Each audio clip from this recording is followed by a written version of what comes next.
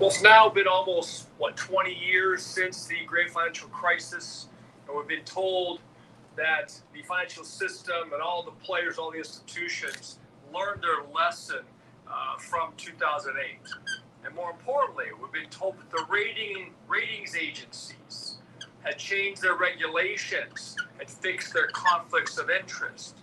And we were told that Wall Street would never again package up risky debt, slap higher ratings on it, and convince investors that it was safer than it actually is.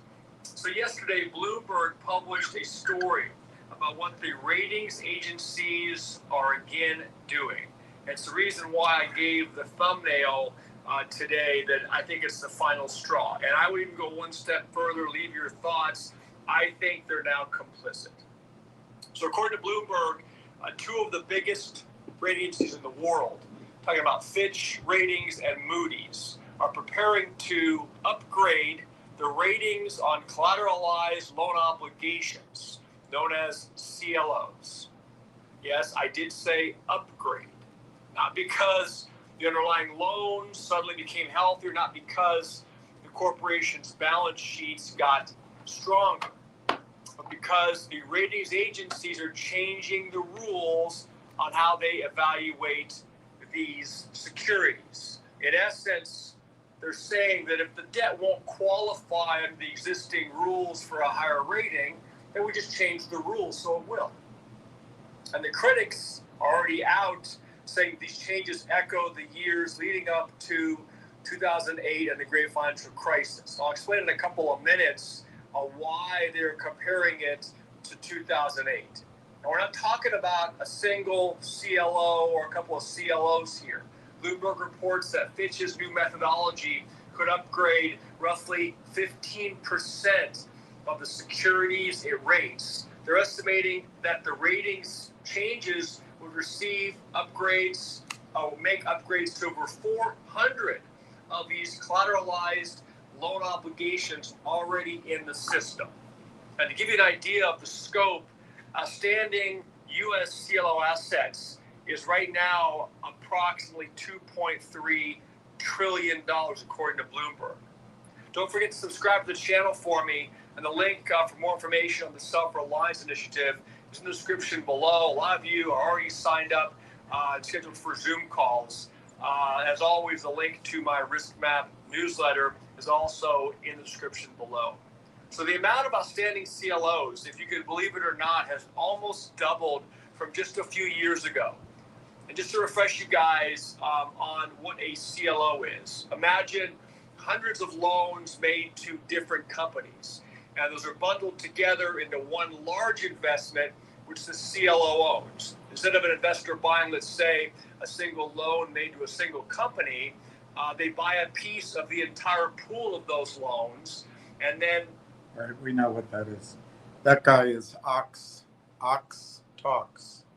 Ox like the cow, and talk like I'm doing right now.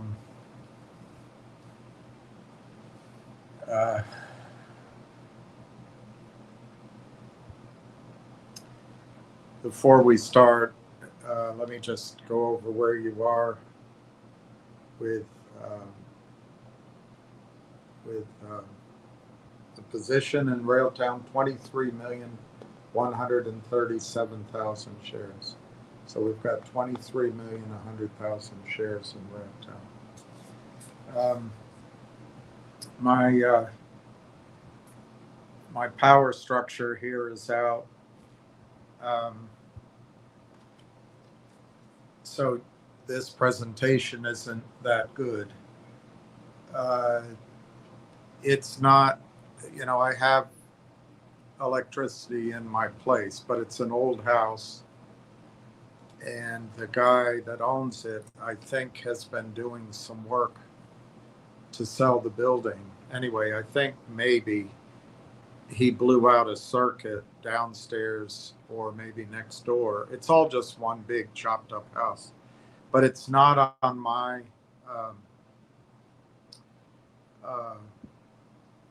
breaker box. So there's nothing to be done. I've switched everything. I've looked everywhere. So I just don't have power in about half my place. But I did have extension cords, so I have the air conditioning on, and I feel like I'm living in my old house. The only thing is I knew what was going on there.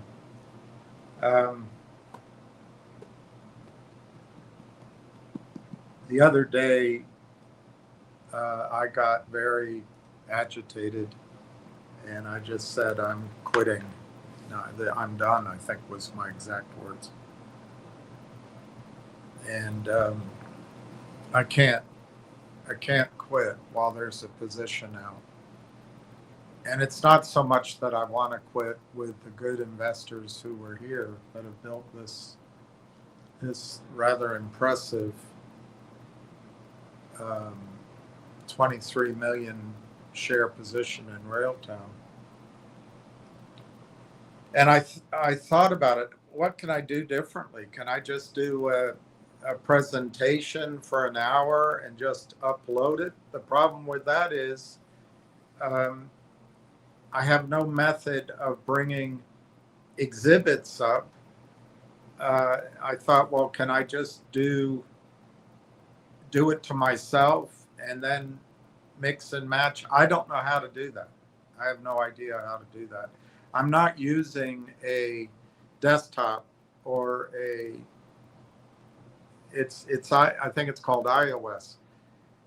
So the fact is, the only way I know how to do it is to go live.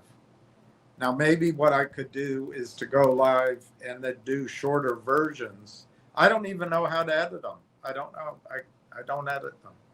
So until I make some money and until I can build out more of a miniature studio experience where I can edit, where maybe I can get a producer, where I can have guests, where I can have interviews more regularly. This is the only way I can do it. So I can't just say I'm done. I can't just quit.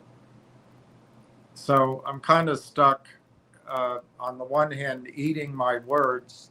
On the other hand, I think I owe each of you an apology, and I do apologize for getting so upset.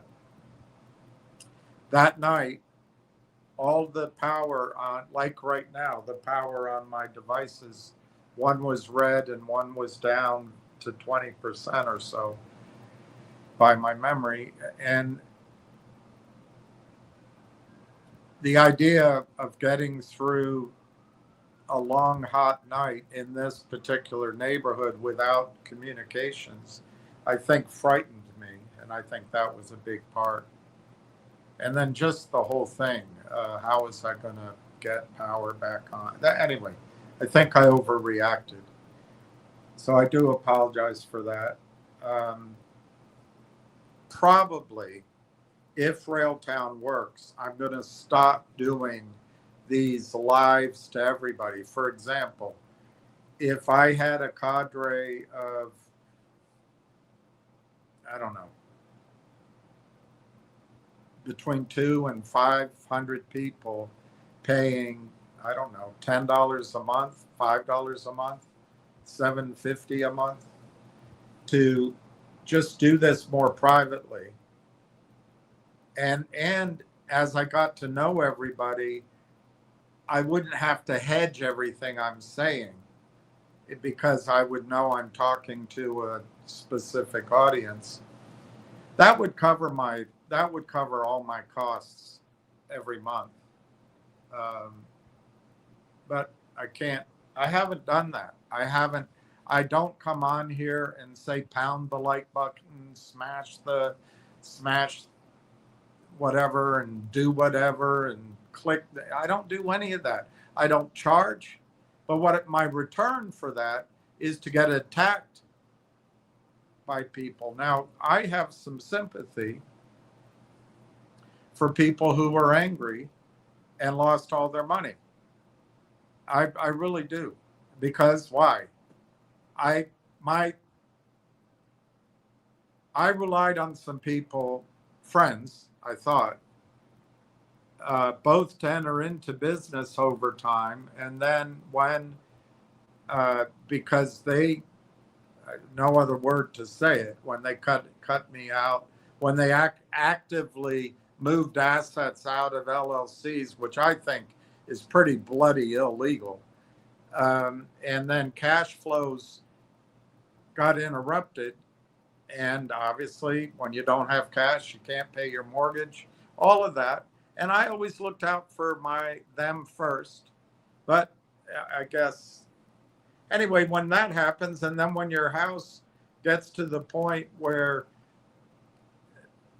I don't want to go through all the scenarios, but I entered into an agreement with a woman, beautiful woman, a wealthy woman, to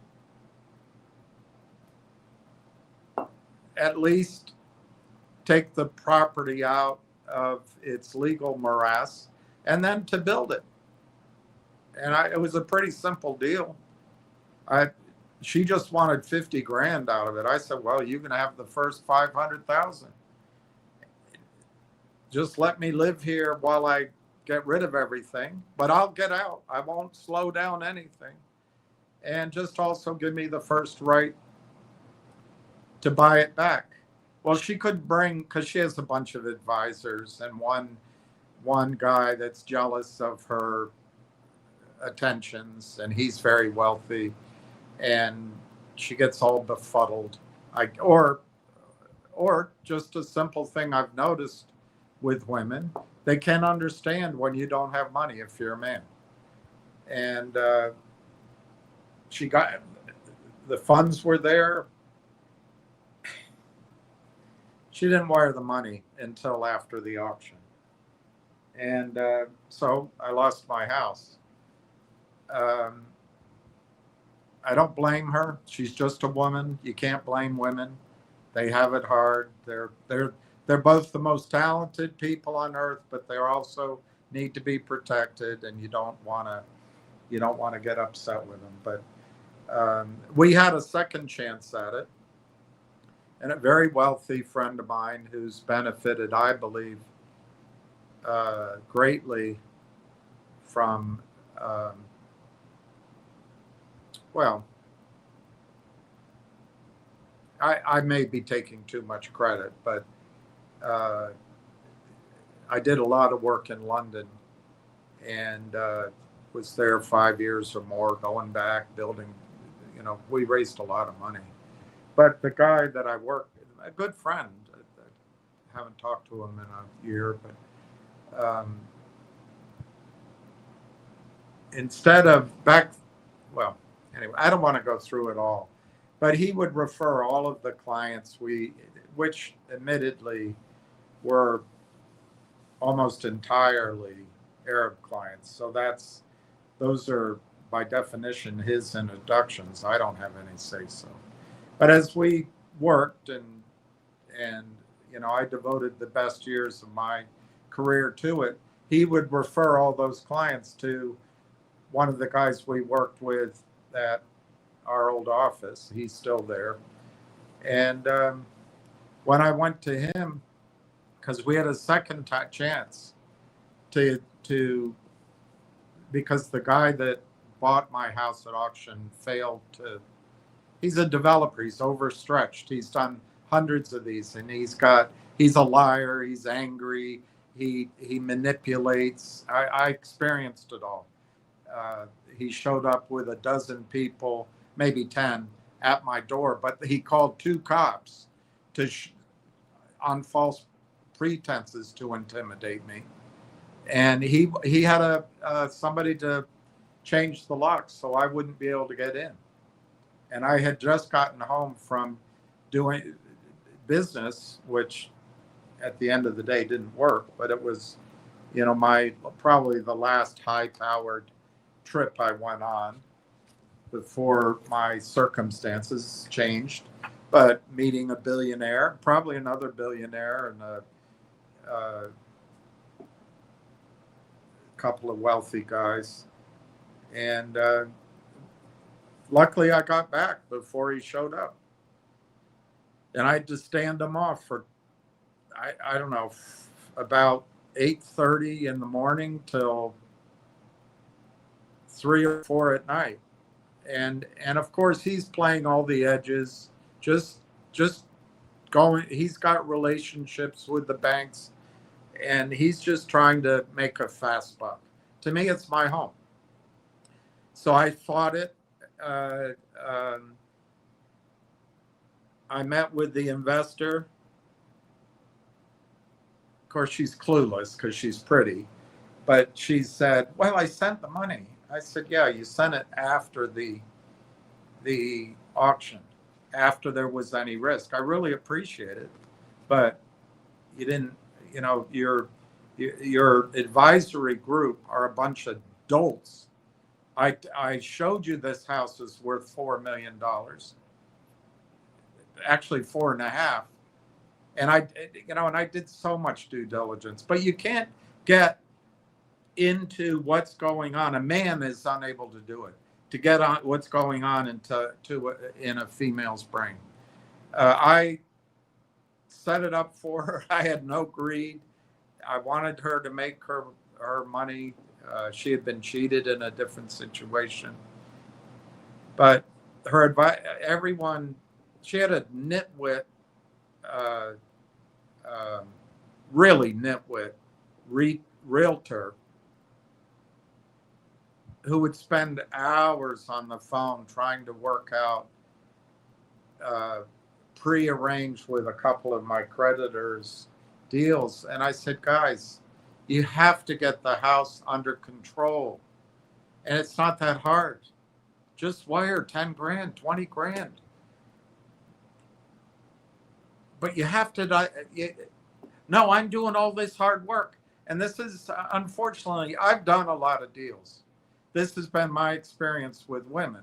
And I'm not picking on women or all women. The person who got me into this place right here, she's amazing. She did all this work with no guidance, and she got it all done. It's not all. And if you're a woman listening to me, it's not you. But in my experience has been busyness translates into work. But it's not work. You've got to control the asset, then you work to put the deals together. If you don't control the asset, you're just pissing in the wind. Well, women don't piss in the wind, so what's a better analogy? You're just I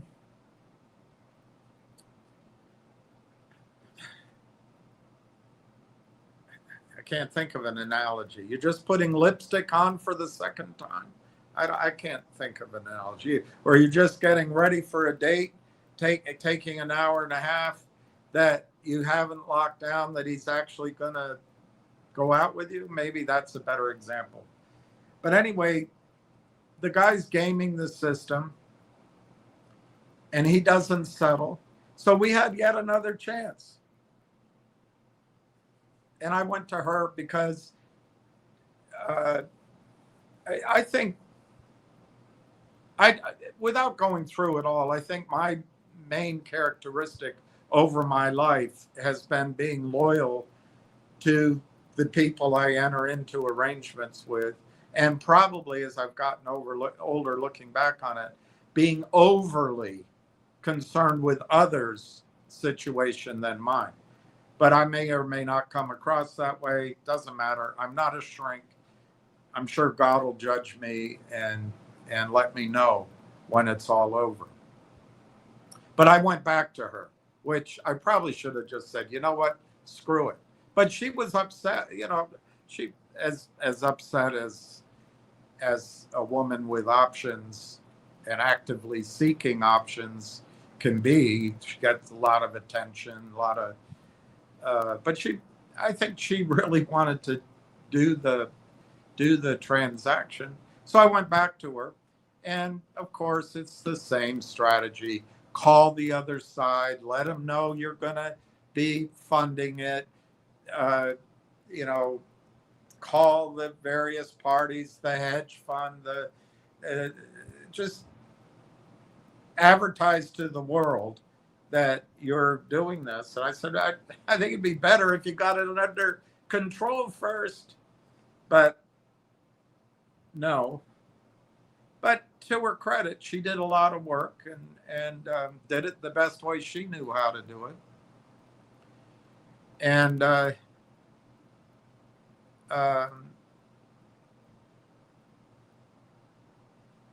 my attorney called and said, you know what? You can declare bankruptcy, and then you can be the only person that, during that period of time anyway, that can purchase the property. And obviously, I would give that right to her. But, or you negotiate who's the one buying it, and I would do it with her. And he said, but I need my fee up front. So he was, typical of lawyers and architects and accountants and anyone in the services. They,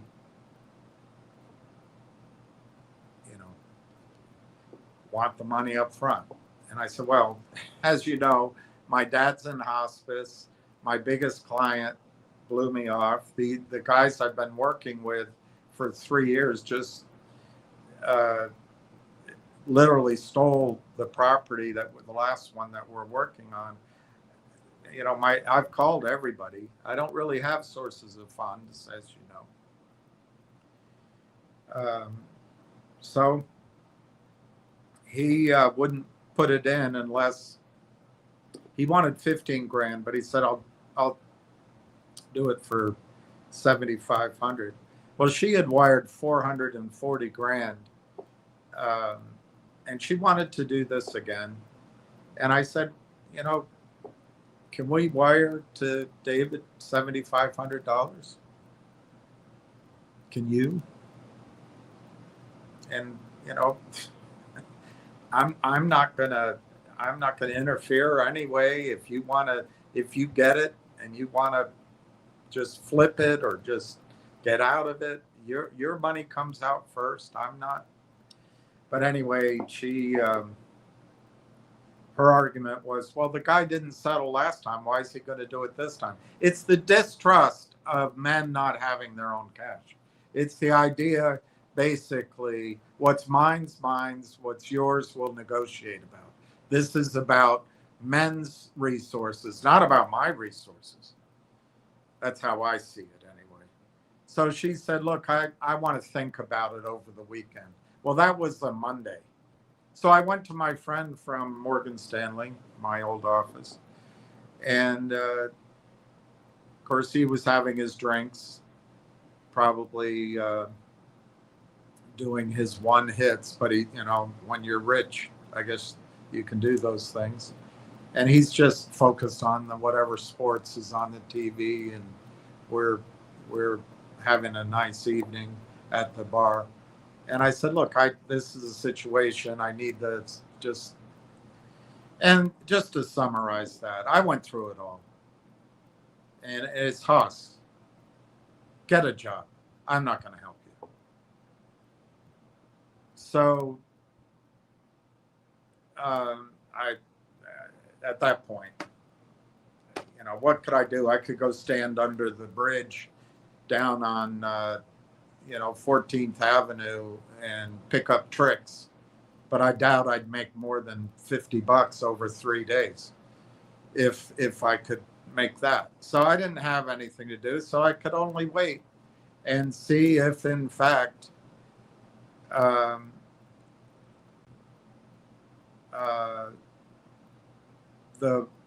investor would wire the money to the attorney. She said after the weekend she would give me an answer. And so she called on Tuesday or Monday, maybe late, but she called and said, I'll do it. And she wired the money Tuesday, to her credit. The guy files the papers. I had asked him, I said, look, can I go file the initial papers? Well, it's $450. I said, I can get you $1,000. I have that. I just don't have 15 grand. No, no, no, you wouldn't know what to do. And in retrospect, I should have just gone and done it. But I didn't know. I didn't know the process. So I don't know what she was thinking about the whole weekend. It's not like there was a brand new idea. But um, the attorney filed, and then he notified the hedge fund immediately. The hedge fund called back on Wednesday. That was Tuesday afternoon. The hedge fund called back on Wednesday and said, "Oh, we already settled up with the new developer, the new buyer." And he said, "When did you do that?" "Well, we did it last Friday." So, in other words, if she had wired the money when I asked her, we'd be okay. If my friend had helped me when I asked him, we'd be okay. But for whatever reason, life doesn't always work that way. I mean, for that matter, if my dad still, anyway, it's just one of those things. It's just wasn't meant to be.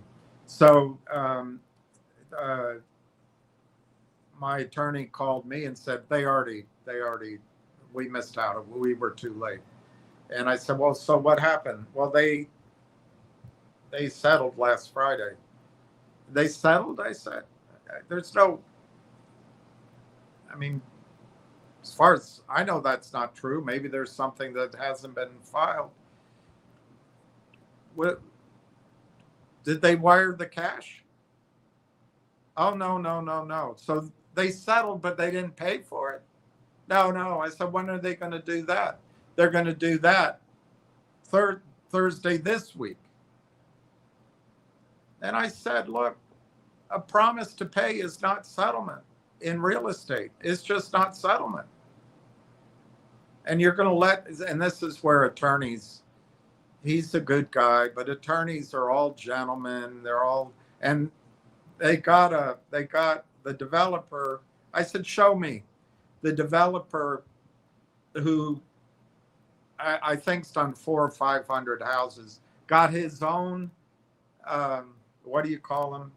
Notary public, to sign in pencil some piece of paper as of Friday.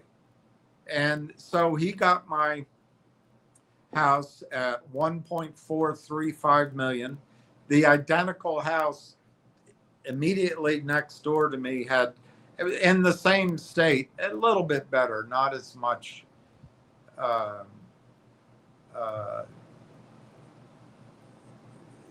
um,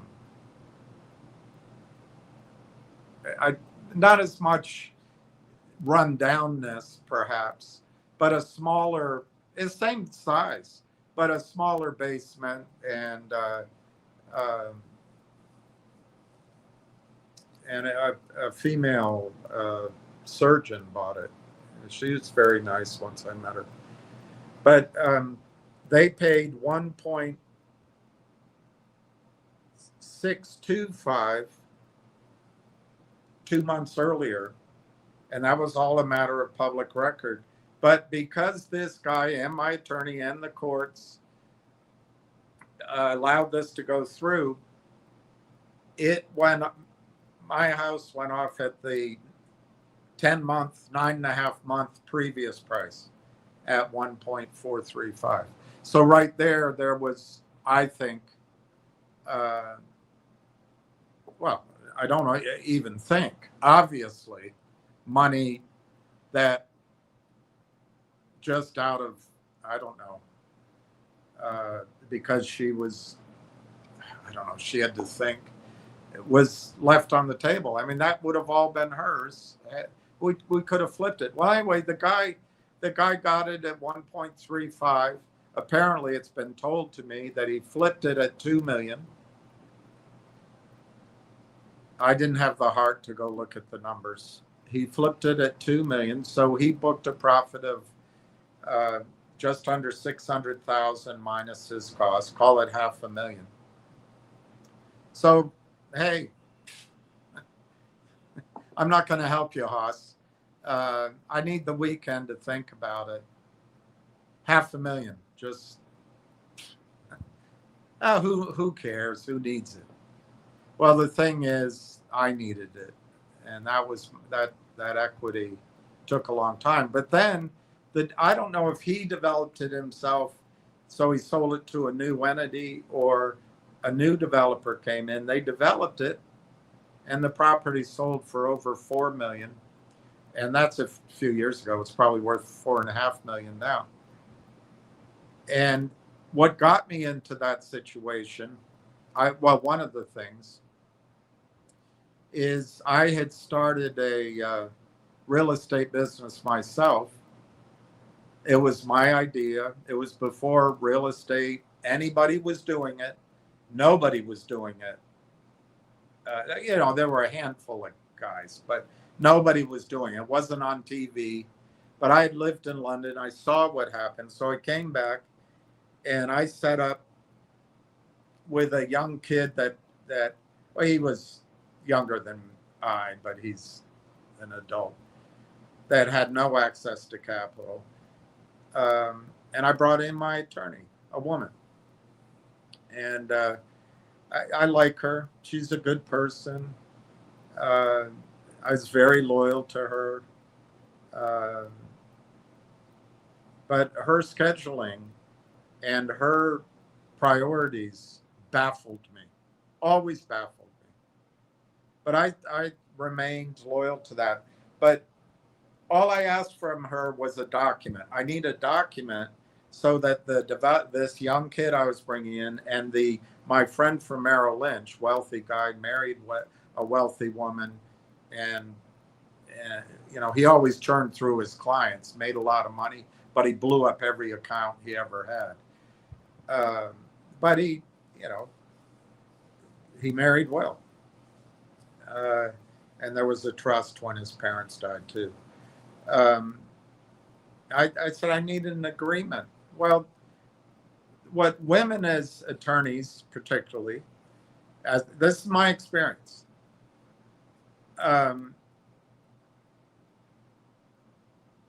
they don't understand that deals don't sit around while they have to. I had to take care of something. I had a doctor. I'll get that done tonight, 3:30 in the morning. Busy, working hard,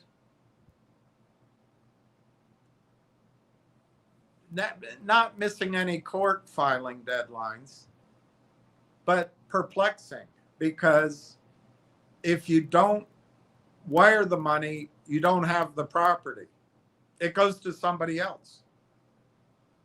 So I got in a position where we had 3 properties pending. My friend wired the money because he trusted me.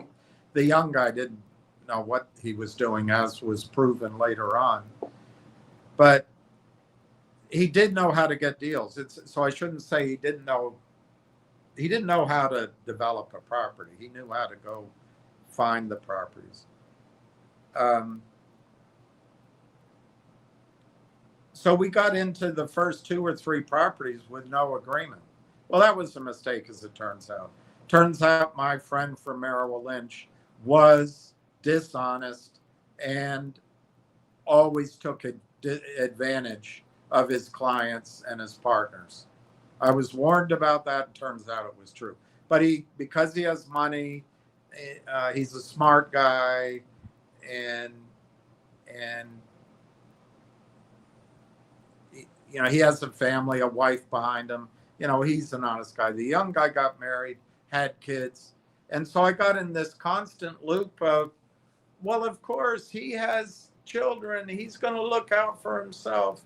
And I'd say, well, wait a minute. I put this all together. Well, what does it have to do with me? It just was a nightmare. And we did probably 30 properties. I could be exaggerating. Maybe it was 25. And made money, but I only got paid something in the first year, but it could have been better. Anyway, I don't want to go through it. He did such a bad job. Uh, Dishwashers installed not upside down, but installed without attaching, doors outside installed upside down, anyway, the whole thing, it became a nightmare. And I would go to my attorney and say, I need something. Well, and she finally got something that would sign deal by deal by deal. I said, no, I put this together. I need something with some duration on it. And she said, oh, well, what work are you doing? I put it all together. It's my idea. I had to go find the investor. I put it all together. And then I am working on every project. But this is, anyway, so that first guy, once he met my investor, he just started doing deals. And I said, wait a minute. And by the documents she put together, there was nothing in them. And I've learned a lot since about legal things. There's nothing in there to protect me. So I brought another guy figuring, well, I better just absorb that. I've got to make money. I got to get through.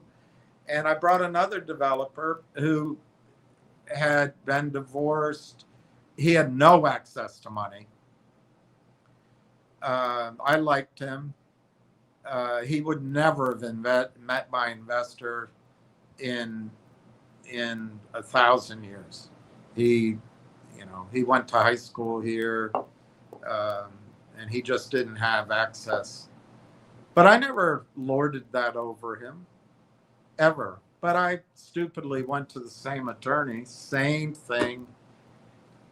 And I made the mistake of trusting these guys because I thought it was the young developer that had screwed me. Turns out it was my friend from Merrill Lynch. And as an example, one of the bigger projects that we entered into, he and his wife came in to meet the new guy. Once they met, same dynamic happened again. They just went around me. But there's these documents to lock in each property didn't have enough duration. And my female lawyer just said, and that's why I think it was, she could not understand. She simply could not get it into her head how someone that does deals should get paid. You're not doing the work. Well, that wasn't her call. But that's the one she imposed on me. And the funny thing is, those guys weren't loyal to her. If she had just done documents, she'd still be my attorney today, and she'd still be making a lot of money. But I don't know. Don't understand it. So anyway, we did a bunch of, I don't know, a dozen, 15 projects. I remember one project, and my investor would always have me go visit and give advice on all the projects, including the ones the other guy was doing, even though I was cut out of them, and I would do it. But I remember one property, I said, why are you recommending this? It doesn't even have it's got a tiny backyard, had a great dog in it. He was scared of the dog. I loved the dog. She was very nice, but it had no access. No. I said, no one's going to buy this. My theory always was, when you're going into a house and renovating it, you have to think as if you're a single mother working and you have children. You want security and you want ease of access. You want modern, you want safe, all that. I said, this isn't going to work. Well, he convinced the investor to do it. Of course, it lost money. So I always set it up that the investor got the money back first, and then the project, that what was left, we split 50-50. But if there were costs or if there were things that had to be paid, he would get paid first. I'd get paid last. And so I didn't make money on that. The next one I didn't make money on. They're a very small amount. And then we did one project up in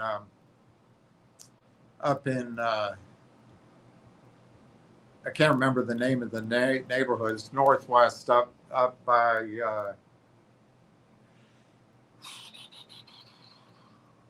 I can see all the streets. Anyway, very popular very nice neighborhood, a little edgy, but we built that out and we sold it to a foreign service officer, very nice woman, young, and she called the guy I worked with and said, "Hey, we just had a rainstorm and all of the water is flooding into my master bedroom." And he said, "Well, I can't do anything about it. You bought it as is."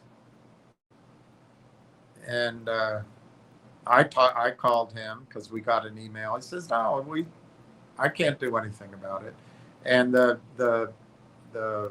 subcontractor, he's already on another project. She can get it fixed herself. So I called her up and I said, "What's the situation?" She said, "Well, right above the windows, there's a glaring gap where the windows were installed, but it might have been in the bricks where the water, when it rains, it runs down the face and comes gushing in." And I said, "Well, why isn't this guy fixing that?" She said, "What?" I said, "Well, why don't you get an estimate? I'll pay for it." So I did. And she got it fixed and sent me the bill. It was like $6,700. All I made on that house was $8,000. Or maybe it cost $8,000 and I made $10,000, but you get the point. So I paid it. And I never said, "Guys, there was more, you got to pay." I just took care of it. And so there was this big project that turned it. We bought one house and there was a lot, it turned out, next door. So we were able to go through the procedure. I had to get involved in all that, the zoning, but we built a second house. But the first house, I'll never forget it. He was so inexperienced. We put in brand new flooring and they brought in a, what do you call it? A finisher. And the finisher must have been just off the boat. That's probably impolite, but I'm talking about, my forebears. Nowadays, I guess it would be just off of one of Biden's 747s flown in from Somalia or Uzbekistan or somewhere. But anyway, I don't know what, but they took this gorgeous floor. It was a beautiful extension, beautiful high ceilings, just a gorgeous job. That guy came in and he destroyed the floor. He didn't know how to control the machine. So with these huge gouges that ran through the whole dining room, living room area. And I called up the investor. I said, you're going to have to get this fixed. And of course, the so-called developer called and said, "Oh, it's nothing. I took pictures of it." And he left the downstairs bathroom. I don't have the terms, but they didn't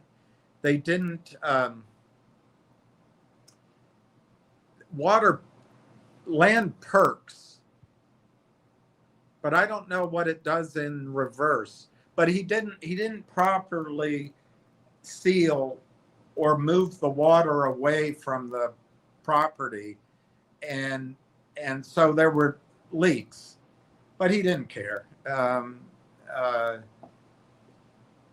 was another project too. God, I leave that out of it.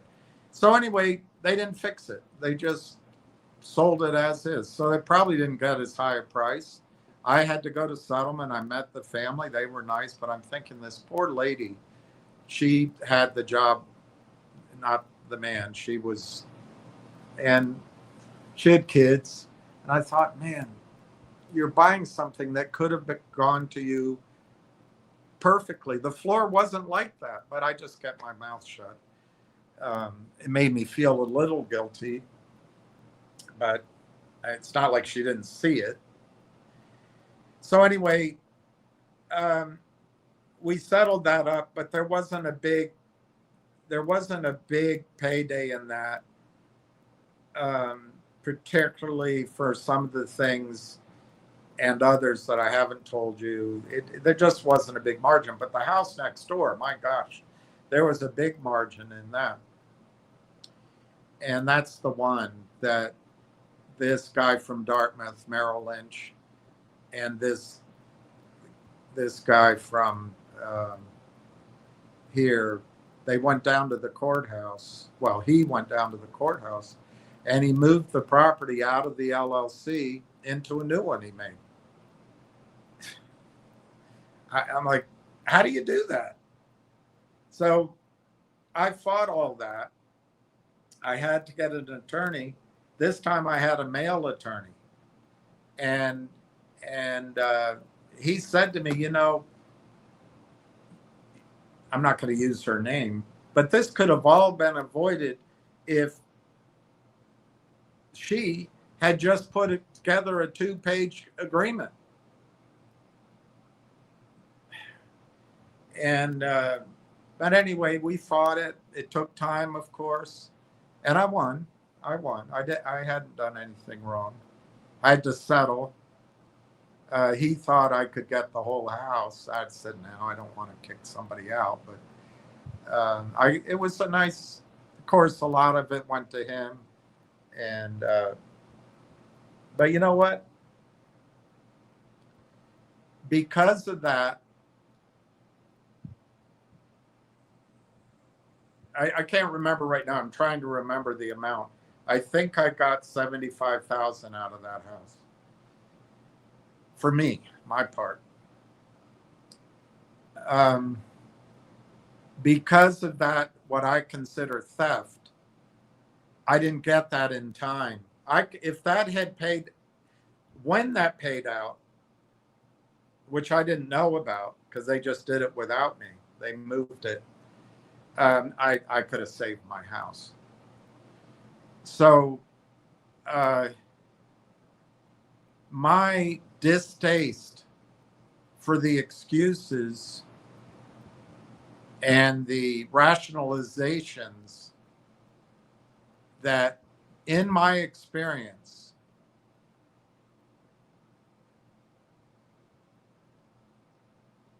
I should say some. In fact, I should just say a handful. I should just say a handful. I can give you other examples. I put together the financing to buy $1 million multi-unit up. It was on Harvard Street. It's up.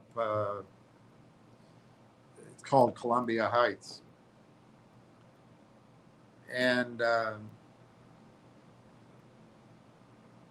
she put up, I think, $150,000 that she borrowed from a lover, and so I made her partner with me, trusting her. My God, at one point she told me, you know, the only people I trust are people that if we go to court and he's up on the stand, he lies for me. I knew I was in trouble then. But she got cold feet, and I had other investors in, but she didn't care about that. And she wanted to flip it for a loss, just get out. And I said, you can't do it that way. We haven't added any value to the property. So I had to fight that. I found another investor. She came in. She's still my friend today, but they just didn't build it.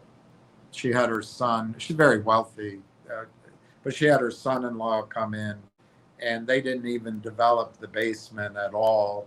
They just made it storage, and they put it in. They made them very small, chop a block apartments. But you know what? She made about 2.2 million in profit. That was I sold, but I made nothing of that. I got all of my investors their money back, plus I paid interest on it. I made nothing. In fact, for that year and a half, I made nothing. But it's all because I partnered with a woman who I don't know what goes on. It's not like she didn't understand the upside, but nightmare, absolute nightmare. And I that's why I think real estate, you don't have partners. But the profit was there. I wasn't wrong. And one of the women invested, anyway, I won't go on. It's my experience with the female mind in business, but as attorneys, is more extensive than what I'm describing, but it's not based on just knee jerk reaction to. I just think men as a collective think differently than women as a collective, and I think it basically comes down to if a man wants to gain resources in life, he has to work his ass off. And he's in competition with other men. And until he proves himself, usually, unless he's one of those bad boys, he doesn't have a mate or not one that he can count on. I think it's different. I think biologically it's different for women. I won't go through the reasoning. You can figure it out. So I think men get the experience of learning how to make something happen and work, and they have to take risk and act. I don't know, this other side, how they think of it, they wait at the finish line and let's divvy it. It's like the U.S. soccer team. They won the money, but they have to give it half of it to the women. Why? Well, because it's, let's even it up. It should be even. Well, anyway.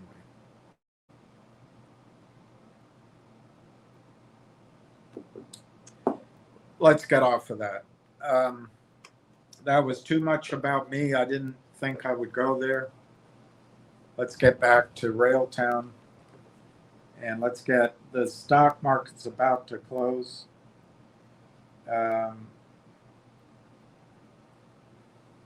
Railtown is going to be down almost a penny. It's down 0.008 at 24 cents, 0.242. Finger is down 0.0125 at 34.46, which I told you is going to 30 cents.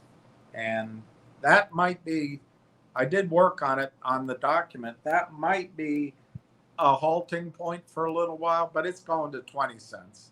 I think 20 cents is the next, at 6 months, they can reset that so-called floor. And I think that's 20 cents. And then it'll head to zero.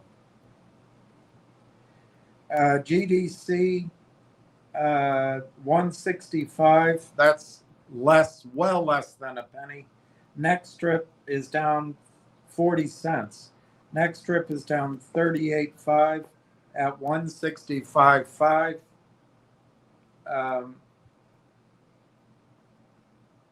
That guy, I don't remember the other stock he told you. That guy, Tolstoy King, I blocked him. And I'm going to talk to you guys about strategy. If you don't agree with my strategy, go follow Tolstoy King. Or go follow Tony. But I want to be clear. I'm trying to do something and show you something. If you want to go that way, go stick the needle in your arm. So COSM is down at 27.71. He came on here and said that he did it twice. And it went over $1. But anyway, here it is at 28 cents. It's now in the green. I forget the other one he said, but if you want to go chase that, chase it. That's it for the market. I can tell you um, Railtown's volume, 10,000 shares. I still think Railtown's trading brilliantly, despite the fact that I lost my cool, probably got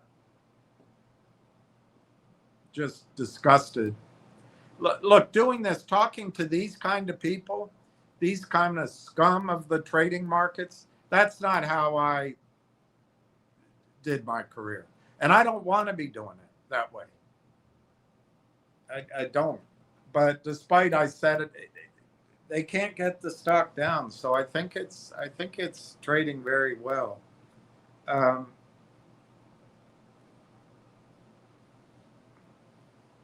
So let's move on. Let's move on a little bit to strategy, and that's gonna have to involve talking about ham, which I don't do. I got involved in all this from a friend of mine. I raised $5 million approximately for a gold company. Great story, great company. But the CEO's one of these guys where he's CEO of 3 or 4 companies at the same time. He's in it to, he's smart enough. Doesn't work particularly hard. He always is on the other end of the phone. But I one time asked him, well, why don't you visit the project? Why? What do I have to do that for? I can call them. Okay. But anyway, once I did that, I met this other guy up in New York. Great guy, total gentleman. And he introduced me to a couple of stock ideas. And one of them was hams. It was finger. And I remember when I was in my house, I had like $8,000 left to my name. It was in my IRA, in case you're wondering, which now I wonder. See, there's things I could have done. I guess I could have taken that out somehow. I don't even remember. It wasn't cash. It was in something. But anyway, I put it all in this finger motion at some low price, and it ran up. Not right away. And I hadn't listened down any of his calls. It was right in December timeframe when the tax loss selling was going on. And it ran up. I said, hey. And my friend said, well, listen to these calls. And I reached out to him. He got back to me. And I thought we had a friendship, although I don't know what's going on now. I've met his son, and I think his son is fantastic. And I've never had a reason to doubt him. As far as I'm concerned, he always kept his word, and he's been fighting the good fight. But ham stock was finger. And then in the middle of that, he got the stock GTII. I'm not going to bore you guys with the story. That was his stock. But I got caught up in, because when I got into finger, there was this run up, which I didn't sell, by the way. And then when I got involved in GTII at first, there was this run up. I thought, wow, this short squeeze story really has legs. And it made sense to me. So the one thing I really regret very much is I bought into what Ham's pitch was. To his credit, he always drove down here, always went to Congress. He's worked his ass off, and he's never stopped. But And a lot of the other ideas out there come from him. The G-Buckses, the GDCs, the ZJYLs, the MTENs, and there's others. You know about them. But I think he's either in on it, which I don't believe that, or he just is stubborn and he won't recognize that he's Don Quixote tilting at windmills. His solution doesn't work anymore.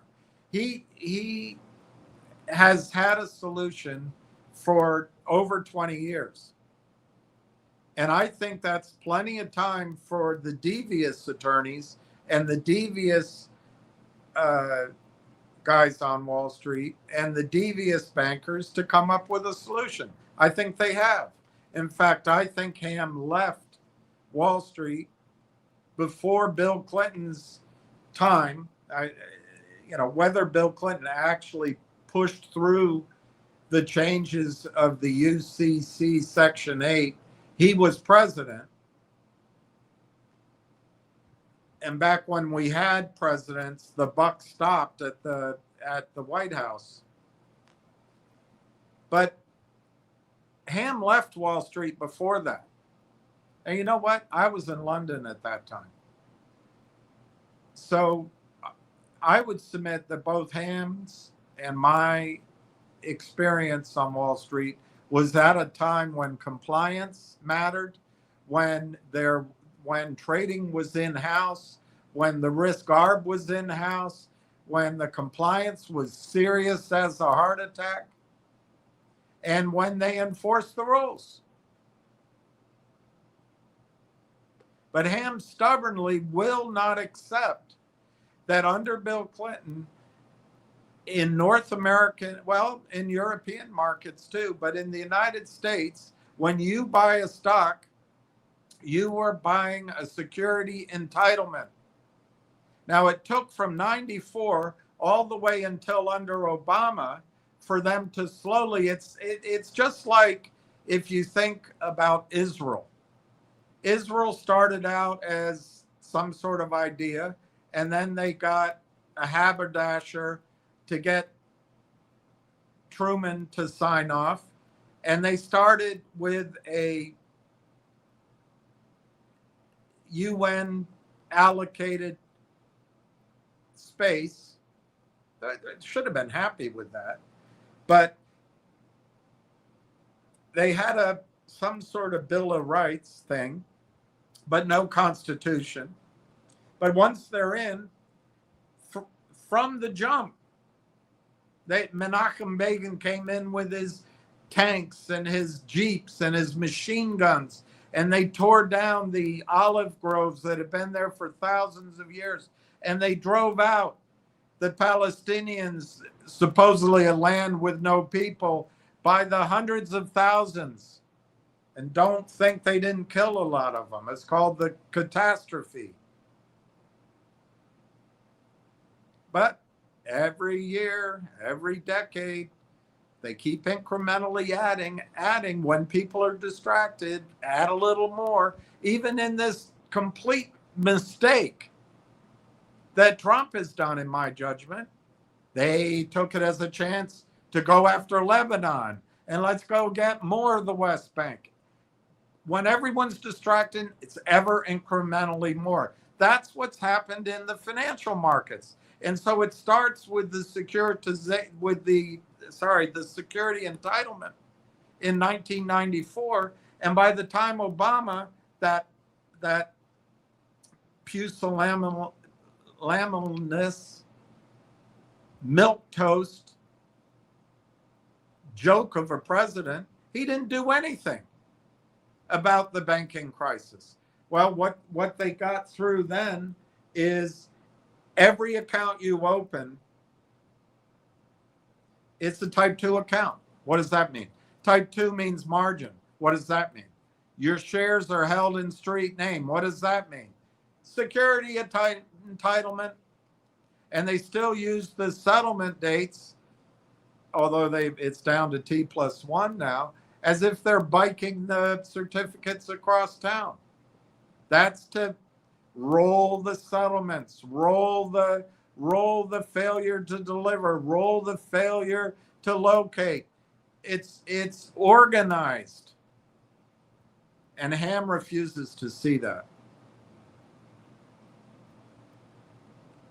I mean, in fairness, I'll give you his side of the argument. He thinks my head's up my ass and I'm an effing idiot. So I gave him fair time. So Ham has this strategy that if you can get into a stock and you can get enough people buying it, you can get the price beyond a point where the shorts will be forced to cover. This is an understanding of what goes on in the market that's at least 25 years old. And it's simply wrong. Now, he does have, and it still fascinates me. He has the ability to understand trading. He stood on trading desks where the way you stood there for a long time is you had to beat everybody else. And you had to be clever. You had to jump the gun.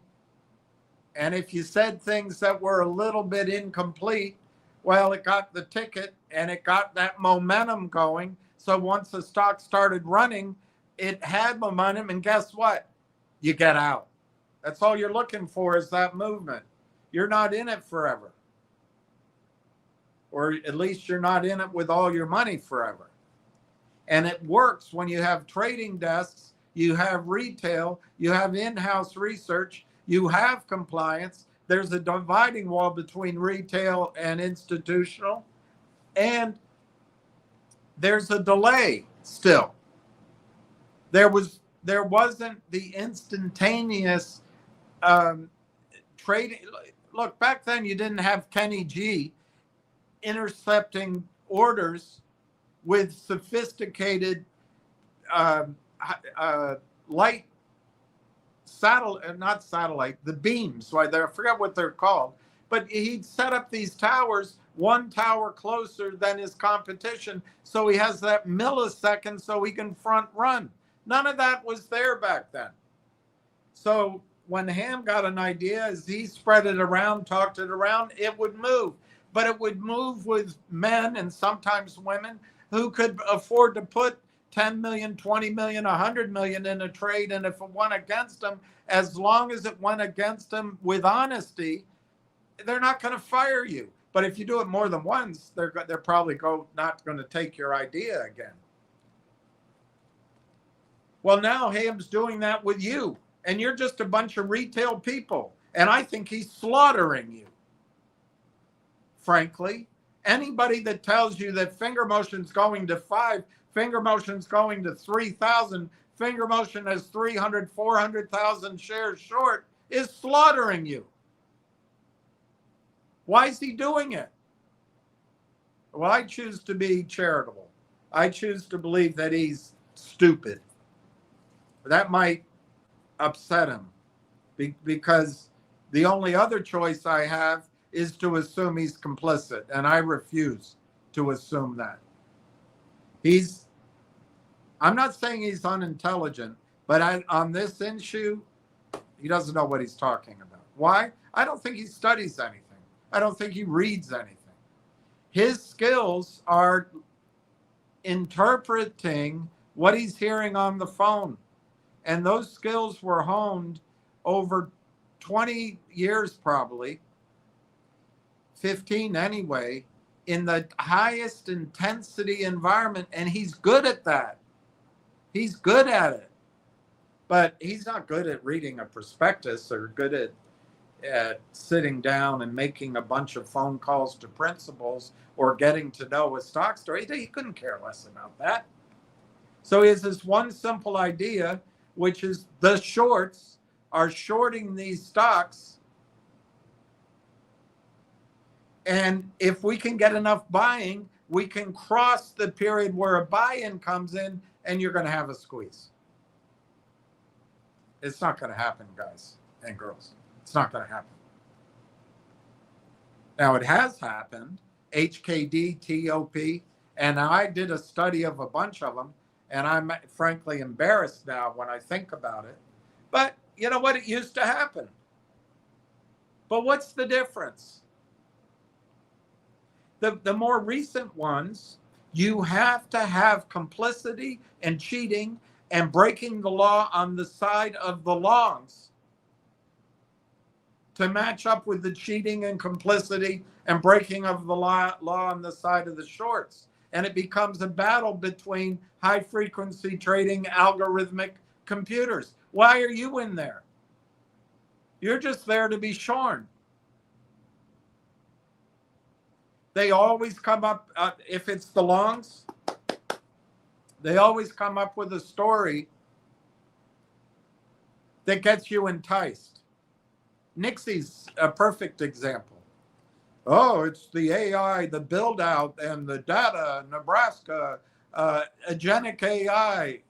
It rings with you. Wow, that sounds good. That sounds great.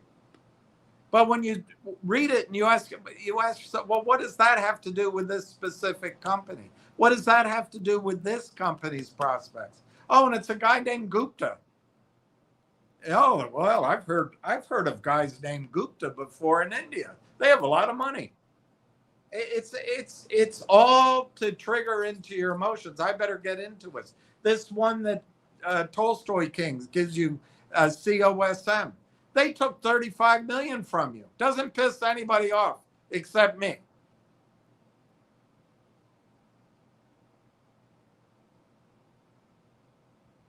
But I think they conned Lou, but I think the other guys came in paid. And that CEO walked off rich. And this twit Tolstoy King comes in, Tolstoy, whatever his name is, and he wants you to buy it for a trade. Guys, if you want to do it, go lose your money. You have no advantages, no one enforcing the rules, and you don't have the judgment to realize that they're just lying to you in the story. The Benedettos of the world. Well, why didn't you get out? I got out. You got to do your own due diligence. Well, it helps when you're given 100,000, 150,000 shares to go pump the stock, and it's free to trade, and you don't have any of your own money at risk. And when you get your shares and you get everybody up, you just sell out, and then you can be an arrogant asshole. But you don't know any of that.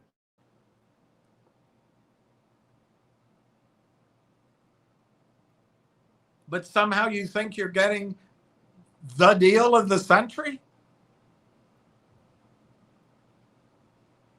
Look at a guy like Tony De Niro. He's looking out for you, but doesn't he set up some sort of Discord? I don't even know what Discord is, but don't you have to pay to go listen to him? Isn't all he's really doing going to the hottest stocks, putting his name out there that he's an economist? I'm an economist. I know what it means. They call it the dismal science, and it is both dismal and not a science. It's a scientific endeavor. It's meaningless to be an economist. Harry Truman famously said, after dozens of economists would come into him and say, we think that the economy is strong. We're helping Europe, and our factories are booming, and everything should look good for the next year, sir. But on the other hand, and they come in, well, sir, we think that interest rates should remain stable. Economy is strong, but there's plenty of money out there. But on the other hand, and Truman said in exasperation, can somebody find me a one-armed economist? Calling yourself an economist and putting it out there like you're an expert it's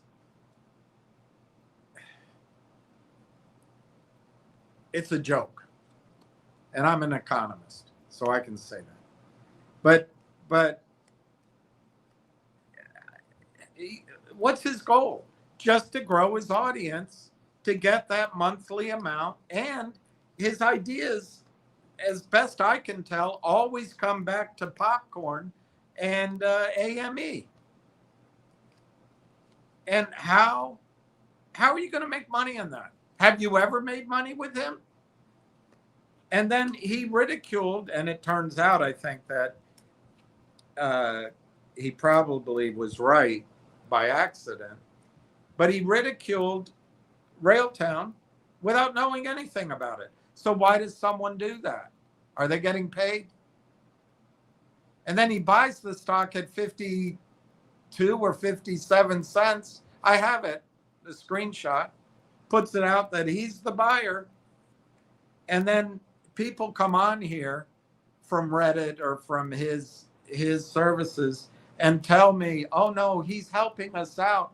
He's trying to get us to buy in the twilight zone, or the lay back and don't worry zone, or the it's pulled back to the hop on board zone, or whatever that. It's all crap. If you want to go day trade off the charts, go get shorn. Have you ever made any money with ham stocks at the end of the day? The worst thing, it's like option trading, I always said, is like me with Ham's first two ideas. I made money. I didn't sell, though. See, that was my mistake. I didn't sell.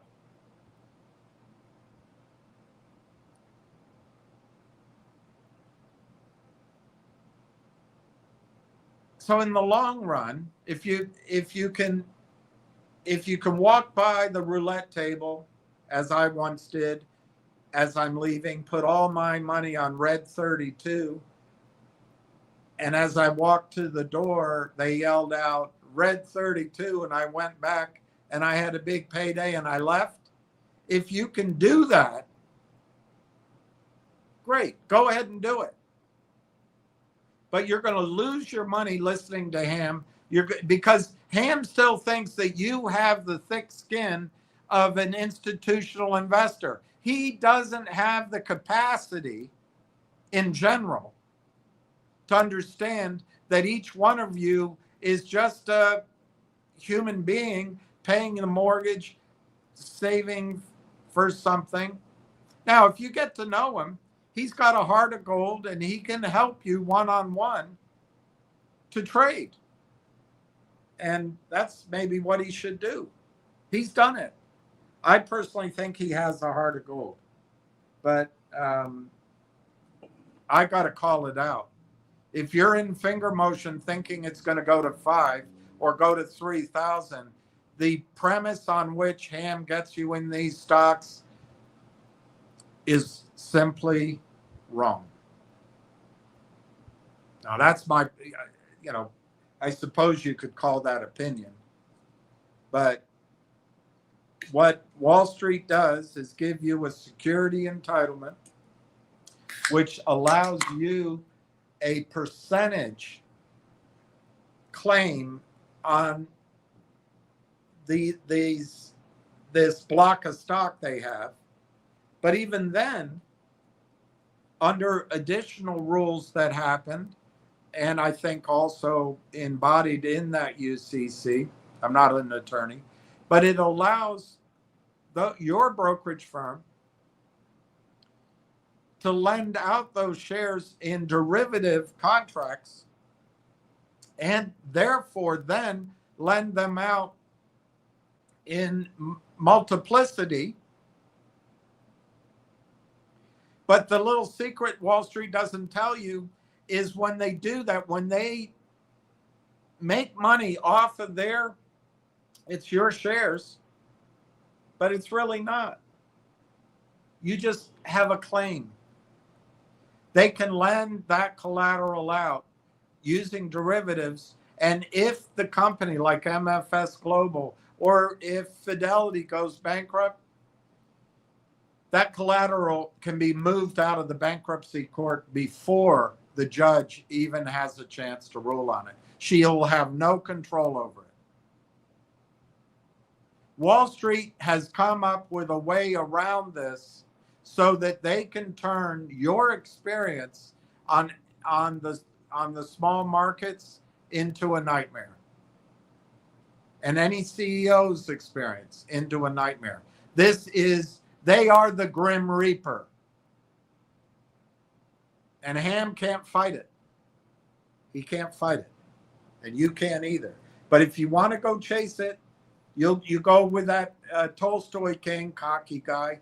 Oh, they're just using the same charts, but their own money, they're using the computers. Their own money, they're in many cases being paid by the complex that kills stocks. Their own money isn't at risk, and they have all day. They have all day to sit in front of a computer. It's what they like to do. You don't. And they have the discipline. If it goes up, they get out. You don't. I don't. I didn't. I'm one of you. I'm not trying to separate myself. So there's my bias. Any of those stocks. Now, people come on here like that guy with Logic. Ham never recommended Logic. Ham thought Brent Sun. He never said a bad thing. He implied it, but Ham did not trust Brent Sun. And looking back on it, I believed that Brent 4 times signed toxic deals because he didn't know what he was doing. But I now look back on it, I think it's how he made his money. Whether he made the money from the other side, it's by getting investors' money in, and that's your salary, and it's miserable. It's miserable. There's no price discovery. There's no fairness. Elon Musk just raised a ton of money. Somebody got mad here when I said it. Don't you compare. Well, Elon Musk was able to raise money at a valuation. How did that stock go? 200 and something? And then he can use that stock to buy Cursor.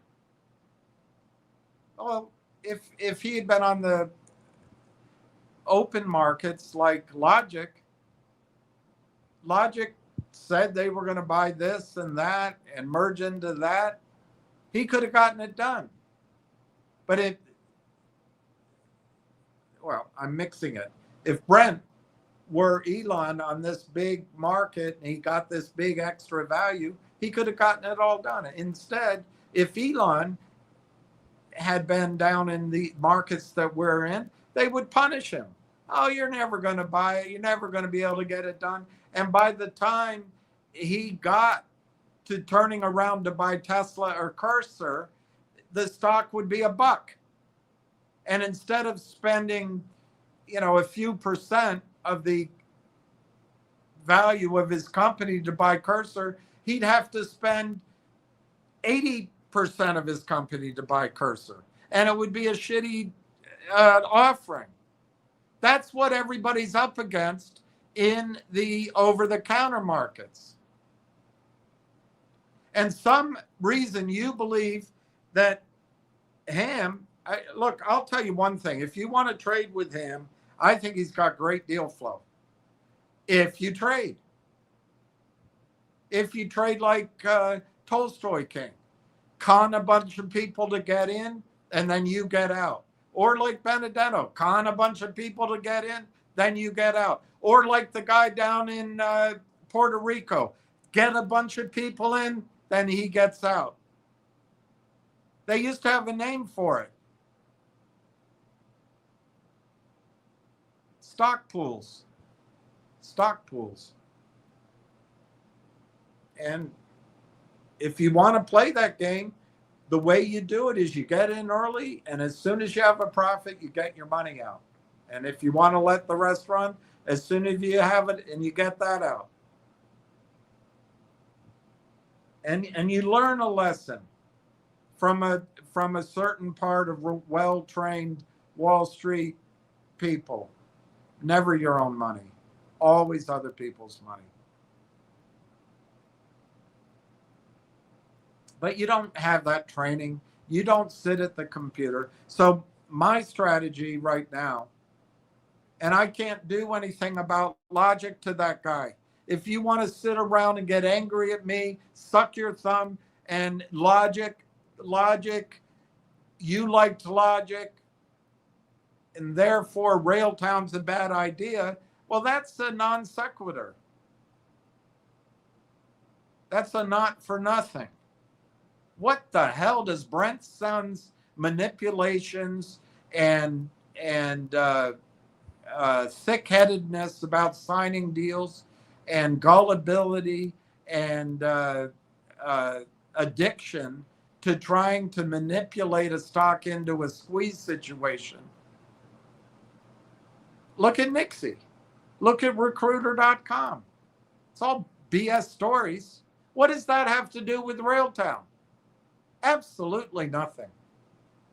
Now, if you tie the two to me, well, yeah, you say that when you never fill out the whole story. When I was strongly suggesting people to get out of GTII, I couldn't have been clearer, but apparently I wasn't clear enough. The mistake I made was I chose Logic, and I have millions of shares of Logic, millions, and I got wiped out because I trusted the same friend introduced me to Brent, and I thought Brent was an honest, hardworking guy, and I still think that's probably descriptive of him. But on the other hand, both with Ham and Brent, I can't get out of my mind. How do these guys know all this and they don't figure out what's going on?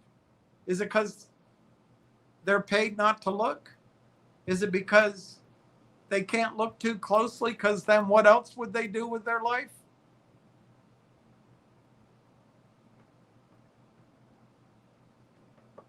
I don't know the answers to that.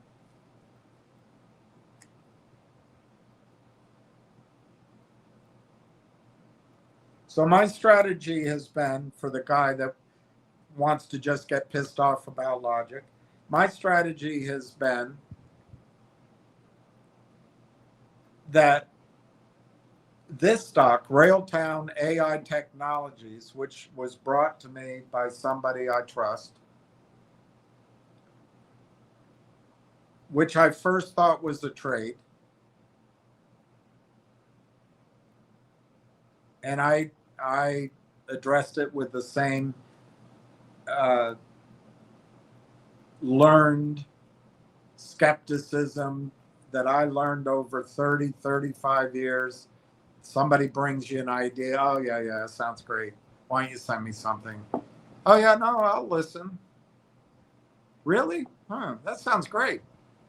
All right, yeah, I'll put it on my list. I'll think about it. You know, I was a jerk that way the first time I heard it. He didn't know I was being a jerk, but I was focused on whatever, Nixie or GDC or some other thing that I was, privileged to have the inside scoop. I mean, the ultimate in an insult to your intelligence is, was it G-Bucks? I don't remember. One of them. Yeah, it's coming out of Goldman Sachs. Do you actually believe Goldman Sachs would have anything to do with G-Bucks? Come on. So this stock, Railtown, I thought pretty much matched a experience I've had in oil and gas many times, but it was almost a complete, you could trace over it and get the same details of another company that I was trying to raise money for in the oil and gas business, which was the third or fourth software company that this founder was involved in. He had sold his previous three for 10x, 20x, I think one for 5x to the big boys after he got the clients. And that's what this company was. And I thought, wow, this is the same thing here. This is they're building out software. They're embedded in Microsoft. Microsoft helped, which Microsoft does with a lot of companies, help fund the initial build out by offering compute, like $250,000 worth of compute for free, which is a big deal, and then has stayed heavily involved ever since in the status. They love it. They had sold a project to Microsoft before. I thought, wow, Railtown, you buy it, they prove the concept, they have customers, Microsoft buys the company. That'll be a nice ride. 6 months, maybe 9 months, you're out of there. Fantastic. So I started looking at it and I bought some over November, December of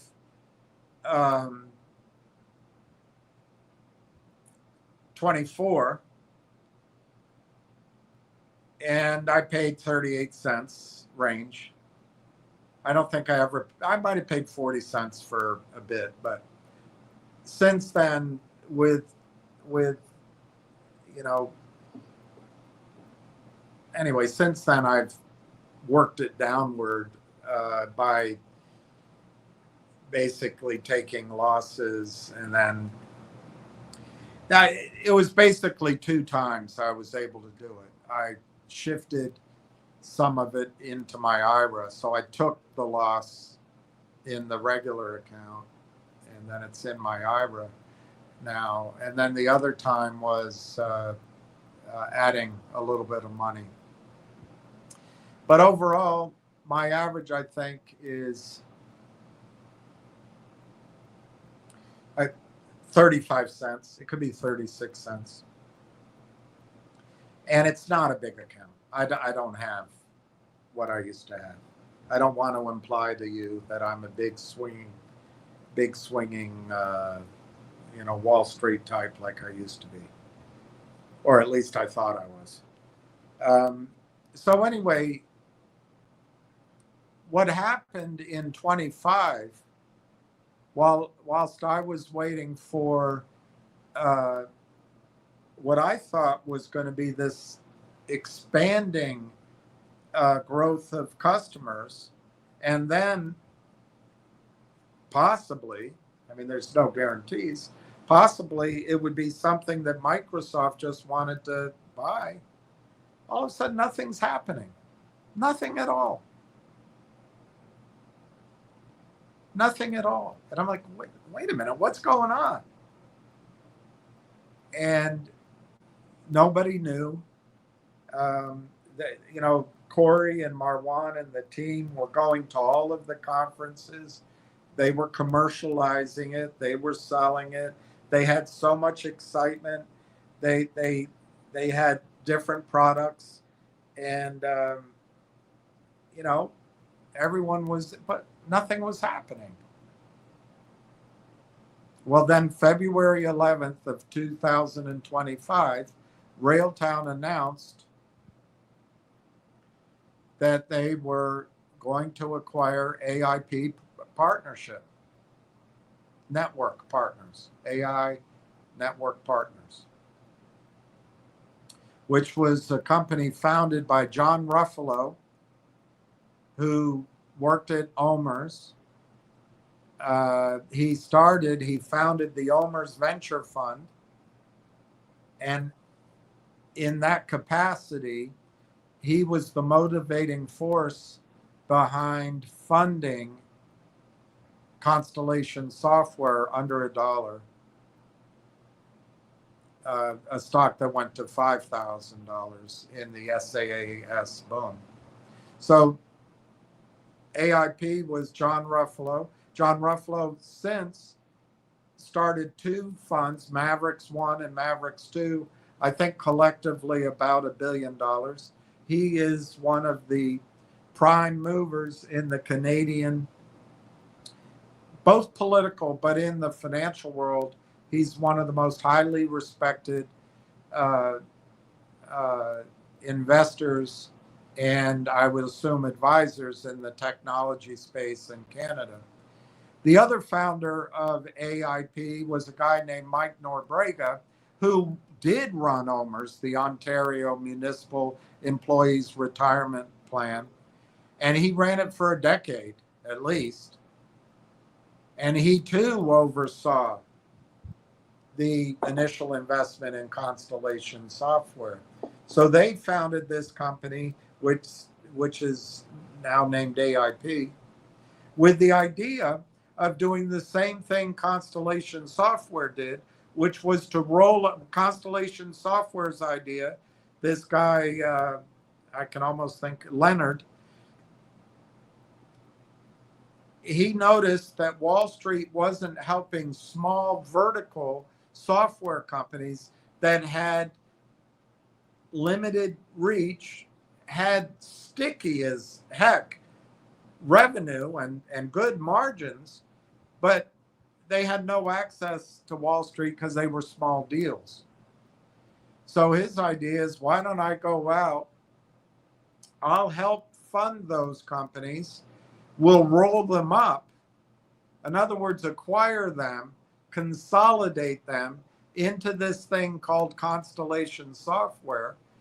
But a twist he did is what he was bringing was his expertise as a banker, a young banker, and his ability to source funding and his ability to interconnect all these companies and his ability to provide know-how and employees if they needed them.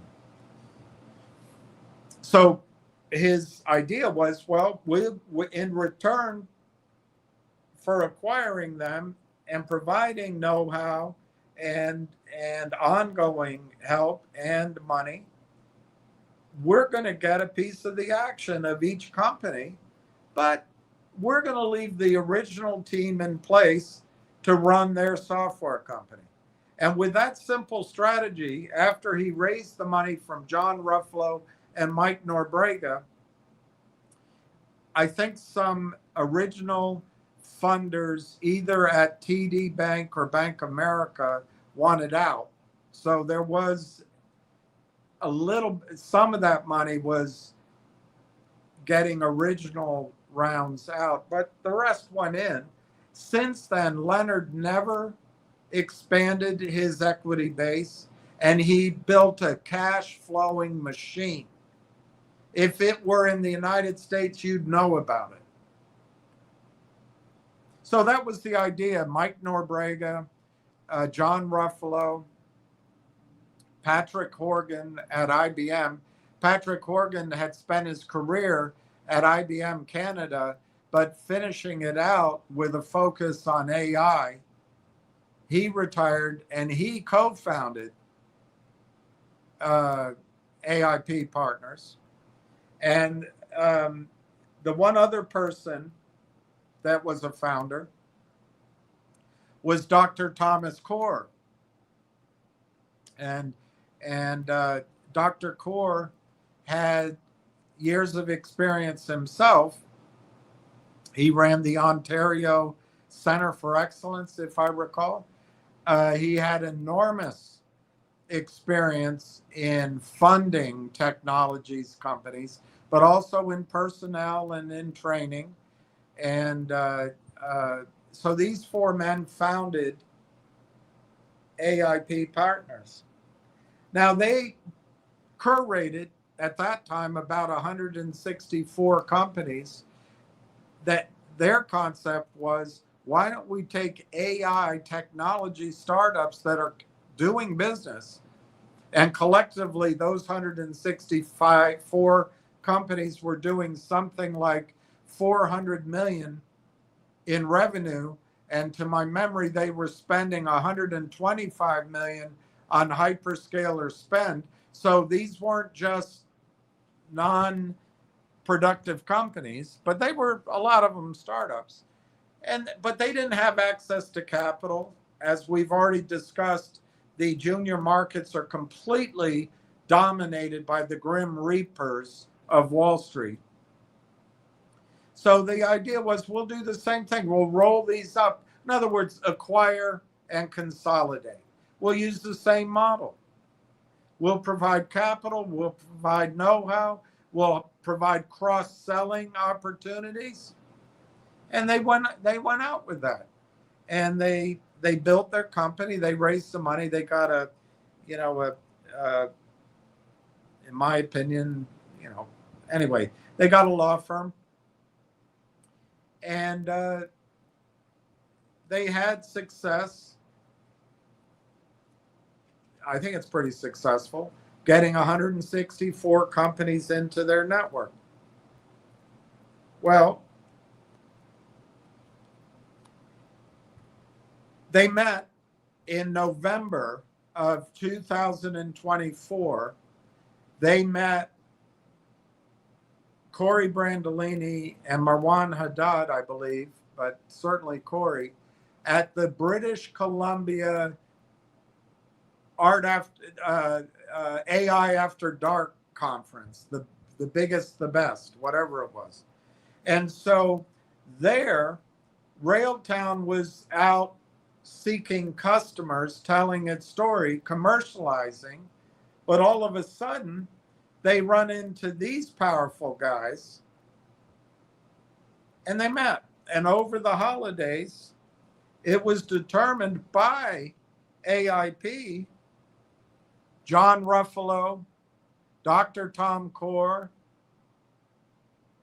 Mike Norbrega, Pat Horgan, out of 164 companies that they met in the AI space, startup, if you want to call it that, they not only said, join our network, they said, buy our company. Buy our company. Now, was that just because Railtown was a public shell? You could ask that. There are plenty of public shells out there. Look at Nixie. Look at GTII. Look at Finger, what it's going to become. There's a lot of shells out there. Or was it something else? It turns out after they examined what's now called Conductor, Rail Engine, and Rail Tracks, that whole platform, they said it's perfect. They saw something.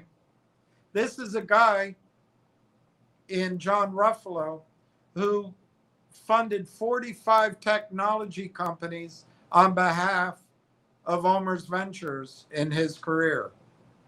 It's a guy, Mike Norbrega, who probably funded a lot more of that than that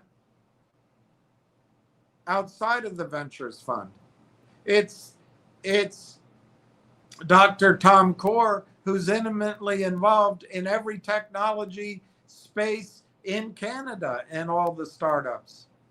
And then, of course, you've got Pat Horgan, that's all about computers at IBM and AI. They saw something they liked. So all of a sudden, the business plan changed.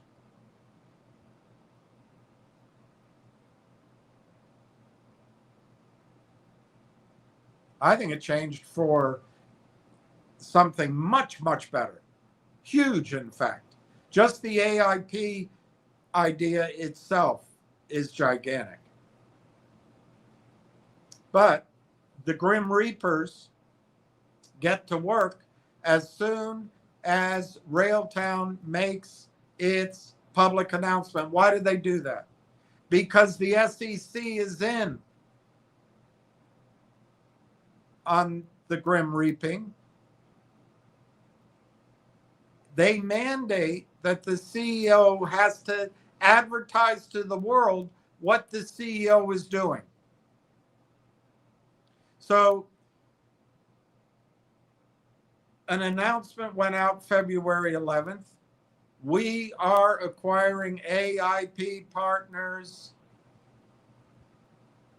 in an MOU, Memorandum of Understanding. So it's not definitive.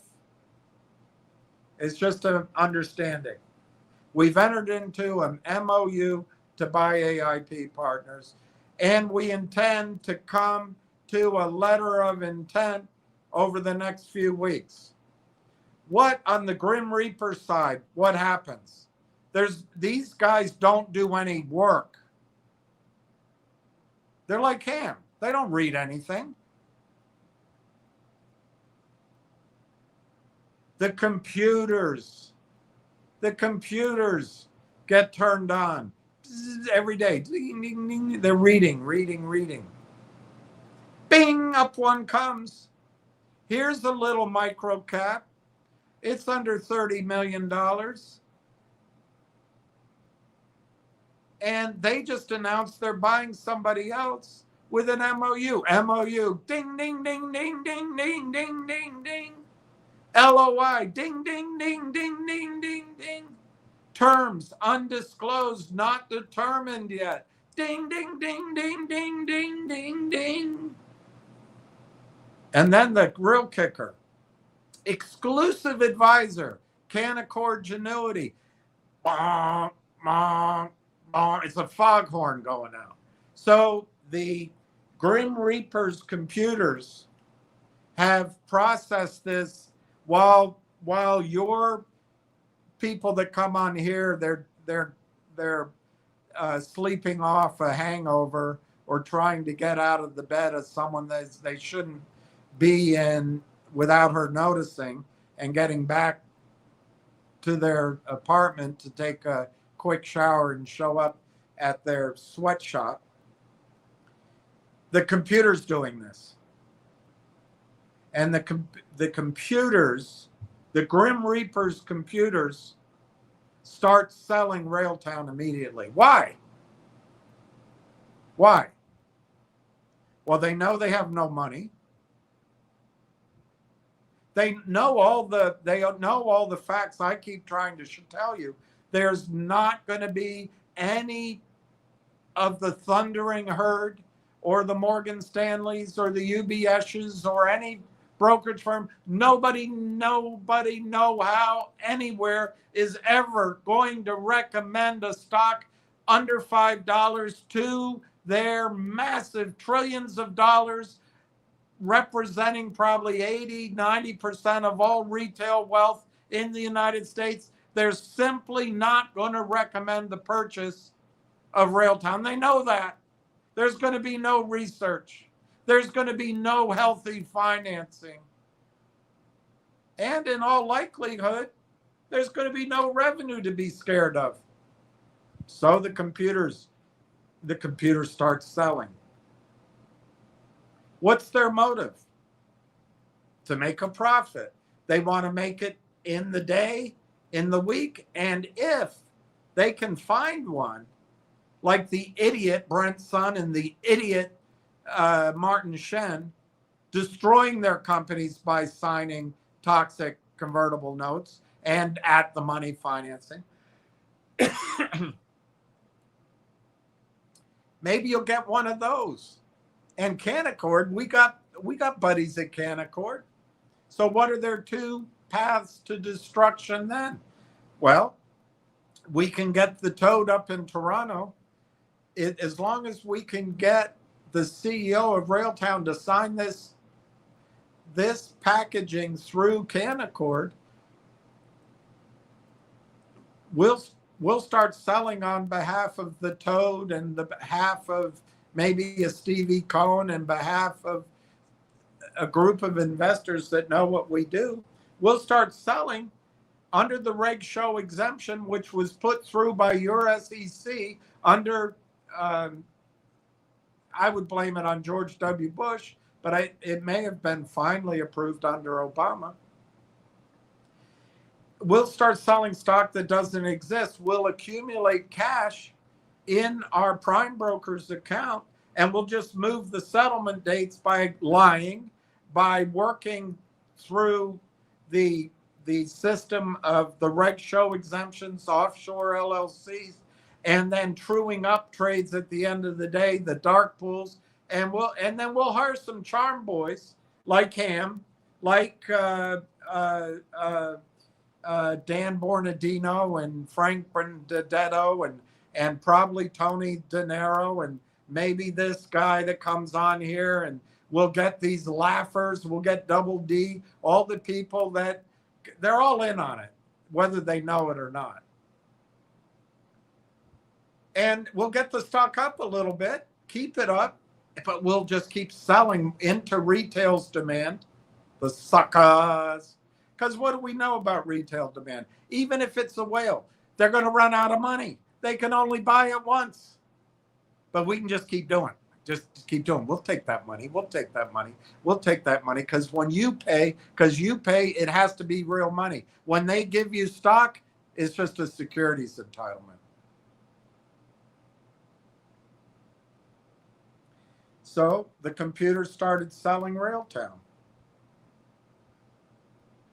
And there, I think there was, I've told you before, I believe Railtown is priced in Canada, not down here. And I think there was some activity up in Canada and the stock ran, which is what the Grim Reapers want. They want the stock to go up into emotional, stock tip, ill-informed retail buying, because they can make money during the day while that's happening. The algorithms can go both ways. But ultimately, when the algorithm senses that the momentum is shifting, they can start pressing it down again. The great heaviness. And so they accumulate the money in a prime broker. Canaccord Genuity, they're the second phone call they make. Hey, we're going to do a financing for Railtown. How much can you do? Well, we can do 10 million if you give us 2.5 warrant coverage, and we get a 10-day notice before settlement, and you price it at the lowest VWAP for 10 trading days, down 75 cents. We'll do it. And these terms, all these terms. Well, they already have the money. They've already sold the stock higher. So that's their ultimate score. We can go steal the market cap, and it's a rigged game. So that's why the Grim Reapers computers start selling as soon as the announcement is made. Now the CEO thinks it's a good announcement, but it's just the land of high wheat, high corn for the Grim Reapers. They start harvesting right away. What's the other reason the Grim Reapers computers get going? The other reason is if we can break up that merger, because you've got two CEOs agreeing. It's kind of like, although I think they were all lying to us. But GTII and CRTD Vocal were going to merge. Well, screw with the stock prices, it breaks up. And then the stocks collapse. That's the other reason they do it. If we screw with the prices, the stocks collapse. The only one is trading, of course, in this case. And the deal doesn't come through. What's the worst case? The worst case is they raise money through our friends at Canaccord Genuity as a standalone company. But it'll be a much lower price because retail will be disappointed. What went wrong? They'll bail out and we can cover our profits. This is the strategy of your brokerage firms, your big pools of money, your retirement plans, your Congress, your government, your banks, your retirement plans. They're not your saviors. They're the ones doing it to you.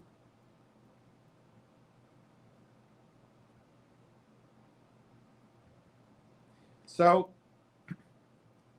what happened on in February of last year is a quiet period started.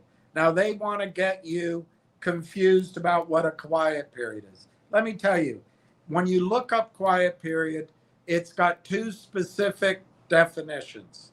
One is earnings. If there's earnings, a company is in a quiet period and they can't talk to anybody about anything. Because if you talk about anything to anybody, there's no way to know that you didn't signal what the earnings are going to be. That's a quiet period. Another quiet period is around a financing or an M&A financing deal. There's a quiet period. Now, oddly, that does not include people participating in a deal, particularly if they're accredited. They're allowed to hear information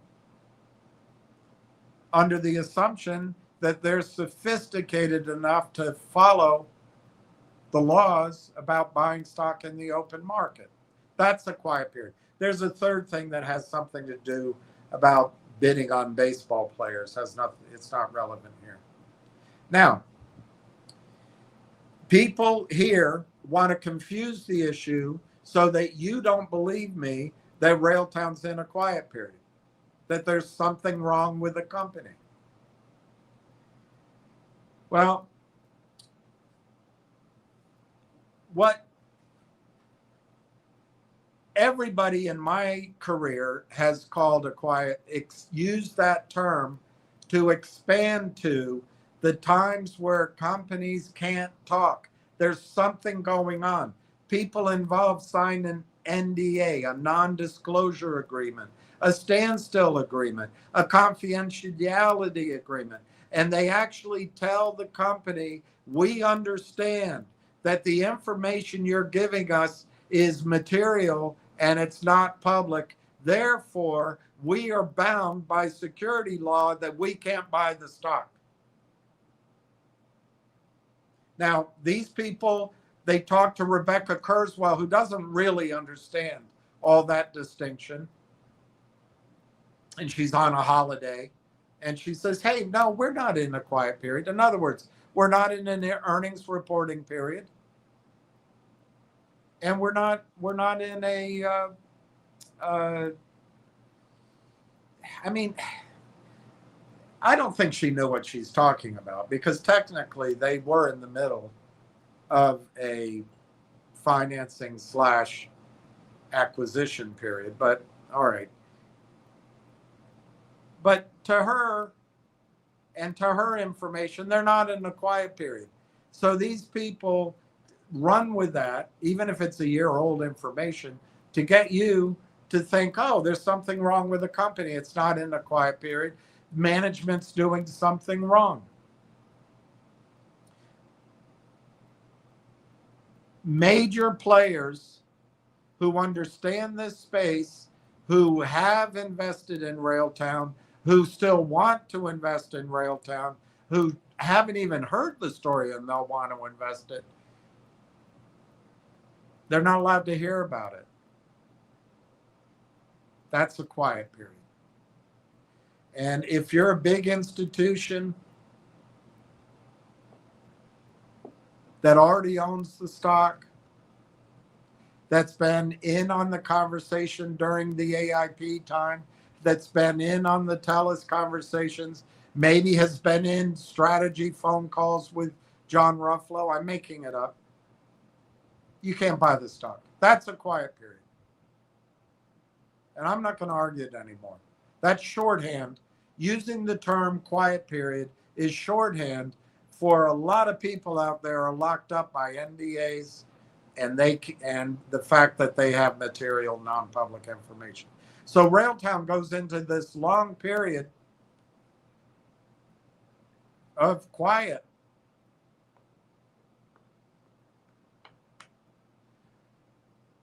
I didn't start emphasizing Railtown in February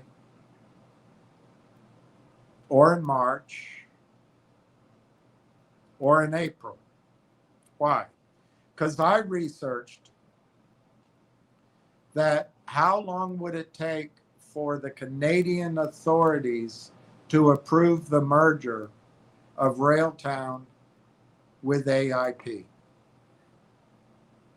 And when you look it up, the standard time frame, now I'm doing this by memory, but the standard time frame is usually 30 days. And you do a little more research, most of the time, a very high percentage of the time, something like 80 or 90% of the time, 95 even, they are approved because Canada is business friendly in that sense. But there's an exception. And the exception is if the merger would cause concentration in an industry, or if it would harm consumers' competitive landscape, the pricing power of the, or the consuming power of prices that consumers have. You could have a delay. How long would that delay be?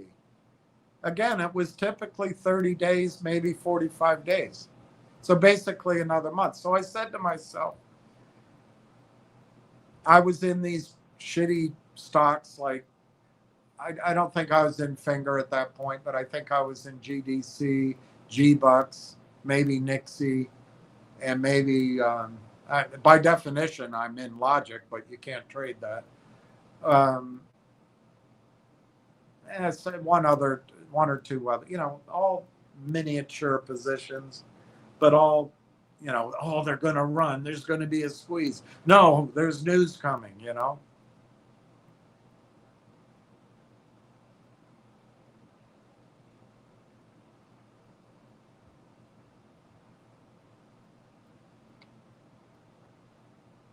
But I didn't do anything about it in February because I was still thinking, we got time.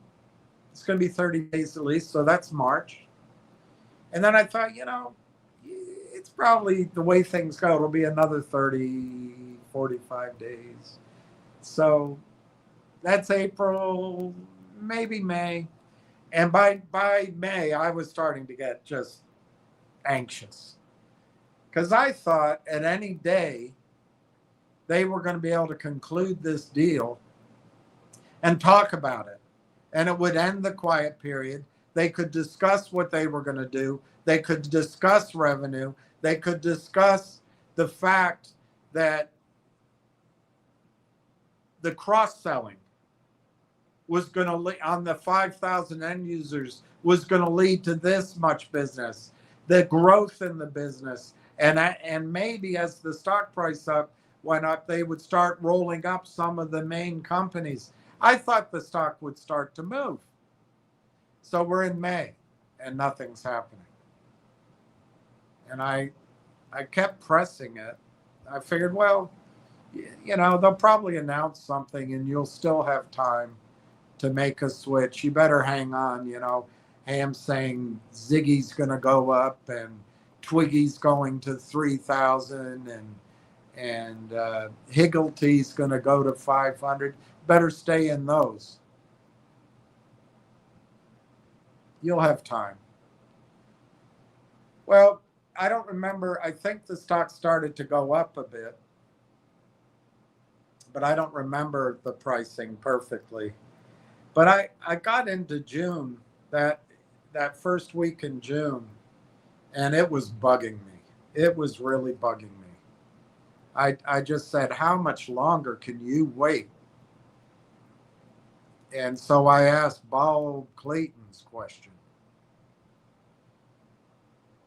Is your client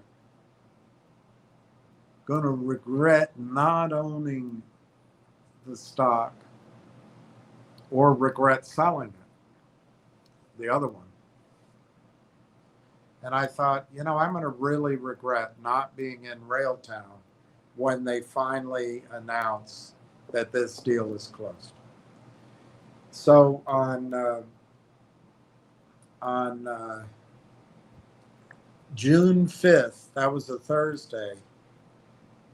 So on June 4th, the night before, after the call, I must have had a call, and after maybe going and getting a hamburger or something, I just sat down with a pad of paper and I said, all right, I think what I'll do is I'll get out of that one, I'll sell half of that one, I'll keep that one, and this one, I'll sell half of, or whatever my decision was. And so I got up early on June 5th and I wrote those tickets. Of course, you don't write them anymore, you just enter them. And again, I've told that before. I don't remember if I went and got a cup of coffee or if I took a shower, but I had this a little bit of tension with all this really high finance in my puny account. And as I was either showering or walking up for my coffee, I asked myself, what's this with half measures? Why are you trying to meet in the middle?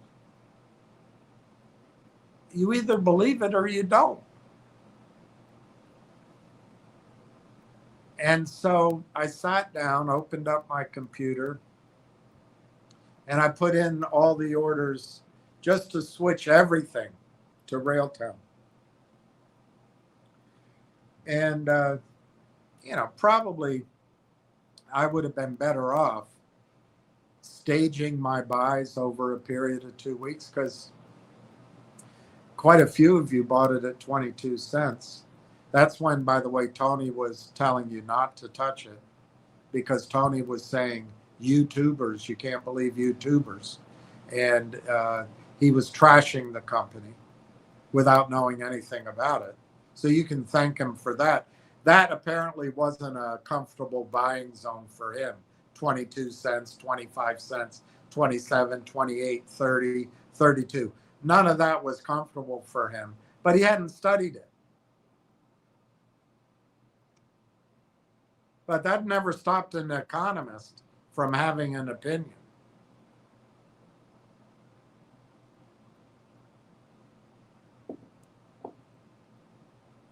Because you can always hedge it. So anyway, I bought all that stock around 38 cents. And that day I came on and told you about it. I told you I bought it. And I have been telling you about it since, I think, October, maybe September. So it wasn't a new idea, but I started emphasizing it. And because I learned my lesson, or thought I did, that when I was telling everyone I thought to get out of GTII, that my message was not clear enough, I decided to focus on one stock alone, one story, one idea, Railtown. And I backed off of talking about my favorite story, which I think's going to come back here now, silver, gold. I stopped talking about any of that because I knew from my previous experience that people don't have time to listen to the whole message. If I'm not focused on one thing, they're going to think I meant something else. So I started June 5th of last year telling you guys about Railtown. Now, during June, July, and August, and even September of that year, I had a lot of sense that there were going to be quite a few things going on at Railtown immediately.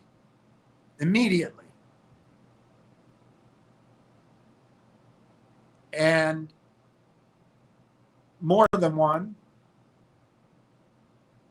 And they would, any one of them alone could significantly make you money, make me money. And so during those months, I had urgency. I didn't make it up.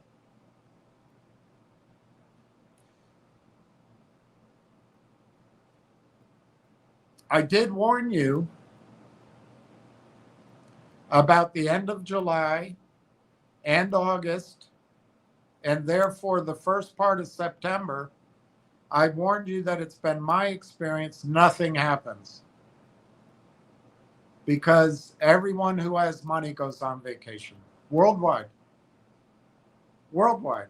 And everybody who manages their money goes on vacation.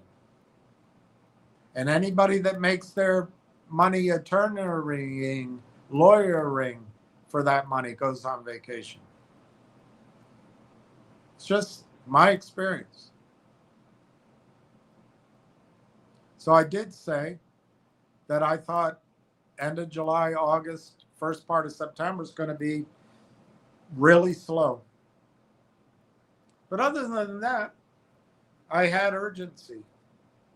Well, nothing happened. Nothing was announced. No events, no revenue, no clients, no updates, nothing. Silence. So we finally get into September or October. And I'm trying to remember, it might have even been November. You can look it up. It's all this silence. Nothing, nothing, nothing. Stock runs up a couple of times. Retail typically chases it. The day traders, Tony De Niro chased it upward. I heard Reddit, there were rumors on it. I don't know if that was August or November. October or November. But then nothing happened.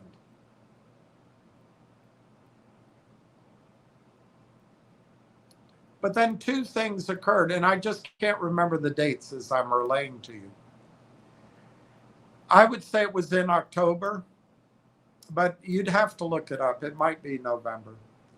That this announcement, there were some announcements that were all powder puff pieces. They're meaningless to anybody unless a research analyst comes out with a powerful research note. Most people on Wall Street don't know how to read a news announcement. They have to be informed, and we do too. And they're mostly meaningless announcements. But TELUS came out. I think it was October. You'd have to look it up. Might have been November. And all of a sudden, TELUS, on an earnings call, they mention Railtown. And TELUS is aligned with Railtown. Guess what? Another bloody quiet period. I'm not going to debate what quiet period means. I'll tell you what I mean by it. Another period of time where the company had to hush their mouth, zip it, and there's no information. And more importantly, there's no buying. So that happened. And I warned you that tax loss season was coming and that bonuses are usually determined by November, and that all these hardworking men and women on Wall Street, you don't know how tough it is.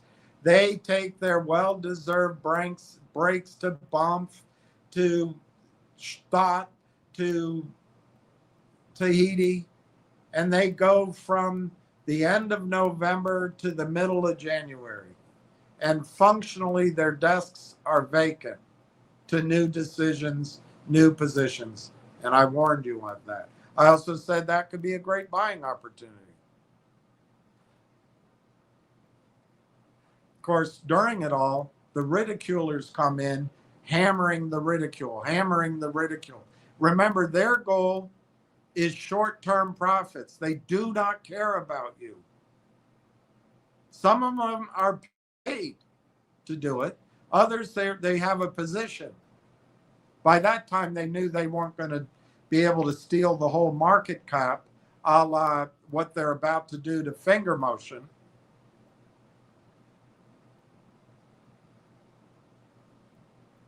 So they didn't have a dedicated fund to destroy the company, but they could do that playing,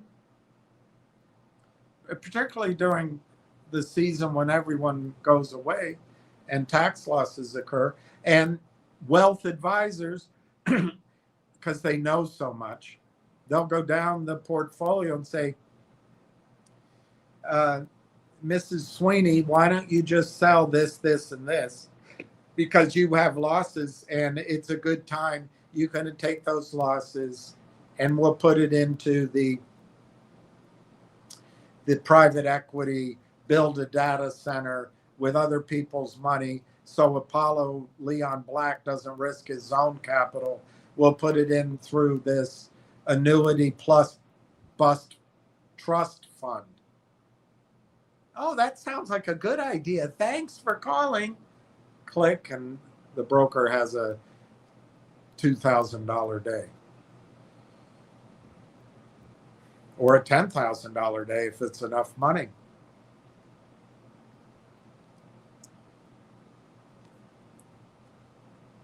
The other thing that came out is they finally closed the AIP transaction. I think it was November 27th.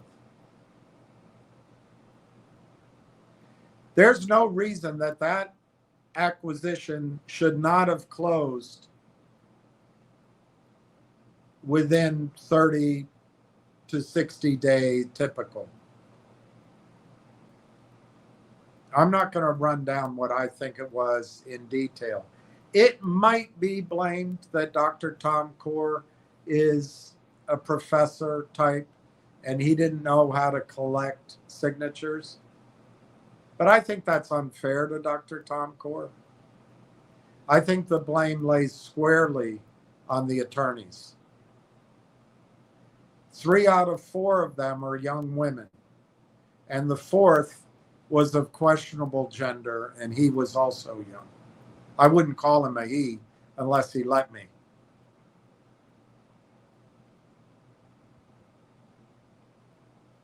Other priorities, other life experiences, other urgencies.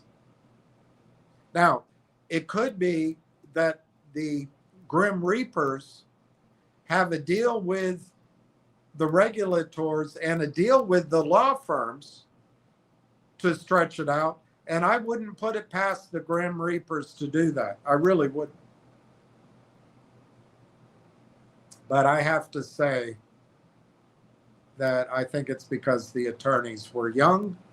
They'd been promoted too quickly. They'd been promoted all their life without hardship because they're women. Sorry to say it. That now, if you're a woman listening to me, I'm not talking about you. If you're a woman in my generation, I'm not talking about you either. And I'd submit you don't know what goes on in the younger generations now. It's different. I had an attorney with a major project, and unfortunately I still owe him money. But I had a really complicated project, raising money for from an extremely wealthy investor for, I'm trying to remember the project right now. And then it was going to be a series of projects, but I had to make, anyway, it doesn't matter all the details. Very complicated. I went in with all the paperwork, made the appointment, went into this gentleman's law firm. We sat for about an hour and a half, and I answered everything. I provided everything. If something was missing, I had it emailed directly. And he said, if I have any questions, I'll call you. I have a hearing or a court case tomorrow, but this will be ready Friday morning. and I think it was either Tuesday or Wednesday. It was a massive amount of work. You know what? It was ready Friday morning.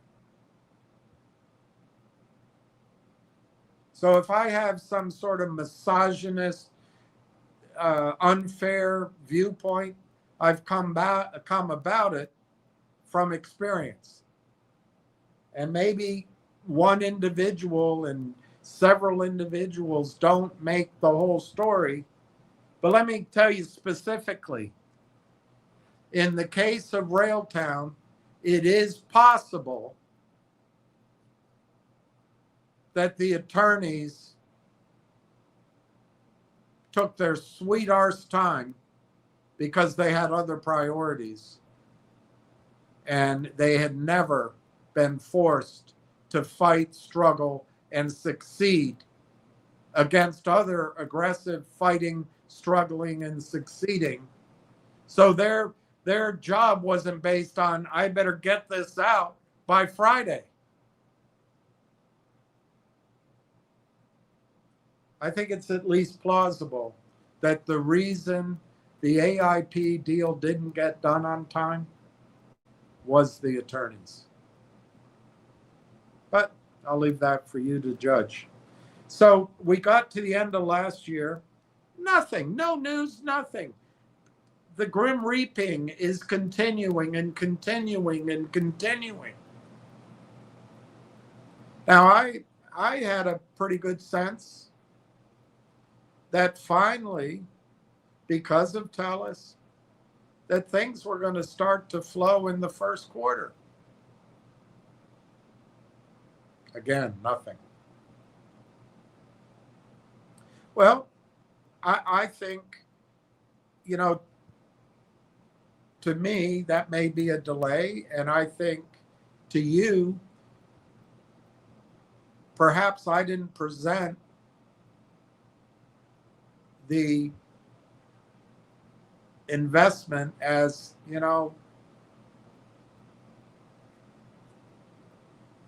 they could take forever. But I think as I went along, I would acknowledge that things could take longer than said. But I didn't take my sense of urgency off in the end of January or February. Why? Revenue. Well, then by the time we got to the Form 7 for January, we were informed in that Form 7 that they were completing Rail Engine. So maybe they weren't ready. So one plausible thing, even though Entwistle, the CEO of TELUS, had announced in their third quarter earnings call, Railtown, verbally he said the name on the call. So if you thought they had opened Rimouski, I think in September, you can look it up. So you could think, well, okay, maybe TELUS and Railtown and NVIDIA, and we've now since found out who at TELUS, Zaid Atufat Shamsi, maybe they're building these data stacks. Maybe that's what's going on, and they're having to put it all together, and they're putting it through a test run, and they're having to install Railtown there, wherever it is.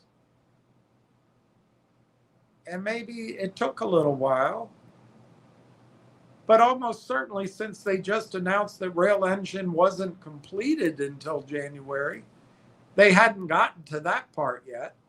So that made some sense. Well, it looks like nothing's happening in the first quarter.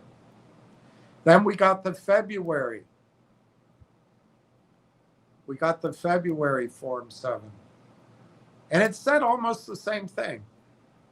It said worked on and completed, something like that, Rail Engine. So that got confusing. Well, we thought you finished it in January. I guess maybe it took longer, so it's February. So that almost certainly precluded any revenue from TELUS in the first quarter because Rail Engine wasn't even finished. So then we talked about that it's probably any reasonable read of that. The soonest revenue could start is in the second quarter. And that might be pushing it. But that was a pretty good sign. That was, they got that done. TELUS deal. That, and we went through the revenue projections, proof of concept, all that.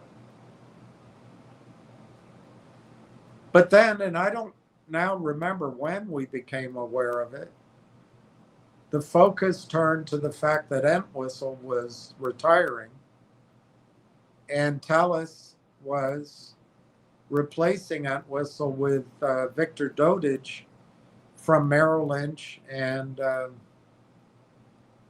think RBC Dane Rauscher.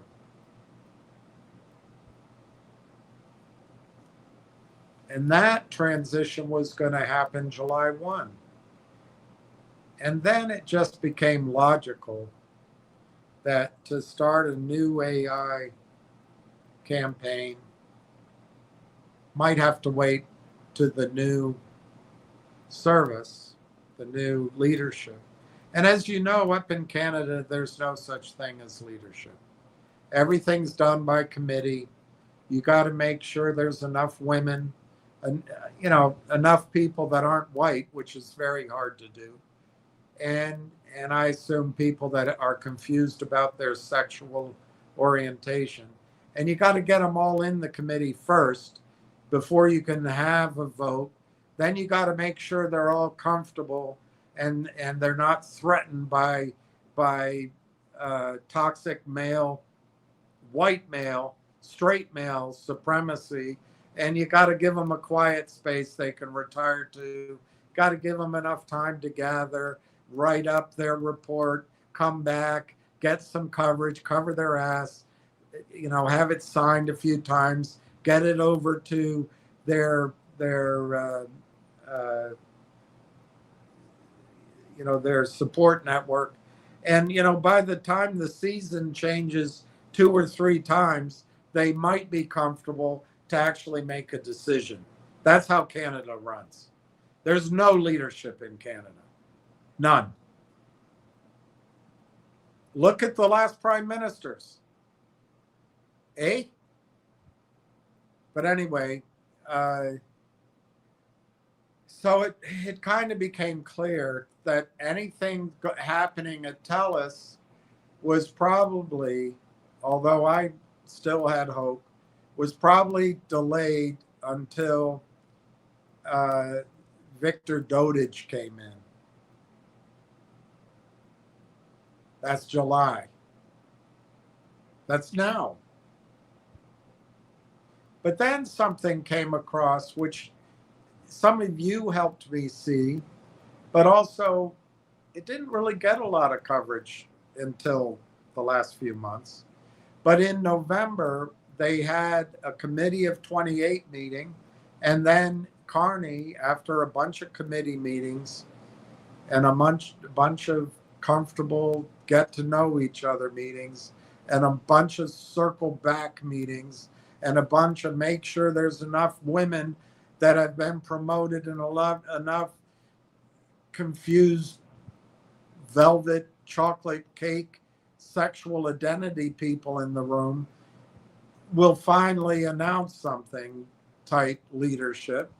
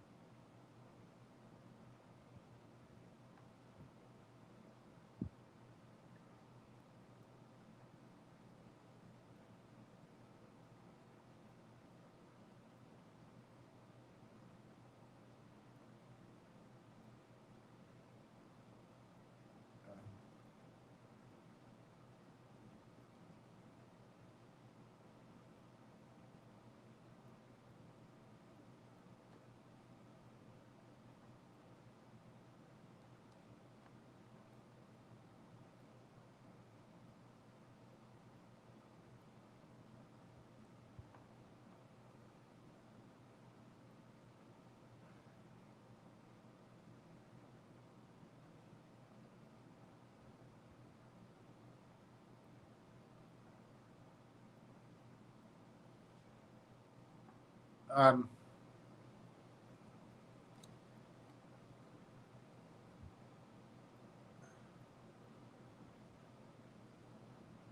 so the government had a bunch of initiatives to fund and support AI in Canada. That's been going on sort of fourth quarter, first and second quarter of this year, with a deadline for applications of June 1. Now, this is something that hadn't really entered into my thinking all along. But if we process it properly, if there's a sort of all hands on deck effort by the government and the financial types in Canada to build a superpower of AI and energy, particularly with Netanyahu and Trump deciding to go to war against the world on the side of evil, perhaps that's how it's viewed. And with technology being a big part of that, I mean, if you follow Congress, the US military is going to join, if it passes, is going to merge with the Israeli military. And if you don't have to have confirmation who's been running our military for these last years, if not decades, that's all you need to know. But it hasn't passed yet.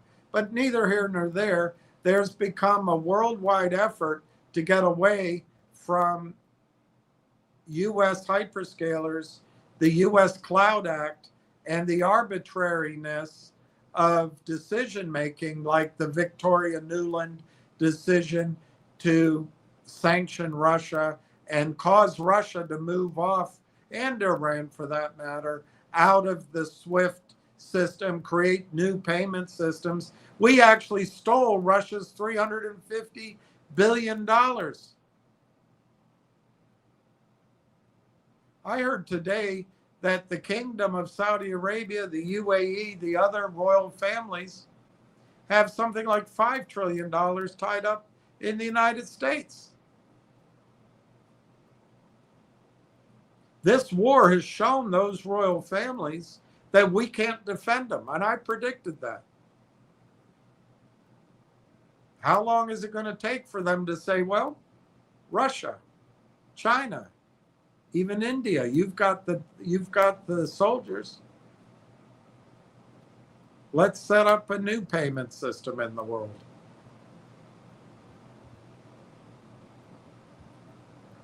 Anyway, there's been almost a national Manhattan Project up in Canada to focus and fund and guide and think tank AI. If you want to be skeptical, and I'm always skeptical, I think Mark Carney is working for Brookfield still. I think Brookfield, you could compare it to BlackRock. It's just smaller, but it's still huge. And I think Carney is going to leverage Brookfield's ability to fund data centers with the Canadian taxpayer, much like BlackRock, Apollo, Morgan Stanley, and other people here in the United States are paying for data center build-outs with loopholes and complete bastardization of annuity laws, getting wealthy retirees to put their annuity funds through private equity into promised high-yielding data centers, which when they don't work, I'm not saying the data center won't work, but when the high yields don't work, they'll just come back to Grandma Sweeney and say, hey, that $10 million you put in, you're lucky to get it back, but We will give it back to you over the next 20 years. Well, I'm going to be dead by then. Well, that's what we were counting on, Grandma Sweetie.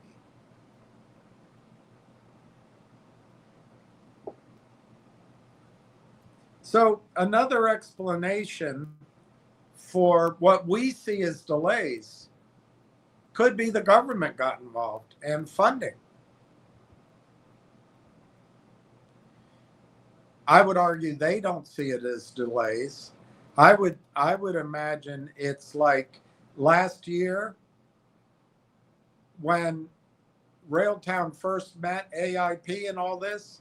I bet it was like Halloween night and they were going out to trick or treat and they were so excited. That was the year that's the one day of the year their mother let them eat all the candy they wanted. And then I think when they were introduced maybe to TELUS and the TELUS thing was going, they felt, wow, this is my birthday. I'm so excited. I can't sleep. I can't wait to see if I'm going to get that brand new bicycle or that brand new computer tomorrow for my birthday. They were so excited. And then I would think the combination of those two, but then this excitement of potentially, I don't know the specifics, of course, the potential of all of this government focus and government funding and concentration, and then tying that up with this sort of, we've got to create an alternative to the U.S. Israeli technology monopoly on the big hyperscalers and accelerate. We got to create an alternative. All of this excitement would be like, pardon for others, but it must be like waiting for Christmas morning. I can't wait for Christmas. So I would assume then, rather than seeing delays, the company is seeing, wow, this keeps getting bigger and bigger and bigger and more exciting than before.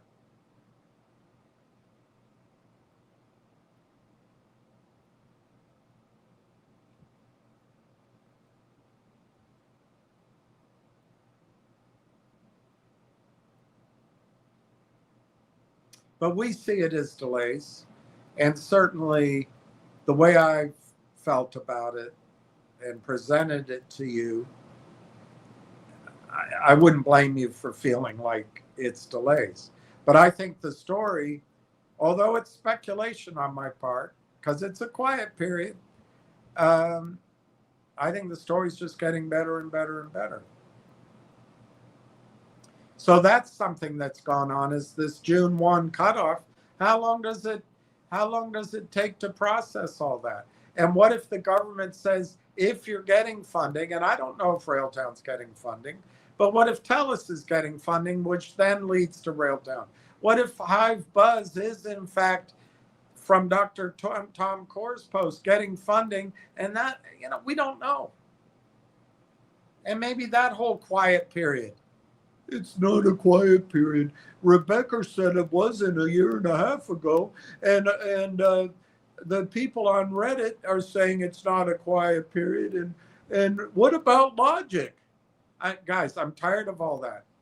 If you can't think at the level that's going to make money for you, I can't go back through it anymore. I just can't do it. So there's one final piece that's been going on, which again is speculation. We don't know. But is Railtown, as I've contended from this jump, is it the best, the first to market, the first in class? Has it been beaten by LangChain? Is the technology space growing so quickly that others are doing the exact same thing and Railtown's just nothing? Also ran.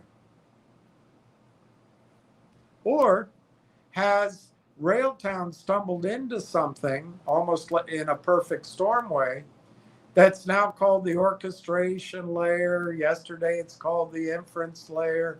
Tomorrow it's called the governance layer.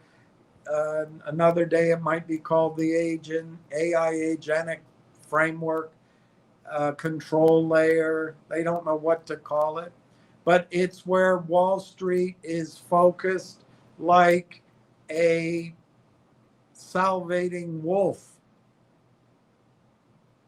knocking on the pig's door. Why? Because all of those trillions of dollars committed to building data centers and to paying for chips and making AI work, they've all realized they need this layer 4, this orchestration framework, this inference layer. They need this to make the agentic economy, the agentic revolution work. They need the agentic layer, whatever you want to call it, to get CEOs and COOs to adopt.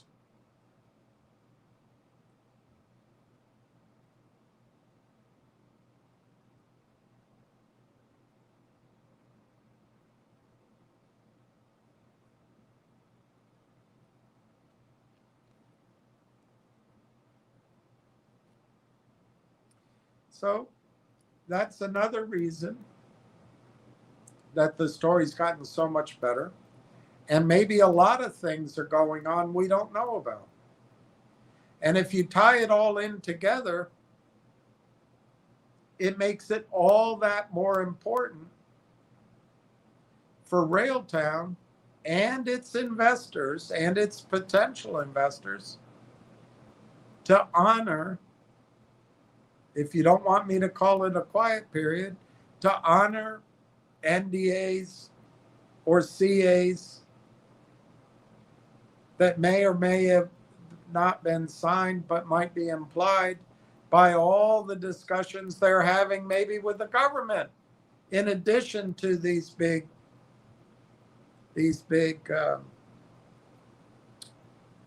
companies that are building the data centers. Now, Railtown did put out a piece of news last week that went through, I think, pretty densely, but I think very lawyered wording. So it comes out, nothing happens. Why? The Grim Reapers are there. The heaviness is there. There's nobody translating news releases into the brains of salesmen and saleswomen and institutional buyers. Nobody's doing it because the quiet period, but also because it's how Wall Street is structured right now. So a news report comes out and it's meaningless. News on and of itself isn't going to do jack. What's going to do it is when buyers come in, and they don't stop. But it was a pretty, without pulling it up and reading it, it was a pretty all-encompassing news release. And I would just call your attention to 2 or 3 thoughts. One is it does show that there is a thaw, at least in the quiet period, and that's a positive. So I think it means more is coming. 2, it talked about, in plural, what can only be inferred to be as data centers. Plural.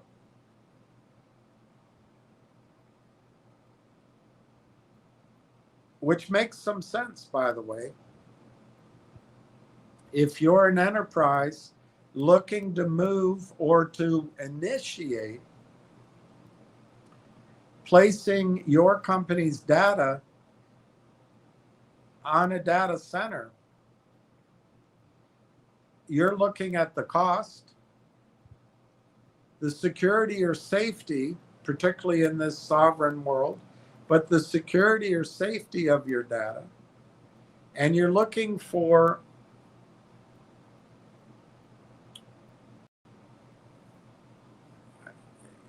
I don't know what word to use. You're looking for your program, your data, your computers to never go down. You want those systems up 100% of the time, up and running 100% of the time. That's called redundancy. That's all you're looking at. So it makes sense that their press release, even though I'm translating part of what they wrote, is in the plural. So that implies if news is thawing and if it's in the plural, we might be looking at several things. Several things. Trying to remember what else is in that news release. I think the key remaining aspect of that news release is they're going to revenues. It's essentially saying we're no longer in any kind of R&D or implement, testing. We are commercializing this, and they're going to revenues.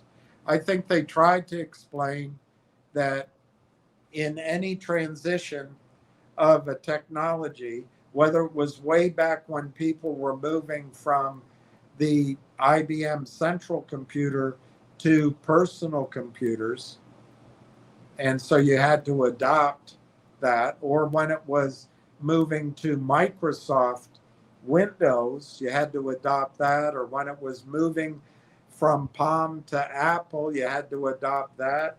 When, any of these transitions, when it was moving from servers to the cloud, you have to transition, and it's a matter of teaching, getting comfortable, proving those three things: cost, security, safety, and redundancy, and effectiveness, profits, productivity. I think that press release was trying to describe a service-led process at first. In other words, consulting. We have to, with our service, show you how to get onto AI, how to use. We don't care what data center you use. We don't. If you want, you can use any other service you want. If you want to end up cobbling together something with the clunky LangChain or the clunky Llama or whatever, go ahead. But in the meantime, you need somebody to show you how to do it. For now, we'll show you. You'll show you how to build something, and you can go to work on it on our rail tracks for free. And once you get comfortable with that, it's seamless into Conductor and Rail Engine, and you may want to use that.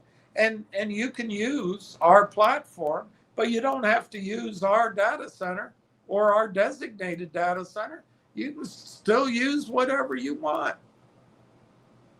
That's the service-led transition portion of trying to get Canada's usage from 6% AI to 30, 40, 50%. And it happened in every other transformation that way. After people start getting comfortable with that service-led, it goes to product-led. And then people are coming and signing up and transferring to your products for your product. And, an example would be, as people got comfortable with mobile phones, at first they're using the Palm, and then they're using those flip phones, and then they're slowly using the texting. But Apple came out, and people are starting to get comfortable with Apple and the app stores, and they like some of the features.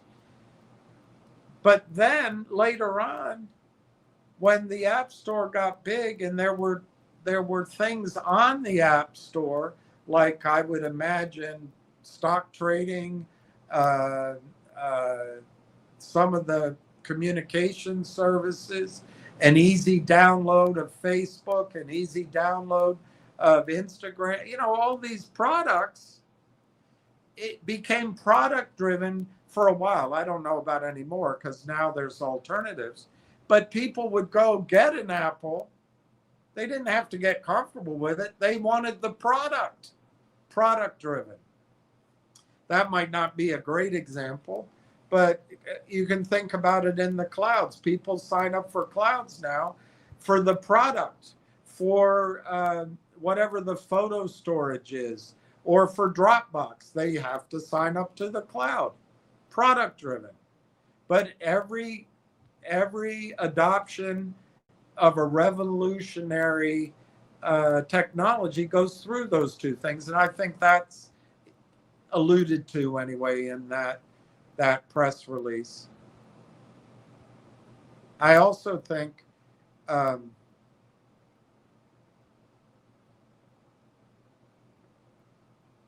had something else to say and I forgot. But I also think it's implying that there's a lot ahead. And there was something else, but that's that PR. So here we are. What's gone on all along from February 11th last year? The grim reaping. It never stops. It's the same playbook.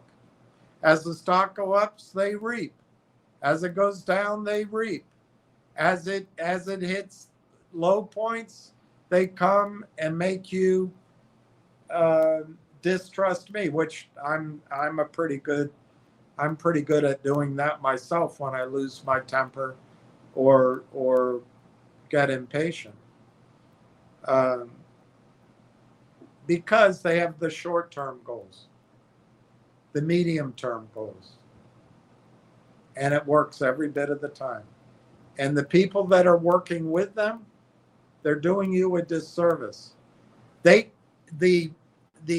Tolstoy's Kings and the Dineros, they can't make you any money. They can't. I never have claimed to you that I'm a trading, the chart looks like this and you're going to do this, swing out. I've called charts. I can read a chart and I can predict some things. I told you when to sell finger and sell calls.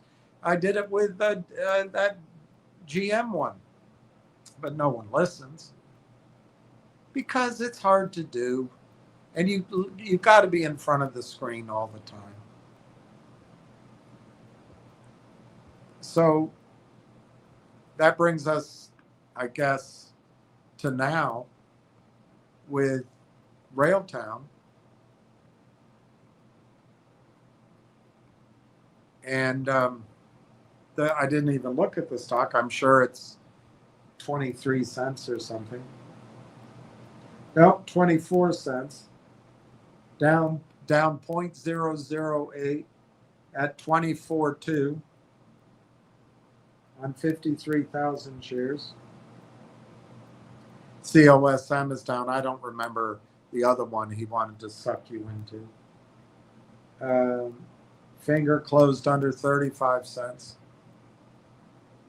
It's not going to get better, guys. GDC 162. So anyway, Railtown is still cheap as it can be. Now, let me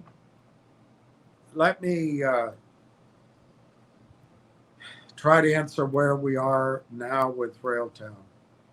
And I'm going to point out a couple of negative things. And I'm going to do it without sugarcoating it. It is July 16th. There's essentially 2 weeks left in July. And then it's August. I would say there's 1 week left in July. So I think that's a negative. Secondly, this probably, I don't know, but probably the same attorneys that turned a 30 45-day job into a 9-10 month job. Last year, they're here again. That's partly cultural up in Canada. You can't be blunt. It's probably because the people in Canada are gentlemen, like I'm not being right now. And it's just inertia. So I personally think, unless something breaks next week, which I don't have high hopes for, I don't think anything's going to come out in the news category. I think it's going to go through these same attorneys if it's the same. And it'll be September. It might even be October. And then thirdly, the grim reaping never stops. Ever, ever, ever, ever stops. So those are my three negatives as it relates to Railtown. I have to throw in a fourth negative, which is I think the macro framework for the stock market is getting treacherous. I still think we're going to have that rally, but on behalf of a war criminal,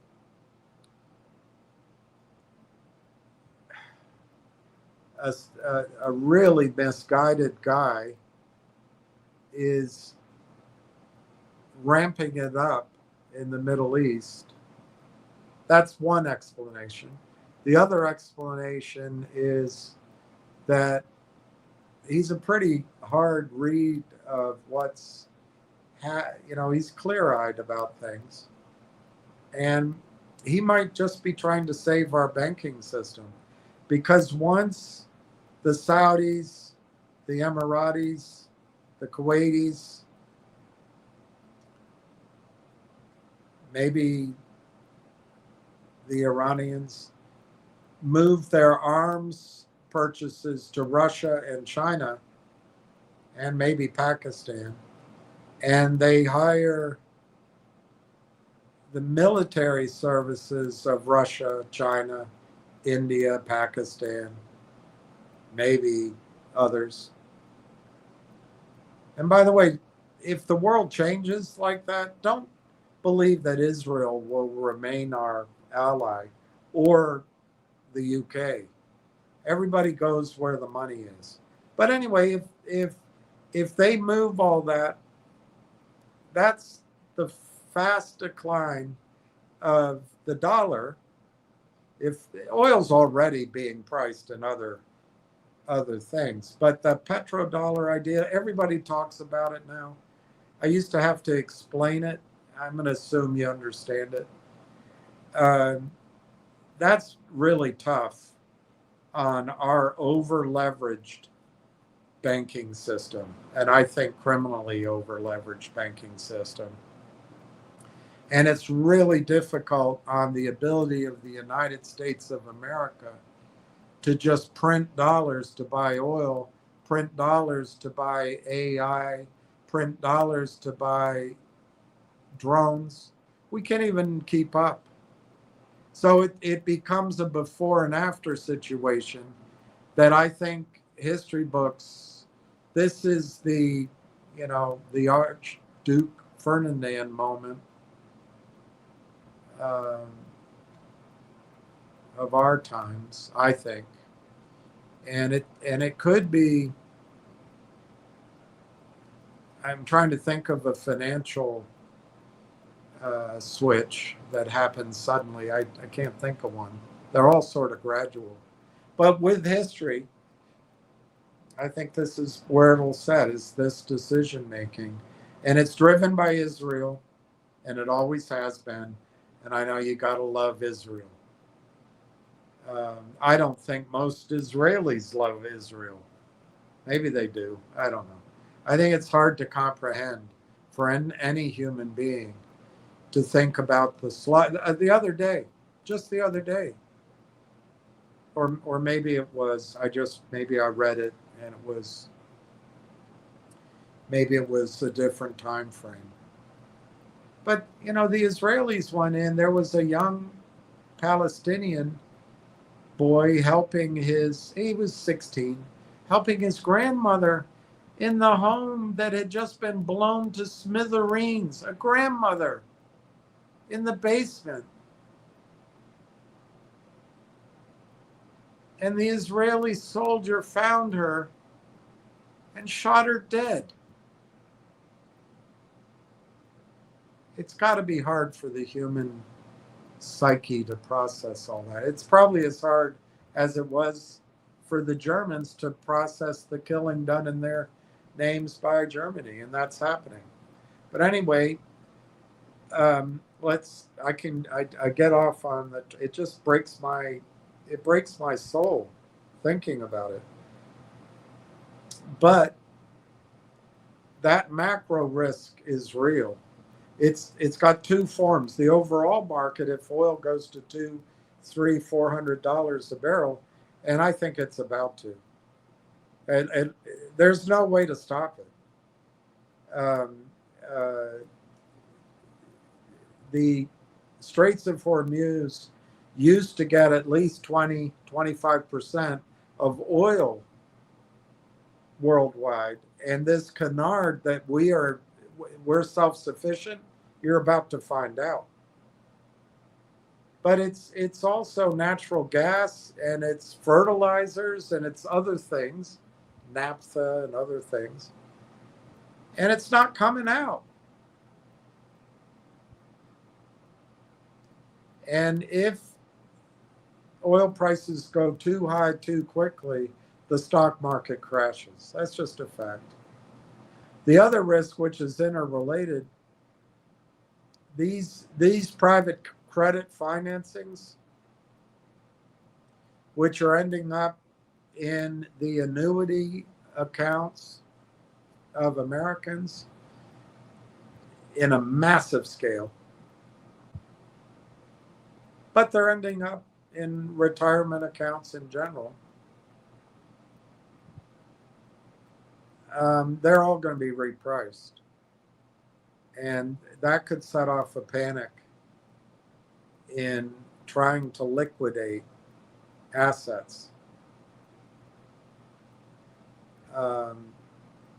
I hope it doesn't happen right now. And this is part of my frustration that I think is in the back of what you saw with me the other day, is the realization that the same women who delayed the AI, that's my opinion, it's not proven, that delayed the AIP, it's at least a possible explanation, I guess, by months, are running this period of time. And that's going to run into the risks of a global meltdown because of high oil prices. But it might not happen. I'm giving you the negatives. And also that the private credit markets, who are filling a gap in the funding of the data centers, collapse, taking down annuities, taking down hundreds of billions of dollars with them, going through the whole great financial crisis again, and really severely testing the willingness of the world to trust the US dollar. These are our backdrops. I think those are real risks. Panic is frightening. And what people do in panic is frightening. All right, so what are the positives? The positives, I haven't written anything down, so I hope I remember them all. But the positives are, Railtown is as cheap as it can be.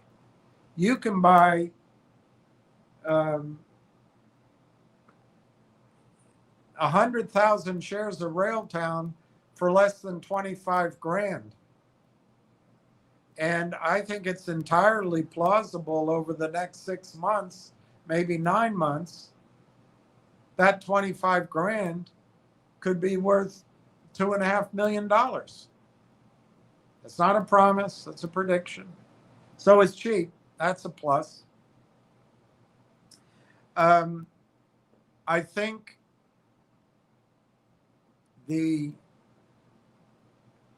any crisis in data or delay in data center funding oddly redounds beautifully to Railtown.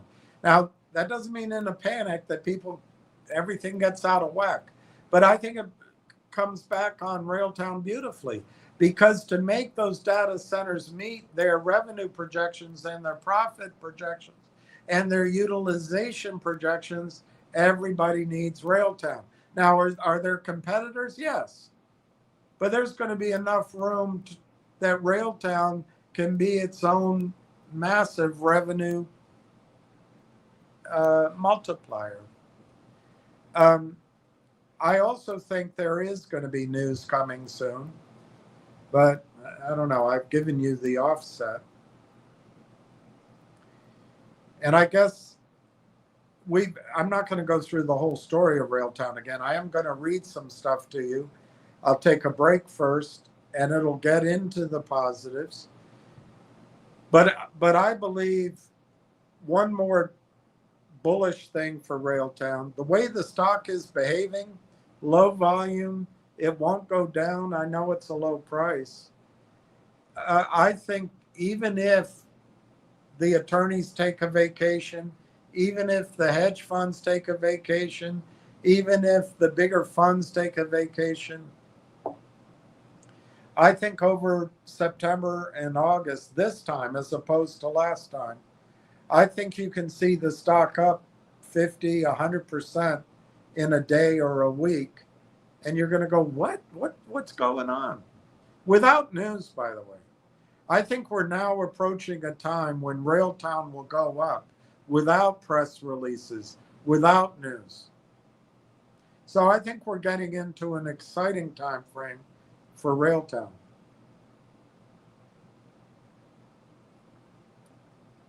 All right. I don't know what else I wanted to tell you. I'm sorry I got upset the other day.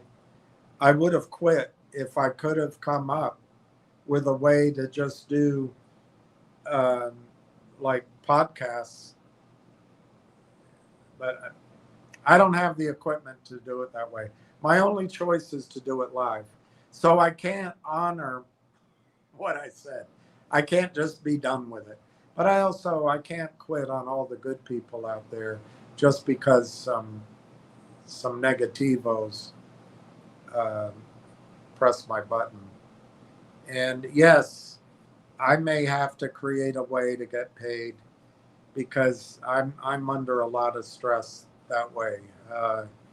So I might have to think that through. But for now, I think I covered what I wanted to start with.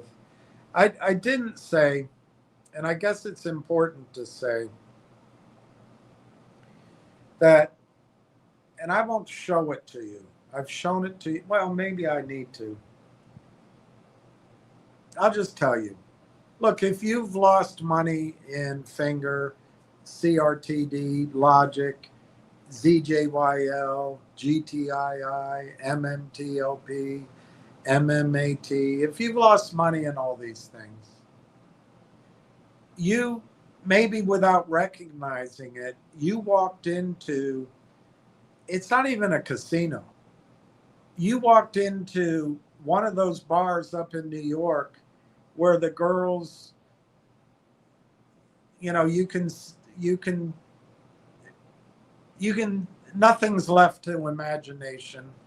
They're walking around, they're flirting with you, they're touching you, and they get you to buy them a bottle of the worst champagne ever and a drink, and you have a few more.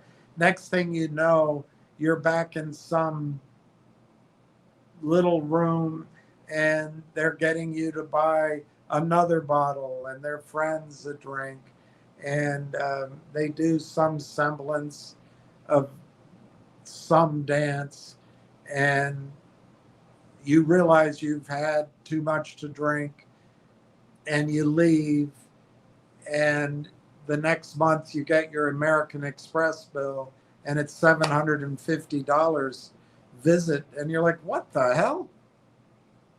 I just went in. You call in, I just went in for a drink. What the hell happened? Well, there's this, there's the girl charge, there's the table charge, there's the private room charge. And so you call up American Express, and American Express calls and they get it removed. But you don't have that here. You walk into this bar with these stocks, and you entered into high risk, speculative, you're not going to win. If you listen to him, you buy early, and as he tells everybody else it's going to 3,000, when it goes to 6, you get out. That's a hell of a move.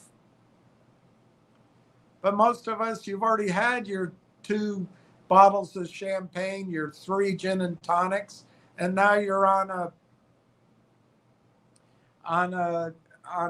Basil Hayden neat, and you can't think.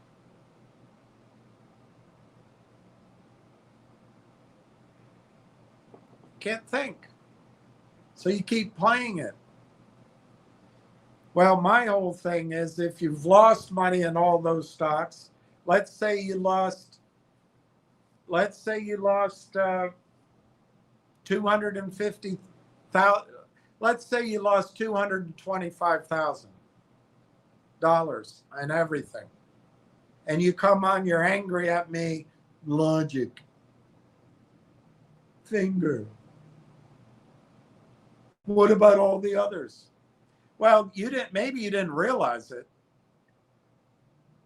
but you're basically entered a casino, or if you want to call it, a private equity world, where you laid down bets. And you might not have realized it at first, but you decided to lay down a dozen bets. You're going to lose on all of them because you didn't know what you're doing. You're just taking hot tips, and the charm boys and the promotional boys are getting paid to promote you. And then they're getting paid when it collapses. They get kickbacks. Not all of them. But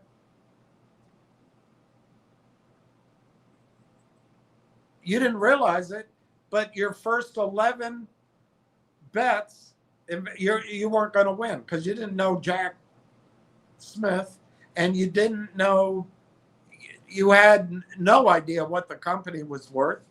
You're relying on these egregiously promotional news releases, and then the buzzwords. It's always a different buzzword that makes your loins wet.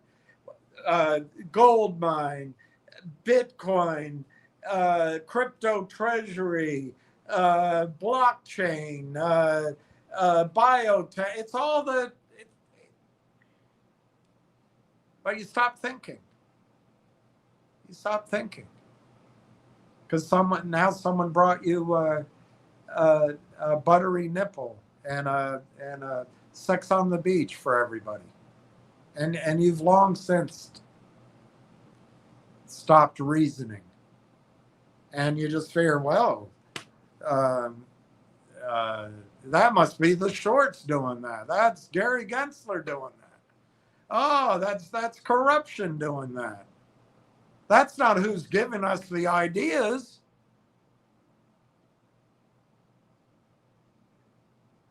And by the way, if you listen to the ideas, there's a trade in there, but you don't trade. You get in there because you think this girl that's shaking her wares in front of you is actually going to fall in love and invite you upstairs. And it's the beginning of some twisted forever after. I don't know. what you're thinking. But here's what I want to tell you. You stumbled into the precise strategy that a private equity or venture capital firm uses when they have money to deploy. Hey, we are we've started a new fund. We've raised $100 million to invest in every stock story that we hear on X, YouTube, and on Ham's conference calls. And we're going to pick 12 of those stories on the theory that 6 to 8 of them, we're going to lose everything. On 4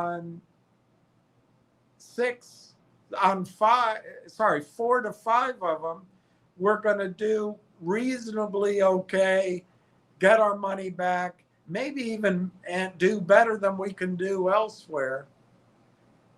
But on one, we're going to knock it out of the park.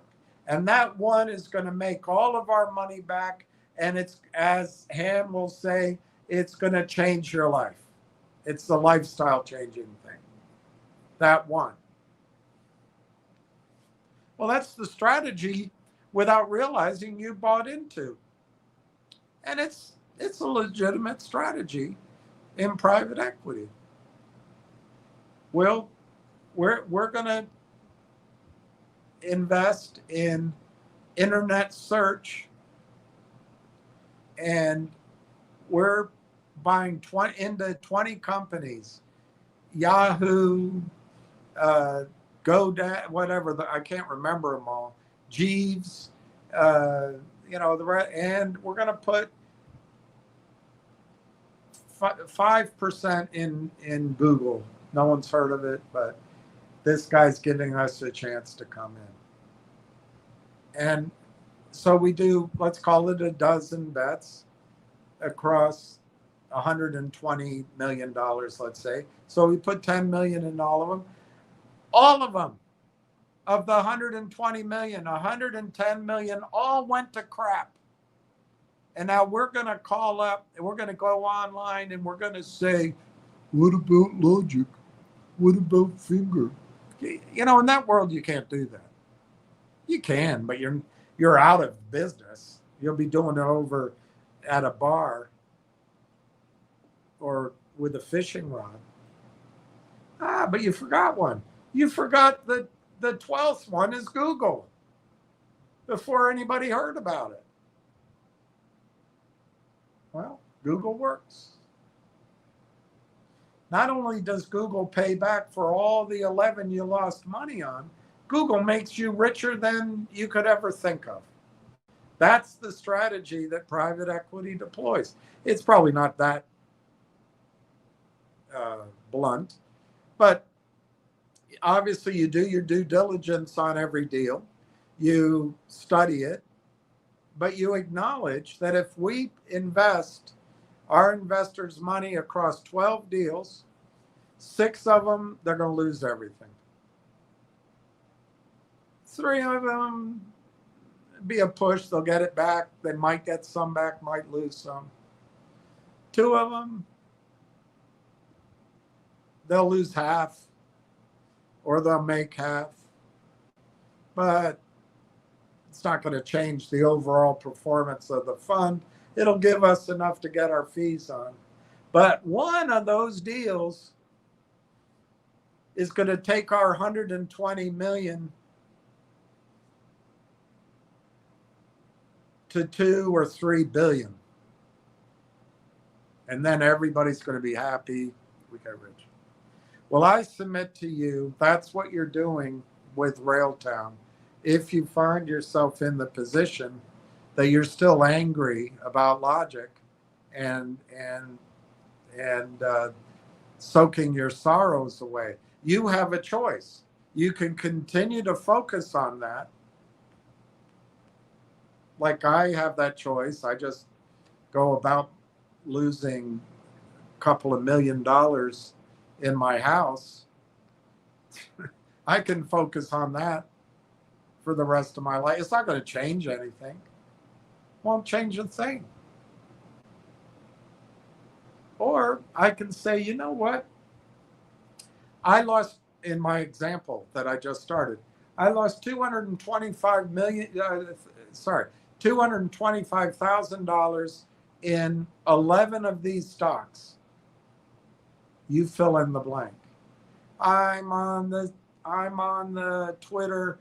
I'm on the junk calls. I'm writing to Congress.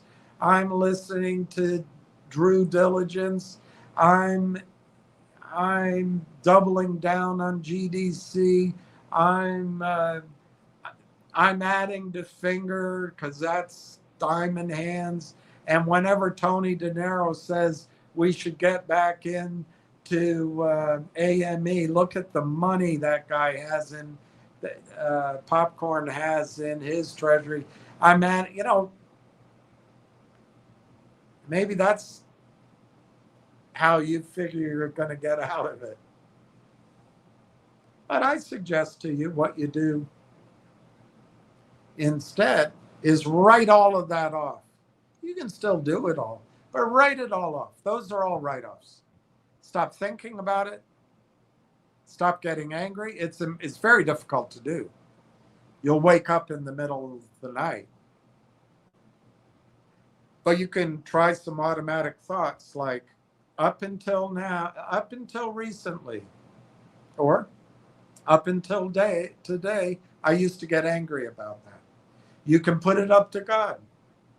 You can say, I know it's a bunch of manure, but God, I'd like to give you all these losses, and here you go. This is how much I love you, but I'm going to leave it in your hands now. And then next time it comes in your head, you say, hey, I gave that up to God, and I'm not going to think about it anymore. Or I'll give you one you can put in your head. You lost $225,000 in this menagerie of mongrels. Well, now that 12th ticket hasn't been cashed. You have, instead of a mongrel, you have a purebred, they call them, the purebred girl dog. Well, I'll tell you what you can do with all those negative thoughts and all that hopelessness and all that victimhood and all of the, I can't tell you what to do with the time, but all that lack of something to live for, you can say, you know what? I lost $225,000 in all of this. I am putting that up to God. I'm not listening to hot tips anymore.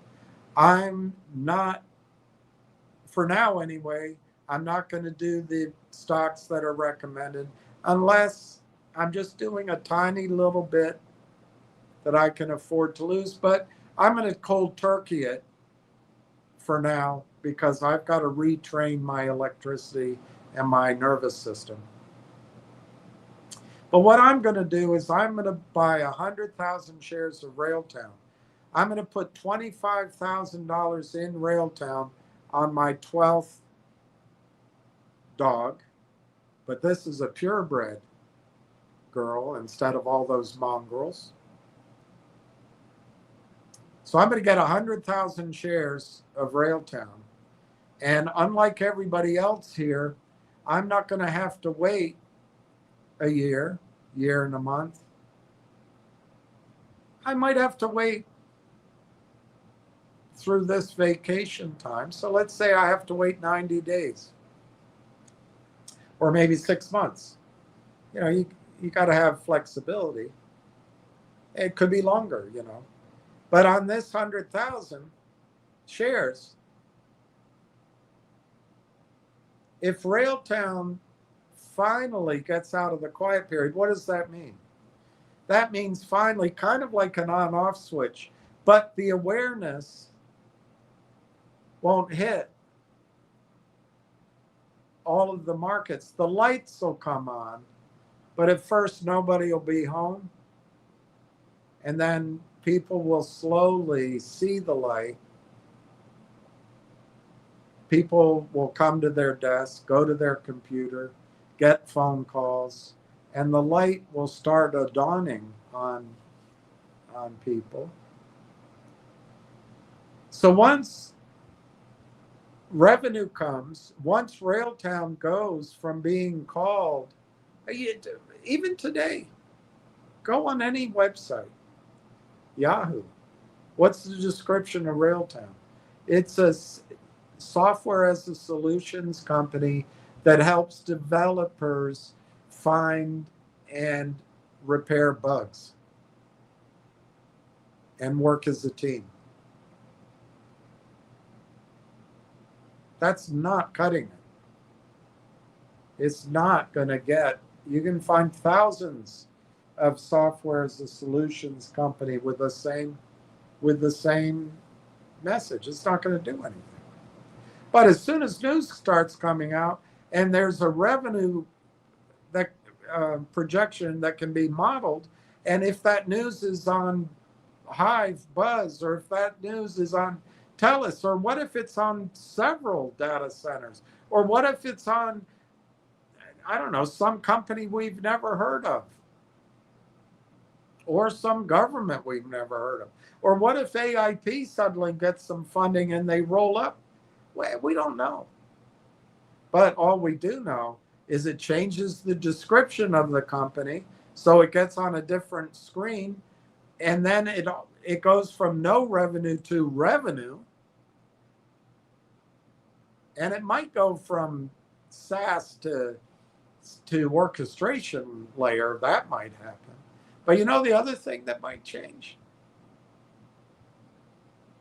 Right now, when the computers screen, because they're all lazy, are any other institutions in this stock? Has somebody else done the homework on this stock? Zip. You see a Mavericks buy. I don't think they can buy it yet, probably, but just go with names I know. Mavericks or Omers get in there, and all of a sudden, all the hard work's done. It's like Gene Simmons said when he had this beautiful girlfriend. Still does, his wife, I guess. He said he realized that other girls weren't hitting on him because they knew him. They were hitting on him because his wife was beautiful, and they figure if she liked him, he must be a good catch. That's kind of what these institutional screens do. They say, is another institution in love with Railtown? And then they start buying. So this is what's ahead. And just remember this as you think about logic, which is going to get you nowhere. Langchain, which is an inferior product, in my judgment, and doesn't have the blue sky of Railtown, but it might. It's out there. It's all that ever, maybe it's grand. Langchain last summer, was priced based on a projected 12 million to 16 or 18 million in annual recurring revenues. And they used data from 1 month to project. And they raised $100 or $125 million at a post-money value of $1.25 billion. It was closed, I think, it might have been September, but anyway, it was closed, I think, in October. But it was raised over the summer, a year ago. So roughly October last year. And that company needed to spend $100 million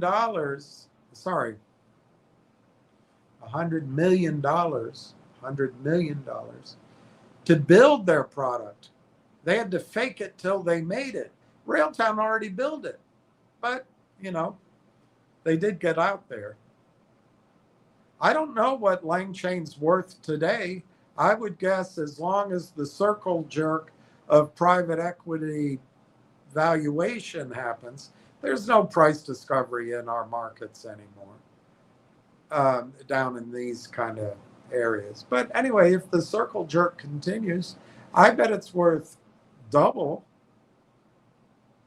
in the next race.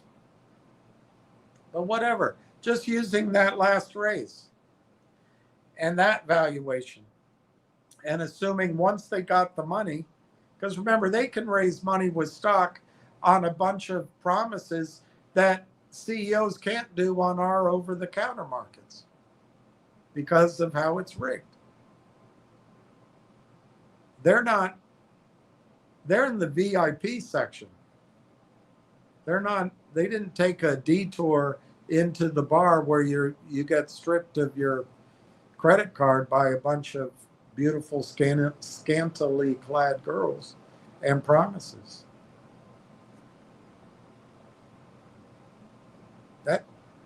That's the difference. So anyway, Lang Chain has this cash from selling stock at an inflated number maybe, but they can go buy and build it out. The other SaaS companies don't have that option. And Railtown really didn't either, but they already built it. And they did it on the cheap, and they spent 7 years. It's built, it's ready to go. So if Railtown finally can break loose of this lack of information,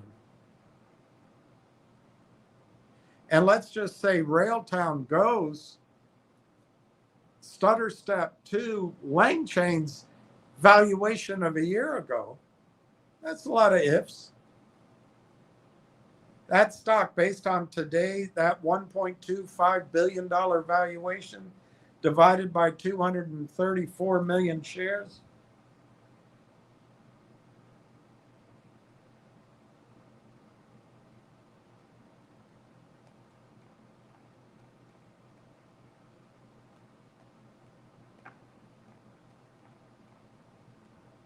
That's $5.34.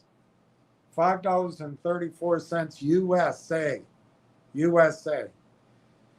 That's over 20x from here. So let's take half of that.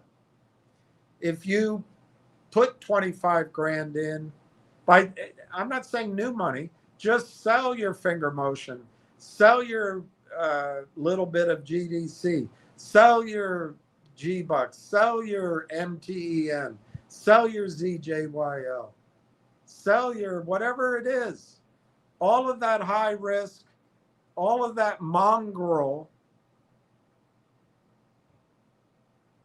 tickets, sell it all and put it on, locking in your losses, which have value, put it on the purebred,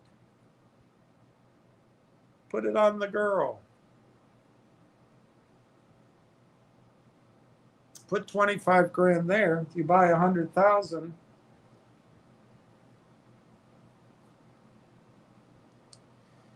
and you need that $100,000 to go to $2.75 a share to make all your money back on all those 11 mongrels and the investment you made on this new purebred sweetheart of a dog. Well, I just showed you. If anybody out there gives Railtown revenue projections and a reasonable shot at a market, if they just go to half of what Lang Chain was priced at rather quickly, probably a few weeks, you've got a $2.65 stock, 75 cents. Let me divide it by 2 and give you the number. Yeah, $2.67 stock. You made all your money back. If Railtown, once the news breaks, goes to half of what Langchain was priced at, if you buy in that example I just gave you, you lost 225,000. Sell all those dogs, buy $25,000 worth of Railtown, 100,000 shares. I'd say by the end of the year, by the third quarter, as news comes out, there's an excellent chance that Railtown goes to half the valuation that private equity gave Langchain a year ago, and you have all your money back instead of still believing that if you buy the girls one more round of drinks, somehow something good's going to happen. Stop it. Get up. Refuse to pay.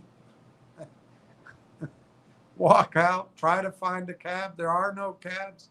You got to walk down the middles of the street in a bad part of New York for many, many blocks before you get somewhere where you can find a taxi. Worried you're going to get knocked over the head. And at the end of the day, you just walk back to your hotel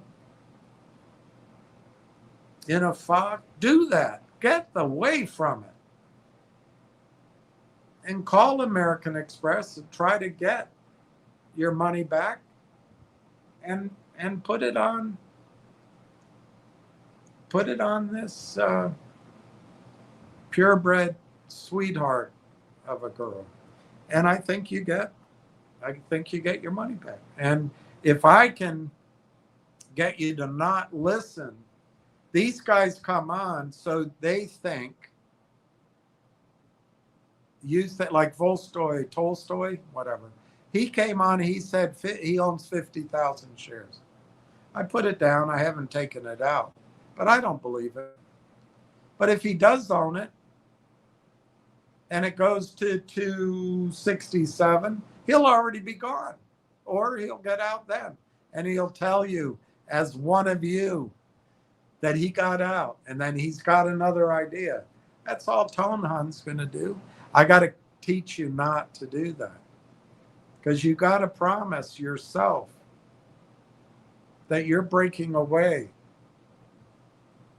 from that old life. You got to change your electricity and how your nervous system is.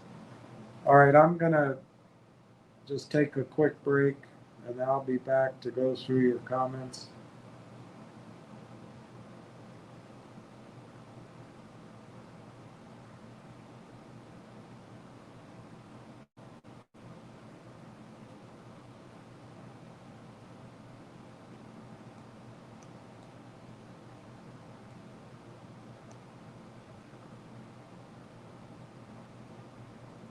I don't like that guy. I don't like this guy. But you can listen to him. Infrastructure. So I see it. This is Larry. How do you think Iran would respond to this? I forgot his name. I don't like him. Well, just there are 9 targets. We talked about that yesterday. Iran's going to keep touting the hell out of those 9 targets, and at some point, the United States is going to have to abandon those locations, and the United States will no longer have a presence in the Persian Gulf. You don't think that they could strike, considering this is so far in this back and forth since the MOU, it's been the US striking military infrastructure in Iran in most cases, and Iran striking the American bases in the Gulf. This one crosses the line of what we're discussing the whole time, even though slightly crosses it, but it crosses it nonetheless, where they're striking civilian infrastructure, bridges and railway. Do you think Iran could retaliate by striking other infrastructure in the Gulf, or not yet? Yeah, they could. I don't know what their plan is. They've obviously got a plan and they're following it. You know, if the United States wants to do this kind of war of attrition, it tried that in the first 45 days and it failed. The United States doesn't have the same level of air power that it did in the first 45 days, and it certainly is. You know, each of these. You know, we're not sure which missiles were being used, but the 3 the three main ones, Harms, Tomahawk, Jasm, limited supplies of each. And each one they use, you can't replace it. Yeah, I spoke to Mark Cassidy. You can remove the photos. Thank you, Stephanie. I spoke to Mark Cassidy and Colonel Cassidy, who put out that report on the depleted munitions. He put out other reports as well. And he also commented on the precision strikes. He was on the Washington Post commenting on how precise the strikes are on the Iranian strikes on the American targets. He's the type of person, if you speak to, he's like very numbers-based, analytical. It's like you're speaking to a mathematician. But he was going through the depletion of the munitions and the levels that we're at. It's all in the report. We've discussed it. Nothing new. And the US, they're using more JDAM, so more short-range missiles now, but they're still using long-range missiles nonetheless, including especially Tomahawks, which have been severely depleted. So his point is the US has enough munitions based on his analysis to continue this war, but the problem is then they run out. So after this war, there's nothing left, and this is his big concern. And then to pick up production, even though there's a lot of efforts to do so, it takes a long time to get production capacity up to the levels needed. Gee, who's been saying that for a while? Oh yeah, that was me. Yeah, you're such a blowhard. I said that a month ago. I said it all a year ago. It's good to have someone else with his background confirming what I've been saying. Yeah, smoke your cigar. He also said, Larry Johnson. All right, so I lit some candles. We should have some light. All right, let me go through your comments. I'm going to try to eat something. If I can cut it.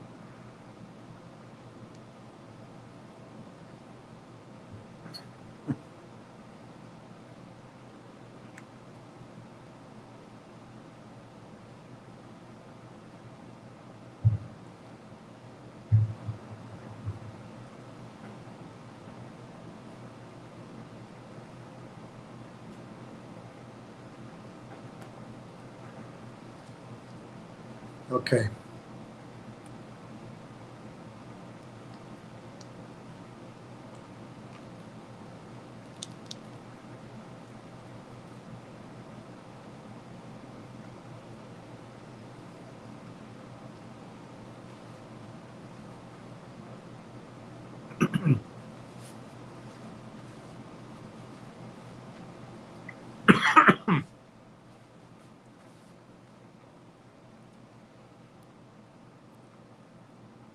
Pat M.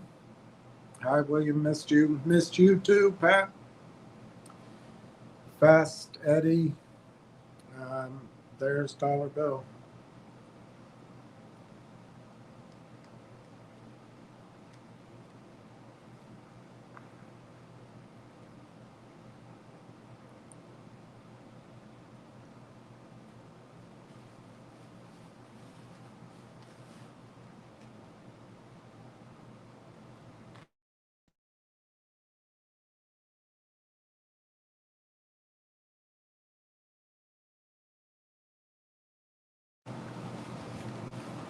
Malcolm Christ.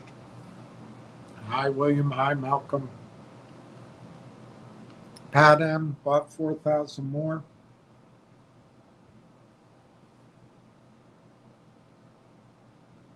Bought 4,000 more. Made a mess.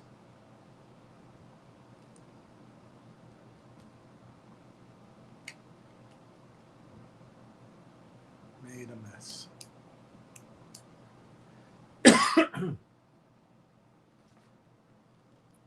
All right, Pat M. bought 4,000 more. That's awesome.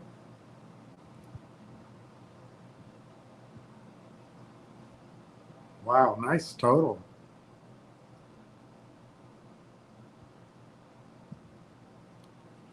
Guess I'll turn that off.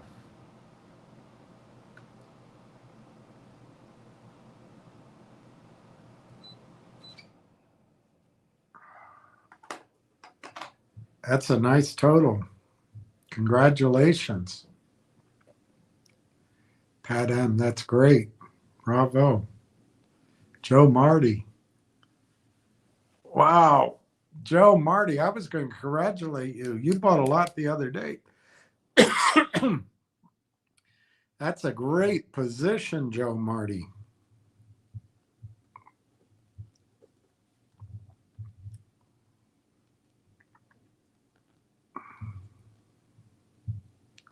Congratulations, Pat M. Just kick the arsehole and we keep it happy. I agree with that. It shows up here, and I think that's one of the changes I can do. I was going to say, that I wasn't going to listen, but I can't do that either. So I just think what I have to do is, if I don't feel like answering or highlighting something, I'm not going to feel obligated that I have to respond to everything, like as if I don't answer it somehow I'm being cowardly or not full disclosure. I'm just not going to do that anymore. David Hensley, Railtown goes to $2 or $3. Wealth effect will get in, and I'm sure we'll get 100 people to give $10 a month. That's a good point, David. That's a good point. And maybe I'll be living somewhere else, you know. And I think we could have a pretty good community too. We could do other things. So I appreciate that, David. Giuseppe Igrano, hi Williams, good to thank you for forgiving me. Quit that. I've got gout in my hand, so it's, I don't know if you see it, but I'm very ginger. It's not as bad as it could be, but I had to take medicine the last couple of days, which seems like all I can do is complain, huh? Hi, quit that. Unknown stuntman grabbed. Wow. Steve is amazing. I hope I have the correct number, Steve, because the number I have for you is massive.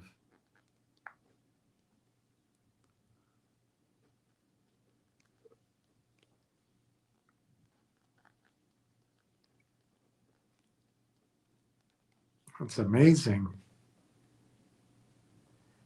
David Hensley, I got burnt in 08 on some real estate, pushed a house off that I didn't need to, based on bad advice. Eats me up every day. Looking back, I feel that pain in a different way as I didn't have to do. Yeah, what you did. Yeah. David, I'm sorry. It's awful. I still wake up. I have dreams, but I just try to, I don't know. There's no way to make it not happen. That's the thing. You know, there's no way to undo it. I read this book, just finished it finally. It took forever. By an Israeli about Israel. You know, the title's What Went Wrong with Israel, but at the end, he just lists all the houses. There's one, he was saying there's one Israeli who proudly knocks down 50 houses a week with his bulldozer. I don't know. So sometimes I wonder if I have a right even to feel sorry for myself, because you think about people losing everything. Anyway, it's very, very difficult, David. I'm sorry you have to go through it. My sister noticed it once. We were driving through my neighborhood with my former neighbors. They were going to give me a ride home by Uber, and the way the path was going was right through the car, right through my house. And when it stopped at the red light, I said, Carol, I'm going to get out here. I'm going to walk. And I walked, I took a big circular walk, and I just walked home that night. And she texted me. She said something like, I didn't know you suffered so much, or I'm sorry to see you suffer so much, or I'm sorry to see your suffering. And that's what I say to you, David. I'm sorry to see that suffering. That's about all anybody can say, but I'm sorry for it. And if you have Railtown, I think you're going to have some things to look forward to.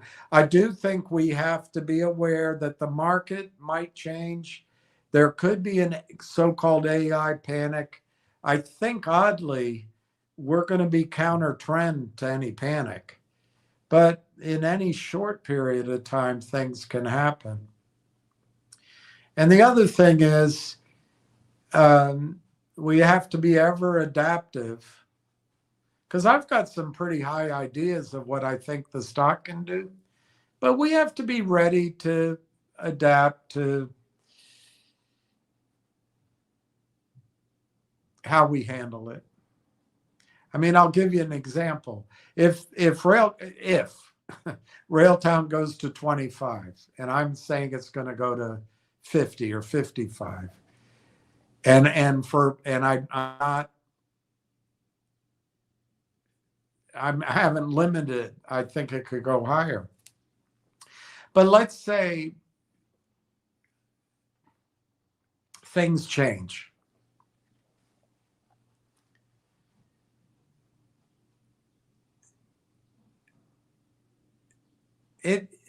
You could say to yourself, well, I'm going to hold out for 50, but I'm no longer sure of higher. But you could also say, we have this other idea,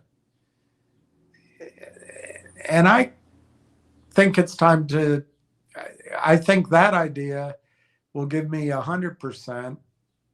At least it might give me 2 or 3 or 4 times, or it could give me, anyway, it's hard to come up with an example in my head, but there may be times to make adjustment. It's not now, though. It's not now.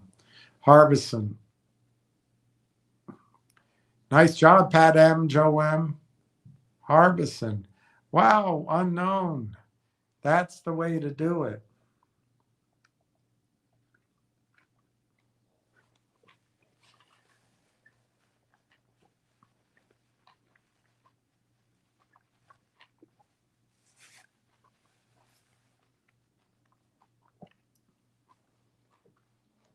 I'm eating a nectarine. Harbison, I got a coworker in Railtown. I didn't push him on the mount. He said he's tiptoeing in. Well, he shouldn't tiptoe. But having said that, Harbison, we might have a few weeks. I really think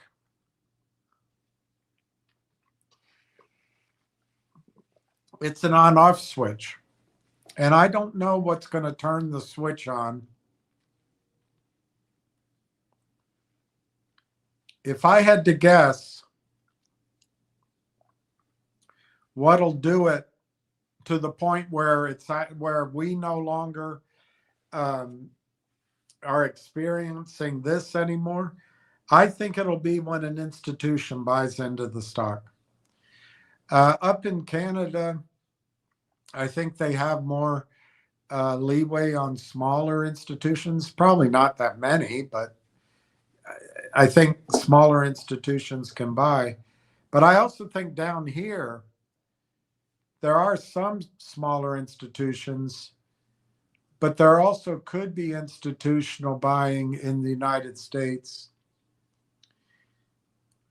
as, not yet, but as I guess I should say if,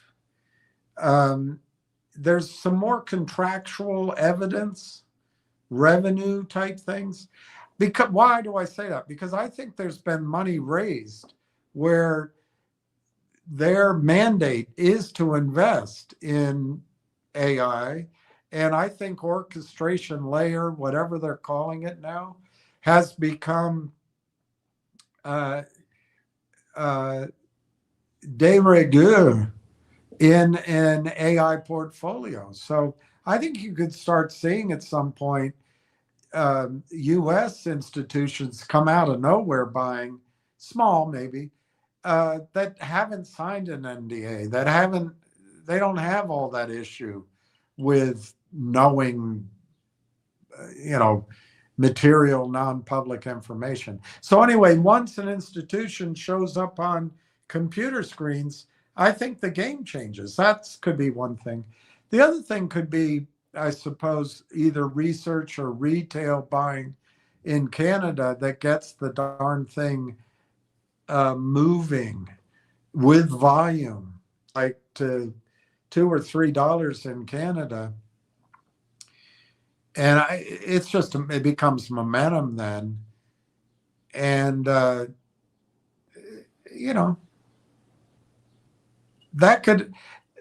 those two things could happen without a specific news story doing it. If you get the common part of what I'm saying, it's when awareness goes out there that, oh my gosh, this is an orchestration layer company, not a dime a dozen SaaS company. And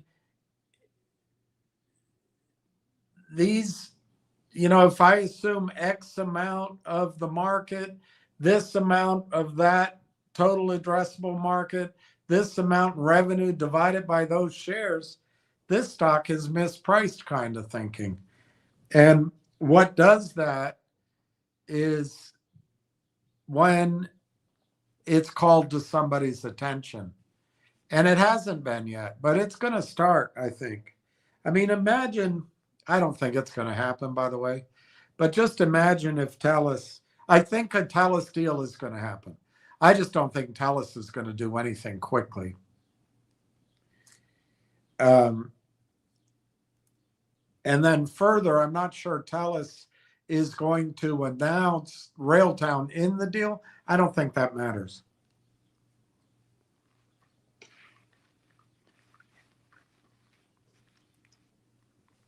I think what matters is an analyst somewhere modeling revenue. That's what I think matters. Whether it's an internal analyst at an institution or a public-facing analyst at Raymond James, that's when I think things will change. And I think we're very close to it. The reason I think we're close to it, and you don't have to guess about it, is this last press release said they're going into commercialization. It's there in black and white. There's not going to be any more long AIP period. There's no further making sure rail engine is completed, as they said in that Form 7. There's not going to be any, well, I don't know. What I was going to say is there's not going to be any more waiting on TELUS, but I don't know about that. But they're going on with their game plan in, as they call it, the service-led expansion of their business, which can be really significant. So I don't think you have to wait much longer.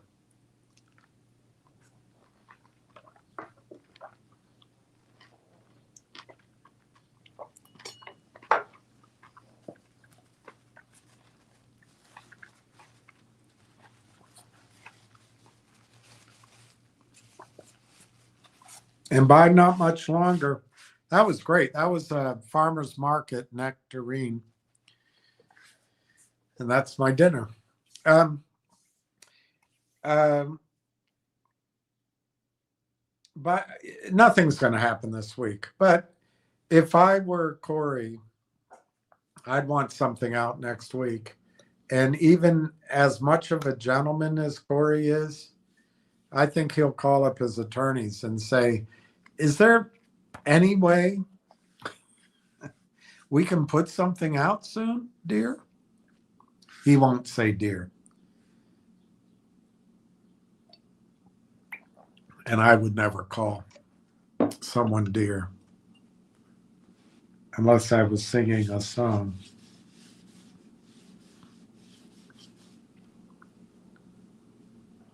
All right, let's keep going. That just really hurt. Neil Gondek. Let me use my other, well, let's just do it this way. Neil Gondek, hi everyone, hope all is well. Same to you. Starla, the Starla. Glad you're back. Thank you, Starla. T. Alex, hi William, nice to see you're back. Try to control the meltdowns with these clowns. Not good for your health or your audience. No, I know. I'm sorry. I didn't mean to. Yeah, I got gout from it, if that helps. If it was unpleasant for you, just know that I got gout in my right hand. So I'm sorry, T. Alex. It wasn't just those guys. I think I got scared that my power was out, and what was I going to do? Because that was like 8:30 at night. I didn't know there was no place to go. I don't know. I apologize to you, Alex. I mean it. Bob, it's all good, William. Many of us here respect and appreciate you. Thank you, Bob. I respect each of you more than you know. Justin Babish, 750. Wow. Justin, I'm impressed with you, Justin. You've been on this goal for about, I don't know, 3 or 4 months to get over 100, and you did it. It's amazing.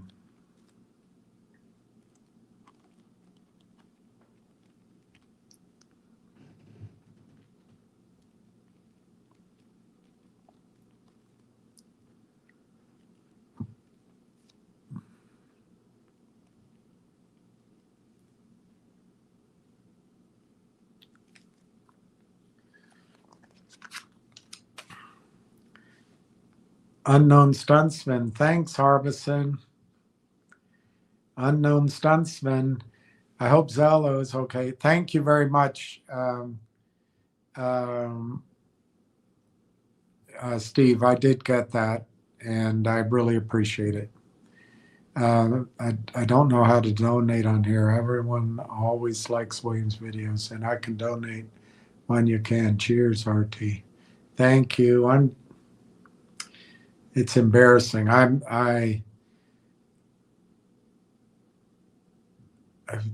It's embarrassing, but all right. Ricky Brogan, congratulations, Pat M. Ricky always supports everybody, which is great. T. Alex, Hive Technologies and Rail Town AI would make an excellent operational match. Well, I'm making the logical leap that Dr. Tom Core, I think he's highlighted Hive Technologies like 24, probably more, probably 40 or 50 times on his posts. And I don't think he's doing that because he owns Hive stock. But frankly, I don't know for sure why he's doing it. But it's an assumption of mine that if they're really trying to create a Canada alternative to the hyperscalers, they need more than just TELUS. And I think they also need more than just 1 or 2 data centers. So if you think along those lines, admittedly, some speculation, that's big revenue, particularly if Railtown becomes the Canadian solution to this layer 4, this orchestration, this control layer. But I don't think Canada's the limit.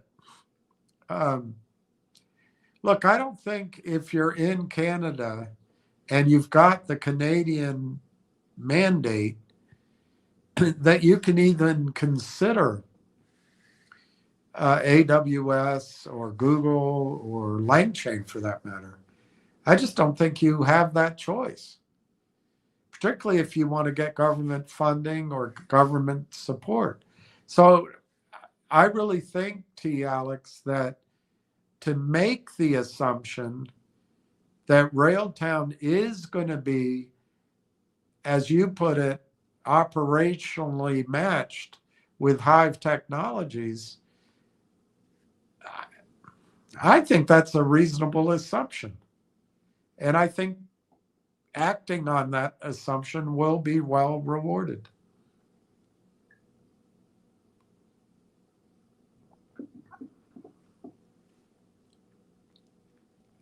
This is a great thing that Ricky does. Justin, congratulations. It's good. All you guys do is, supporting each other. Alex, the partnership or combination between the two creates a highly complementary hardware meets software ecosystem within the sovereign Canadian AI sector. Okay. What that means to me, and I think means in general, is when you build the data center and you install the chip and the stack, they've taken to calling that the hardware, which is what it is. Or another way they call it is the iron, or the raw iron, or the raw hardware. And if a data center were just to sell that, they're just they're a power company. They're selling power. But if they get the orchestration or the software layer, sometimes it's called that, as part of that package, they go from just selling the raw resource, the raw material, the raw iron, to selling the finished product, or essentially finished product. And you get that multiple jump too in revenue. It'll be slow at first, I suppose, because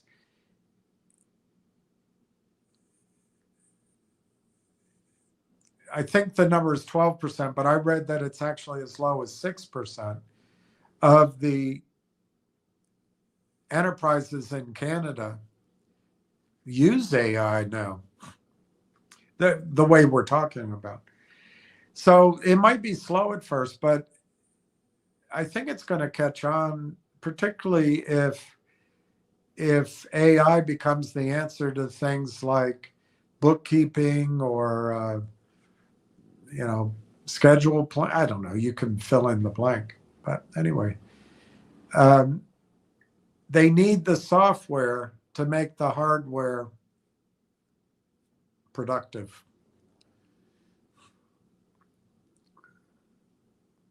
Alex, Hive builds and operates the massive computing power, while Railtown provides the software platform and network to deploy AI applications onto that power. Alex, number one, you must have done some research. Complementary value chain. Number one, complementary value chain, Hive's infrastructure. Hive Digital Technologies specializes in green energy powered heavy-duty data centers. Yep. Alex. It is currently rolling out thousands of NVIDIA GPUs and planning massive AI gigafactories to provide foundational raw compute power. And again, once this is in process enough, which they raised the money for it already, analysts can make projections and analysts can model revenue. Analysts can model what Railtown's doing. That's when it starts changing. And that news 2 weeks ago is Railtown is commercializing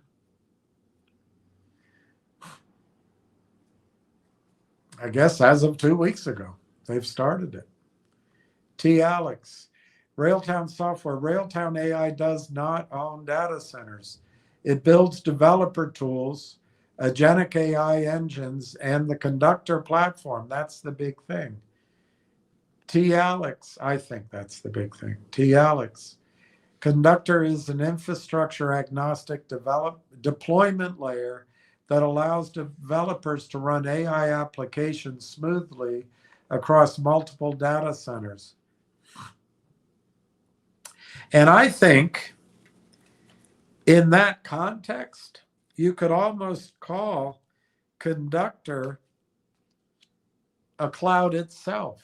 Because if a user is coming to the doorstep of Conductor, and then Conductor is sending the activity across multiple clouds, the user isn't directly going on those clouds. It's just going to Railtown Conductor. I suppose there's a world where you could just call that Conductor Cloud. I might be ahead of myself. Alex, the match. Railtown Software could act as the user-facing operating system or management portal for clients trying to access high-performance hardware. Alex, the match. Railtown Software could act as the user-facing operating system or management portal for clients trying to access high-performance hardware. Number 2, Alex. Number 2, matching sovereign AI goals, Hive's vision. Hive recently secured a major $220 million sovereign AI contract to provide secure domestic data storage and cloud processing for Canadian enterprises like Bell, there you go, and Cohere. The match. Alex, the match. Railtown already has an affiliate network of over 200 AI companies via its acquisition of AI Partnership Corp. Wow, over 200. Alex, Hive could become the primary heavy-duty sovereign host for Railtown's entire network. Well, why not? TELUS says to get it through committee. Hive's parent is down in Texas. And down in Texas, we get her done. Come on, boys, let's get her done. I don't know if they say that down in Texas. I like to think they say that down in Texas. But whatever they do in Texas, they don't need a committee meeting. Alex, scaling. Hive excels at landing massive hyperscaler and telecom infrastructure deals. Alex, the match. Railtown acts as the funnel, helping smaller businesses design AI software. There you go. Once those systems scale up, Railtown can push the customer data workload seamlessly onto Hive's backend infrastructure. Exactly. And when they're acting as the funnel, when they're helping, design. That's that service-led part. Eventually, it'll reach a tipping point and it'll be product-led. And Railtown won't have as much of a role in that first part, which is lucrative, but it's not where the blue sky growth comes from. T. Alex, because of this massive size difference, a corporate merger of equals is highly unlikely. Yeah. Yeah. JV, a joint venture, or as another possibility than a joint venture is just simply a licensing arrangement. Ricky Brogan, congratulations to Joe Marty. I forget how much Joe Marty has. Joe Marty has a lot. I'm not congratulating Joe Marty. I'm going to be jealous of Joe Marty. T. Alex, no, I'm congratulating. The relationship would work best as a strategic cloud infrastructure partnership where Railtown uses Hive as preferred sovereign vendor. Well, I tell you what, if TELUS doesn't get its butt up off of the floor, why not just use Hive? I think the answer you're going to find out is in, which was in that press release, is in Railtown's decision to remain agnostic to data center. So I think Railtown might want to shy away from being perceived as using only one data center. I think that might be the answer. But your overall point, T. Alex, isn't wrong. Maybe instead of a partnership, well, I guess it's the same thing, but you could call it a licensing agreement that, and then maybe Railtown has a licensing agreement with TELUS and with Uniserve and with, I don't know, Rogers Communications. The relationship would work best as a strategic cloud infrastructure partnership where Railtown uses Hive as preferred sovereign vendor. T. Alex, or as a bolt-on acquisition, Hive buys Railtown to build out its proprietary AI software suite. I hope that doesn't happen. That's what the bankers are going to try to get Corey to do, is a bolt-on. And I hope that doesn't happen, because if a bolt-on acquisition happens, it'll be at a relatively low valuation, in my judgment, as to what compared to where Railtown can go. So let's use my target that guy made fun of the other day. Let's say Railtown eventually gets to $55, which is just a target. It's not a promise. But let's say it gets there. But if there's a bolt-on, Hive would bolt on Railtown maybe at $7, and the rest of it would happen inside of Hive. I guess it would be all right in a company like Hive, because Hive has a low valuation, relatively low valuation to where it could go. T. Alex, yes. Hive Digital Technologies is a Canadian company. It is headquartered in Vancouver, British Columbia, which is very close to Russia. In fact, you can see Russia from your house. T. Alex, the company is publicly traded on the Toronto, that's Hive, on the Toronto Stock Exchange, and it's on the NASDAQ in Frankfurt. Two exchanges that are, Frankfurt is just designed to steal, and you know what I think about the NASDAQ and Adina Friedman. They're all in on it, though. It's hard to call out, because you'll be ostracized and you'll lose your job. Hive was established in Canada in 2017 as one of the first publicly traded cryptocurrency mining companies. Current operation. While it operates global data centers across Sweden and Paraguay, it is heavily focused on expanding Canada's sovereign AI infrastructure. TLX. Hive operates large green energy powered data centers in Quebec and New Brunswick and is actively developing a massive AI data center near Toronto. You know, TELUS had a head start, but sometimes.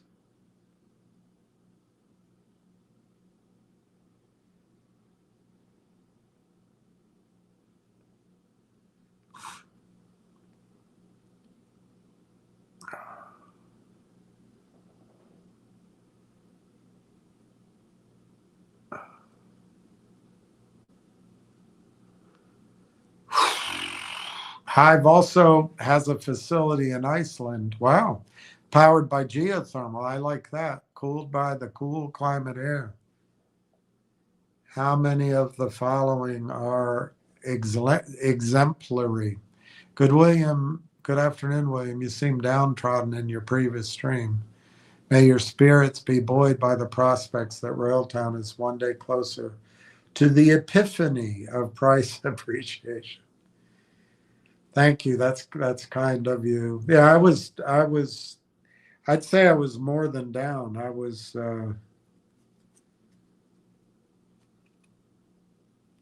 don't know. I was at some kind of breaking point there. I'm really kind of sick of even being associated with those slime balls. I'm just sick of it. And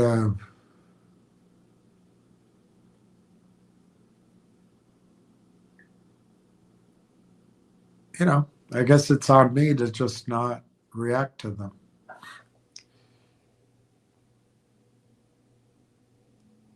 Derek DeMuzio. Hi, Derek. Thank you for your email. Did you see the Office of the Superintendent of Financial Institutions yesterday? Yeah, you sent it. I saw it somewhere, but you sent it to me. I appreciate it. I have it here to show everybody. I think it's a big thing, Derek. I don't know. The three things that stand out is they're mandating governance,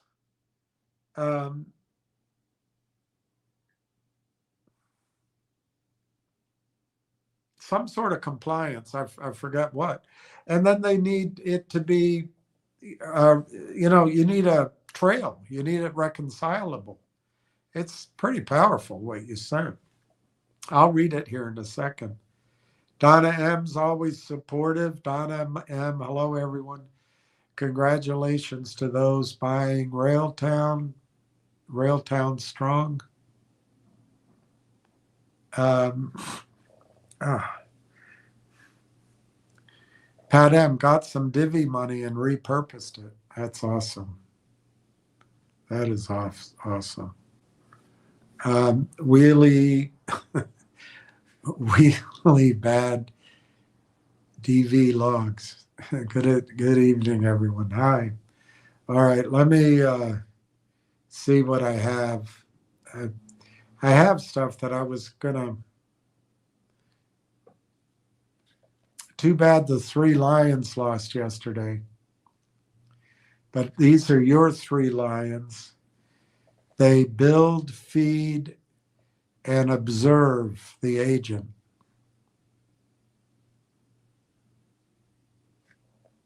And conductor has 5 paws. He can't be all bad.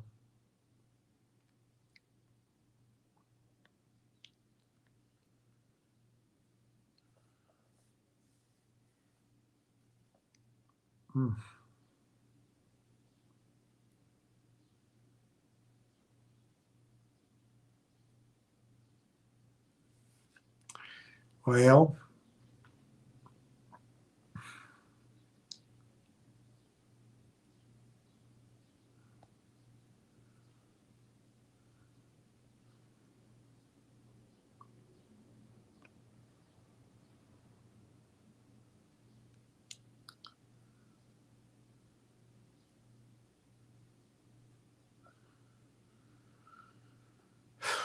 So it's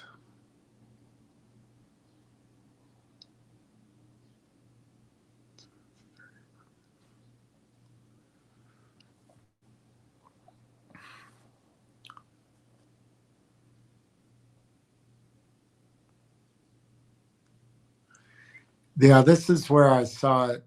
I think Ward sent this to me. Joe on one of the community posts said the OSFI release is huge for Railtown. Looking forward to the development of the new agent control plane.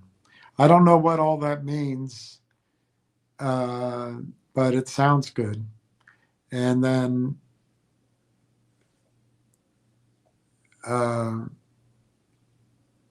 I don't know who Anna is at Railtown, but maybe there's insider buying. I don't know who she is.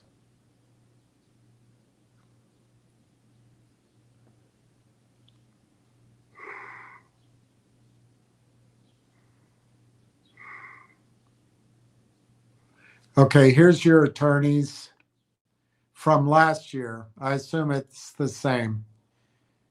And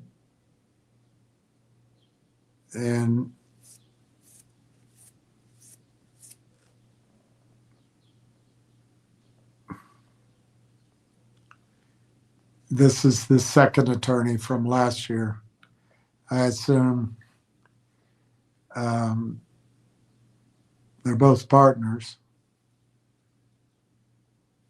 Got that going for them.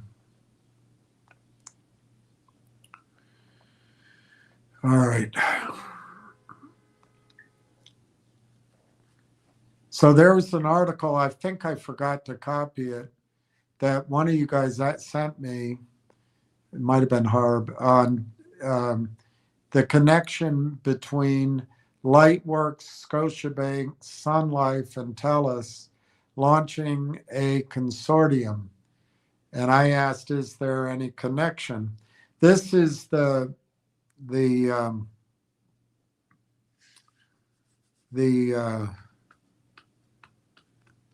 Afrikaner. Yes, there is a meaningful, though not yet publicly explicit, strategic connection between Railtown and the newly launched AI consortium, Lightworks plus Scotiabank plus Sun Life plus TELUS.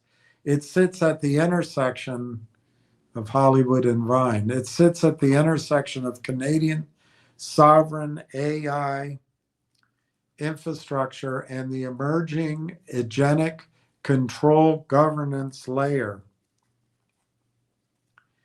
This is not a loose, quote, they both like Canada overlap. This is a direct alignment on the exact problem the consortium exists to solve. There was a July 14th announcement of the consortium. Lightworks, which is the lead builder, Scotiabank, Sun Life, and TELUS formed the AI consortium on July 7th to jointly build shared AI control systems for regulated Canadian enterprises. The flagship deliverable is the agentic control plane. Wow.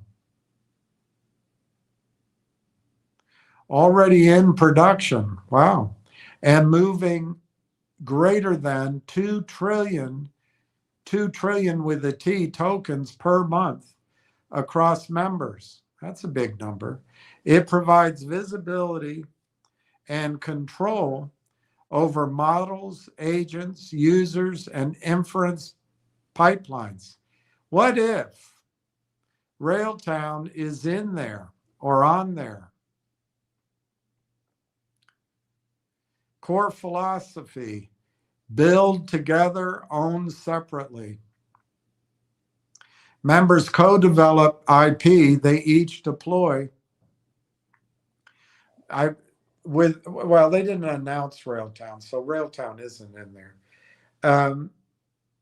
members co-develop IP they each deploy with perpetual ownership rights inside their own organizations, explicitly to avoid renting control from foreign vendors and to keep Canadian data operations IP under Canadian sovereignty. Roadmap items include a shared AI operations center and an AI token exchange for sovereign AI factories. Compute is kept in Canada and not routed through US hyperscalers.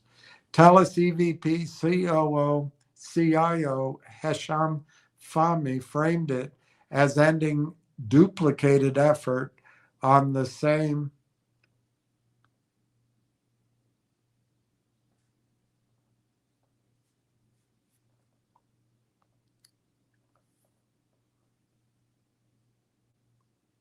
AI governance problems and creating Canadian-owned IP for control over data operations and capabilities.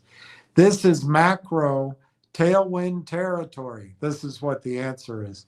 This is macro tailwind territory. Regulated verticals, banking, insurance, telecom, finally getting serious about scaling agentic systems safely and sovereignly with Sally by the seashore. So it's finally macro tailwind territory, regulated verticals finally getting serious about scaling agentic systems safely and sovereignly. So Railtown's direct TELUS Link Plus product fit. Railtown announced its collaboration with TELUS Sovereign AI Factory on November 4, 2025, well before the consortium launch. Railtown is deploying its agentic software development solutions on TELUS's high-performance, fully sovereign infrastructure so Canadian software teams and their affiliates can build, deploy, while keeping code, data, and IP on Canadian soil. Railtown's current platform stack maps almost eerily well onto what the ACP needs.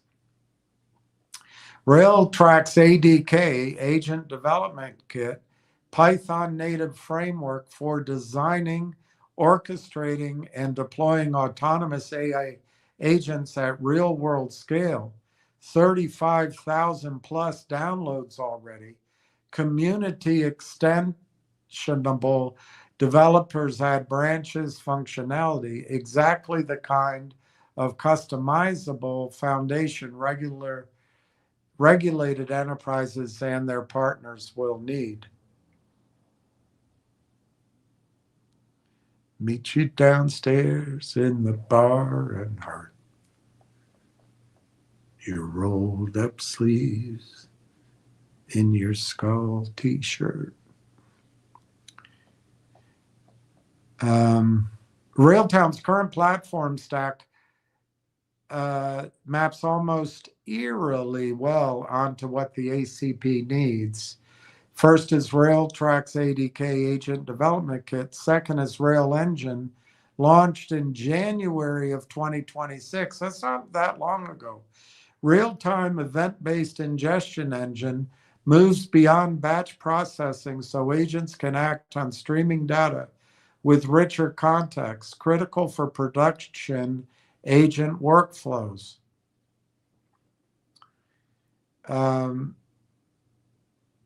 Railtracks up there, it says exactly the kind of customizable foundation regulated enterprises and their partners will need. And then finally, Conductor, agent observability and application productivity platform, end-to-end visibility into agent behavior, performance metrics, resource utilization, and reasoning paths.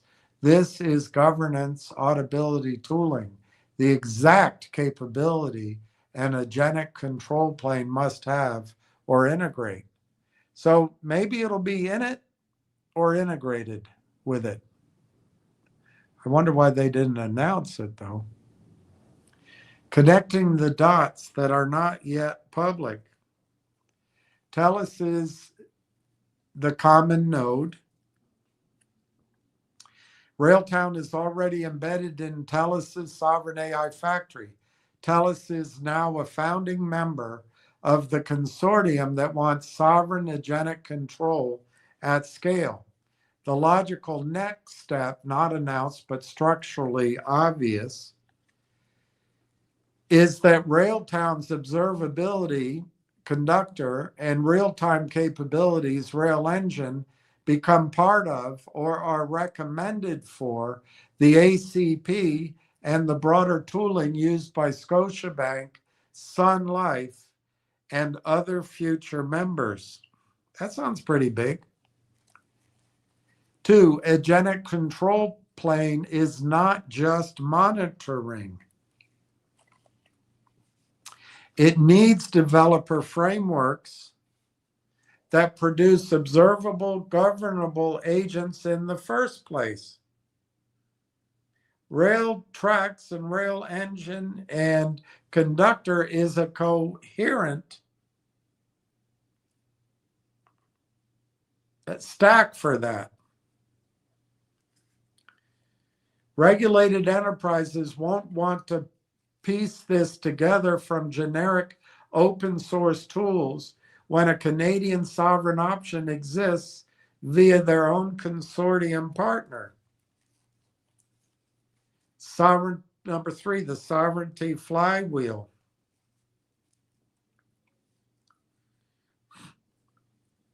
The consortium explicitly wants to reduce reliance on US hyperscalers and build Canadian IP. Railtown plus TELUS is already executing on the Canadian Resident Environment for Agent Development. That's their own language. The AI token exchange on the roadmap could eventually tie usage-based economics. Look at that. The AI token exchange, which I guess is already on their roadmap, that's amazing, could eventually tie usage-based economics to tools like Railtowns. Wow, that's huge.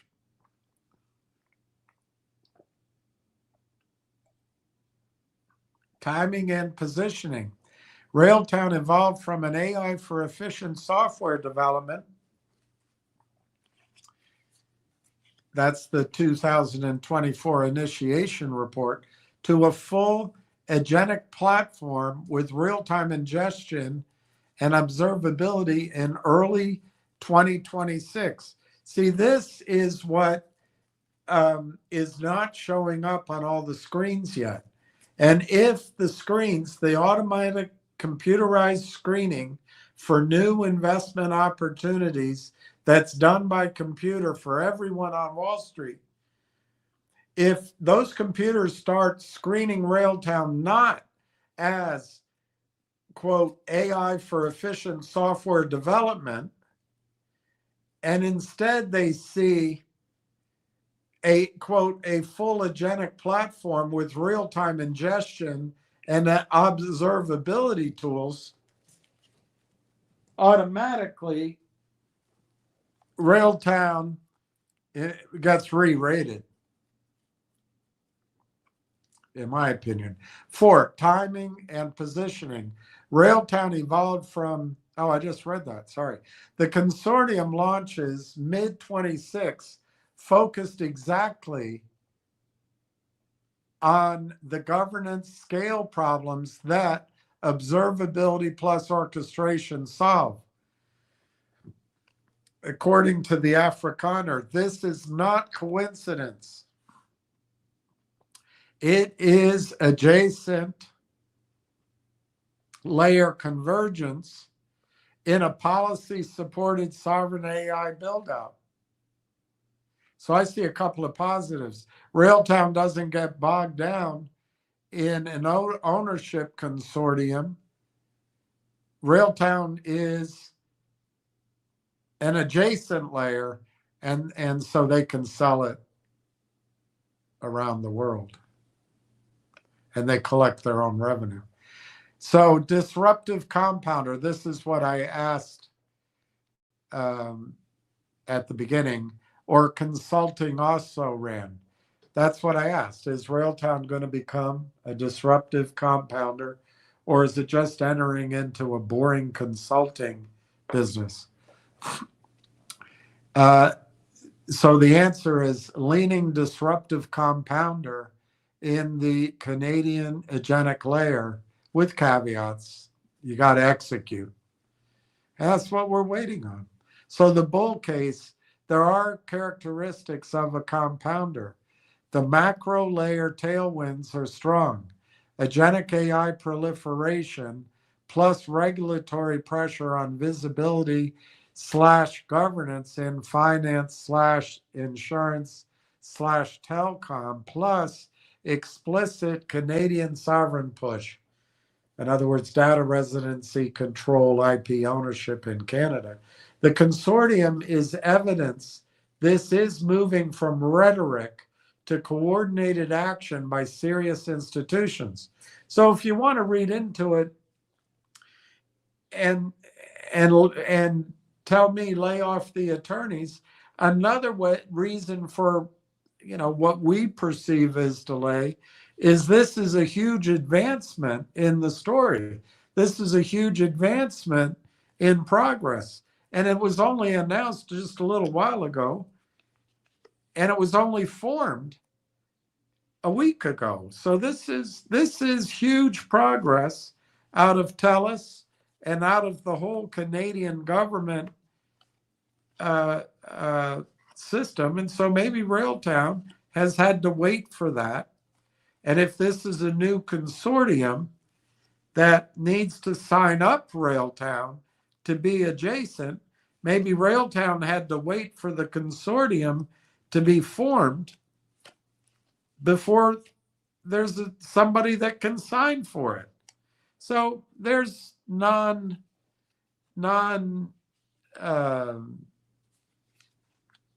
negative readings like I've already given. There's other ways of looking at it which could prove my view as incorrect.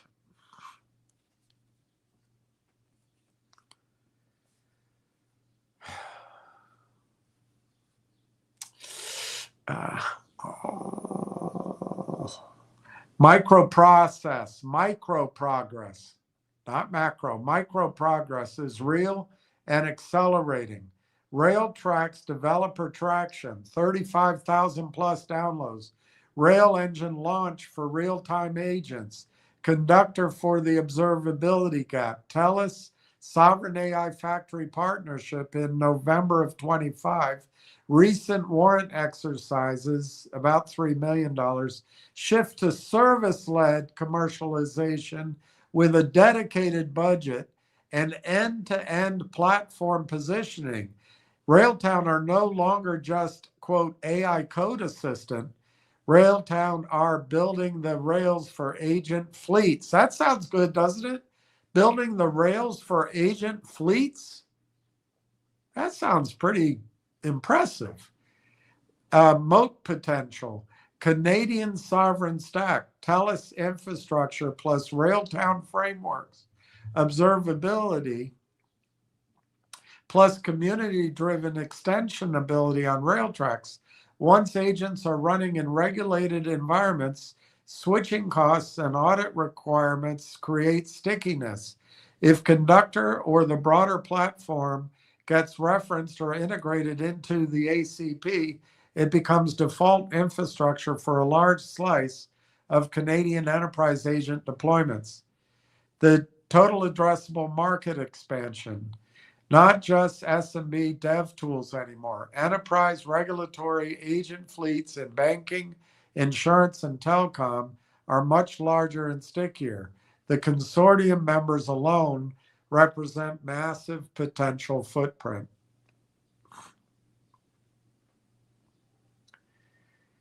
All right, here's the bear case. and this is where could Railtown end up being just an also ran? It's still early revenue. Yeah, we know that. There was no revenue in the second quarter, which frankly, for any of the listeners here, any of our discussion, your points too, we knew they wouldn't have any revenue in the first quarter. Be interesting to see if they have some in the second quarter. I wouldn't imagine that it would be a lot if they do. But the commercialization push is recent and service led, as I described to you, for SMEs. Enterprise sales cycles in regulated verticals are long. So if they, and that's something that kind of got me down, if they have to go into consulting and go company vertical by company vertical to sell this concept and to service lead, it takes a long time. And I said that in my frustration. One of the calls I had last week or this week, just time. But I think that's true. I think what you're going to find out with Railtown is they could have, a handful of revenue sources. And this aspect might just be one of them. The real scalable blue sky is the bull case that we just read. All right, so another bear case. Competition in agent frameworks and observability is real. LangChain ecosystem, emerging observability players. They don't list any of them. Well, I would argue that Railtown has a head start, but it's a valid thing. I'd also say that the space is so large, there will be a lot of competitors. And I'd also point out, just as real in Canada anyway, is the focus on being Canadian. And I think that's going to be important. And I think that's going to translate into global demand as well, as the world starts hating on the United States and its friend Israel.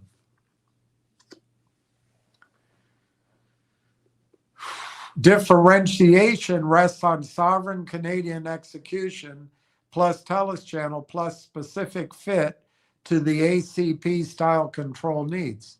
Okay, that's how it looks now. Proof of concept in Canada. And then dilution history. Well, of course, every company, you form public companies to sell stock. That's not, that focus on dilution history. There's very few companies out there that don't sell stock to raise money. So anyway, and a small market cap. Yeah, that hits the Grim Reaper's parameters. So it means execution must deliver traction visibly. You have to see active agents, paid conductor rail engine usage, and TELUS-driven deals to re-rate. That makes sense to me. If everything's still free, if the Grim Reaper computers are still reaping, you got to fight back somehow. And, one of the risks is, even though it was great to get their money, when the RIM guys came in, they came in so inexpensively. That must have been the most frustrating thing in the world. But that is the modus operandi of the Grim Reapers. They figure the company's going to need money, so let's just drive the stock down. And in this case, luckily, the money came from a fantastic source rather than from one of the, I think, criminal clients at Canaccord Genuity. So we dodged that bullet. All right, private equity strategist lens. At current valuation, this is an asymmetric value.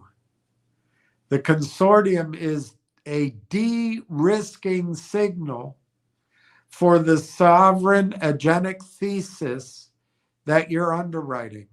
The highest conviction path now is not, quote, Railtown wins the whole stack, unquote, but, quote, Railtown becomes critical, invisible infrastructure, dev plus observability, that the TELUS/consortium ecosystem standardizes around, unquote. Those are some powerful projective words there. That is classic compounder geometry. Developer flywheel leads to enterprise adoption via sovereign channel, leads to data and usage economics, leads to further product depth. I think, girls and boys, you have been some of the wisest investors and most courageous investors I've ever seen. And you're about to get rewarded. You're about to get rewarded.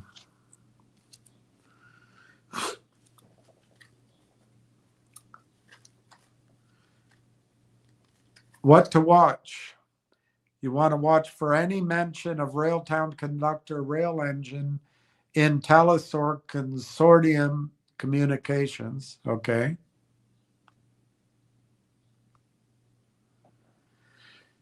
You want to watch for integration or reference architecture news between Railtown tools and the agentic control plane.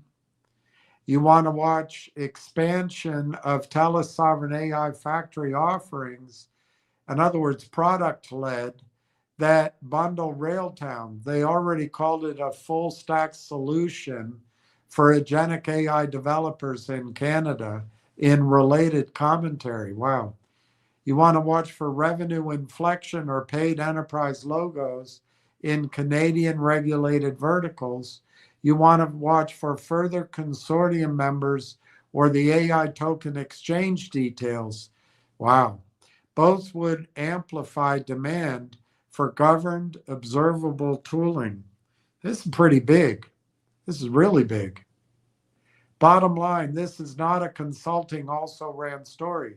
Railtown is positioned in the orchestration observability layer of the exact agentic control problem the biggest Canadian regulated players just decided to solve together via TELUS.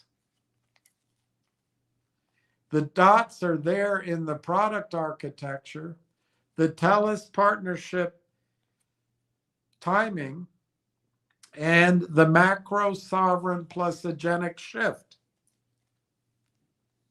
This sounds really big.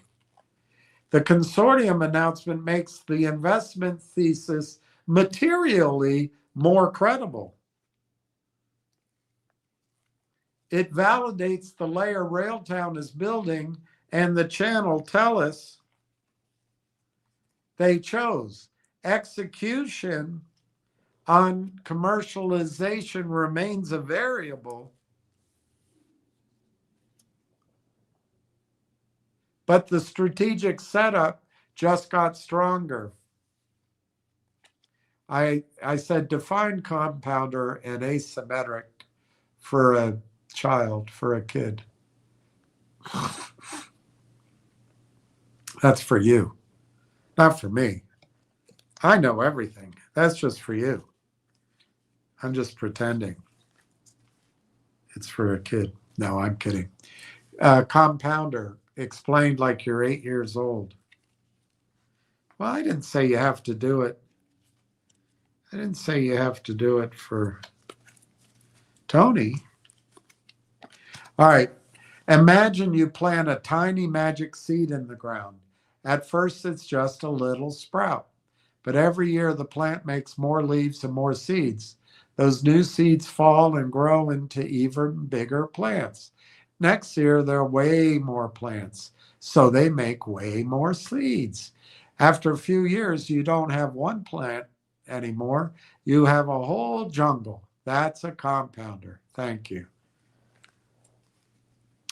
A company that starts small but keeps growing and growing because its own success helps it grow even faster, like the plant making more seeds. The longer you wait, the bigger it gets, almost like magic, but it's really just growth on top of growth. Asymmetric, explained to you like you're 8 years old. Imagine you're playing a game with your friend. You can only lose one piece of candy if you lose. But if you win, you get the whole big jar of candy plus a new toy. The bad thing losing is small and not scary. The good thing winning is huge and awesome. That's asymmetric. It means the upside, the good stuff that can happen, is much, much bigger than the downside, the bad stuff that can happen. It's not a fair 50 to 50% coin flip. It's a lopsided bet where the winning side is way more exciting than the losing side is scary. So, welcome to my neighborhood. Why grown-ups who pick companies care about both?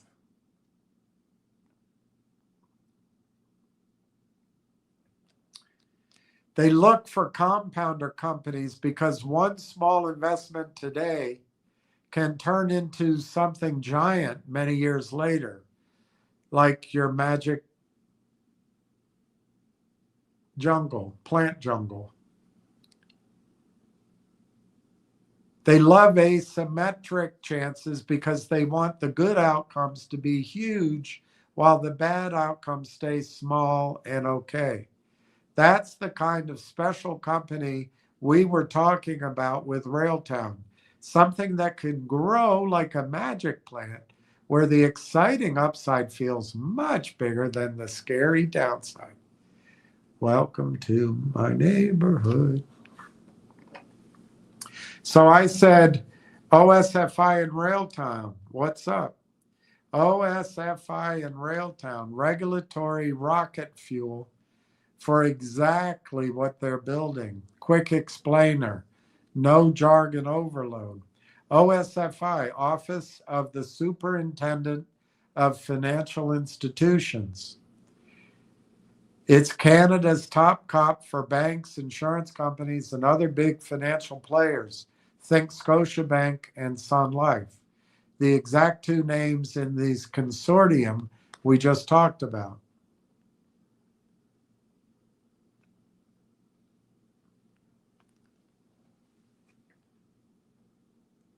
On July 13, 14, 2026, literally days ago, OSFI dropped a new technology risk bulletin specifically on generative and agentic artificial intelligence. It's not fluffy guidance. It's a clear signal that agentic AI, autonomous agents that reason, decide, and act on their own, is now a serious risk area. They expect federally regulated financial institutions to control tightly. Why the social media post says it's huge for Railtown. The bulletin hammers on exactly the problems Railtown's platform is built to solve. Agents acting too autonomously leads to needs for control, logging, and oversight. Lack of visibility into what agents are doing leads to needing observability. Unintended behavior, tool chaining, excessive permissions, hallucinations leading to bad actions. It all needs real-time monitoring and traceability. Cyber and operational resilience risks from AI agents leads to a need for telemetry, anomaly detection, and human oversight layers. Railtown stack maps almost perfectly. Conductor equals agent observability, visibility into behavior, reasoning paths, performance, exactly what regulators want logged and reviewed. Rail engine equals real-time event ingestion and workflows, helps with monitoring and feeding telemetry into control systems. Railtrack's ADK equals the framework to build agents with tracing and orchestration built in from the start.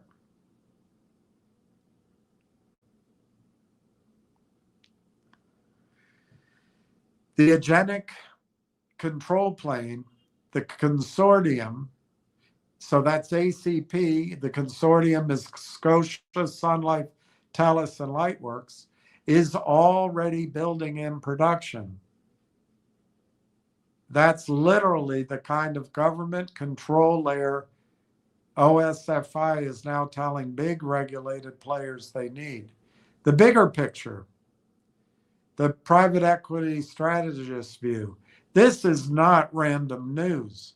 It's converging tailwinds. One, the regulatory push.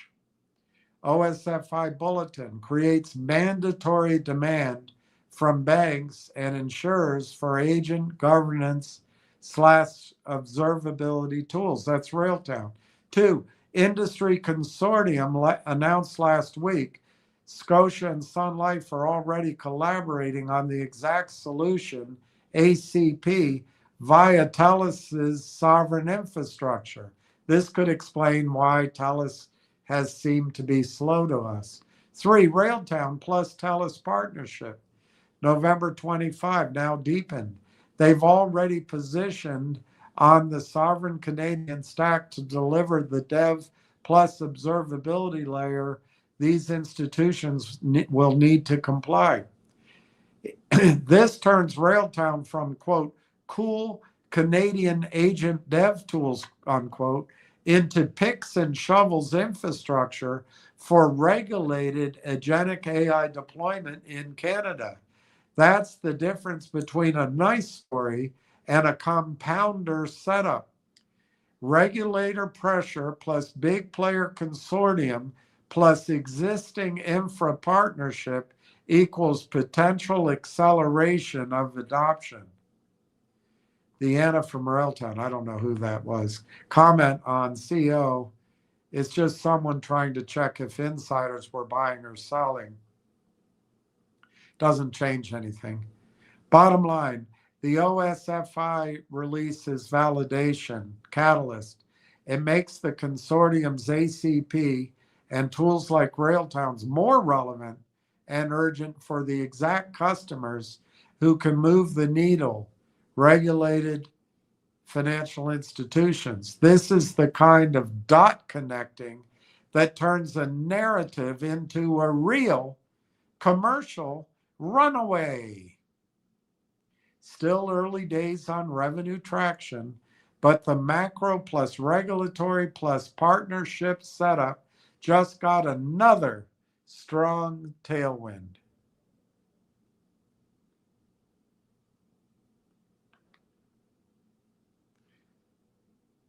I asked something, I don't know what it was. Short answer, Railtown has not released anything connecting the dots to the OSFI bulletin or the consortium yet.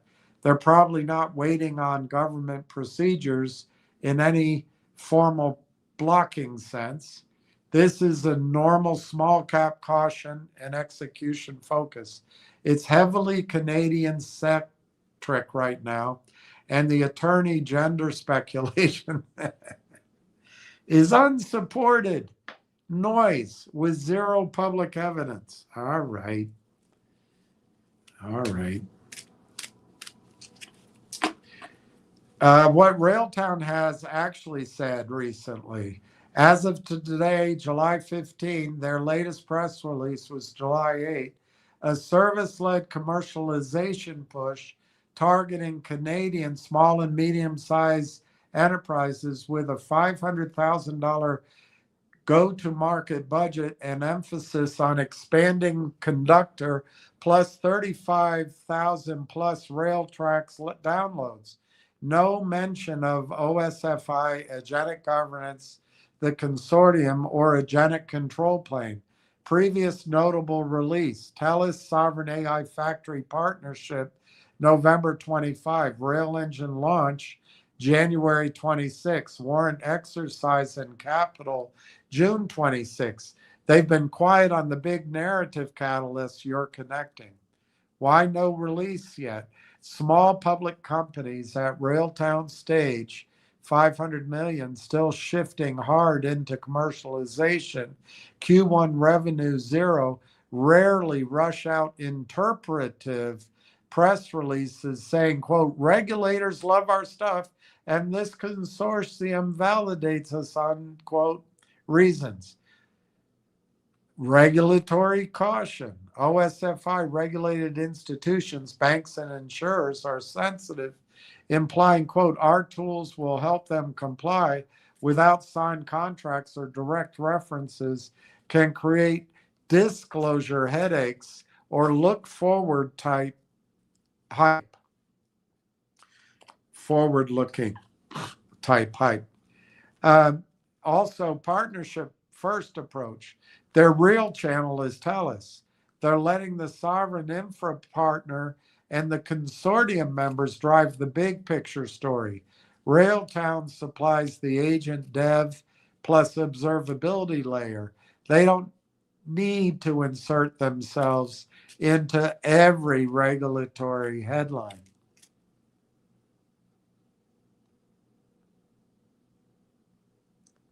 All right, you're going to read more criticism of me. I put it in there so I can be criticized. And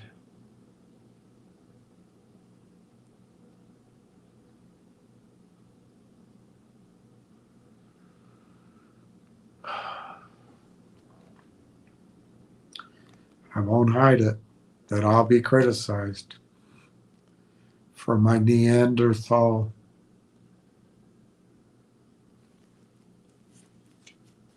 He said something about winnowing the Neanderthals out of the department. Well, that's a hell of a price to pay for being stylish.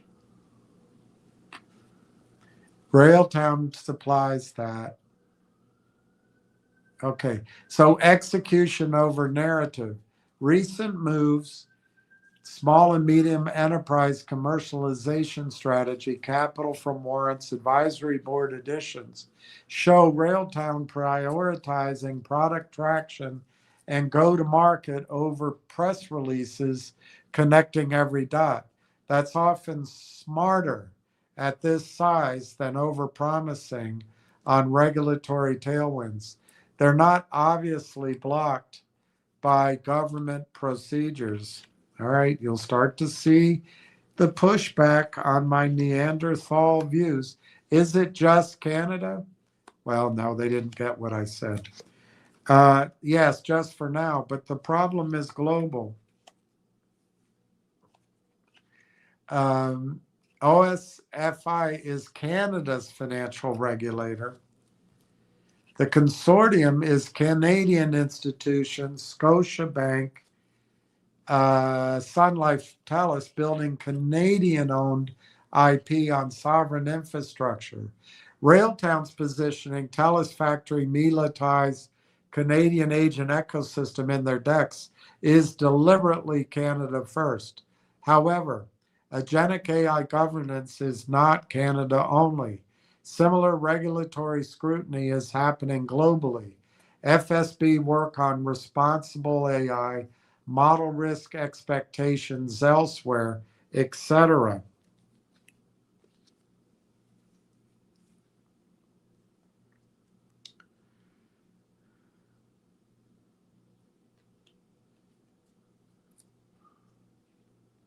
The core issues OSFI highlighted: autonomous agent behavior, observability gaps, excessive permissions, auditability, resilience are universal for any regulated financial institution deploying agents at scale.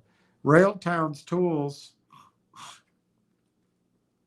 conductor observability, Rail Engine real time, and Railtrack's frameworks, so observability, real time, and frameworks are portable in theory, but their current moat and partnerships are Canadian sovereign.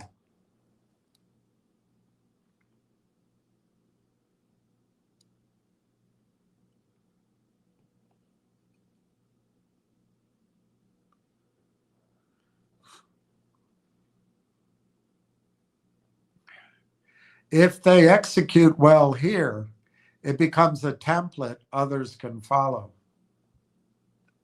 which I assume includes them. Okay. All right. I'm gonna get punished for my views here. The attorney chicks part. This is speculative venting with no supporting facts from public information. Railtown's origin story from Dex and earlier materials is tech founders with multiple startups and M&A exits, not a legal shop that suddenly got flooded with promoted attorneys. They have standard public company legal counsel for filings, contracts, and compliance. Every small issuer does. There's no evidence in the filings, releases, or credible reporting that the team is attorney heavy or that promotions were gender driven rather than based on track record. Broad claims that too many attorneys have been promoted too quickly because they're chicks, that's me saying that, are not backed by evidence and reduce complex individual careers to stereotypes. Judge what matters on the investment thesis: product evolution from dev tools to full agentic stack, TELUS partnership depth, developer traction, and whether commercialization starts converting into revenue and named regulated customers.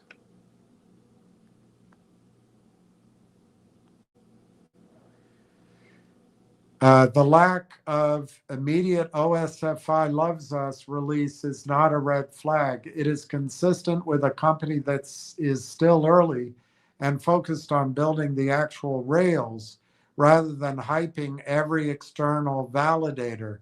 The real catalyst will be commercial traction versus TELUS into OSFI regulated names. Usage metrics on conductor rail engine or explicit references in ecosystem updates. The OSFI Bulletin Plus consortium timing is still a genuine tailwind. It validates the exact problem Railtown's observability and orchestration tools address. Fall in place can be the setup for asymmetric upside if they land sticky adoption in the regulated verticals. Bottom line, they don't need to release any of this right now for the thesis to hold. The dots are there for anyone paying attention. Watch for the next wave of news to come through the TELUS channel or actual customer progress rather than a sudden narrative press release. And I said, yes, I am venting and I'm wrong. It happened last year though. Got it. Thanks for owning that. Venting is human. The broad attorney's framing was off, and you called it yourself. That part is closed. On the specific "it happened last year" piece, if there was something,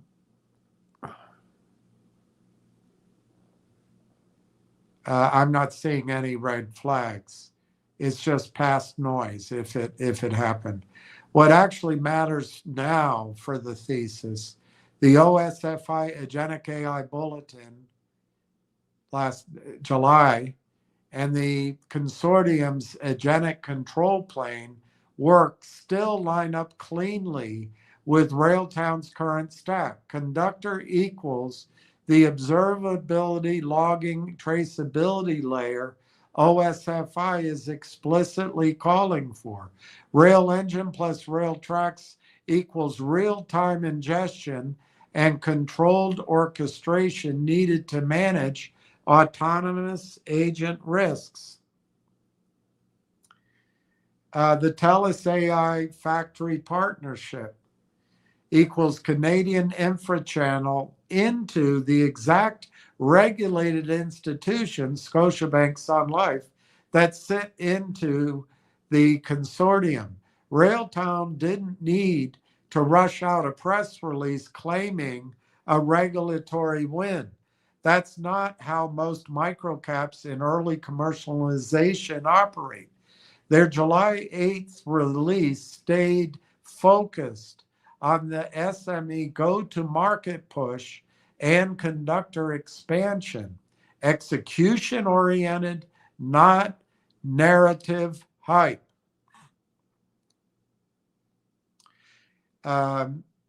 Private equity lens. Past team or council drama is only material, if it's even true, if it's still a problem, and that's not the case.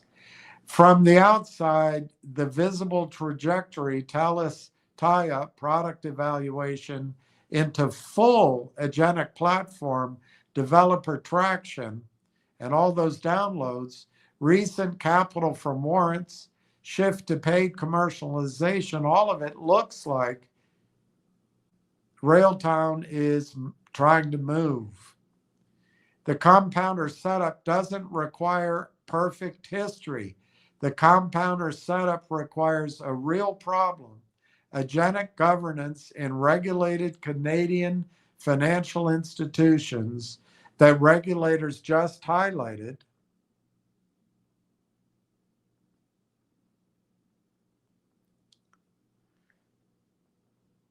It requires a credible channel, TELUS is already in place, and it requires tools that map to the required controls, observability, and orchestration.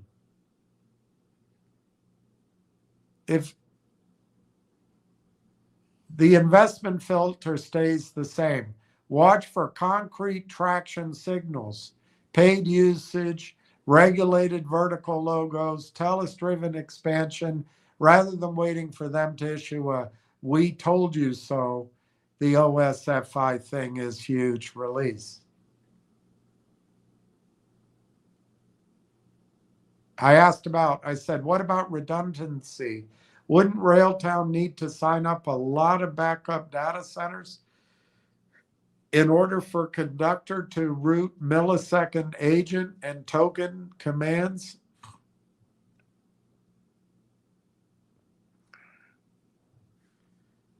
Redundancy is a fair and important question, especially for anything claiming real-time agent observability and control at scale.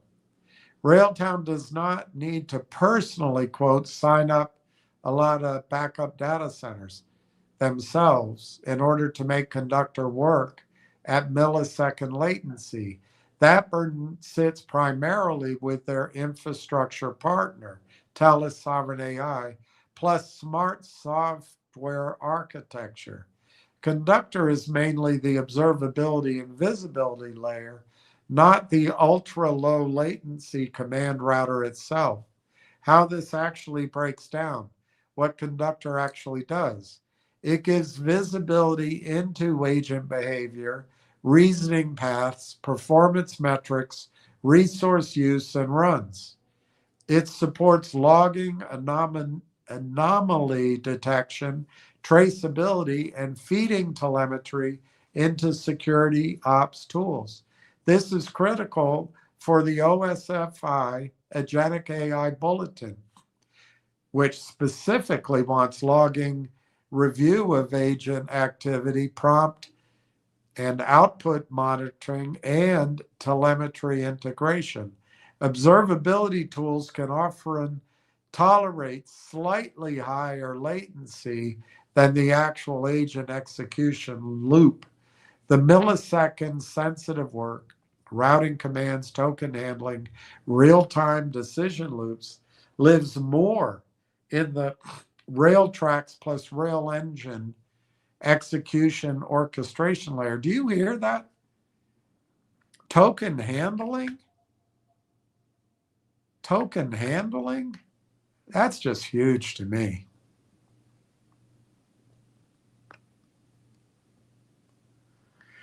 Where the redundancy and latency actually come from. Railtown's public positioning is clear. The platform runs on TELUS Sovereign AI Factory infrastructure plus Uniserve hosting. TELUS is a major Canadian carrier with existing data center footprint.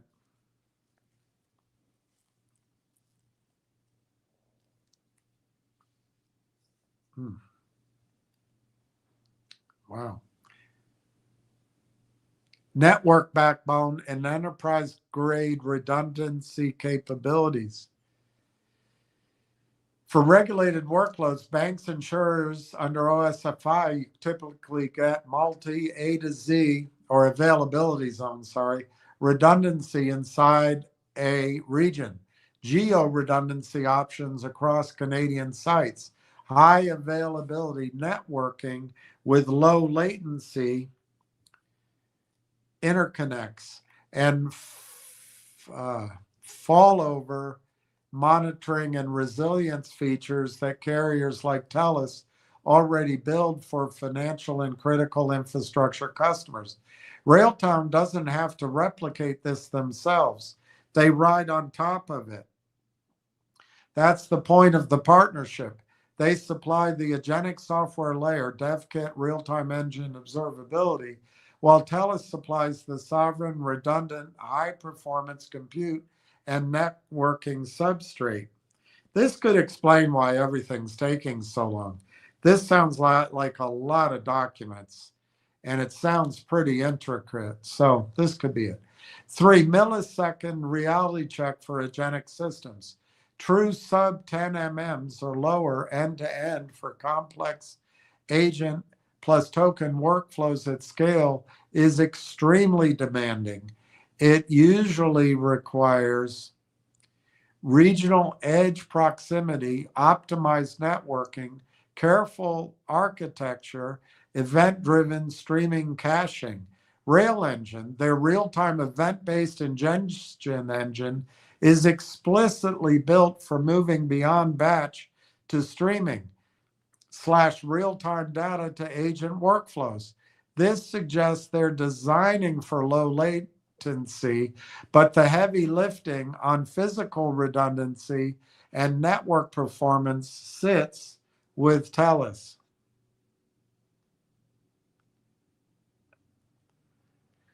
Rail Engine, I just read that. If a customer needs extreme global or multi-cloud redundancy, Railtown could face future pressure to support additional sovereign or hybrid options. Right now, their bet is clearly Canadian sovereign via TELUS.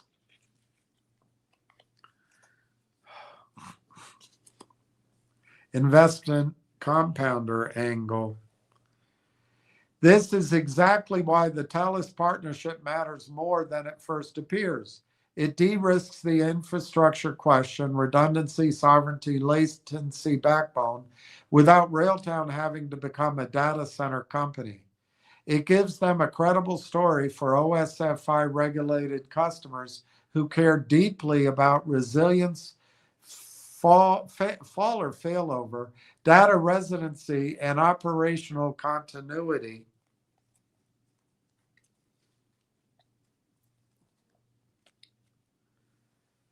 It's very hard for me to read. All called out in the recent Agentic AI Bulletin. For a small company, partnering for the hard infra layer while owning the higher margin software observability layer is classic leverage. The risk, it's a single partner coordinate concentration on TELUS.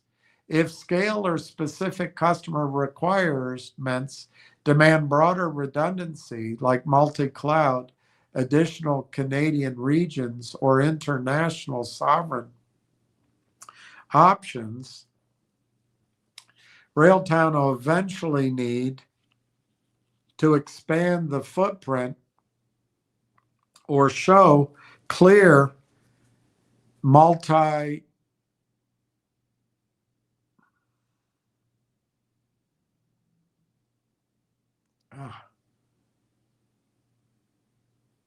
site capabilities. That's future execution risk. It's not a fatal flaw today. Bottom line, no. Railtown doesn't need to sign up dozens of backup data centers themselves for a conductor to function. The redundancy and low latency foundation is designed to come through TELUS Sovereign AI Factory relationship. That keeps them focused on agentic software moat, frameworks plus observability, while leveraging an established carrier's infra strengths.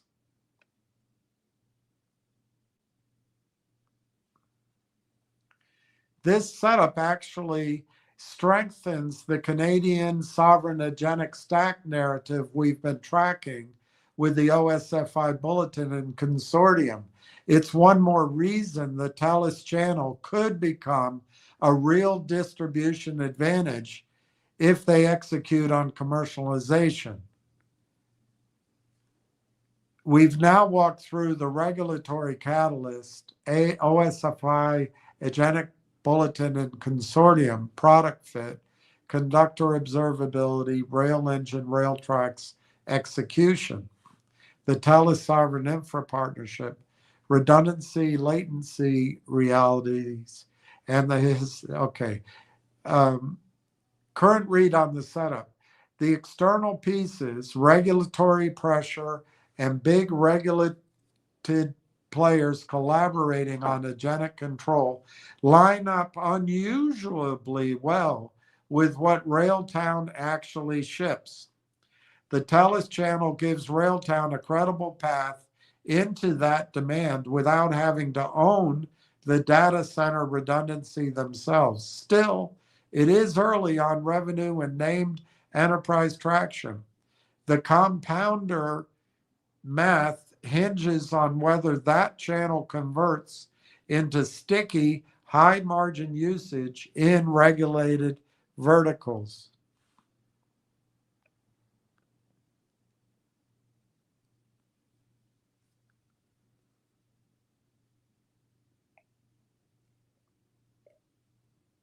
So I asked, it seems like this layer will earn a nice split of revenue created. Of course, SMEs need to adopt AI.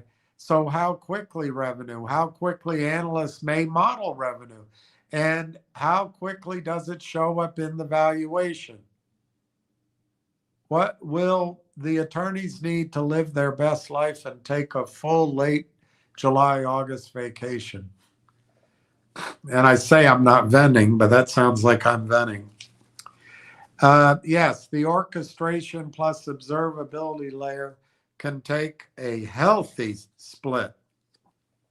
In agentic systems, the real value often accrues to the frameworks. In agentic systems, the real value often accrues to the frameworks, to the real-time engines, and to the visibility tools that let enterprises actually build, run, monitor, and govern fleets of agents safely. That sounds pretty exciting.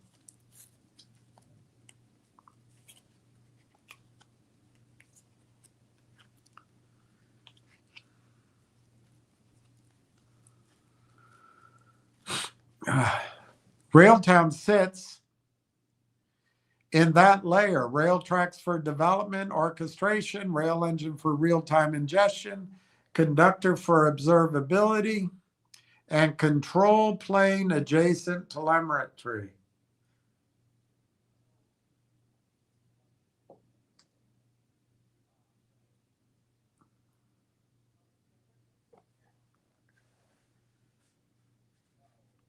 High margin SaaS plus usage-based economics on top of the infra, TELUS, is exactly the kind of economics that can compound if adoption scales. The question is speed. And here's a real, okay, now we go into realism, not hopium, according to this. Near term, the service-led push is the fastest path. Consulting. They've budgeted real money and hired go-to-market support. This can generate initial recurring revenue, but expect modest scale. Think low to single-digit millions Canadian annualized run rate by the end of the year. If they execute cleanly on the developer to paid conversion flywheel. So that's basically the consulting arm. Enterprise via TELUS is slower. So that's what they're saying. Regulated vertical sales cycles, banks, insurers are long. Pilots or small production deployments are possible in late 28, early 27, but material revenue contribution is more a 27 story. So that seems to tamp down on some of the things maybe I've seen or thought in the past. But let's keep going. Remember, it's not when the revenue comes, it's when the institutions buy. When do institutions buy? When they can model revenue that's coming. So it's not,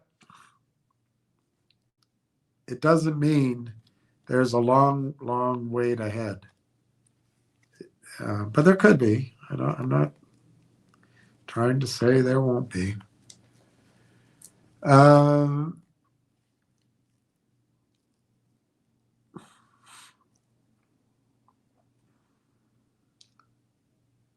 So 2027, this is where analysts can start modeling something real. If the TELUS channel produces even a handful of regulated customers and conductors start showing usage-based or subscription traction, SME base provides a lower but steadier layer. If they land meaningful share of the agentic control tooling inside the consortium ecosystem or in the OSFI related regulated names, the numbers can inflect faster than pure organic SME growth.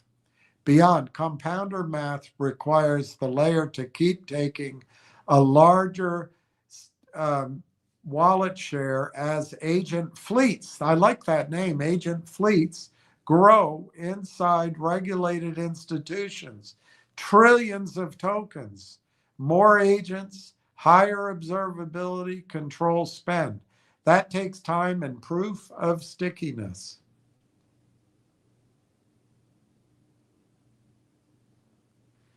When do analysts start modeling it? It's almost like I don't read the answers before I ask questions. It's almost like I make assumptions before umption. Analysts, especially on the sell side for microcaps, are usually lagging indicators. They rarely build meaningful revenue models until there is visible revenue and some guidance or repeatable metrics.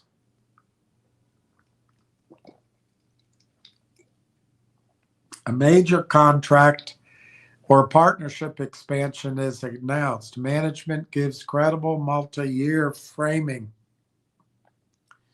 For Railtown, that inflection in modeling attention is most likely late 26 this year into 27 next year. Once the second half 26 results show that the SME strategy is working, or show the first TELUS sourced enterprise logos or usage numbers. Until then, most coverage, if any, will stay narrative heavy rather than model heavy. Now, they're talking about public facing research. Remember, inside of institutions, you could see research for their internal use sooner. When does it show up in the valuation? Narrative can lift valuation faster than revenue in a hot theme. Agentic plus sovereign Canadian AI plus regulatory tailwind can do it. We've already seen some of that dynamic in the stocks move this year. Really? Really? Sustained multiple expansion and real re-rating, however, almost always tracks evidence of revenue quality and growth trajectory. Gross margin profile on the SaaS observability layer, okay. Conversion from free downloads to paid, that's a misinterpretation. They download Railtracks for free. That's what developers can build on, just like if they were downloading the Apple app to build an app. But if they want to be on the Railtown platform, they have to upgrade to Conductor and Rail Engine, and that costs money. So they don't give everything away for free. The first is kind of the hook, and it helps build the tool. Enterprise ACV or usage ramp in TELUS, visibility into the regulated vertical pipeline. In practice, you can get a valuation pop on the next couple of positive catalysts.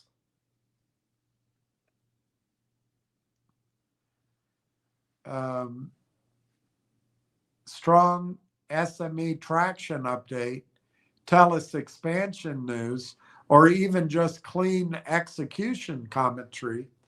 But the durable compounder re-rate happens when the revenue line starts bending and margins prove out. Typically 2027 visibility window for a company at this stage. On the vacation, Canada in summer is real. They do take vacation, but they probably shouldn't treat it as,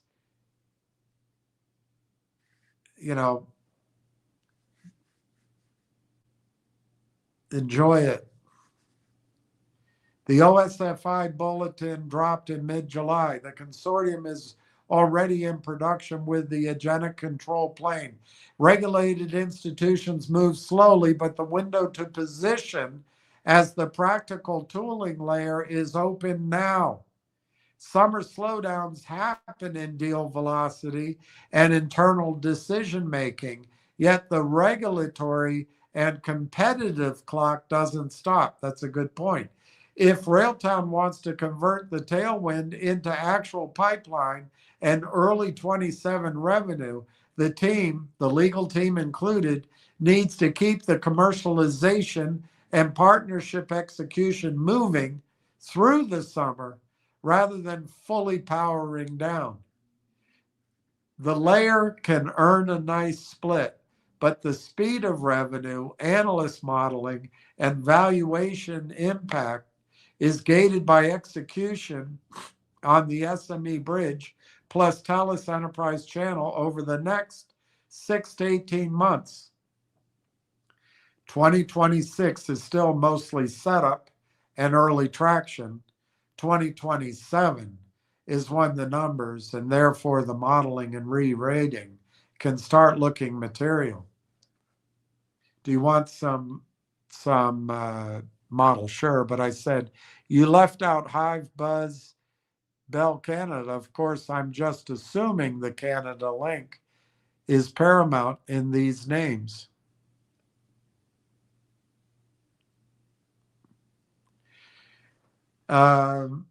Yes, Canada's sovereign link is paramount for Railtown's differentiation. That's the core of their positioning. I did focus too narrowly on the TELUS partnership in the last response. You're right to call out the broader Canadian sovereign AI infrastructure players that matter in this ecosystem: Hive, Buzz, HPC, and BCL Bell. So this TELUS Sovereign AI Factory, that's Railtown's explicit announced partner, November 25. This is where Railtown is deploying its agentic tools, Railtrax, Rail Engine Conductor today. It's the current anchor for the sovereign hosting story. Bell, BCE, plus Buzz, HPC, Hive Digital subsidiary. Major parallel move.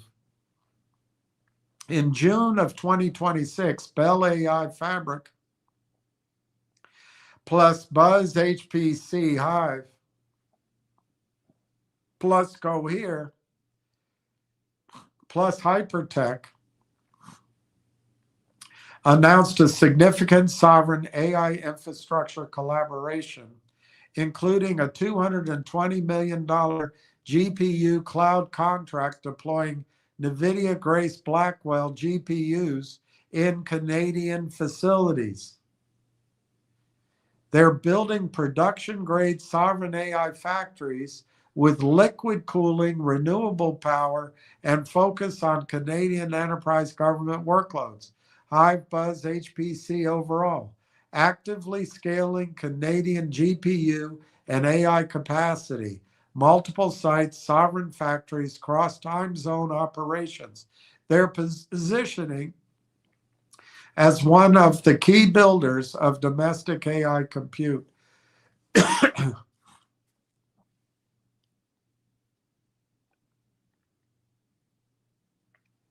Why this matters for Railtown's revenue timeline and layer economics.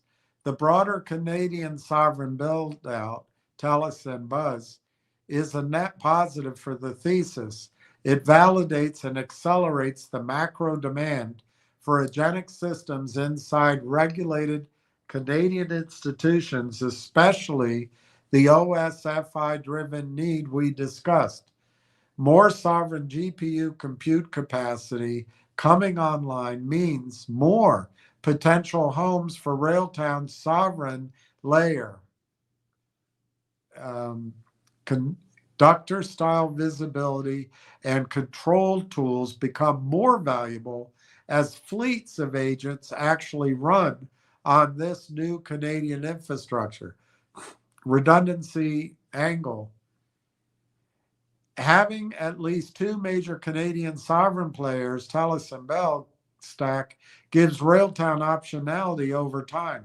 They don't have to be locked into a single infra provider for every customer. Longer term, if Railtown's platform can deploy across multiple Canadian sovereign environments, it strengthens the compounder case by reducing concentration risk and expanding the addressable base.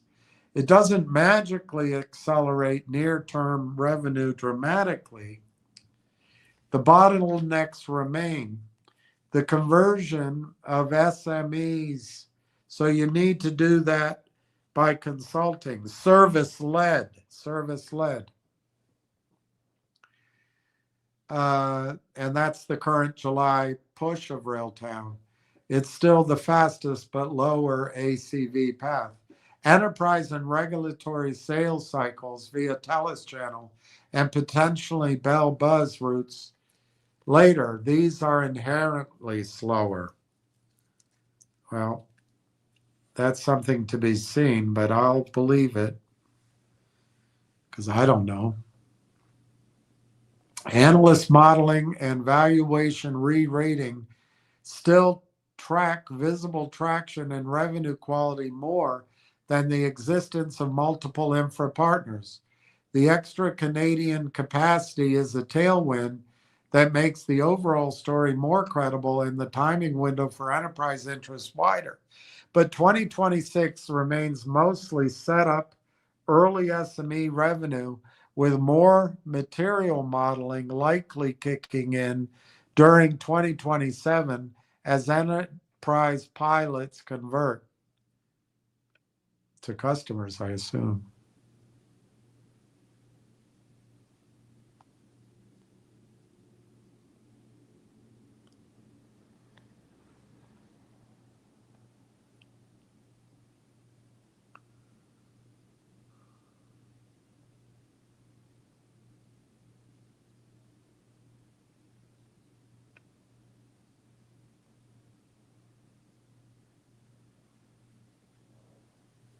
Ow, ow, ow, ow, ow, ow.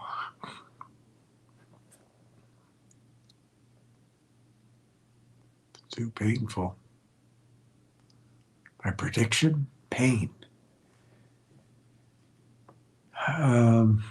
Analyst modeling and valuation re-ratings still track visible traction and revenue quality far more than the existence of multiple infra partners.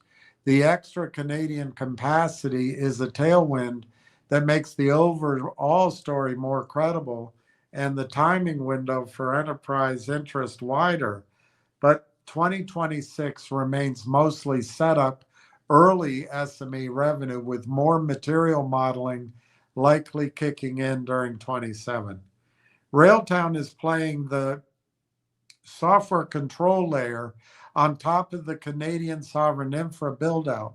TELUS is their current beachhead, but the Bell Hive Buzz activity shows the ecosystem is bigger and moving. That breadth supports the Canada Link is paramount assumption and makes the orchestration observability layer more relevant across a larger pool of sovereign capacity. The attorneys can still take an August vacation. The regulatory and competitive clock is running, but summer slowdowns in Canadian enterprise decision making are real. The companies that keep quietly executing partnership expansions, SME conversions, product hardening will be positioned when the fall decision cycles pick up.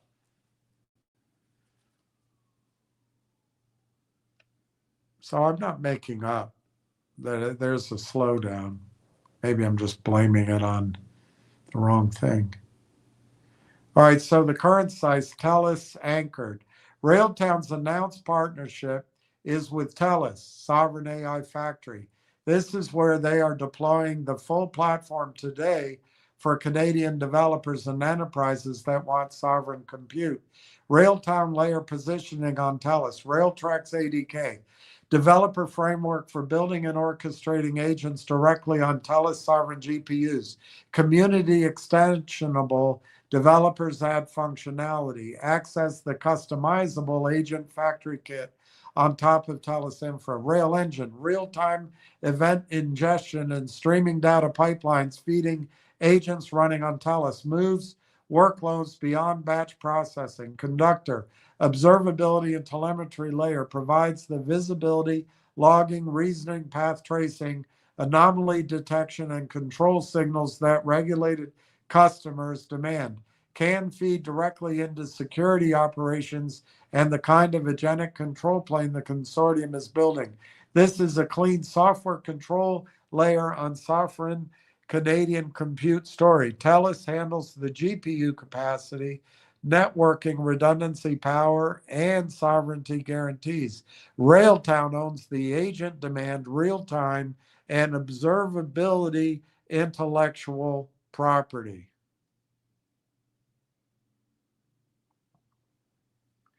Expanded future state. With the June Bell Buzz Hive subsidiary Cohere AI deals now live, there's a second major Canadian sovereign GPU AI factory ecosystem coming online. Facilities in British Columbia, Quebec, and they're using NVIDIA Grace Blackwell GPUs, liquid cooling, renewable energy, production grade for enterprise/government. Railtown's tools are infra agnostic at the software layer, so they can map across both channels without rewriting the core platform. The integration work would be around the APIs, telemetry standards, network handoffs, and any facility-specific security compliance wrappers. How the stack maps to Bell Buzz.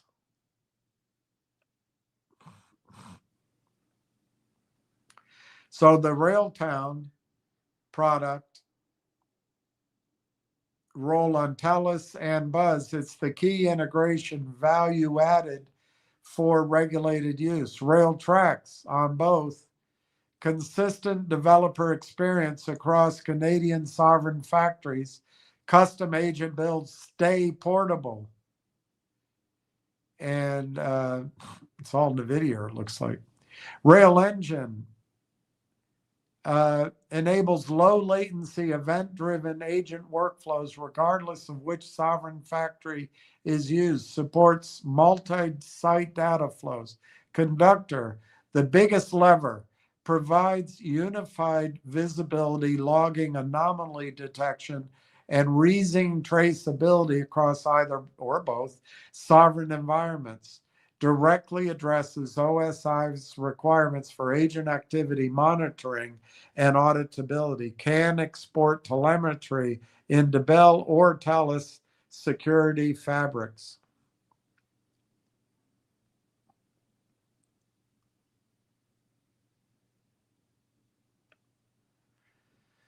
Redundancy and resilience in a multi-infra Canadian sovereign strategy. Customers, especially banks and insurers, get geo redundancy or active options across TELUS and Bell Buzz facilities without leaving Canada. Conductor becomes the common observability plane that gives a single pane of glass even when agents run across multiple factories. Revenue ramp acceleration. Near term, second half 26, SME service led still leads, but enterprise interest can come through two channels instead of one. TELUS remains primary, but Bell Buzz, especially anything involving Cohere, create additional inbound or joint opportunities. 2027, if Railtown positions Conductor and Rail Engine as the portable control observability layer for Canadian sovereign AI factories in general, they can capture usage across large install base of GPUs. This expands the total addressable market without Railtown having to own the GPUs.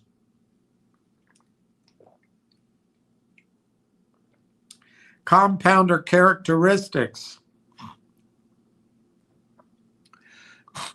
Higher chance of becoming the default agent control software layer on top of Canadian sovereign infra, similar to how certain orchestration observability tools became standard in cloud. Listen to that. Higher chance of becoming the default agent control software layer on top of Canadian sovereign infra. That's for AI. This is similar to how certain orchestration observability tools became standard in the cloud. That's the last technology. That's the one people are using now. This is big right there. Stickier revenue as customers standardize on Railtown tools across factories. Better defensibility. Even if one infra provider slows down, the other keeps the flywheel turning. Rolling, rolling, rolling on the river.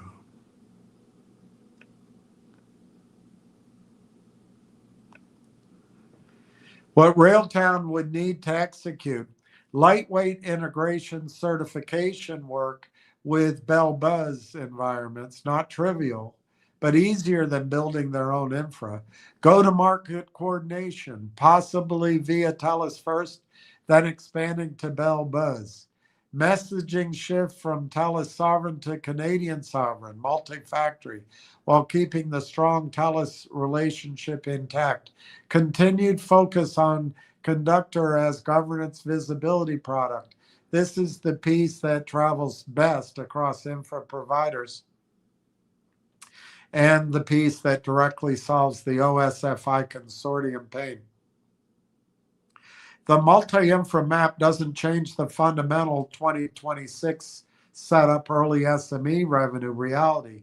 It does improve the probability and speed of 27 enterprise traction by giving Railtown 2 credible sovereign on-ramps instead of 1, plus stronger redundancy credentials for regulated buyers. This is the kind of ecosystem leverage that turns a single partner story into a broader Canadian sovereign agentic platform play, exactly the compounder setup we've been tracking.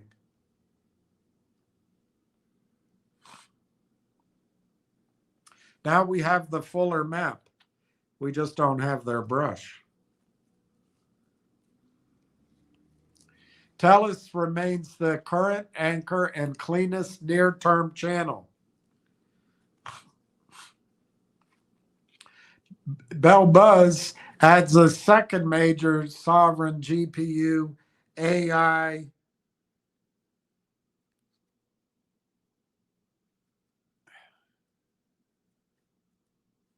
factory ecosystem with its own Cohere Link deals, giving Railtown Stack, especially Conductor plus Rail Engine, a second credible home inside the Canadian sovereign buildout. This strengthens redundancy, broadens the potential customer base for the orchestration observability layer, and makes the overall Canadian sovereign agentic control software thesis more robust without Railtown having to own the infrastructure. The core variables for revenue, speed, analyst modeling, and valuation impact haven't changed dramatically, still driven by the small and medium enterprise conversion. That's all of Canada. In the near term, and TELUS outsourced multi-channel enterprise traction in 27 and beyond. But the ecosystem is wider and the redundancy story is cleaner than a single party setup.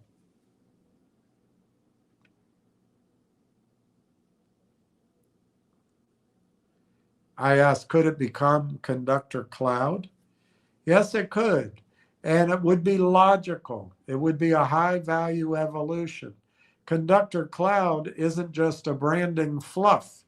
It's a natural next step for where Railtown's positioning already points, especially once you layer in the broader Canadian sovereign map, TELUS plus Bell Buzz.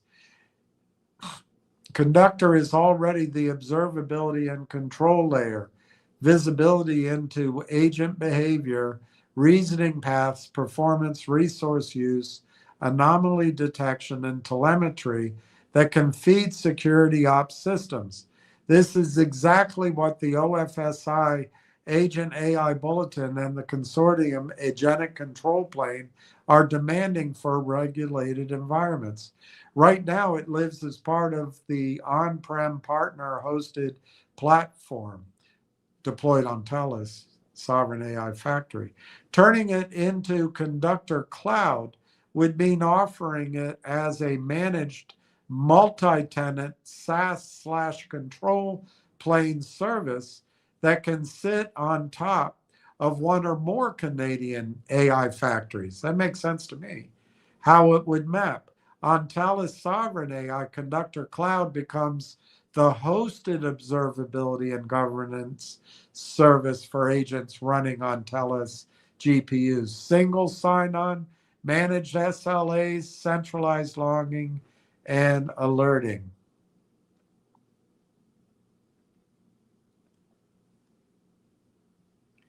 On Bell Buzz, the same Conductor Cloud insistence or federated deployment provides unified visibility and control even when agents span both TELUS and BellBuzz. This is powerful for customers who want redundancy or workload portability across Canadian sovereign capacity without building their own integration layer. Huge. It effectively becomes the common control plane software layer for the emerging Canadian sovereign agentic ecosystem, portable across TELUS and BellBuzz while keeping data and control inside Canada. What Conductor Cloud would unlock? Higher margin recurring revenue. Shift from one-time platform licenses or project-based services towards subscription plus usage-based pricing per agent, per token volume, per monitored run. It's a meter, it's a toll booth.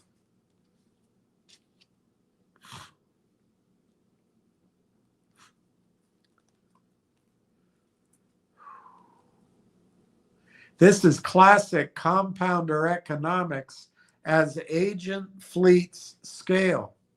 Faster enterprise adoption, regulated customers, banks, insurers often prefer managed services over self-managed tools, especially when governance, auditability, and compliance are involved. A hosted conductor cloud lowers the operational burden.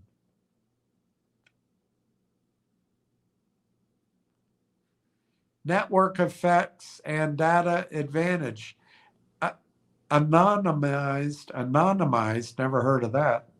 Anonymized aggregated insights across deployments could improve anomaly detection and best practice recommendations over time. Stronger defensibility. Once enterprises standardize on Conductor Cloud for observability and control, switching costs rise. It also makes Railtown the natural layer, even if customers use multiple sovereign factories. Redundancy story directly solves the multi-state concern you raised earlier. One Conductor Cloud plane gives visibility and control whether agents run on TELUS, BellBuzz, or both, or elsewhere. Realistic timeline and requirements. This is still early for Railtown. They're in the middle of the SME commercialization push, July 26 strategy, and the TELUS deployment is relatively recent.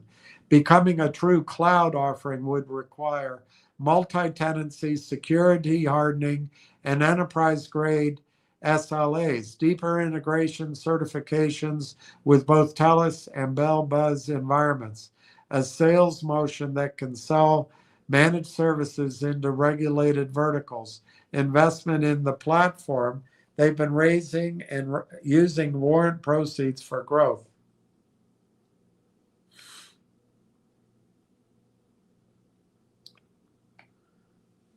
Plausible path, second half this year. Conductor remains a strong on-platform tool with TELUS hosting. Early managed Conductor pilots for sophisticated customers. And next year, if traction builds, they can productize and market Conductor Cloud as the hosted governance layer. This is when analyst models and valuation multiples could start reflecting higher quality software as a solution, recurring revenue streams. Conductor Cloud would be a clean way to move Railtown up the value stack from agentic tools provider to sovereign agent governance platform. It aligns perfectly with the regulatory pressure, the consortium's control plane work, and the multi-infra Canadian sovereign build-out. TELUS plus BellBuzz. It doesn't change the near term reality. 26 is mostly setup and early SME. revenue. It doesn't materially improve, it materially improves the compounder characteristics if Railtown executes. A hosted observability control service with usage economics on top of sovereign Canadian capacity has better margin potential and stickiness than pure tooling. The risk is in execution. They're still small and need to prove they can deliver enterprise-grade managed services while maintaining the TELUS relationship and expanding optionality to BellBuzz.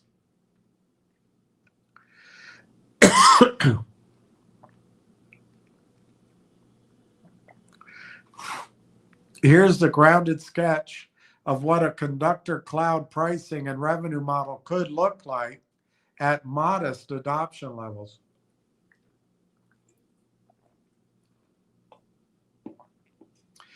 Assumes Railtown evolves conductor from an on-platform observability tool into a hosted multi-tenant software as the solution control plane service that runs across Canadian sovereignty AI factories, TELUS and BellBuzz. It focuses on regulated and mid-market enterprise customers who want managed governance, visibility, and compliance for agentic workloads. Core pricing philosophy. A hybrid model, base subscription, usage-based, real scaler, pricing anchored to value, number of agents monitored, volume of tokens, observability, TAC, compliance, monitoring, tiered to match. So a starter tier might be $1,500 a month, and then it would go up. It's all hypothetical, so I'm not going to break it. Let's see what the bottom line is. Usage is the compounder lever. As customers deploy more agents and process more tokens through sovereign factories, overage revenue grows with very high incremental margins. The modest adoption revenue model, it's all basically the same. I'm not going to read through it because it's all hypothetical. Let's just read the summary. Which drives faster or slower ramp? Upside levers could push to the higher end or beyond. One or two larger regulated customer, TELUS or Bell, adopting enterprise cloud with that heavy token agent volume. Conductor cloud becoming referenced or integrated into the consortium's agentic control plane, multi-factory support becoming a clear differentiator. Customers standardize on one observability plane across sovereign capacity. The downside, long enterprise sales cycles, user ramps are slower, need for heavier investment in multi-tenancy and compliance features could delay everything. All right, well, so it's a bad idea. But it's an exciting idea.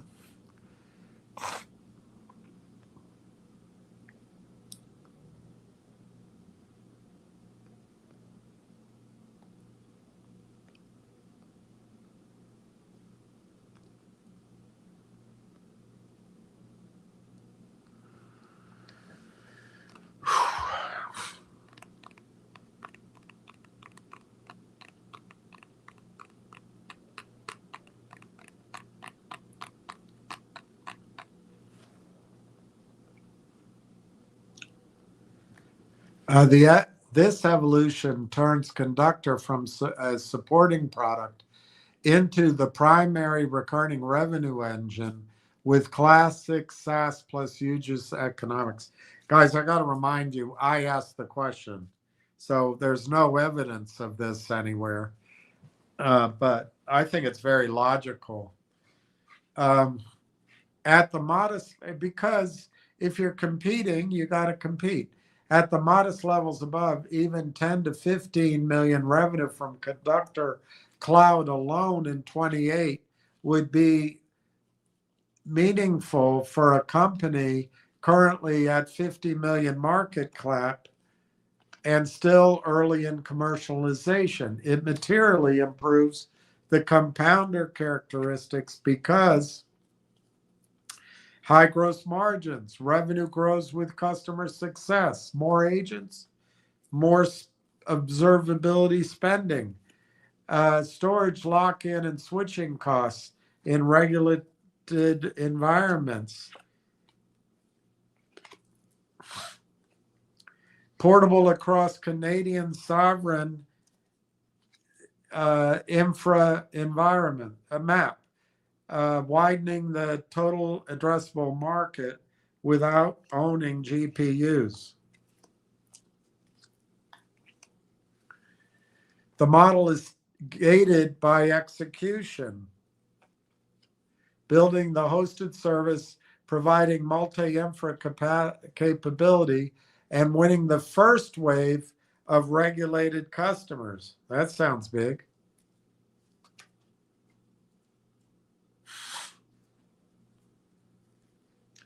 But directionally, Conductor Cloud is one of the cleaner ways Railtown can move from tools provider to governance platform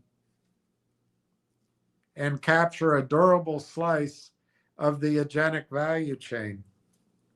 Guys, I just have to remind you, I came up with that description and that idea. I've been thinking about it for a few days, that how do you link all these other, how do you create a competitor to the 3 or 4 hyperscalers? That's how it came into my head. And I don't know if it's anybody else is going to think. I'm not assuming that I come up with an idea. I'm just not sure that I'm right. That's all. All right, so we got to go to the next one.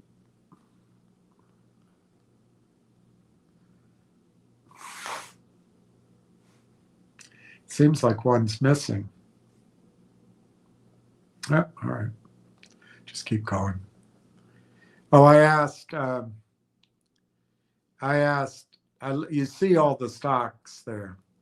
I asked the computer to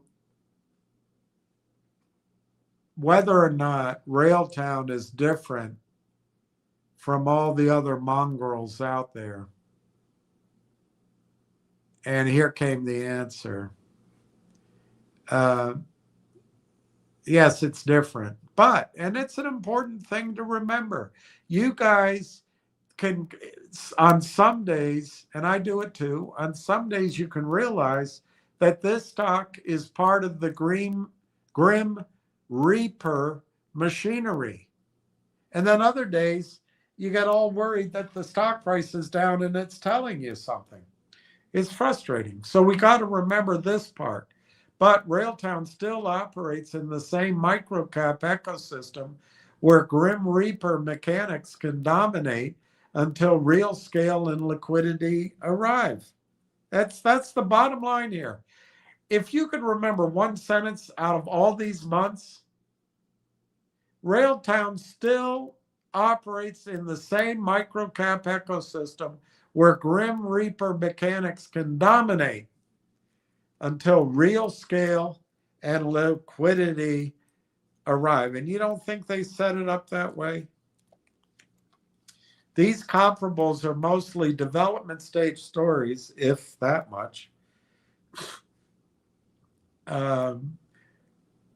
Like Northwest Bio with chronic losses and dilution history, or narrative, in other words, manipulated tech plays with low floats and promoter retail trader cycles. Don't you want to get away from all that? It starts by not listening, frankly. And we'll, if we get something up and running, I'm sure we'll get, just by talking to people, we'll get ideas.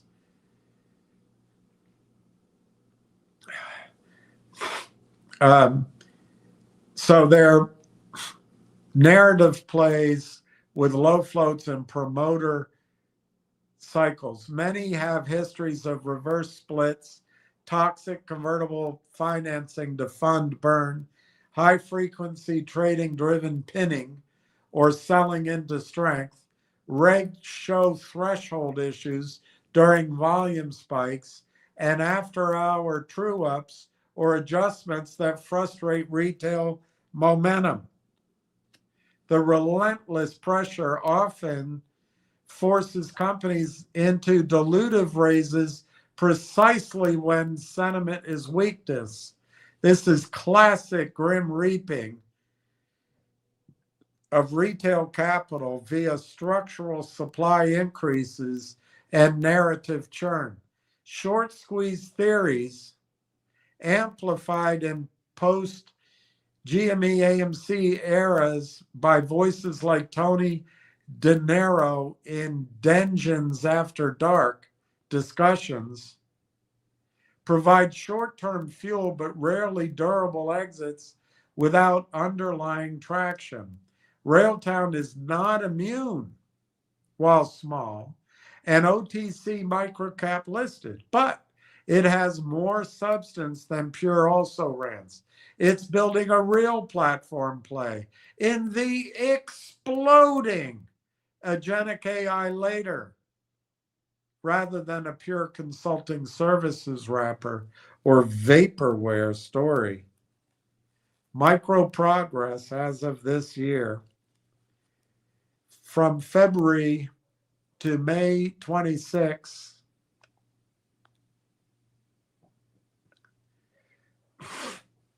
three integrated products with clear architecture. RailTrack's Agent Development Kit ADK is the open, free, downloadable toolkit for developers worldwide to build customizable agents.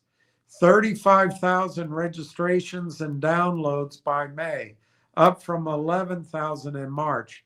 Developers contribute branches back, growing the IP moat and functionality.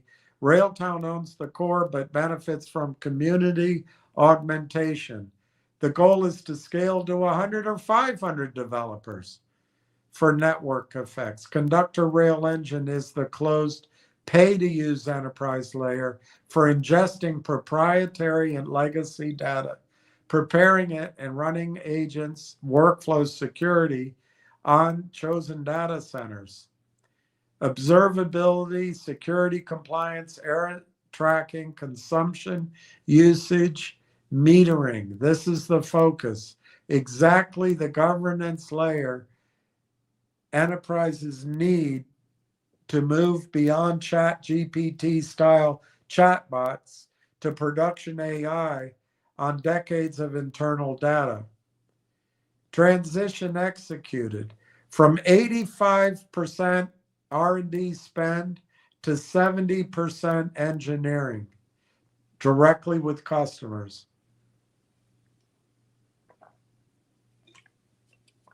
So it's moved from R&D to commercializing.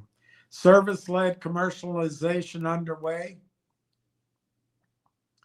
Path to product-led recurring revenue via monthly platform usage and fees, and the percentage of compute from data center is coming. Positioning and validation. They're building a Canadian AI development and deployment ecosystem. Strong tier one partners, Microsoft Founders Hub, NVIDIA, Inception, TELUS, AMD, Mila, AMI, universities, digital technology supercluster. Fits in the orchestration frameworks layer above large language models, Llama. So it's multi-model support. It can work with Llama, Qwen, DeepSeek, Cohere, plus others, and hyperscalers.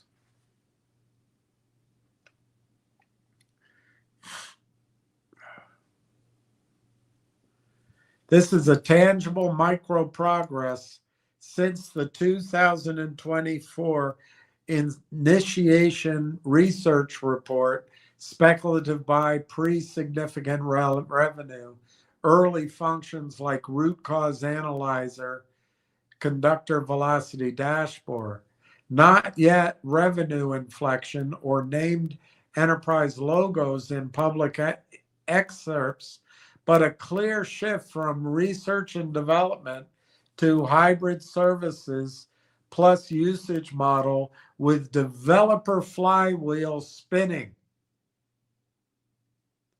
Agentic AI is moving from demos to production workflows.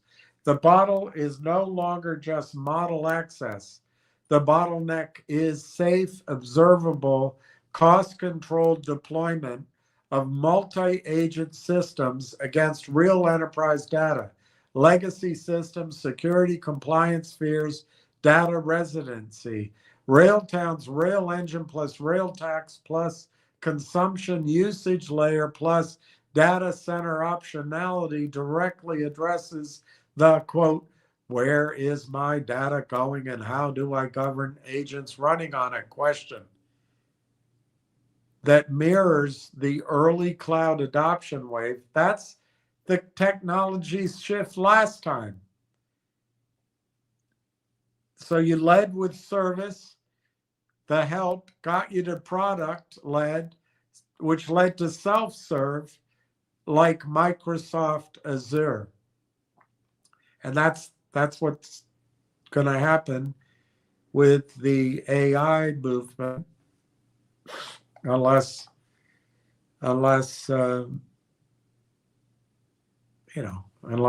everybody's missed the mark.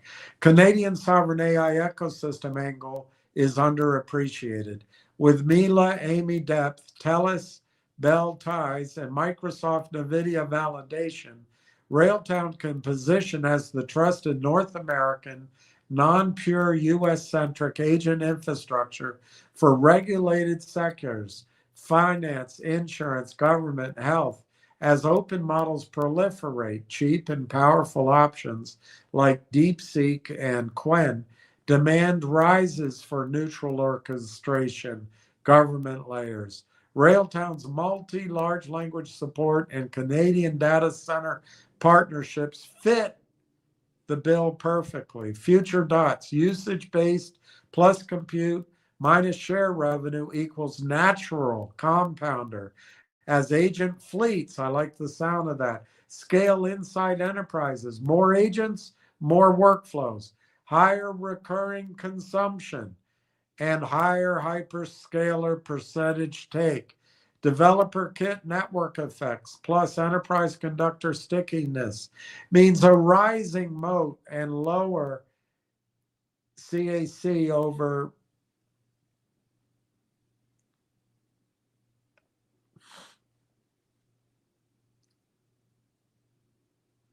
time, cost of acquisition, I guess, or cost of experienced devs inside target accounts accelerate sales. That's exactly what they're trying to do. Enable product-led growth, potential evolution to agent marketplace, or full AI ops observability layer for agents.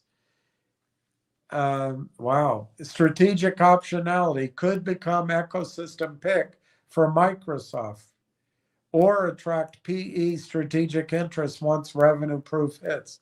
It has disruptive potential in the agent deployment, governance, infrastructure layer, not just another large language wrapper or low moat consulting play. But it is still early. Execution risk remains high. Competition from LangChain evolutions, big tech agent studios, and pure open source stacks. I think that's all valid. If it stays services heavy without clear product-led inflection, it risks becoming a high quality also ran. And that's why they got to work this summer. They cannot take a vacation. Grim Reaper mechanics versus asymmetrical potential. While Railtown has more real tech and partnerships than most names on your list, it is not exempt from microcap realities. So just because you get a good story, find a good name, they're not exempt from the Grim Reaper. Low float liquidity plus retail trader attention, including recent Tony DeNiro Degan discussions alongside AMC, GME, GDC. He's after all of you. He just wants your blood, and he wants it now. Means HFT program selling, any reg show dynamics during spikes, after-hour adjustments, and relentless pressure can still force suboptimal financing. Reverse splits and toxic structures are common survival tools in this tier until a company either scales to institutional liquidity or dies. The need toxic financing loop is real when burn is high and revenue is lumpy and early. This is the gimmick these guys rely on, and everybody joins in for kicks.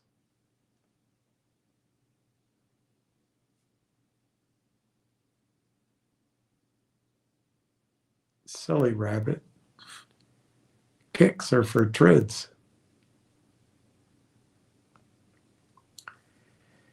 So as a portfolio, treat them as high risk. This goes back to what I started talking about earlier. Treat them as high risk, power low bucket. I can't, my eyesight, I tell you.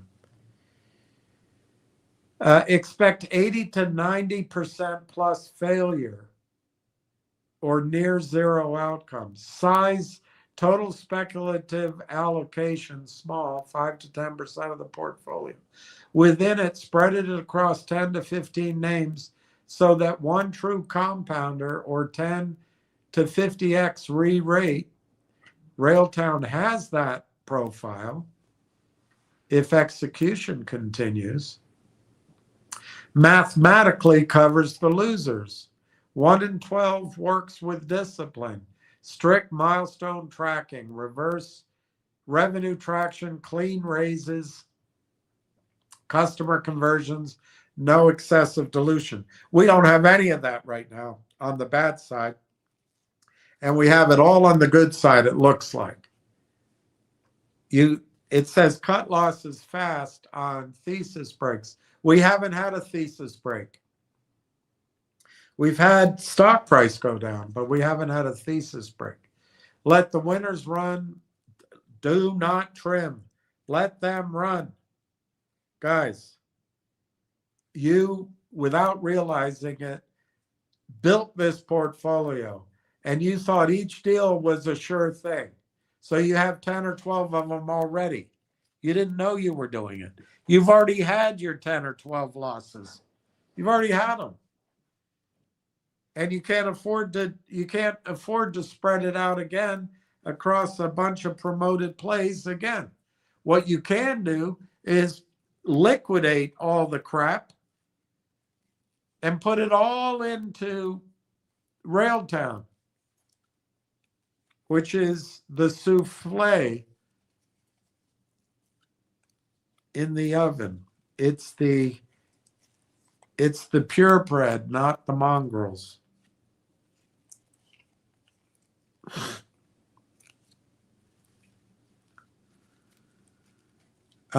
So it says avoid emotional averaging down.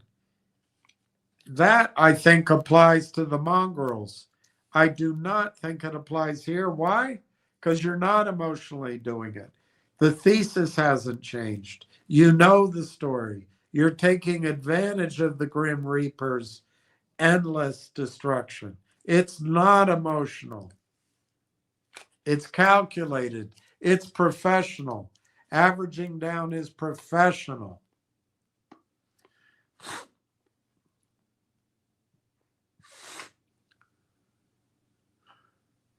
Okay, the strategies.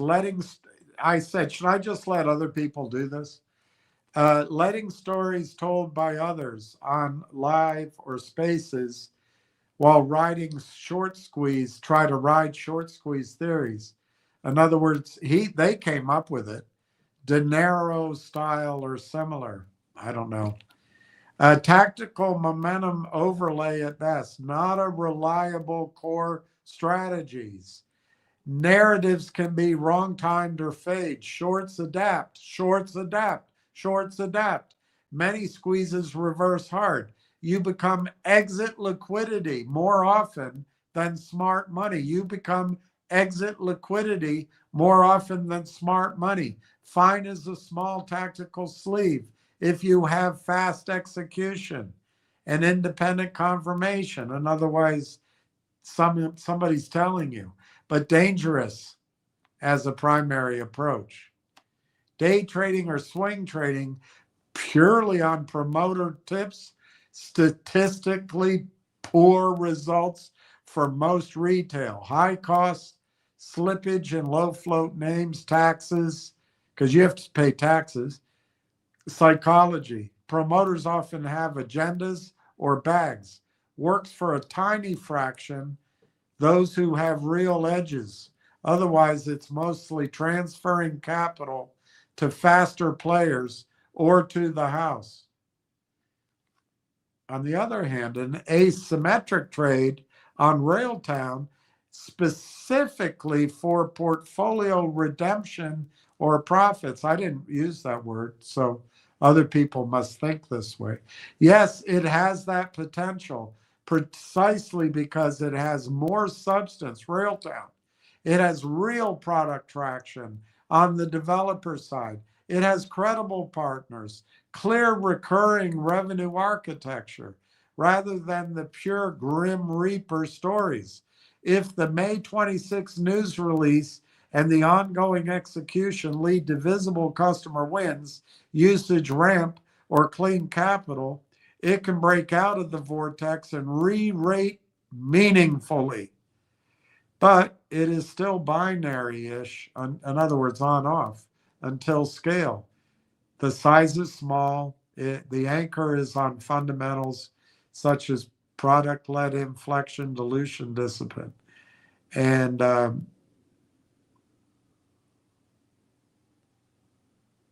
don't know. I don't agree with that day trading advice on the bottom. We're not day traders.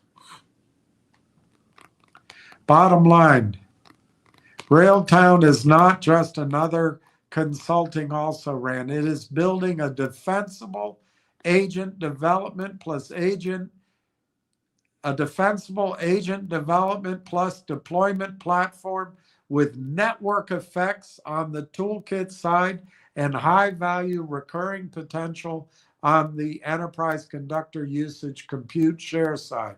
Macro tailwinds in agentic AI plus Canadian ecosystem positioning give it a credible shot at compounder status.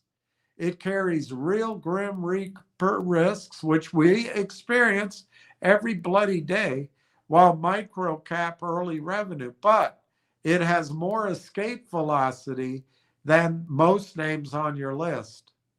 I'd say the only one that can get out is Northwest Bio.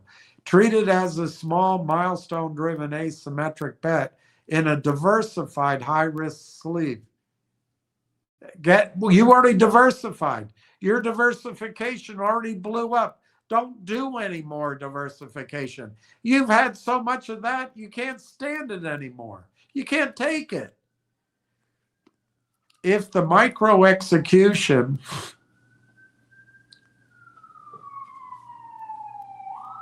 in other words, if the company executes, continues without toxic dilution, they don't need money. It can be the 1 in 12 winner that redeems a broader portfolio scarred by the others. So watch the next catalysts closely. So then I asked, is it reasonable to assume that Railtown is just like all of these other companies just because I am the one highlighting it?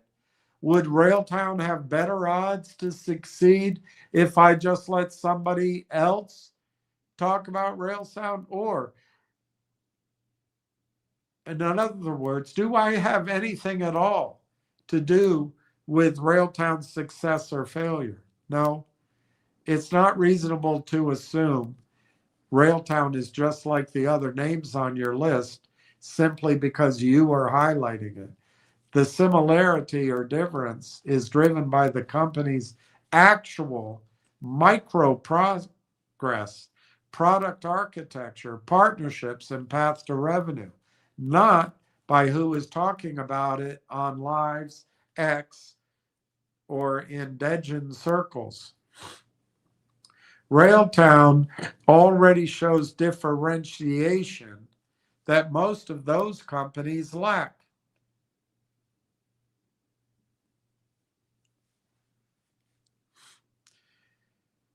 For example, 35,000 developer registrations on the free Open Railtracks Agent Development Kit by May 26, with community contributions growing, the toolkit's functionality and IP value.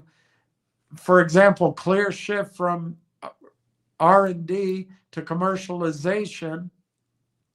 For example, genuine platform positioning in the agent deployment governance layer, conductor rail engine for secure, observable metered AI workflows on enterprise legacy data, plus multi-LLM support and hyper data center optionality. For example, tier one validation, Microsoft Co-Ready, NVIDIA Inception, Mila AMI, TELUS, etc., and explicit, quote, Canadian AI agent development and deployment ecosystem framing that aligns with sovereign data and regulated industry tailwinds. Many of the names, all, you have listed are thinner stories, often pre-product or clinical stage with heavier reliance on narrative, repeated dilution cycles, and no clear moat. Railtown is still early and still microcap exposed, so it can suffer some of the same HFT, reg show, after hours, true up, reverse split, toxic financing pressures while liquidity is low. But the underlying business has more substance than a pure also ran or a pure vaporware play. Lumping it in solely because you spotlight it ignores that evidence.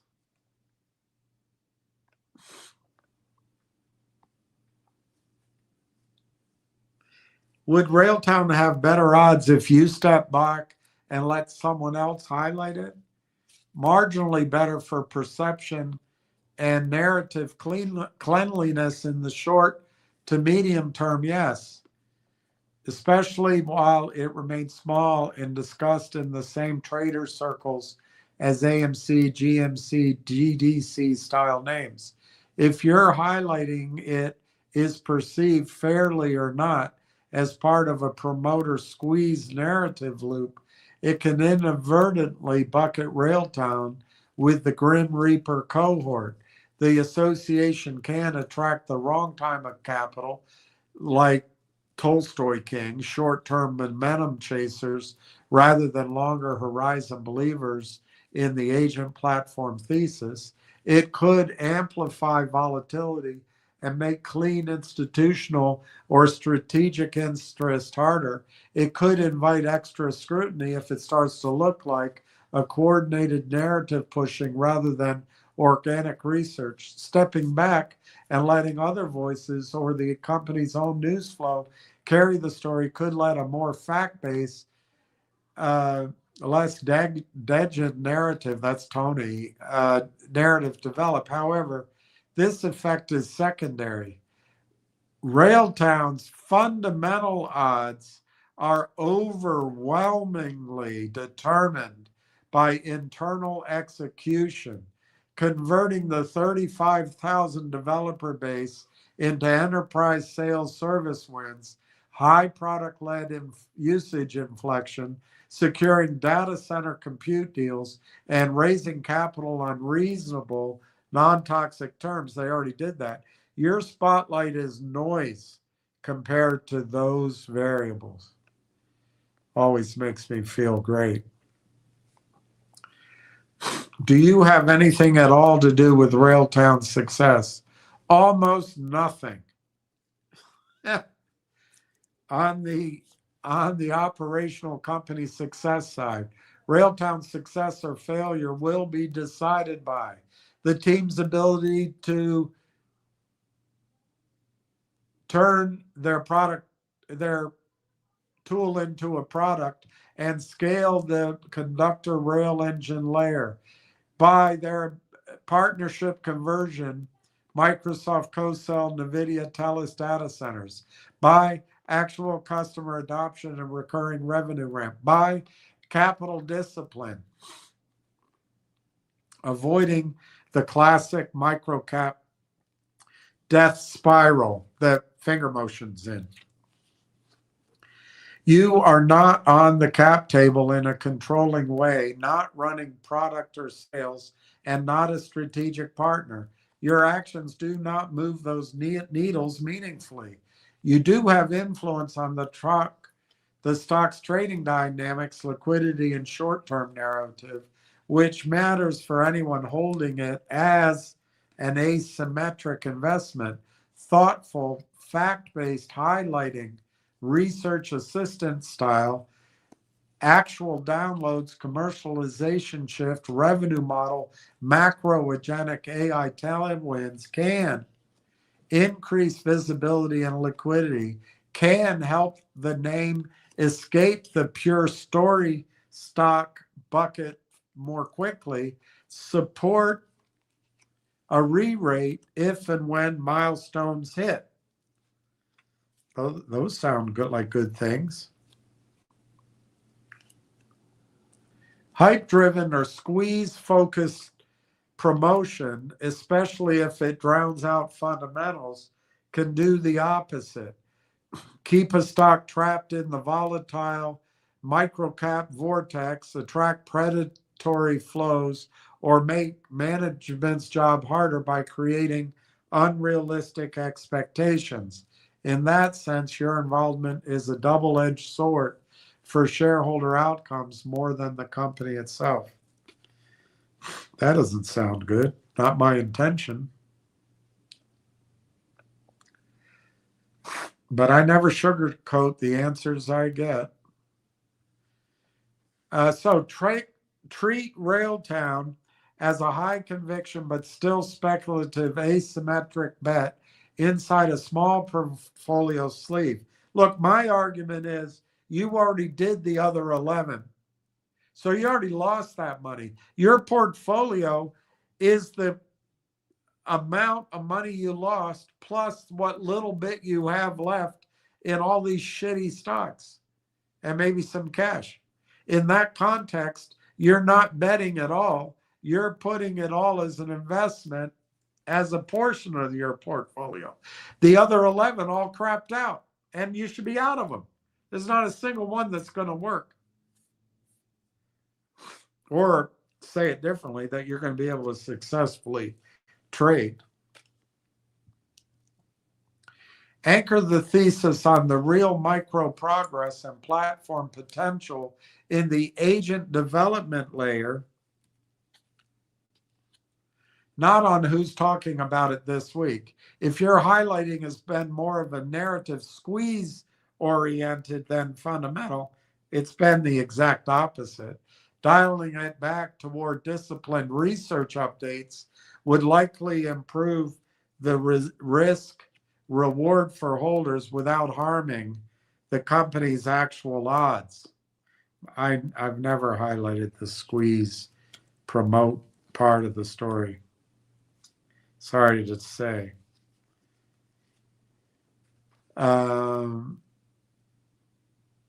Railtown is not just like the others because of you. It has better raw material than most of them, all of them. Whether it compounds or gets reaped Did they misspell that word? Is it got one E too many? Whether it compounds or gets reaped will be decided by execution and capital structure far more than by any single voice on lives or X. Your real leverage is how cleanly and how factually you frame the story for yourself and for others. Not in driving the company's success itself. Focus there. Size appropriate. That sounds like tone hun.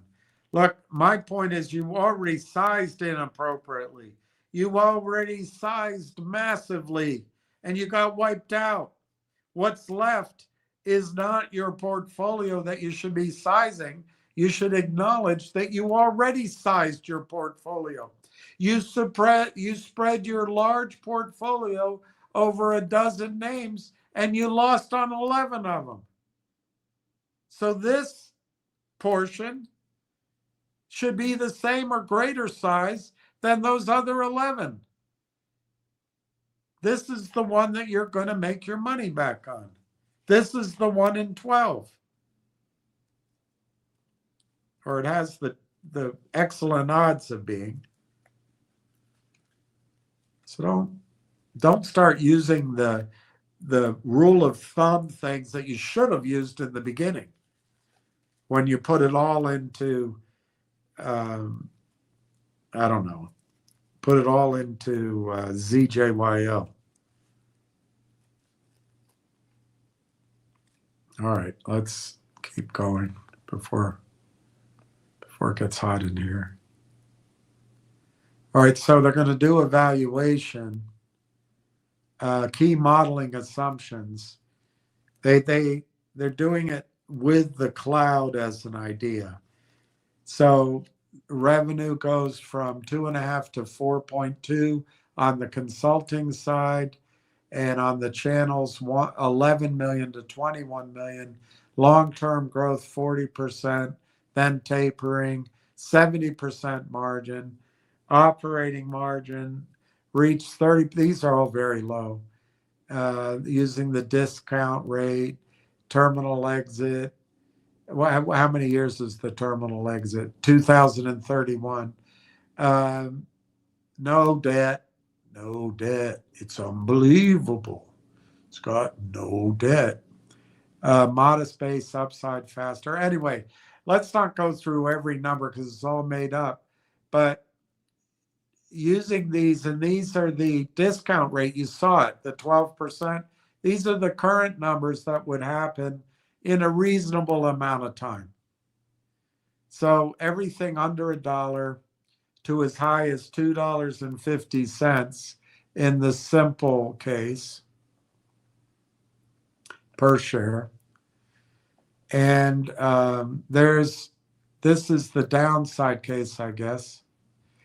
At modest adoption, even conservative multiples, the revenue run rate for Conductor Cloud alone point to 80 to $1.50 per share today if they do Conductor Cloud. It seems so logical, I think they will, but I remind you that was something I put in there. This is before layering in the rest of the platform. Upside to $2 per share becomes plausible in the near term if Conductor.Cloud standardized as the layer across control and observability in Canada. And then the model shows asymmetric characteristics, meaningful upside from successful execution from these levels here at 25 cents. A credible path to Conductor Cloud with enterprise traction could drive a re-rating well before revenue materializes. The biggest variable, speed of regulated customer wins.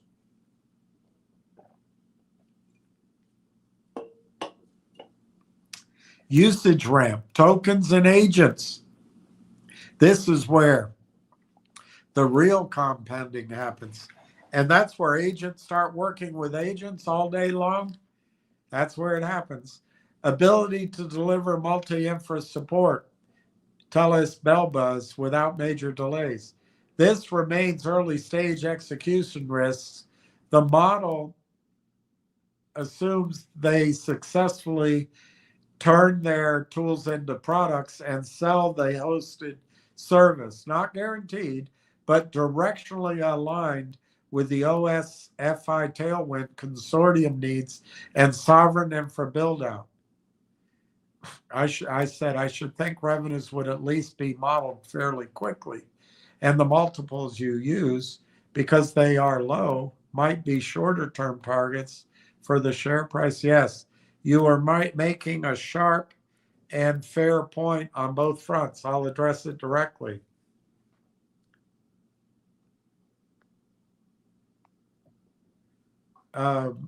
You are correct that in a hot theme, which is agentic AI plus sovereignty plus the regulatory pressure, a narrative-driven modeling can start quickly, often before material revenue appears.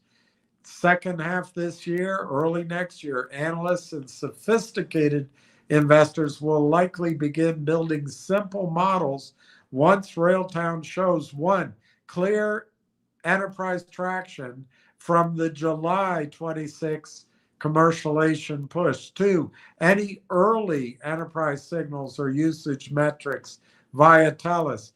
Three, commentary on Conductor as a governance observability layer, especially if they start talking about a hosted or cloud capabilities.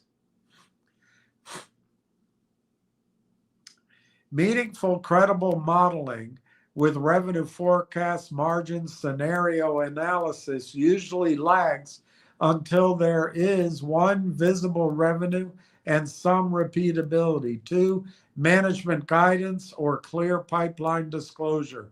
Three, proof of usage, tokens and agents is expanding. And most of this is under the quiet period right now. For Railtown's current stage, fairly quickly, probably means late 26, early 27 for initial models, with far more robust ones appearing once 27 results start showing enterprise contribution. The OSFI bulletin and consortium activity can accelerate the narrative modeling, even if actual dollars are still modest. The multiples, you are correct. They can act as nearer term targets. The 8 and 15x terminal multiples I used on 2031 revenues were deliberately conservative long-term assumptions. In practice, for companies in high conviction growth themes, the market often applies much higher multiples on nearer term revenue during the re-rating phase. This is exactly what you were pointing out. Those multiples can become shorter term share price targets. In other words, shorter term share price targets off of 28 or 29 revenue rather than distant values. So they revised the sensitivity, and instead of doing it all the way out there, they did modest upside and low multiples. And you can see they come up with near-term targets, 62 cents to $2.16. And since it's just guesswork, we won't get all buried in it. What this means for the thesis, faster modeling and earlier multiplication equals the re-rating can happen sooner and at higher levels than a pure discounted cash flow model suggests. In hot, agentic, sovereign themes, 15 to 20x on next visible revenue year is common during the momentum phase. The asymmetric upside is real. If Railtown executes on the Telus channel and starts showing conductor traction, especially any movement toward a hosted conductor cloud governance layer, the market can apply these multiples on 28 revenue in 27-28, driving the share price well above current levels even before full profitability.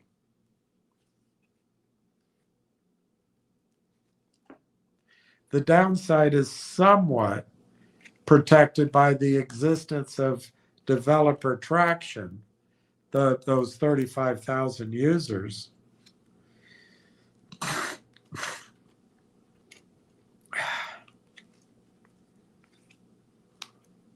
Sorry. And the Telus partnership. But sustained multiples will require proof of revenue quality and usage growth. Fair enough? That seems fair enough to me. Seems awfully fair to me. Key insight, your observation is correct. In this setup, the multiples I used as conservative terminal values can realistically become near-term valuation anchors once analysts start modeling and conviction builds around the Canadian sovereign agentic control layer. This actually strengthens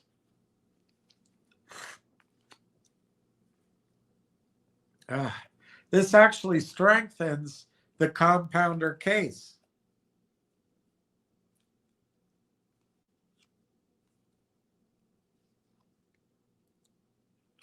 The path from current levels to $1.50 to $2.50 plus doesn't necessarily require waiting into 2031.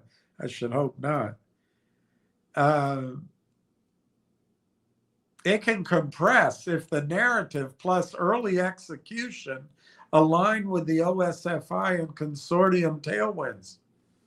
So that's where you can. And so I said, yes, ramp it out. So this is the near term. See it? Aggressive near term multiple sensitivity on 28 revenue. So I did in the yellow. They got anything from $1 to $2.99 near term.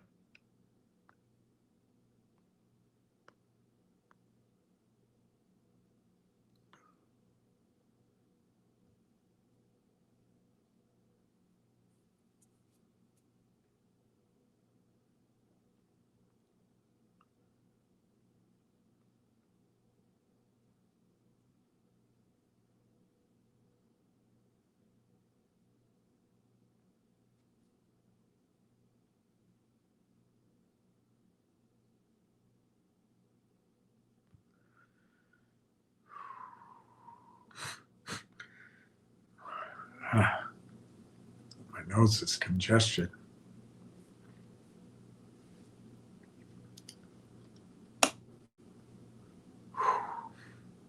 Maybe it's the candles. I don't know. I don't usually have that.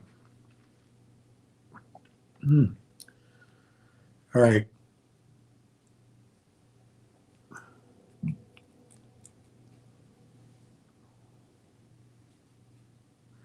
All right, this is something somebody sent me.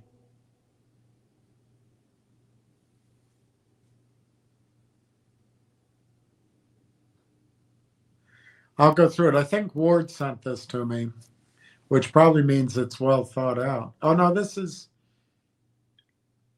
sorry, we can, I won't erase those. Let's leave that for tomorrow, because I think I already read it to you, but I don't want to interrupt what we're talking about now. I just got out of place. Okay, what this shows for the Railtown thesis, at modest adoption, it gets you to $1 to $1.30 per share today. See that right there? That's a solid move from current levels. Modest adoption. At upside adoption, the range moves to $1.70 to $2.15 today. At a strong upside, you're looking at $2.40 to $3 per share on these aggressive but plausible near-term multiples. These are not crazy numbers in a high conviction theme. The theme is the industry theme. Agentic AI plus sovereign Canadian infrastructure plus the governance demand is exactly the kind of narrative that can support 20x on the next visible revenue year, next year, or exit this year, once the proof points appear. And they're actually doing it on 2028 revenue. The key realities, though, these higher multiples assume visible momentum by late 27. Clear enterprise wins, usage growth, movement towards hosted conductor cloud capabilities. Without that proof, the market will compress. That makes sense. Re-rating can happen more quickly because the theme is hot and it's just her hot girl summer. All right. The re-rating can happen.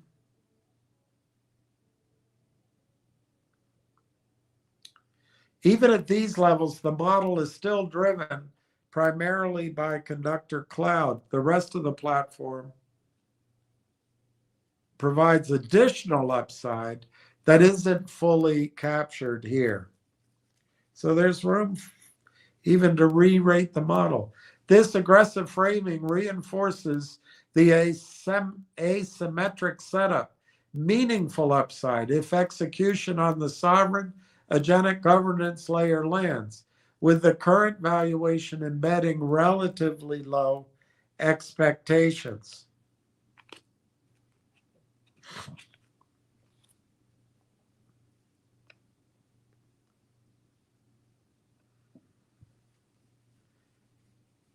Here's a broader full platform assumptions. So you use the Conductor Cloud, but then you assume that the consulting leads to the full ecosystem. And you get these 2028 targets of 40 million, 65 million, and 95 million annual in 2028 at the high side. And then they ran those numbers. I'm not getting deep in it. But the upside numbers come all the way up. This is near term. These are near term targets based on those models. They come all the way up to $7.26 a share. From $1.54, they run the gamut all the way to $7.26 a share.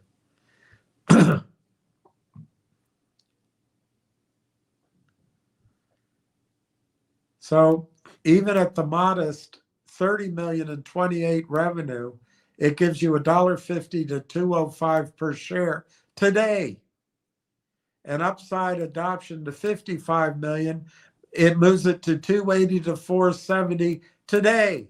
Now that doesn't mean July probably means maybe August. Certainly sort of the September, October range would fit the definition of today.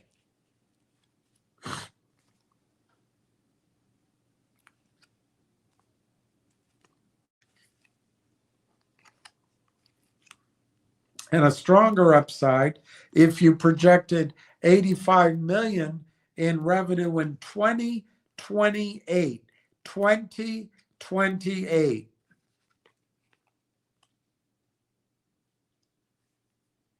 You would see a price per share between 435 and 725 today. These numbers include the full stack, so the Conductor Cloud remains the highest margin part of it. And it warns you that it's all just, an illustration. It could all be completely wrong. Once you layer in the full platform, the asymmetric upside becomes more pronounced. A credible path to 50 million in 28 revenue, I think that's really shy, could support multi-dollar share prices today. So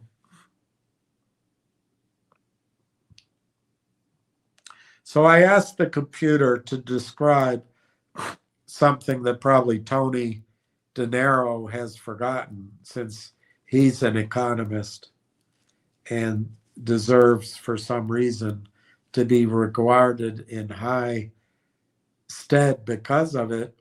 I wonder if he remembers this, but it doesn't matter. It's not about, the point isn't about him.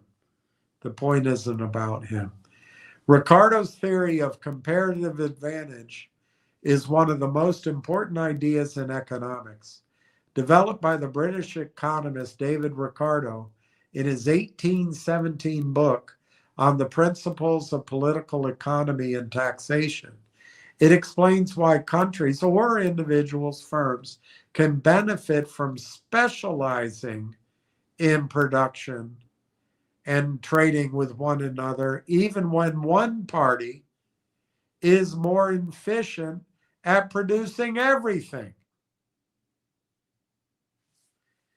So if the United States can produce corn, cars, bombs, students, and drugs better than any country in the world, it still makes sense under the idea of comparative advantage for the United States to put its resources into the product it has the comparative advantage in building out compared to the rest of the world, because it can trade that, that's how the theory goes, for more of what it needs.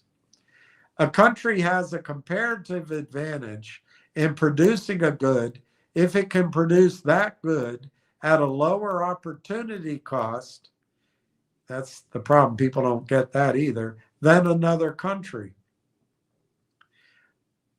Opportunity cost is what you give up to produce one more unit of good, the amount of another good you must forego. This differs from absolute advantage, where a country is simply more productive and can produce more with the same resources. If one country has an absolute advantage in both goods, both countries can still gain from trade by specializing according to comparative advantage. I'm sure Tone Hun has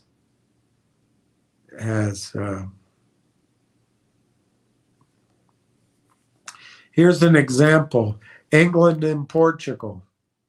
So if the labor needed for 1 unit of wine in Portugal is 80 hours, and 1 unit of wine in England is 120 hours, and the labor needed for a unit of cloth is 90 hours in Portugal and 100 hours in England, the opportunity cost of wine and cloth in Portugal, so if they spent all their time, when you work on wine, it costs you working on cloth. So the opportunity cost of wine and cloth. If you do wine, you lose 0.89 units of cloth per hour. I think that's how they have it here. Well, let's keep going. The opportunity cost of cloth and wine is you lose 1.125 units of wine. So down below in England, even though England spends more time on both cases, It's more expensive. They don't do so well when you compare it to producing wine. The opportunity cost is 1.2 units of cloth when you produce wine. But when you make wine, it only costs England, when you make cloth, when you make cloth, it only costs England 0.83 units of wine. So England has the comparative advantage in cloth. In cloth. So let's read what they say. Portugal has an absolute advantage in both wine and cloth, yes, but Portugal has a comparative advantage in wine. It's a lower opportunity cost. And England has a comparative advantage in cloth. So without trade, which is autarky, each country must produce both goods itself, dividing labor between them. With specialization in trade, Portugal specializes in wine and exports some of it to, come on, England, come on. And if England does the opposite, both end up consuming more of both goods than before because the resources are used more efficiently overall. In other words, it benefits both people, both countries in the arrangement.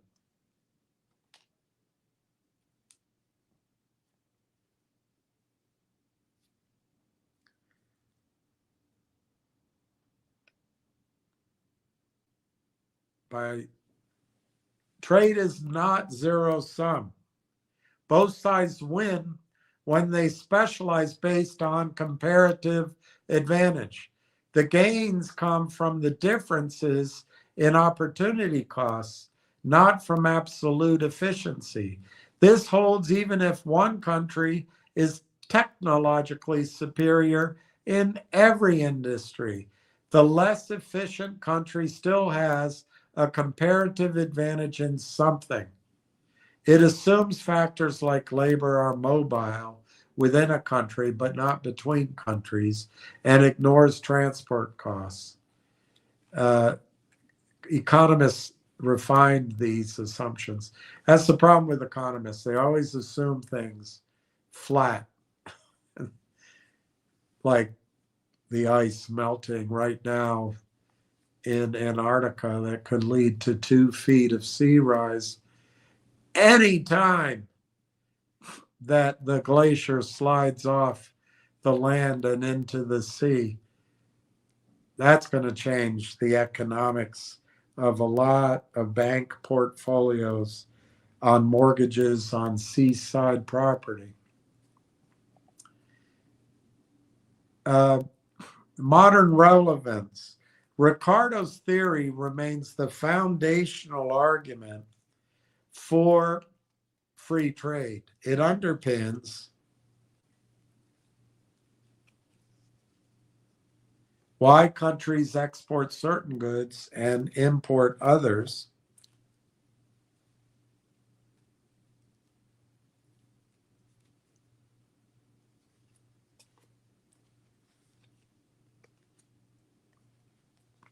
It underpins criticisms and extensions. Let's not get into the Heckscher-Ohlin model because I don't remember it.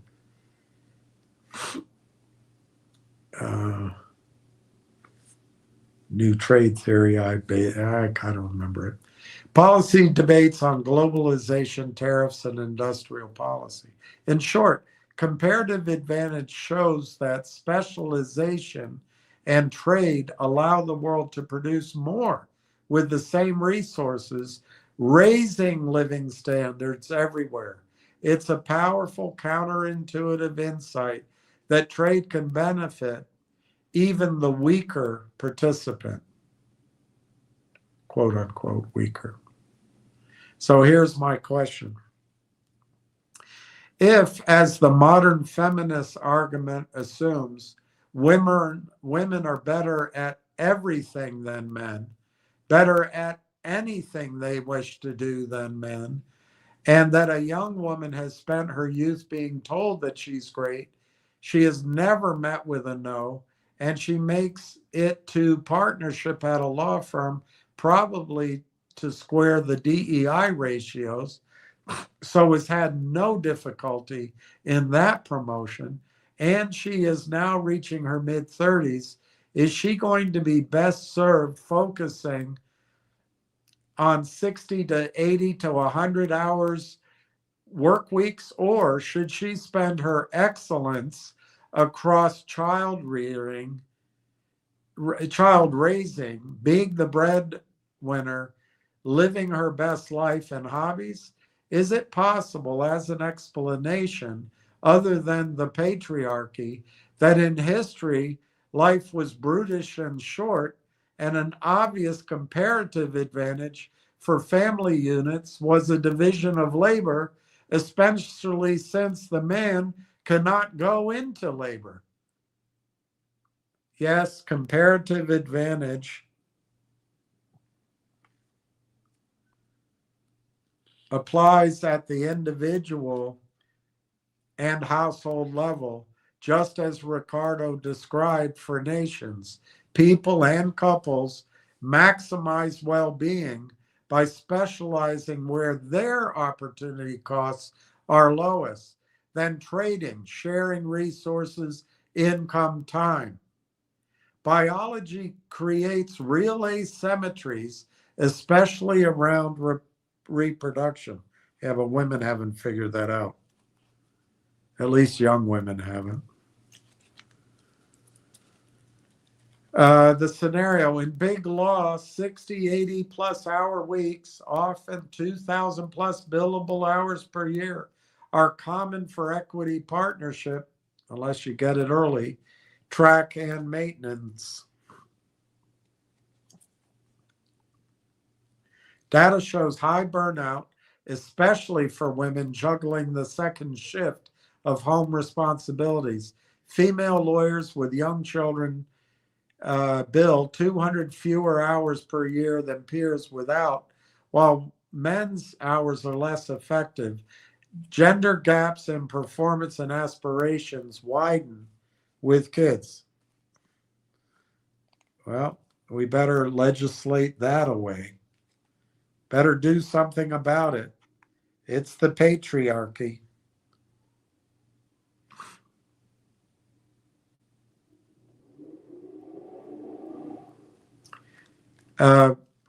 Pure focus, pure career focus, 100 hours per week has steep trade-offs at mid-30s. Fertility cliff. Female fertility drops sharply after age 30 to 35. Delaying further raises risks of infertility complications, higher IVF costs. Studies quantify reproductive capital trade-offs, career delays, reduced marriage market options, and family timing.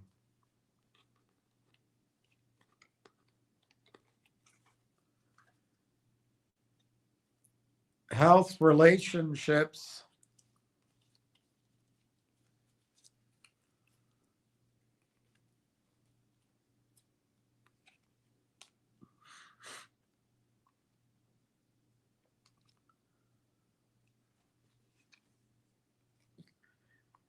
and life satisfaction. Extreme hours correlate with burnout, stress, and lower well-being. Many women and men exit or downshift. Having it all simultaneously is time constrained. There are only 168 hours per week. Best life often includes kids for many. Surveys show persistent preferences. Women report higher job satisfaction in roles with flexibility, and some data link part-time housewife roles to higher happiness for certain cohorts married with kids, though this varies. Spreading excellence, career, child rearing, life leverages comparative advantage within the household.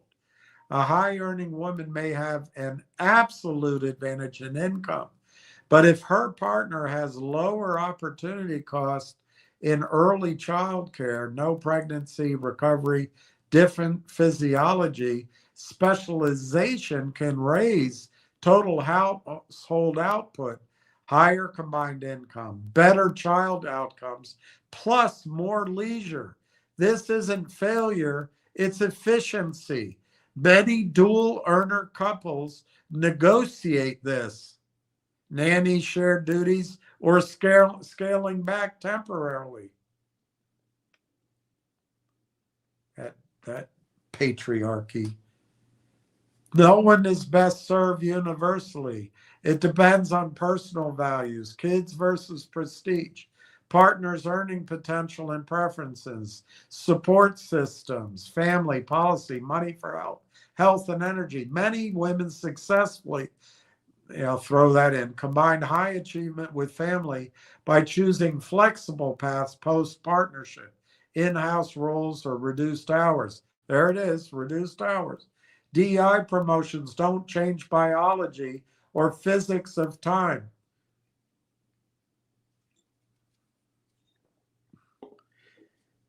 Historical division of labor. Yes, biology explains much of the historical pattern behind patriarchy. Pregnancy, childbirth, lactation, and recovery imposed high costs on women. Literally brutish and short life expectancies made reproduction central. Men could not bear children, creating an obvious comparative advantage. Women in direct infant care, comparative advantage, lower opportunity costs for breastfeeding, early bonding, and men in higher risk provisioning, hunting, heavy labor, defense, where upper body strength and risk tolerance differences mattered. We don't even get into the fact that men are disposable in society.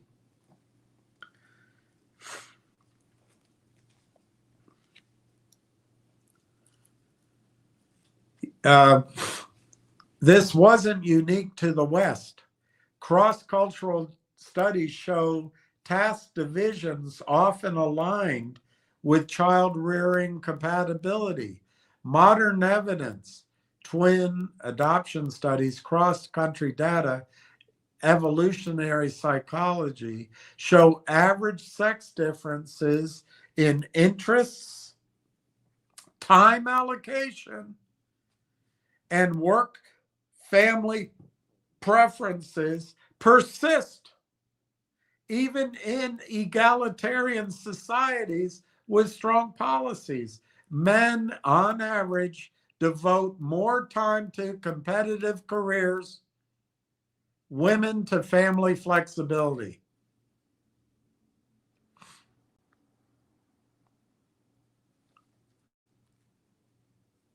Economics literature debates how much of this is comparative advantage versus norms or absolute differences, but the asymmetry isn't socially constructed from zero.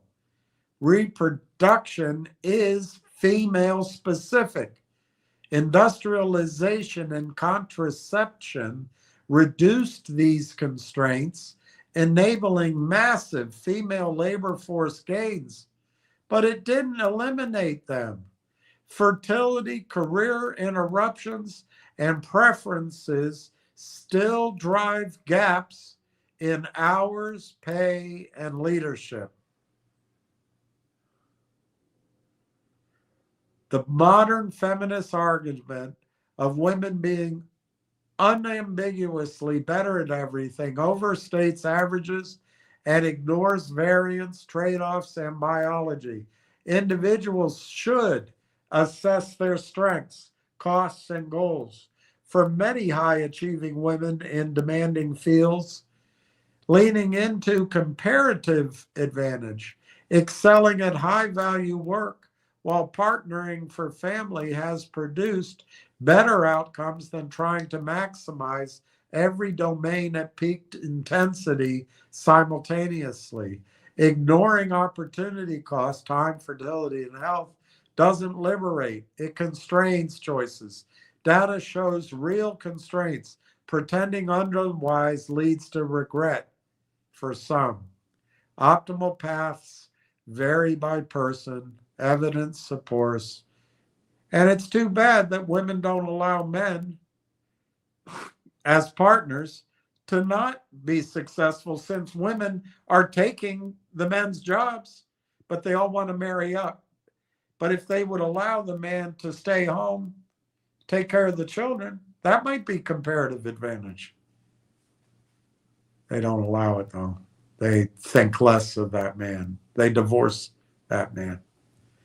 All right, here's this article. OSMI maps out AI risk controls for federally regulated insurers.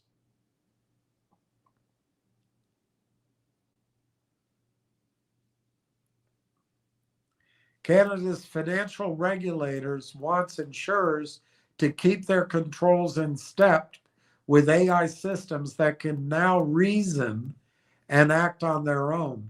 The Office of Superintendent of Financial Institutions released a bulletin in July 26 on generative and agentic artificial intelligence, setting out sound practices to help federally regulated institutions, insurers among them, manage the technology's effect on their operations. Generative AI creates content, OSFI notes, while agentic AI adds autonomous reasoning and execution. Both can lift productivity, but they can also speed up and scale cyber and operational risks in ways that test existing risk management frameworks. The bulletin builds on OSFT's earlier work on frontier AI models, and its practices line up with 3 existing guidelines. B13 on technology and cyber risk, E21 on operational risk and resilience, and B10 on third-party risk. OSFI's first concern is governance. AI adoption can move faster than the framework's meant to oversee it, and systems can operate with little human supervision while leaning heavily on third-party models, data, and application programming interfaces. When senior managers do not fully grasp the technology, OSFI warns, they can lean too hard on vendor assessments. The regulators suggest strengthening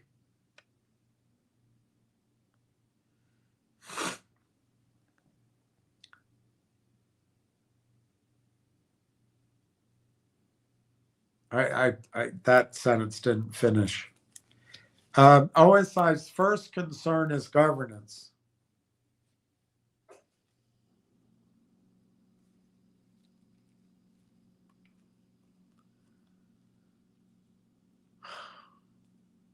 AI adoption can move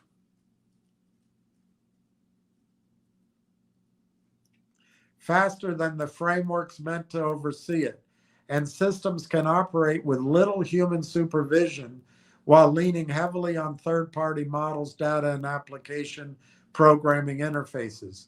When senior managers do not fully grasp the technology, OSFI warns, they can lean too hard on vendor assessments. The regulator suggests strengthening management literacy, tying AI strategy to risk appetite, folding AI risk into enterprise risk management, and setting clear limits on how much autonomy a system is given. Accuracy is the second theme. Generative AI can produce hallucinated outputs. inaccurate or misleading results. And agentic AI can act on them, triggering downstream actions and data linkage. OSFI's advisors or advises treating AI outputs as inputs to a decision rather than the decision itself, and keeping a human accountable for material calls. You need Railtown for that. The bulletin also turns to software. Generative AI can write code quickly, but may reproduce insecure patterns. And an agent can push flawed code into production on its own. OSFI suggests validating AI generated code before deployment and enforcing approval checkpoints for high risk options or actions. On access, the regulator flags the danger of overprivileged AI agents and shared credentials, pointing to multi-step risks such as data exfiltration through tools or APIs. It recommends unique non-human identities, least privileged and scoped permissions, and short-lived just-in-time credentials. That sounds like Railtown.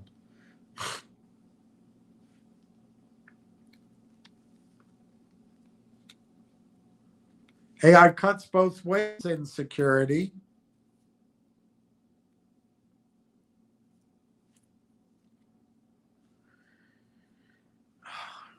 OSFI says it fuels automated phishing and malicious code, but institutions can also use it to detect and contain threats more quickly. Finally, the bulletin urges insurers to map their AI dependencies, test outage scenarios, keep manual fallbacks, and require third parties to disclose how they use AI. Railtown. Since a failure in one AI service can ripple across institutions.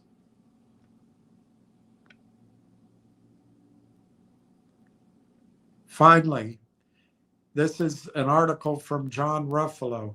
Canada's AI strategy gets the ambition right. Now comes the hard part, focus. Written by John Ruffalo a couple of days ago. Ottawa has finally laid its cards on the table. AI for all. The federal government's new national artificial intelligence strategy is a serious, ambitious, and welcome document. This is written by AI, but that's all right. That when you're busy, you have no choice. And after years of inventing the technology only to lose its fruits to others, that ambition met again. See those? I know, it's all right. The strategy is built on three ideas: trust, opportunity, and sovereignty, all tied together by a single organizing goal: adoption.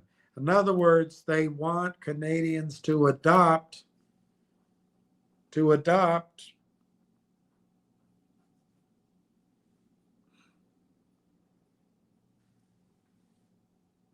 AI.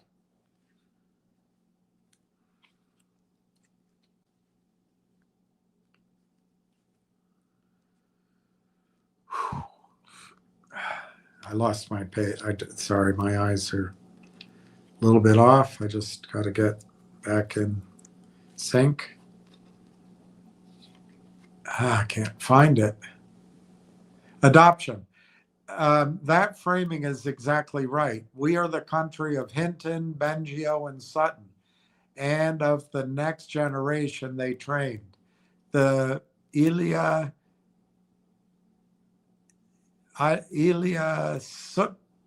Sutskaver, Andrei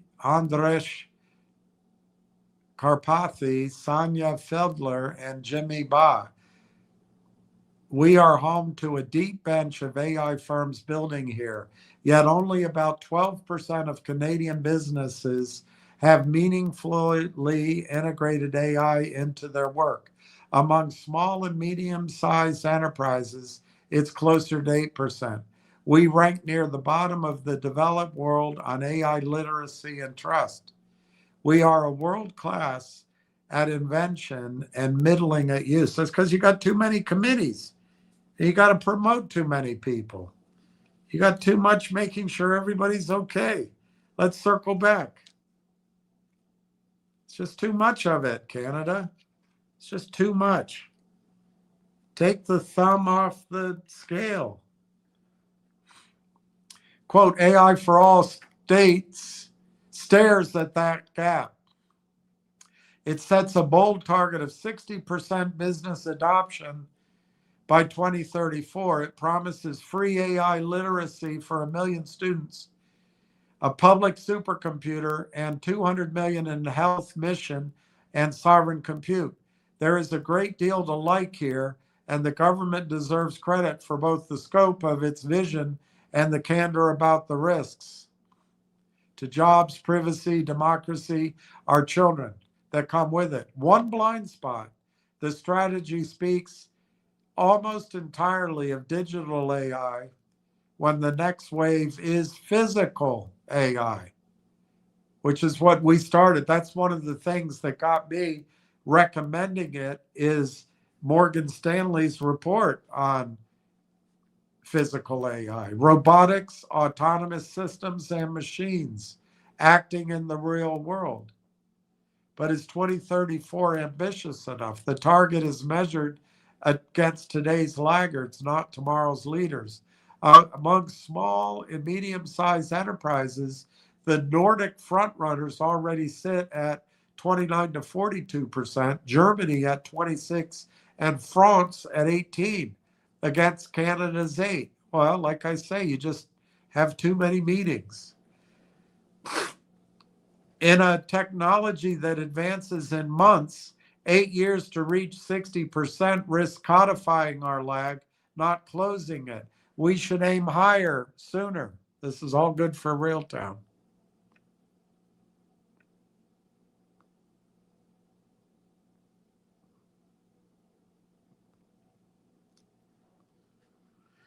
And winning the adoption race compounds. It lifts productivity, but it also accelerates the company formation. The talent and capital flow to where AI delivers results. So the places that adopt more quickly are where the next companies are founded and funded. Adoption is the flywheel that turns a research advantage into a durable economic advantage. It is also worth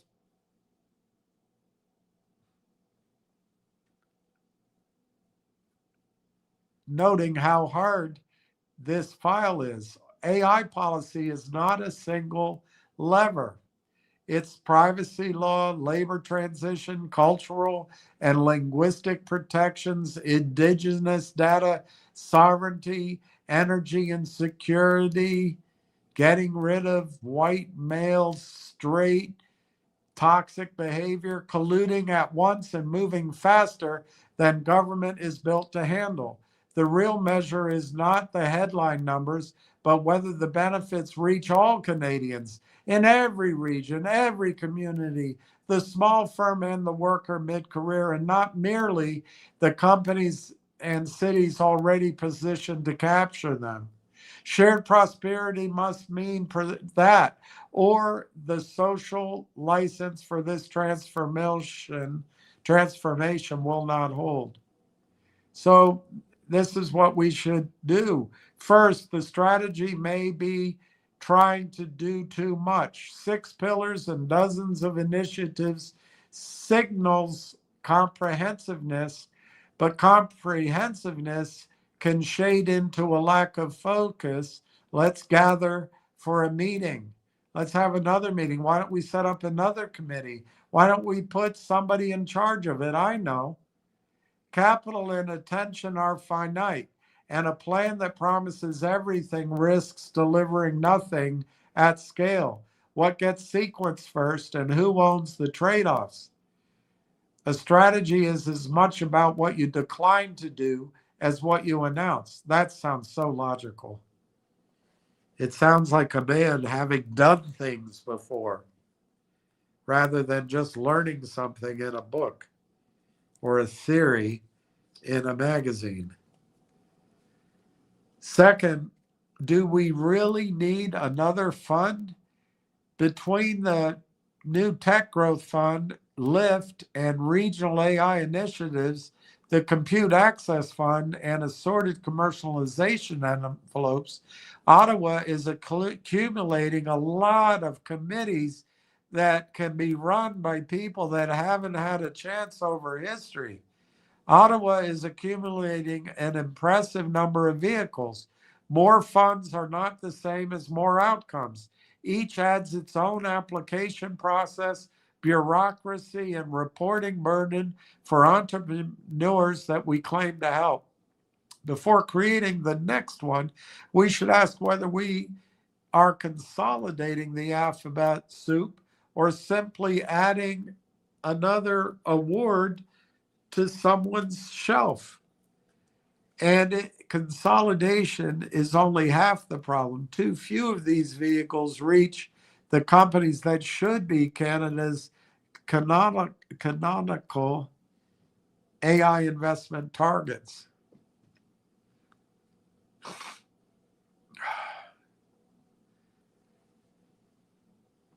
Thirdly, and most important, if we are serious about building Canadian champions, procurement should be the centerpiece, not a footnote. The strategy rightly names government as a strategic anchor customer and invokes the Buy Canadian policy, but it still leans heavily on grants and subsidies. Why should you have to go out and make a sales pitch? Don't you just get these jobs? Shouldn't you just have a job once you know? That instinct is backward. Nothing builds a durable company like a real customer. Grants create dependency and reward grant writing. And promotions. Procurement creates markets and reward results. Government is the largest buyer. Its purchasing power would scale our firms more quickly than any check. Lead with demand, not handouts. None of this diminishes the achievement. AI for all gets the ambition and the values right. And that's no small thing. So let's aim higher and move ahead with discipline, prioritize ruthlessly, simplify the plumbing, and buy what we build. Michael Murkison is the founder of ADA. John Ruffalo is the founder of Mavericks Private Equity.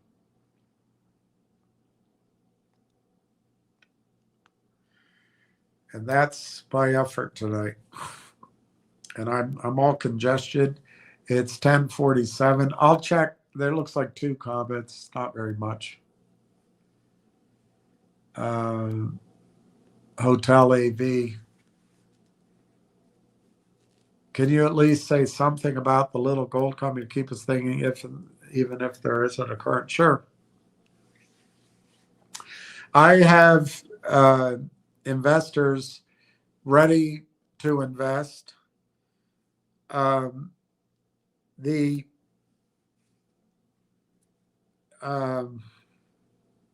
next step is arranging a trip to visit Las Vegas and the property. It's a different investor, group than the first one that I had. And they're ready to go. But the company functions basically, there's a gentleman running it who has a full-time job, and another group out of New York that's now based in Florida having a lot of money. They're private equity. They put up $1 million.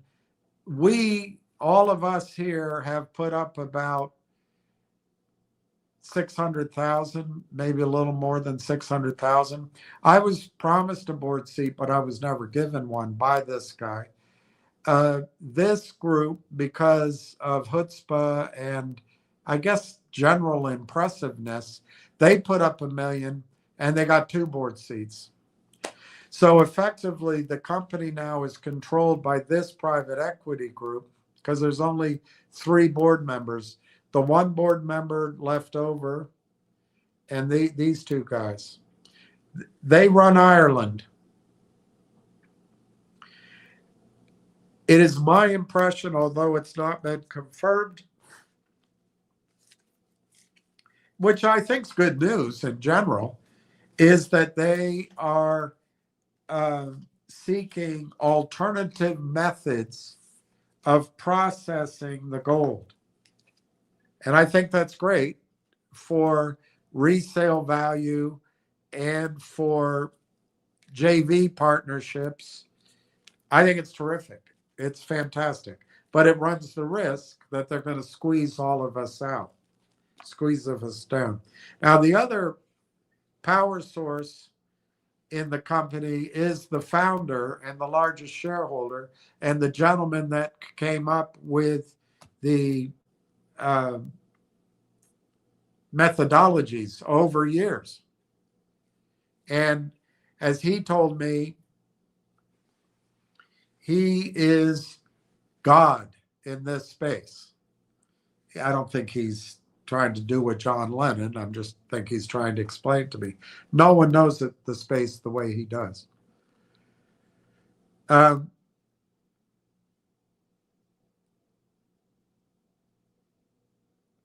For some reason, and I haven't been able to figure it out, he's all of a sudden cagey on moving forward. I think he has improved his already really impressive process.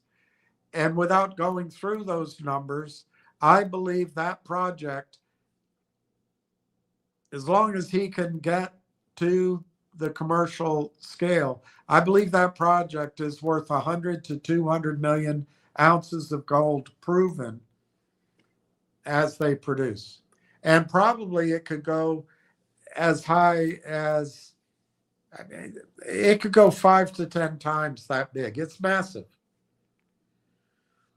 Now, the group that I have is constrained somewhat by an advisor. So I'm not 100, and I'm not going to, the advisor's terrific.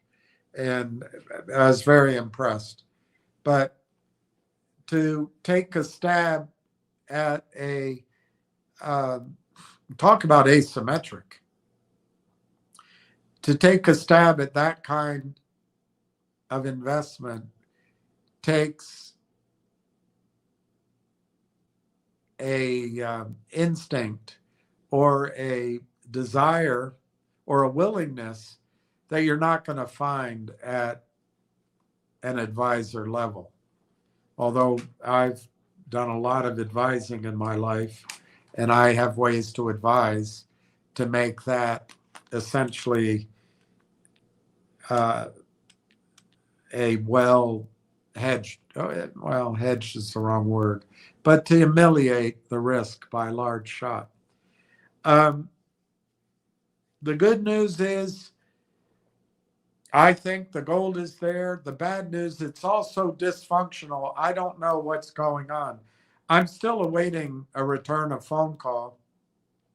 I call into the various parties and I don't understand. So I'm going to try to arrange a trip to Las Vegas for my investors, I guess in July.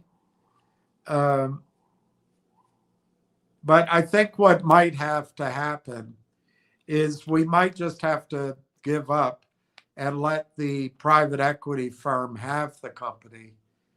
That would cram everybody down massively.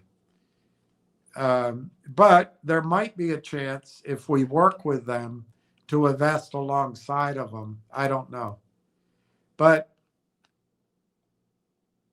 the great news is that the gold is the strongest part of the story. It's still speculative. You have to make the process. The process works over and over and over again at both the lab and bench scale level, and it's improved. And it works. And it's years. And it's gone through all of the mistakes possible. It's ready to go. It's typical when gold gets involved that people start getting greedy and possessive and all that. And, you know, I'm not saying I'm not human, but I am not greedy in this situation. I'd like to make money, but I'm not greedy. Just want to get it done. They brought in some young guy for the board that I don't see, personally, I don't see what it adds, but it probably adds some comfort for the investor. But so I think there's things to be sorted there. If I had to guess, my investors are not going to be able to invest because the first investor who promised me over and over and over and over and over and over again, and I really think he's a good person and a very good man, I think he was sick of my commitment to Railtown. And I think he really questioned my judgment. So I think he's moved on with other things. And that's just how it goes. So I think the first guy's gone. I'll invite him. I don't think he'll come. But this investor group, I think, has to visit, has to meet everybody. And if I had to risk it, I mean, I said this from the start to them. The advisor's going to say no.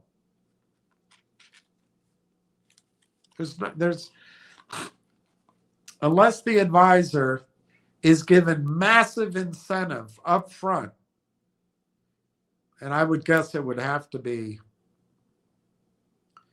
5 to 15% cash, and a huge piece of some sort of performance, they're not gonna go along, and they're not gonna spend the time to study it. It's all about,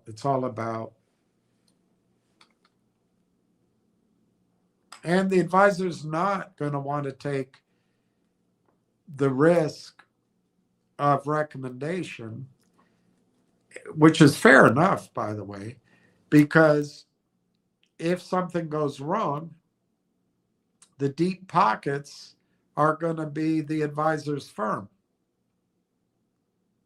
So there's a lot of reasons the answer will be no from the advisor. The advisor will go through the steps because the advisor wants to do other things and has other strategies. But the answer will be no for the advisor. So it'll be interesting, but I still think they'll put up the money. And I think once they do put up the money, I can go raise everything necessary. But the guy running the company, he doesn't see me as someone's ass to kiss. He sees these other guys who have this big track record, office downtown New York. They all have all this money, and he kisses their ass. So he gives them 2 board seats. And now he's beholden to them. And he's about to find out that everything's going to be crammed down. I'd like to prevent that, but I'm at a loggerheads. I'm at a loggerheads how to do it. I'm not giving up. In fact, now that you're asking, I'll try again tomorrow.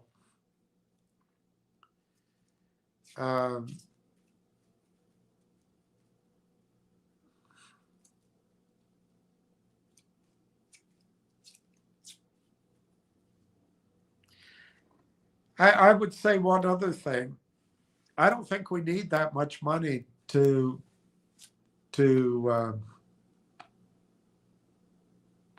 make it work. I would suggest they were asking for 5 million, and that was the commitment I received and worked on for a long time. But then I just got ghosted completely without explanation. So I don't know what happened for sure. Maybe the guy died, or maybe, but I just heard from another friend that he's working with somebody. I don't know. You can never rely on anybody. That's one thing I should have learned years ago.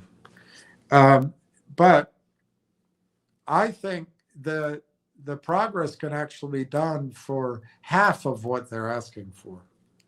And I believe I can get that done.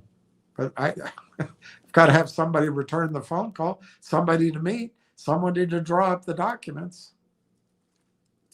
It's just very frustrating. But anyway, the good news is, once it gets going, I think it can be proven up in 6 months. I think the advantage of my investors and the guy that founded and developed the process working together, they have, all of those parties have no intention of selling the company, none. But I think the private equity guys would bundle it up and flip it. So I think the advantage is building the company for, look, I don't know how much time God's going to give me. If I live to be Dick Van Dyke's age, it would matter. But most of you are going to live a long time. And I think the amount of gold that could be produced every year would translate into so much money that a sale would pale in comparison. So it's all good in that sense. But even though I've raised money, even though I've put in effort, the company, which is essentially one guy, sucks up to this one group. And I think the guy that runs it, he's a good guy. The guy that runs the group, I have no argument with him. I think he's great. But the company obviously wants to go that direction. I don't think the brains of the process does. So I don't know how to bridge this gap. I'll try again tomorrow. I have been trying. I've been trying for weeks. It causes me some stress, but I'd like to arrange a. I'd like to put some money in escrow. Call up and say, look, we're going to come visit. We'll go to Canada. We'll go to Las Vegas, and let's draw up the documents and let's get cracking. That's what I'd like to do. So maybe I'll just put that. Maybe I'll just put that in an email to everybody tomorrow.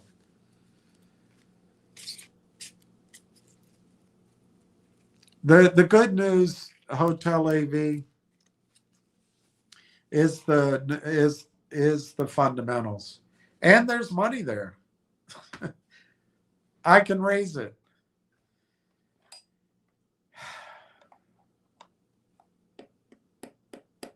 But I guess my credibility got crapped out because of the bureaucratic holdups. I don't know. Anyway, I'm very optimistic on it. I tell you something, Hotel AV. One of the stresses that comes through that I don't talk about is I really thought Railtown would show some buoyancy by now. And maybe that would lead me an opening, which I've given up on at this point. But also maybe it would, allow for some money movement that direction. But it looks like, and that's why I get frustrated with the legal system. Let's not go as worked up as I got before. But I also have learned in my lifetime, if you don't get the documents right, you're going to spend more time with lawyers later on. So it's just a mechanical frustration. I really think Railtown, if just something more than a a wordy press release, although that last release had a lot in it. It had a lot in it, but it's dense. Nobody has an attention span anymore. I mean, what's the last book that you read? No one reads anymore. Nobody reads a newspaper anymore. Nobody studies a prospectus. We're in the if the meme doesn't get to you in 3 seconds, you're moving on phase of life. So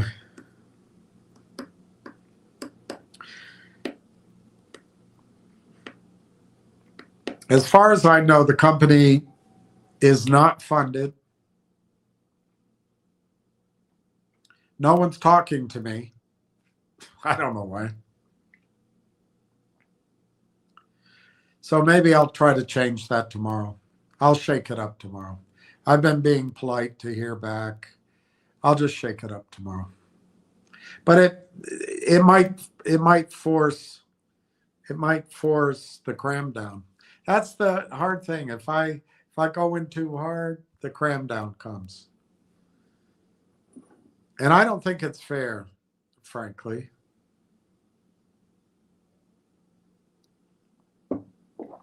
But the great news is the massive upside. And as you know, gold and silver have pulled back. People have been focused on AI, maybe other things. It's the summer. But I tell you what, if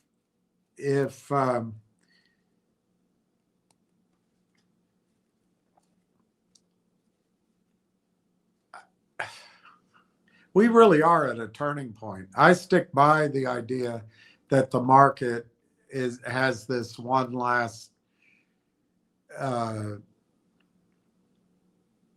race higher, but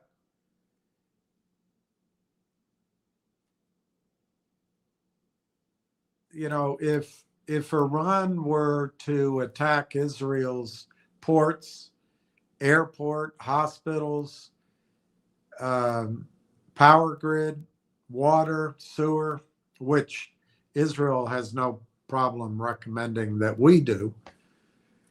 But if something like that were to happen, oh my gosh, I would expect that Israel would launch nuclear weapons at Iran.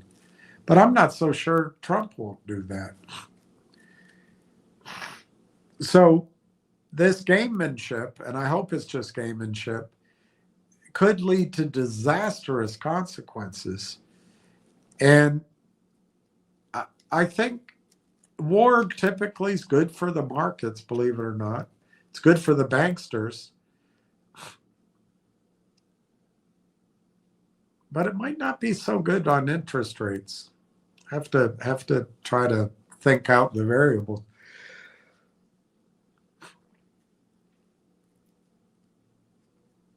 I just don't know. But I think it'd be very good for gold. But if interest rates were to go up, or if the U.S. borrowing caused weaknesses in the 10-year Treasury or the 1-year note, I guess, or the 30-year, I don't know how we can afford $1.5 trillion a year in interest payments and $1.5 trillion defense budget and trillions of dollars to 2 or 3 other industries, and then the Medicare and the retirement. And then on top of it, we're going to have to bail out all the banks. I don't know. If my point is, if the financial system goes haywire, that gold investment, if they can just produce some, is going to be phenomenal. I mean, I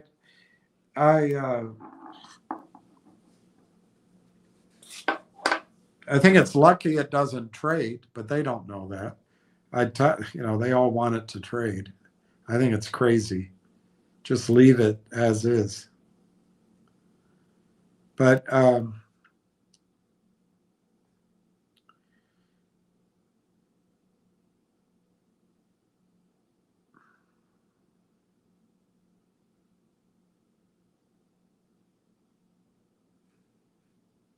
just using a low number, I mean, it's a high number, but a low number for the ounces.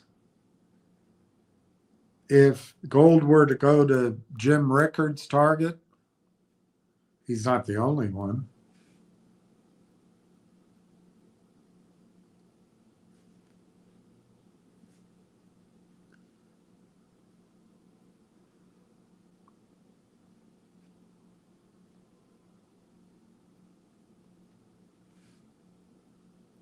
My gosh, it's a $750 a share stock. But I think we're going to be crammed down. So I think we'll have a great return. But I think this will go to the private equity firm. But I know the guy that founded it, he doesn't want that. So I don't know what to tell you. I'm perplexed. I'm trying to be polite, trying to cajole, trying to but I guess because the last guy that promised me he would put up the 5 million, I don't think it was his fault, by the way. He never did it. And then finally he thought I was just insane, probably on Railtown. He went away without explanation. And so that leaves me with a lack of credibility, maybe with the guy running the company. So I don't know how to change that. Anyway, I'll have to keep moving it forward. Hotel EV, I promise you, I'll make calls tomorrow, and then I'll shake it all up tomorrow too. And if we lose the financing, we lose the financing.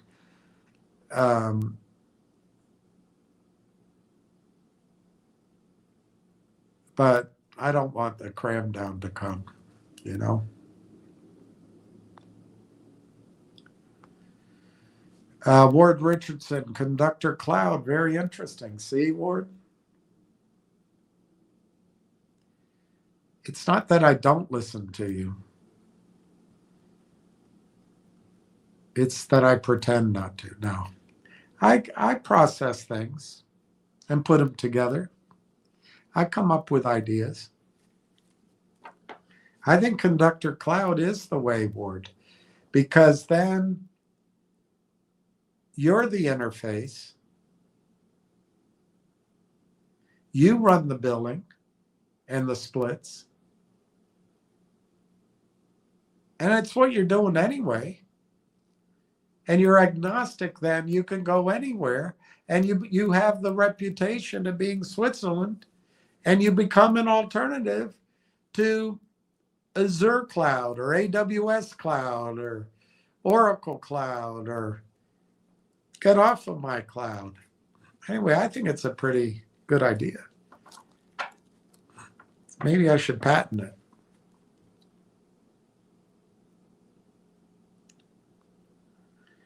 Gandalf.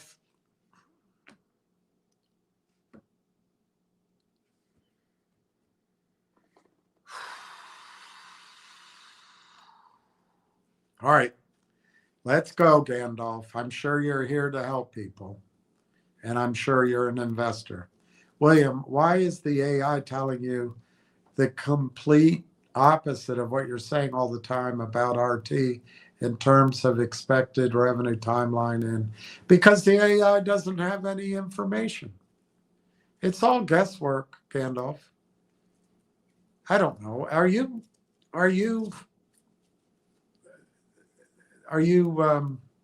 a smart guy? Do you have a career? Have you ever made projections? Are you an investor? There's no information out there. The whole thing with Railtown is from February 11th of last year. It's been in a quiet period. There's nothing. Now you can get upset like I did the other day out of frustration. Doesn't change what's happening behind the scenes. I just think the story's getting bigger and bigger and bigger. But even if it's not particularly big, if it's just Canada. Now, in terms of AI's given me some gigantic numbers. I've done it with the girl. I've done it with the Frenchman. I've done it now. This was the Afrikaner. I never got around to do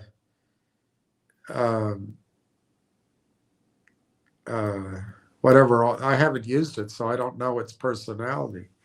But I haven't done the one that's probably woke,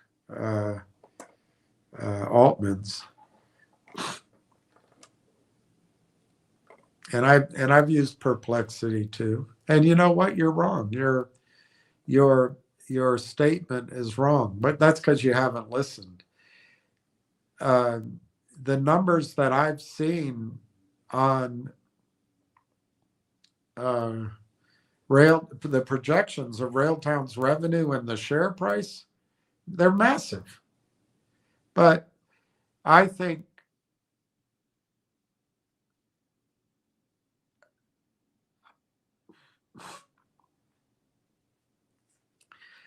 we all have to manage our expectations. I really do believe that Canadians and attorneys go on vacation, and wealthy people and bankers, they all go on vacation. So I just think we have to pull back our time frame a little bit. And so this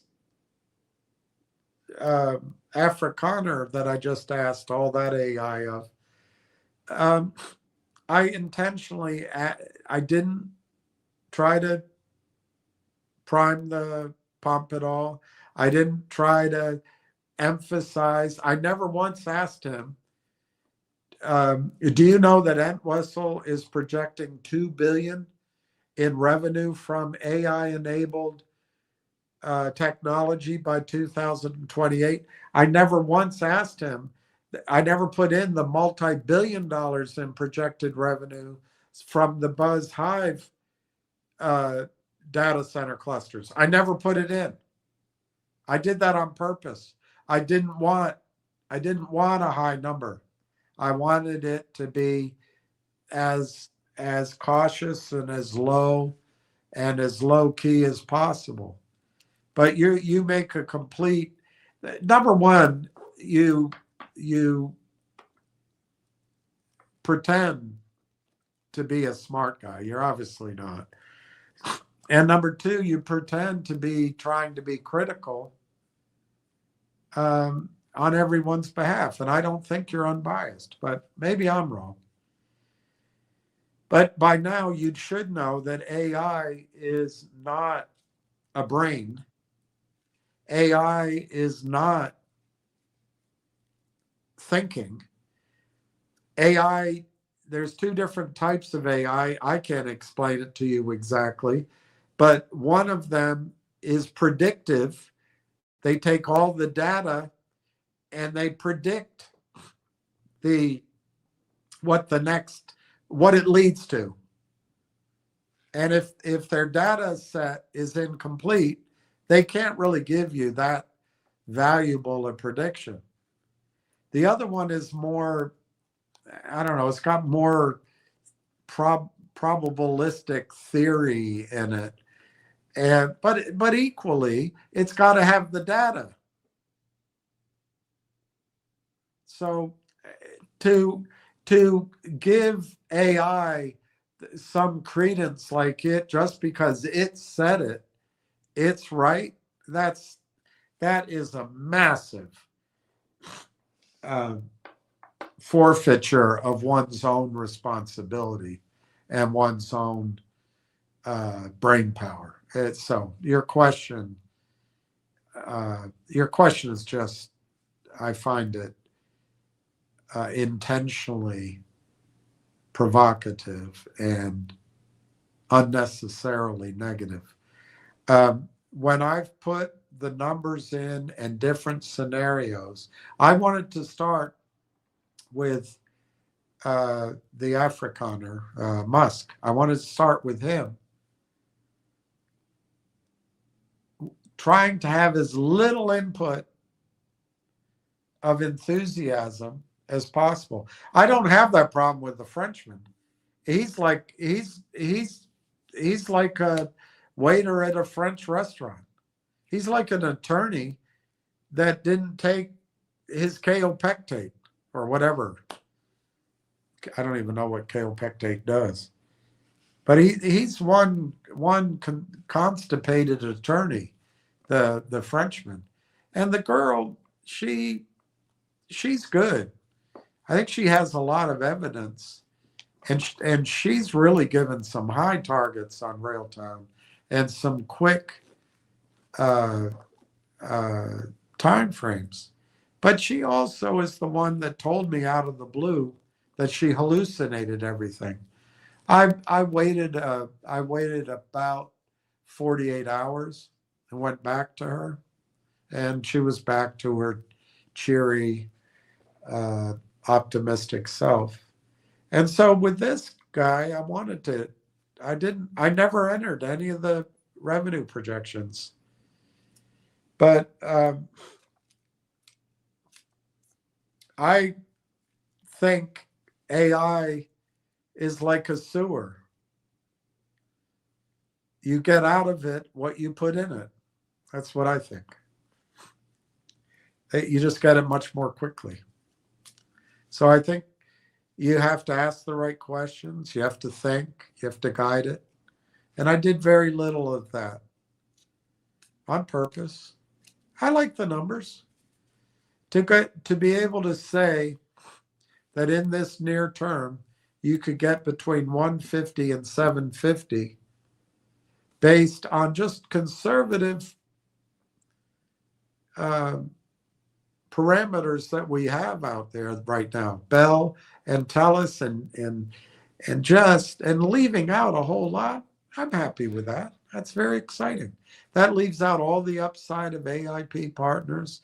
It leaves out what if Railtown becomes the critical orchestration layer, not just in Canada, but maybe parts of Europe, maybe the Southern Don region, maybe Brazil, maybe, who knows? So there's a lot of blue sky in Railtown. But if you want to be negative about it, why don't you just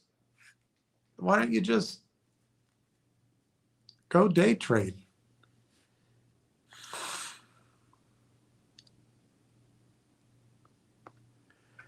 Steve, I do guys night every Thursday. The neighborhood from 8 to 11:30ish, and you're still on. Oh my gosh, give this guy some money. He's working for me, and he's awesome. Steve, you're always great. You're always great.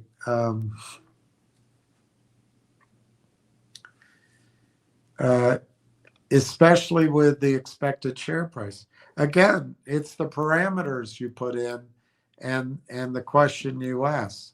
But you can do it yourself. I encourage it. I won't even give you numbers. Why don't you go into your computer and ask what's the size, what's the addressable? You can call it the agentic governance layer. You can call the orchestration layer. you could ask it, which I didn't really do.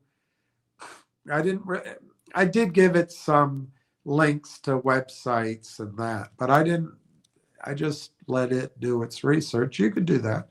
You could say, um, Railtown AI Technologies.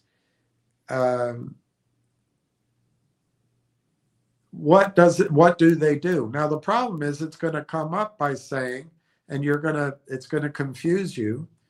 It's going to come up by saying, it's a software as a service toolkit designed to help developers act in teams to locate bugs and fix them.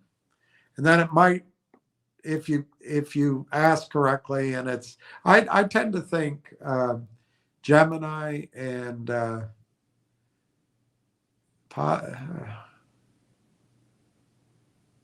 maybe you don't want to use Gemini. Maybe it's too optimistic.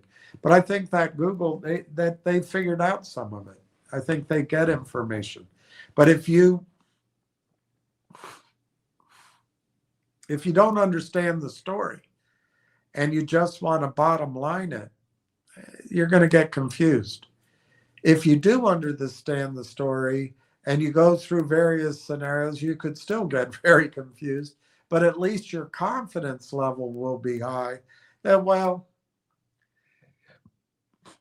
if it's projecting $1.5 to $7.5 in the near term, that gives plenty of upside. I don't know. Do I have to show you how to come up with revenue projections? Oh, man. I think it's just really a waste of time for me to show examples for a guy like you. I've done it day in and day out, and then you come and you don't understand it. So I'm not picking on you. I'm just saying, why do it again? It's not going to register. All that registers with you for some reason is that AI says something. Why don't we just do it right now? We'll just take a chance. I won't even use an AI. I'll just use Google, which is essentially an AI, and I'll ask, what do you want to know? Complete opposite. It's not true. It's not said the complete opposite. But if you want a negative view of Railtown, go to the Frenchman. You'll get a negative view. It'll be balanced. Come see, come ça. All right, so I'm gonna use Google. I don't know what to ask that would help you out. What does Railtown AI Technologies do? How's that? You see my question? What does Railtown AI Technologies? You see it's Google? Well, you don't. Well, up there, it says Google. See, I'm asking Google.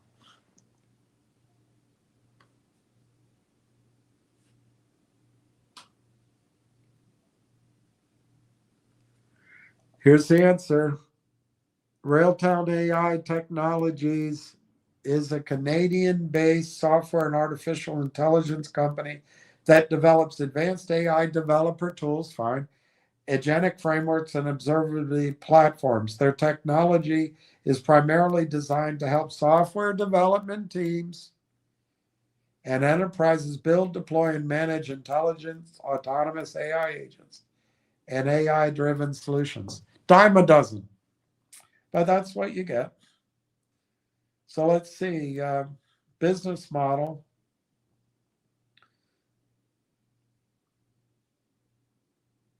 what's the next question? Oh God, I do this so often. Why do I have to do it again? Um, I'll just say revenue projections, and you'll see how low it is. It'll come up. Uh, it'll say it's zero revenue for the first quarter, and just watch. I just put in revenue projections. You want negative? I'll give you negative.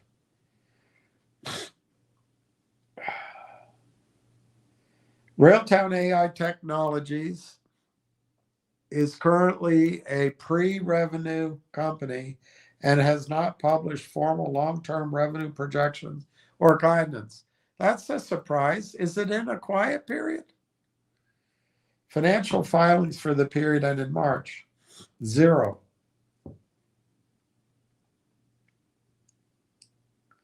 Active commercial growth catalysts, TELUS Sovereign AI Factory, and the service-led SME strategy.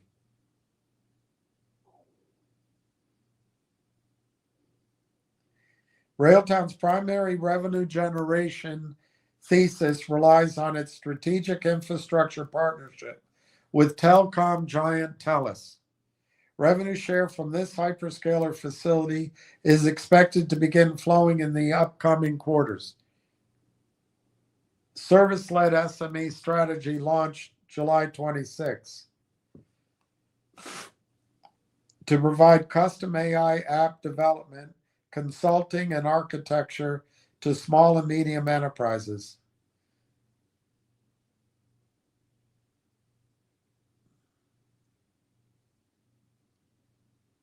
All right, so let's ask, how much revenue can they make? Or what role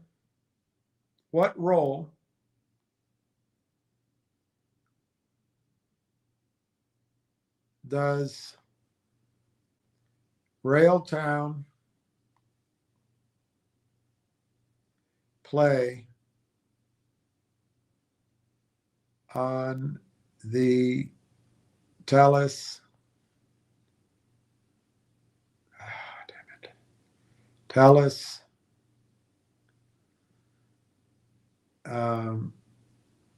sovereign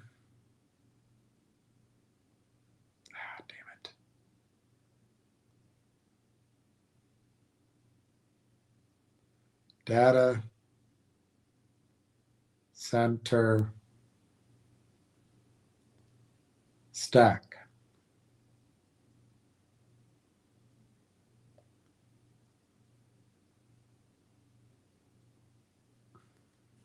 That's the question I put out.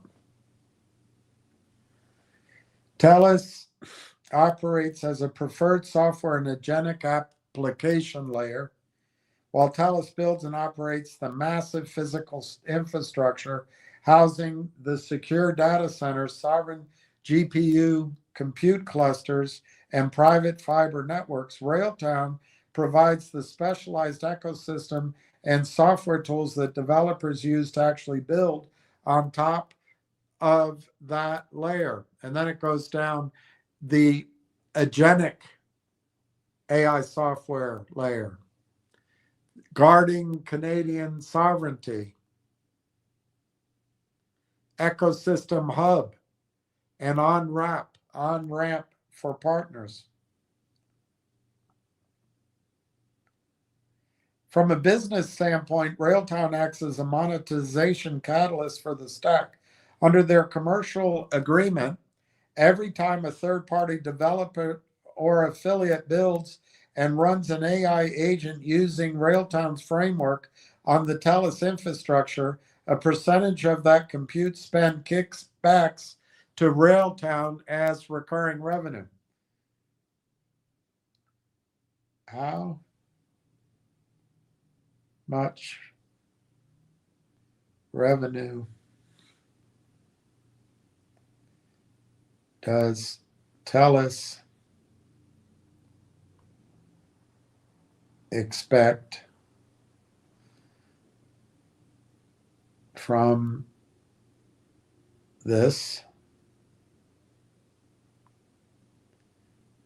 these layers you described, are they in demand? Are they critical?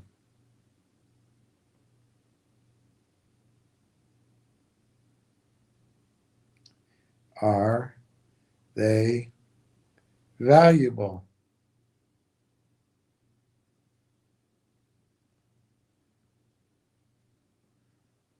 Well, you can't see the whole question, but that's what I asked.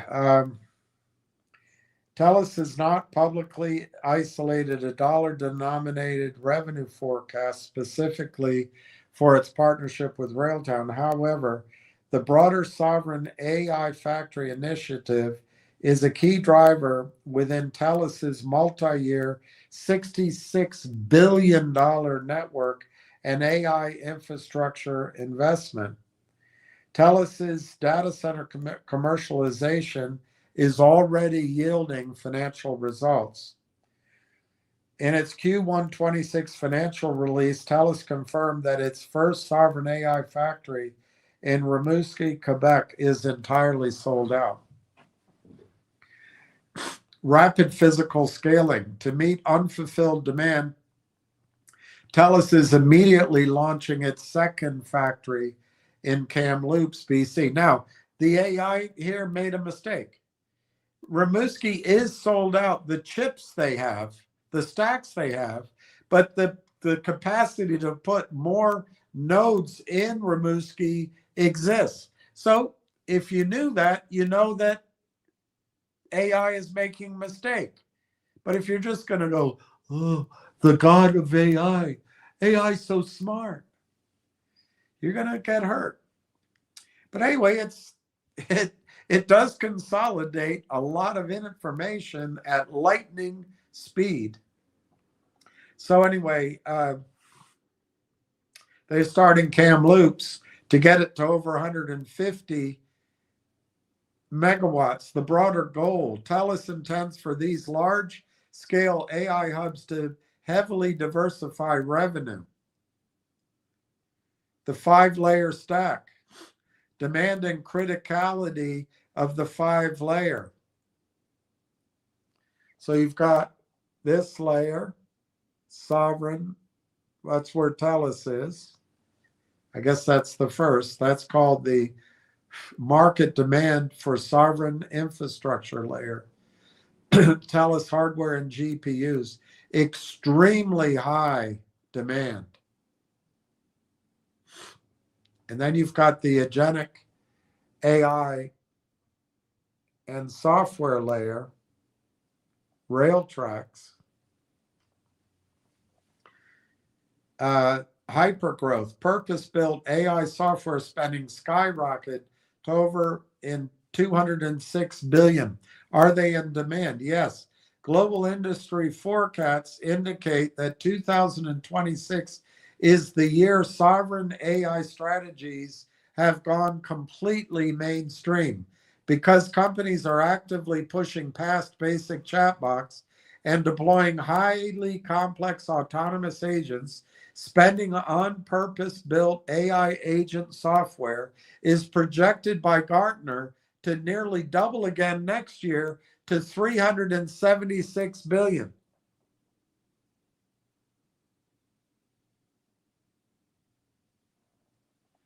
Are they critical? Yes, they are considered non-negotiable for highly regulated sectors.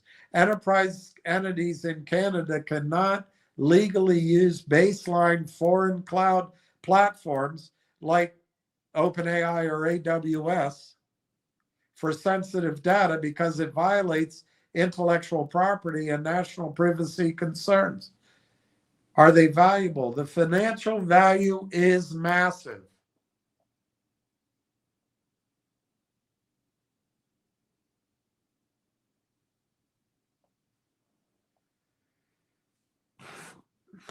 This is completely contradictory than anything I've ever found on AI before.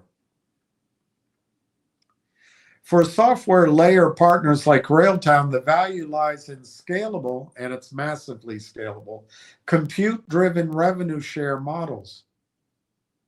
Every enterprise customer onboarded to build agents translates directly into highly predictable recurring software consumption. All right, so let's say, how big is that addressable market? Canada,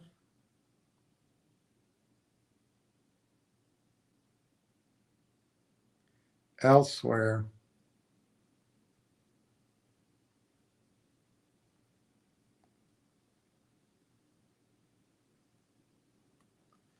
That's the question. How big is the addressable market?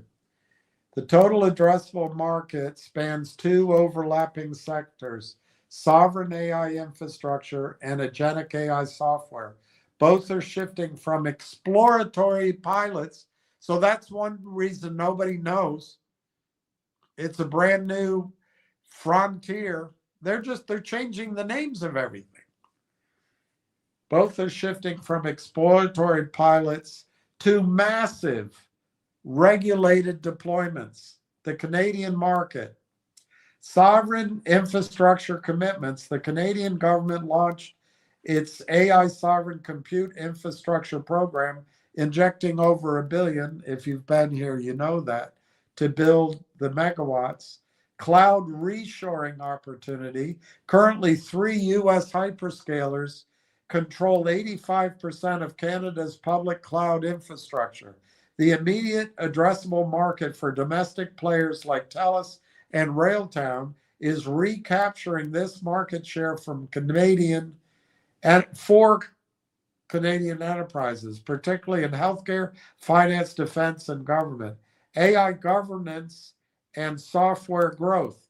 The standalone AI governance and compliance software market inside Canada is projected to reach 238 million by 2033, scaling rapidly from a base of 31 million now. The global market. Outside Canada, the market is expanding exponentially due to strict national data laws and enterprise shifts toward autonomous workflows. Global sovereign AI infrastructure. According to market data from Next Move Strategy Consulting, the worldwide sovereign AI infrastructure market is valued at $78 billion.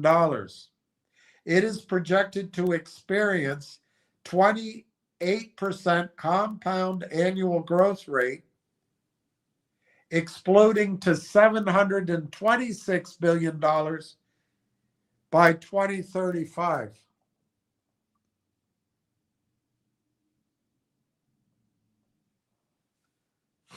Sovereign infrastructure software. For companies building the software layers like Railtown, the specific addressable software slice was valued at $8 billion and projected to hit $112 billion by 2034. That's software, sovereign software.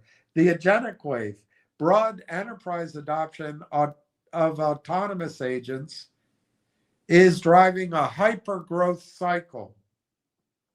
Gartner's reports that global enterprise software spend at risk of being disrupted or consumed by agentic AI represents a staggering $234 billion. Within the sub-segments of this stack, agent builder platforms represented a $5 billion niche with a $1.3 billion market for AI observability, governance. All right. That sounds small to me, but let's go with it.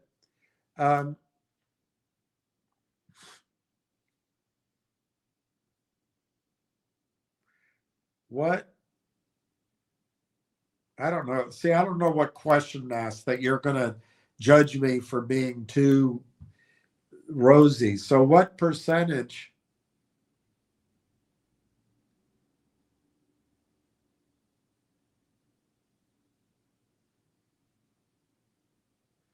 of the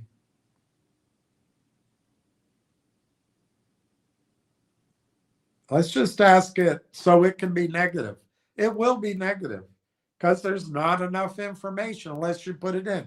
But what percentage of that will or could Railtown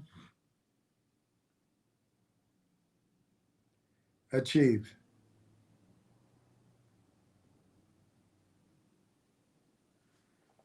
That's what I'm asking. Based on equity research. See, Gandalf, this is where you can choose to be, anal. There's a research report that I've read here so many times, and I've put it over there. I might have thrown it away because I got sick of it. I might have taken a copy of it. But it's 3 years old, and it projected Brailletown getting 0.5% to 3% per penetration. That's really low. But anyway, we'll go with it. You want something negative. So long-term model.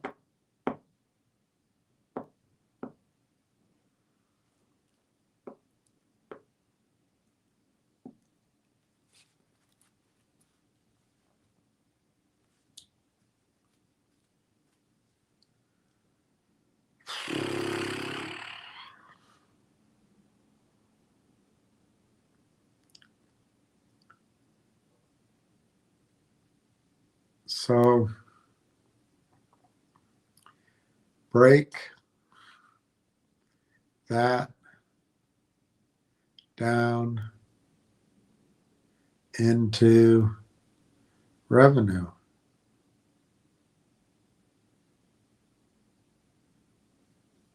Break that down into revenue. So it's very low. Translating those fractional penetration targets into dollars reveals that Railtown's model target scenarios represent a potential annual recurring revenue run rate of 50 million to over 200 million. Okay.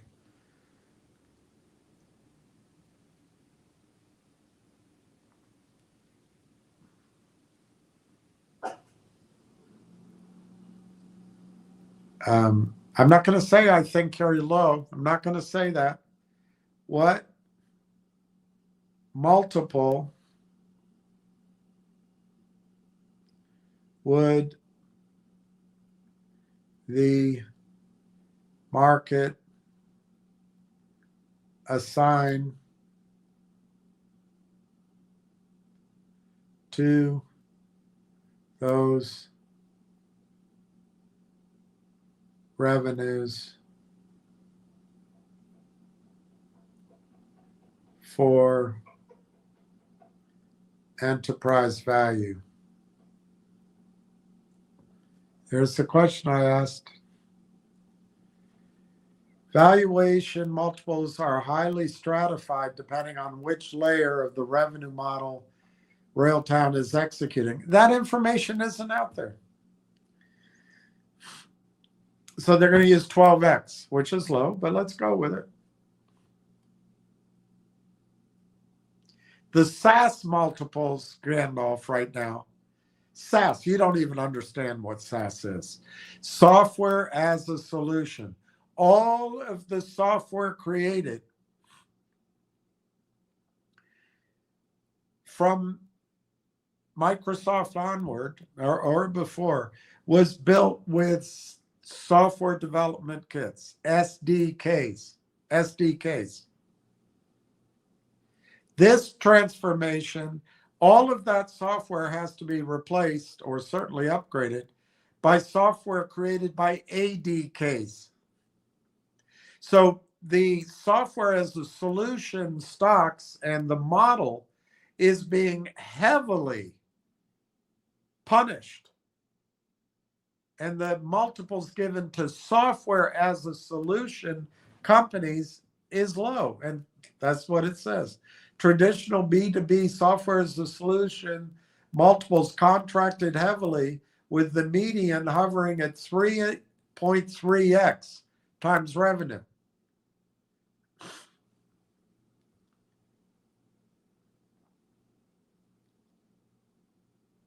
So they're going to assign 6x to 10x for Railtown. You are going to think, wow, what a genius. It's low. The valuation math.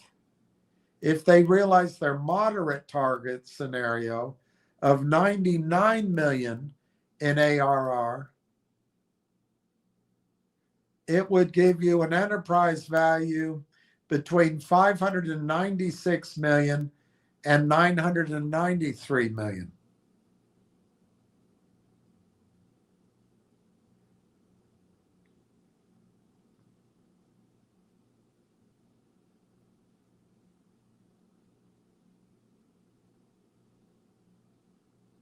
Now, AI infrastructure platforms command a medium 21.2x platform.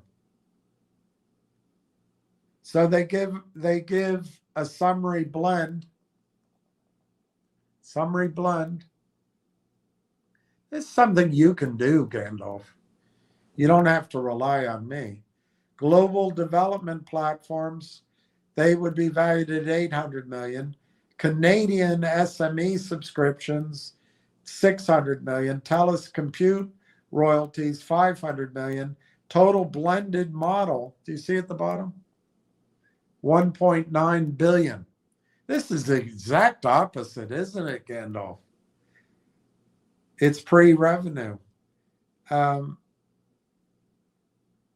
If Railtown has 234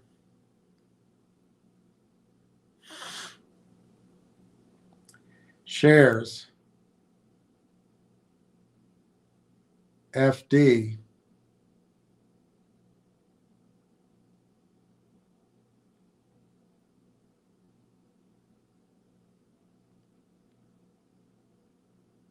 it does.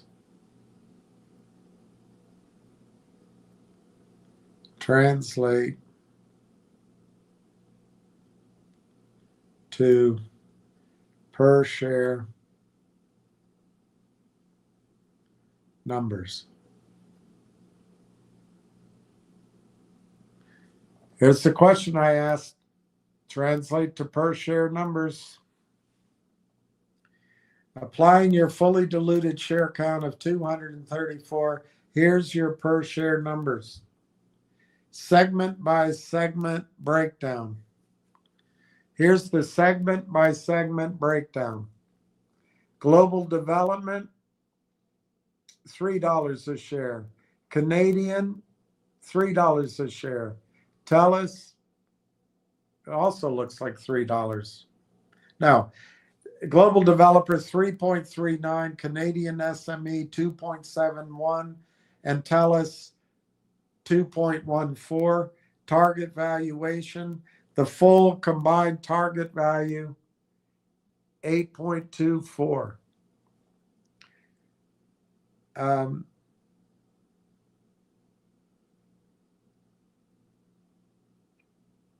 What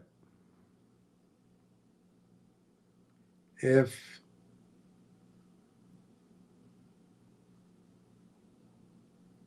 anyway, you can do it yourself. I guess you're saying that the $8 target is lower than the 25 and the 55 and some of the that Google had some huge numbers, and you're going to get your knickers in a twist over that. I wouldn't focus on the big numbers. Even my $55 target, which I think is conservative and I think it would go to, I wouldn't focus on it. Why? because the company might get bought out, and most of that gain might happen inside of another company.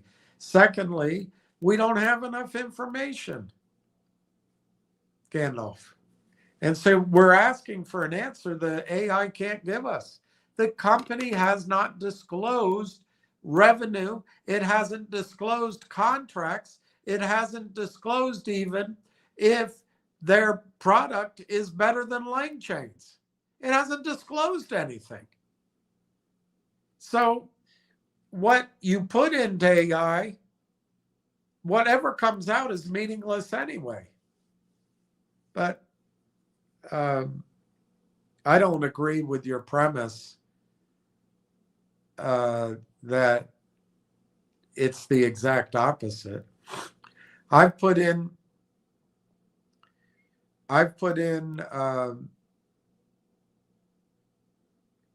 numbers, and if you guide it too much, it'll come out with big numbers. I didn't guide this.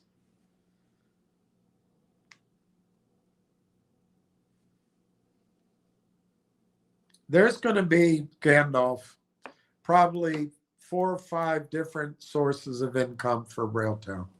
One is obvious. They just announced it.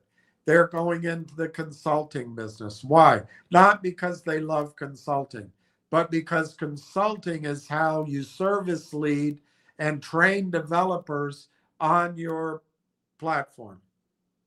But, oh, by the way, you get to go in and get the confidence of companies, and 98% of Canadian companies are small to medium size, and you get to guide them to your platform and to TELUS or to Bell Hive. Well, they're doing that. So they're going to get consulting revenue. I would imagine those are one-off fees. Secondly, if they do convince those companies to then use the Conductor platform, they're going to get ongoing fees. Thirdly, if they direct that business to a data center they have an agreement with, or if my idea, I'm saying mine because I want it to be clear to everybody, the company hasn't said it. I said it. But I'm not trying to be smart, though. But if it's some sort of like a cloud interface, Conductor Cloud, well, that's another source of income. If they are on top of the data stacks, you tell me, Gandalf, how big is it? You have to be force-fed? The whole space is brand new. And that's a risk because it could all teeter over and be a disaster. But as around the world, people are moving to AI, and you can see it, they are going to demand ADKs for their software. But more importantly, as the shift is coming, it's going from human developers to agents. You don't know what that is. It's called agentic AI. And the guy that runs NVIDIA, Jensen Huang, announced, and of course it's self-serving, but he announced, I don't know, 3 months ago that the age of agentic AI is here. What is it?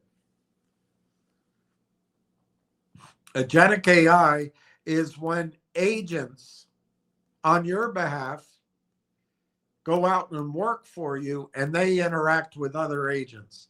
They spend your money, they book your hotels, they classify your data, they do it all. I mean, that's the theory. And so Railtown, this is all new. They spend tokens. Do you know how big that market is? Of course not. It never existed before. Never existed. I can show you Morgan Stanley projections. I'm not going to do it now because I can't find it. They had massive numbers. You won't believe it anyway because you got to see it on AI. AI doesn't have it.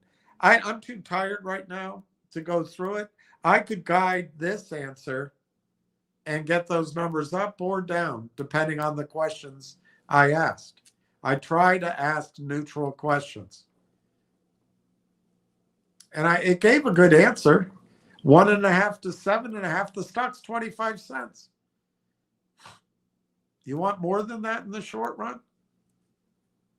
Is that going to dissuade you from buying? Do you have someplace else that you can put 25 cents and get $7 with a chance that it's going much higher than that? In the industry that money's being directed? I don't think so. But anyway,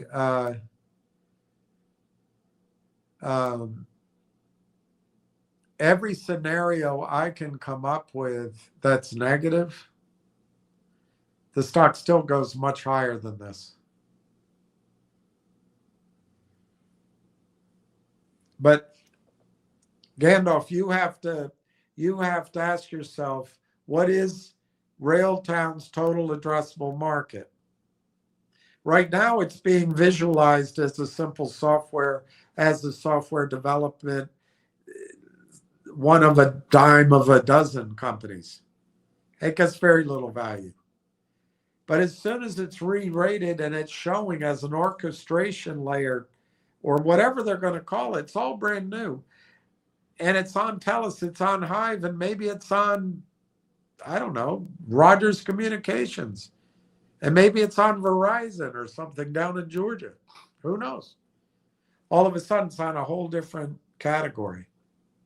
And then they can start projecting. But Gandalf, nobody knows what revenue. Nobody knows what they're doing. Nobody knows their contracts. So it's impossible. It's literally impossible to come up with a target that makes any sense. But I will tell you, the analyst who came up with the target for Railtown 3 years ago, before TELUS, before orchestration layer, before this platform was designed, and before possibly BuzzHive, and before the advisory board, before any of it, the target was over $2 a share.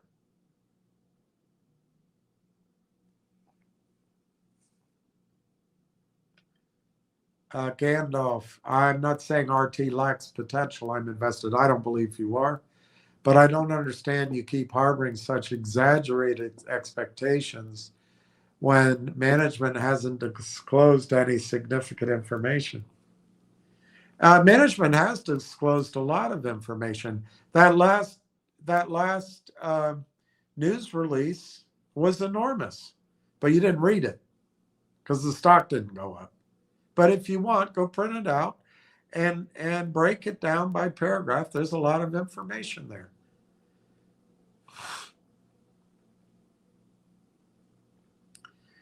There's a lot of information on what Railtown is going to do, which if you Google, you can find it. Because if I come up with it, you're not going to trust it. But you can find out about it, the orchestration layer. It's out there. But you're right, management hasn't said anything. So how do you put this? Why I keep harboring? Am I harboring a fugitive? Such exaggerated expectation. What's exaggerated? My target's $2.50 almost immediately. And then I think it goes to $5. Once it crosses $5 with volume, I think it's probably an $8 to $15 stock. I'm harboring that?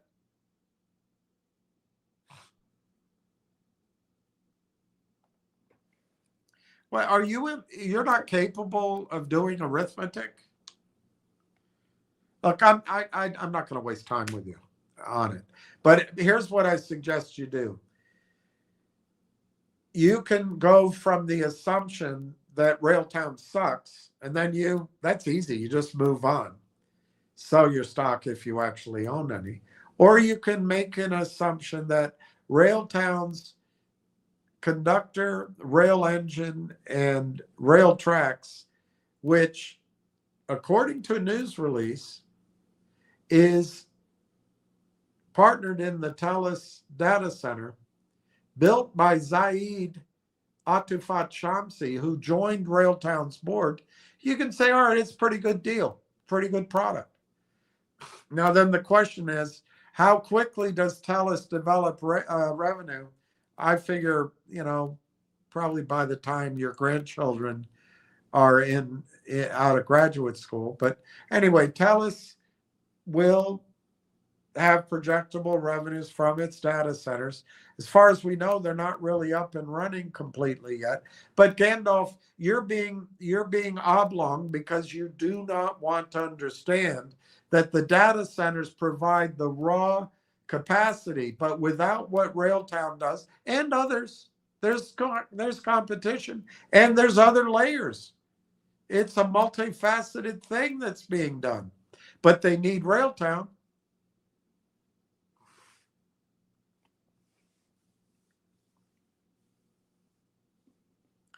Telus is supposed to do $2 billion from AI-enabled technology it said, but let's say in 2028. I don't know. Take a small number of that. Take 10% of that. 200 million, let's say, is split with Railtown. And let's say Railtown gets 20% of that. $40 million. That sounds a lot like what Railtown could get from the revenue but everything's going to take time. But modeling it doesn't take time. It might take 1 or 2 or 3 quarters to get the full-on models, but the stock will move by then. So why do you harbor such resentment if you own the stock? Why are you so negative?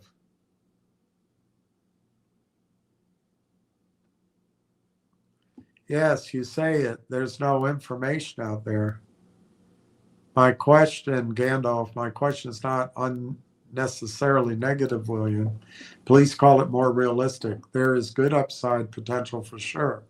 I just don't get why you constantly call that high unreasonable targets. Let me be clear. Why do you say they're unreasonable? What do you know? What do you know? You don't know anything. So how do you know they're unreasonable? I don't even know which one you think is unreasonable. You're gonna say my $55 target is unreasonable. I've admitted that number makes a lot of assumptions, and you've got to take it with wide variance. I'll just give you one, Gandalf. Of course, you don't take the time because you don't care. You just want to question me. Lang chain.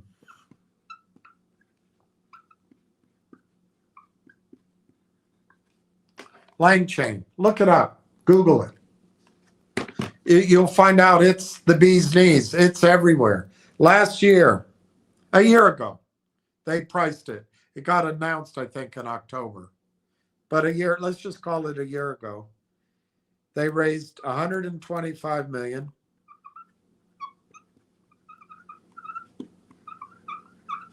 At a $1.25 billion valuation based on 1 month's revenues projected out, estimated ARR of $12 to $18 million.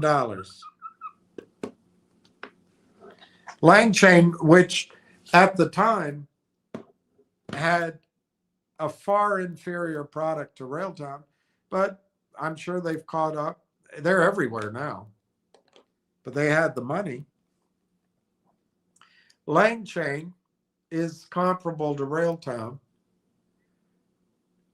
At a year ago, priced at $1.25 billion post money, based on revenue between 12 and 18 million a year. So if Railtown is able to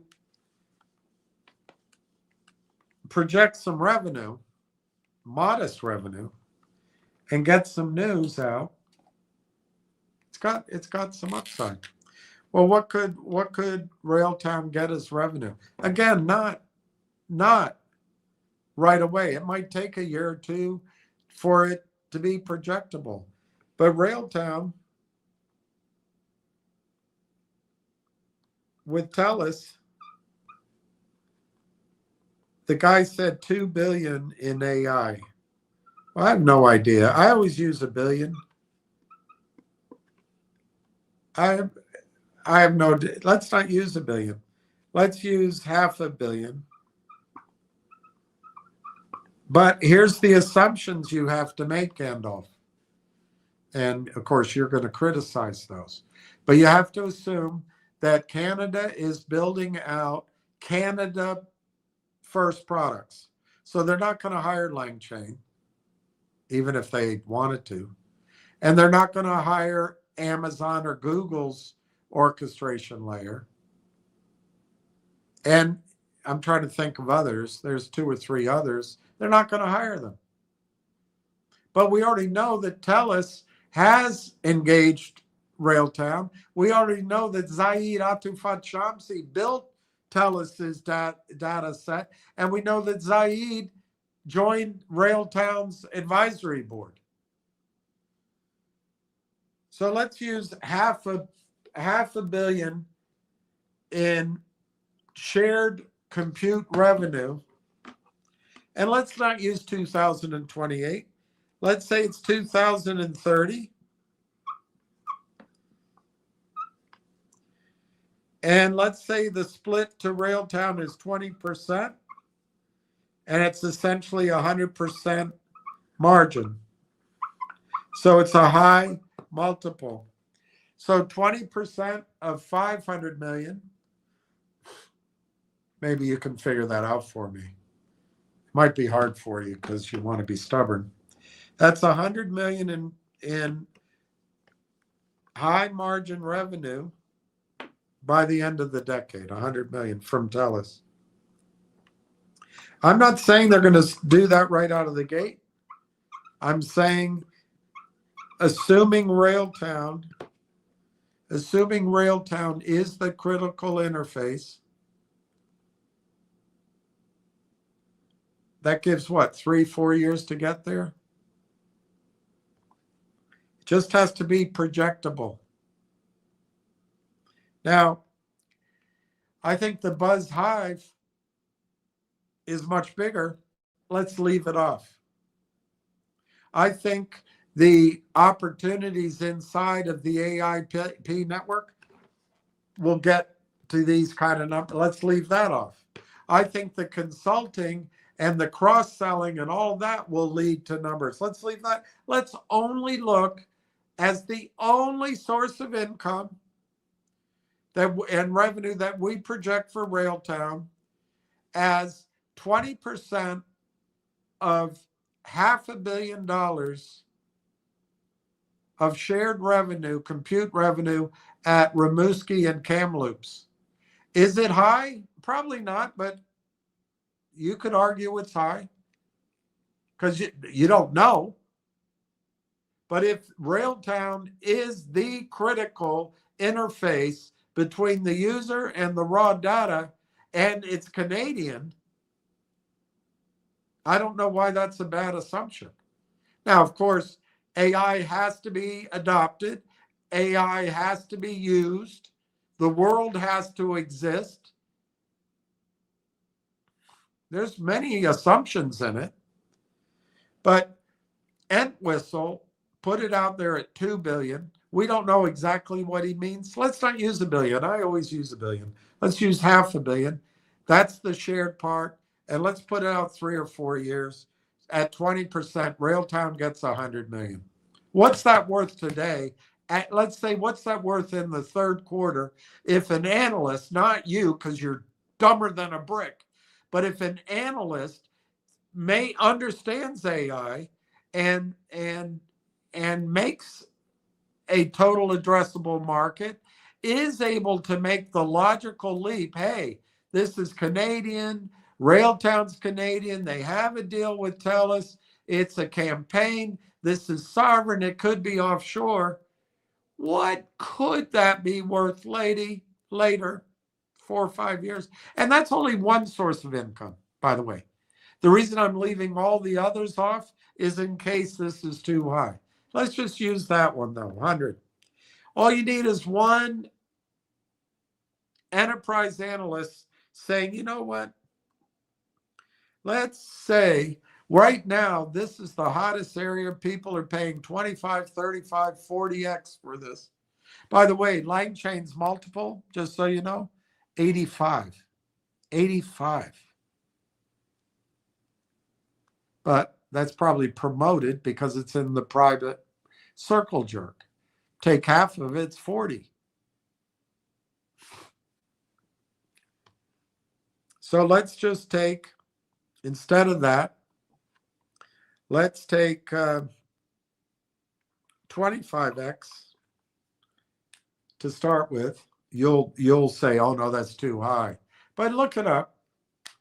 What's the going rate for high margin orchestration layer revenues? You'll see it's 25 to 35x. Let's use 25x.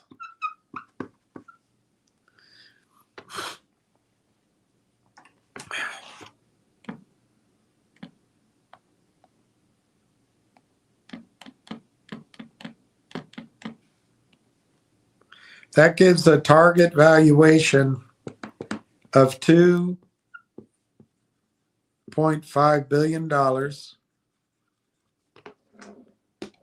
You see that? That's Railtown's revenue in this estimate in 2030 using 25x. Now you may say that's high. I'd say it's low. You may say that's so far out it shouldn't be 25. No, it's all guesswork. But that's $2.5 billion. I'm leaving out revenue from consulting. I'm leaving out AIP consolidation. I'm leaving out cross-selling. I'm leaving out Bell Hive. I'm leaving out any other contracts they have out there. I'm leaving everything else out. Just this one data point. And if you think that's too high at 2030, I'll tell you, all right, let's do it at 2028. Then the 25 is more reasonable. So you got 2.5 billion. You divide that by 235 million shares to 234 million shares outstanding.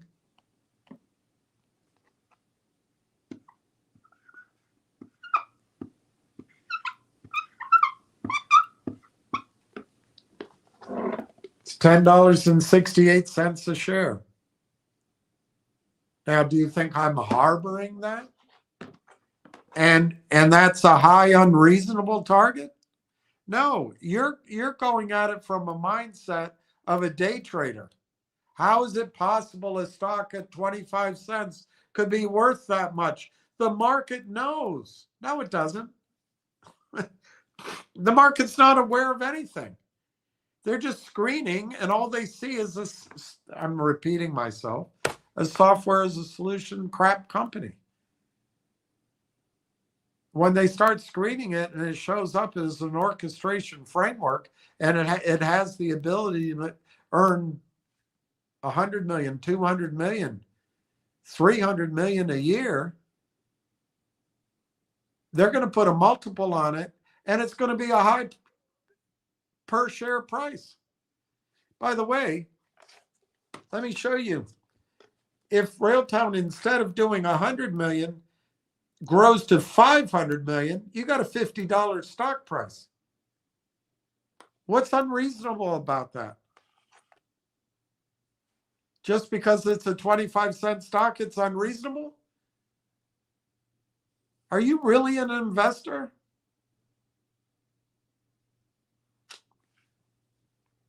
Now, my high numbers, and I've always cautioned this, the higher the number goes, the further out, there's more variables.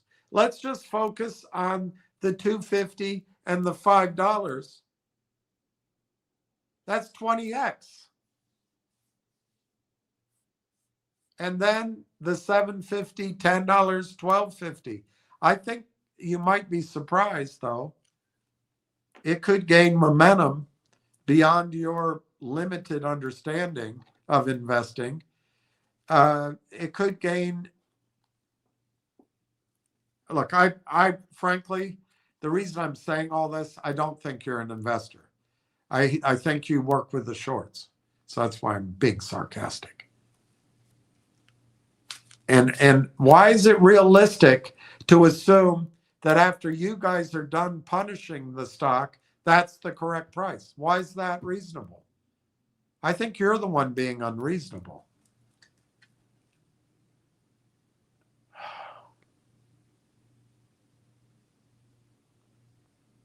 Like 240 I never said that. I never said that. You're getting your information from Tony the Dinero. I used to write on this board how I stopped doing it because he's an idiot.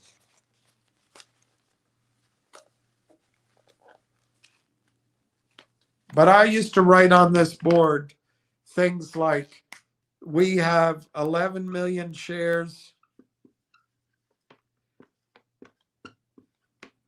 I'd write that. I'd say we have 11 million shares. I'd put Railtown on it.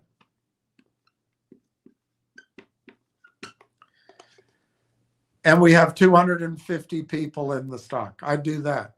And your friend, Tony, thought that was my target. I never had a target of 250. You're just lying. Back a year ago, around July, I'm not going to tell you what I thought was going to be happening with Railtown, but you guys were particularly hard smashing the stock. And I did try to come up with something easily memorable. So I said that Railtown, that my target for Railtown, it was always a projection, not a promise. But I wanted people to see that it could happen. I said, in response to that attack, that the stock could be $55 by 5.5. 5.55. I said that. But I admitted that it was a way out target. I never promised it. I said, you got to have this, this, and this. One of the things you had to have was the AIP deal. Another thing you had to have, there were things in my assumptions that never came true. But I don't think it's because they're not going to come true. They've all been delayed. Not delayed necessarily in being implemented, but delayed in being verbalized. So you and your friends continue to press it down. And then you say that your price is reasonable.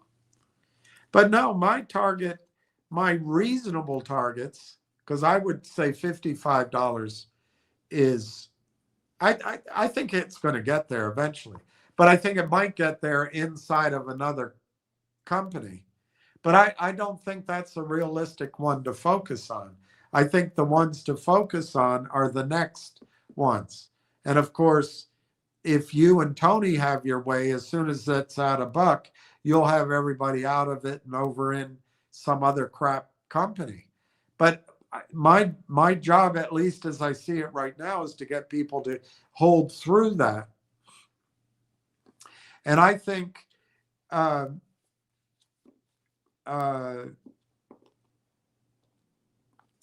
mean, I didn't finish the thought on Langchain. That's 550.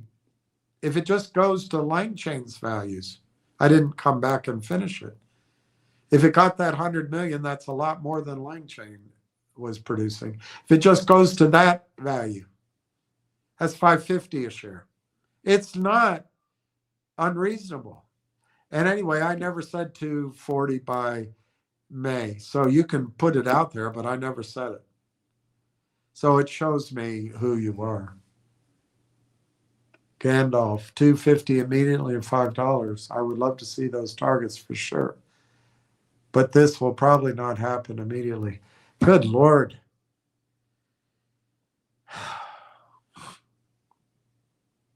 All right, I got to go through that. I really think you're being obtuse. Railtown suffers from high frequency trading and reg show abuse and quiet period.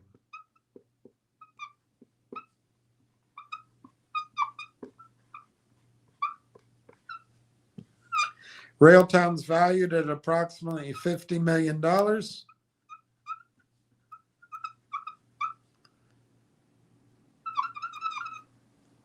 With zero revenue. That's what's out there now. Zero revenue, $50 million. You guys suppress it, and it's still a quiet period. I don't know, immediately has, and it's not the only word I've used, by the way.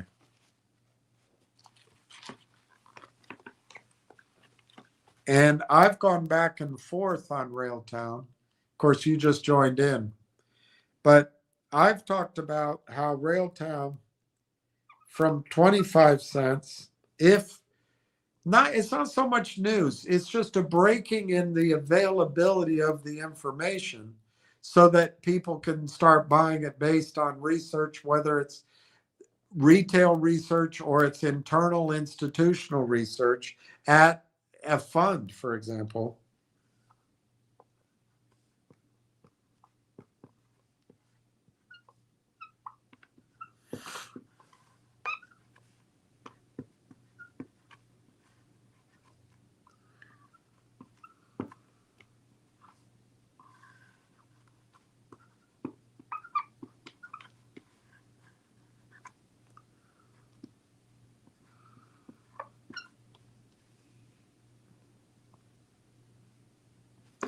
This is the kind of thing I've expected for a long time, is once it starts going, you're going to have a stair step. It'll go to 70, pull back to 50, go to 120, pull back to 90, go to 250, pull back to 175, and so on. Why?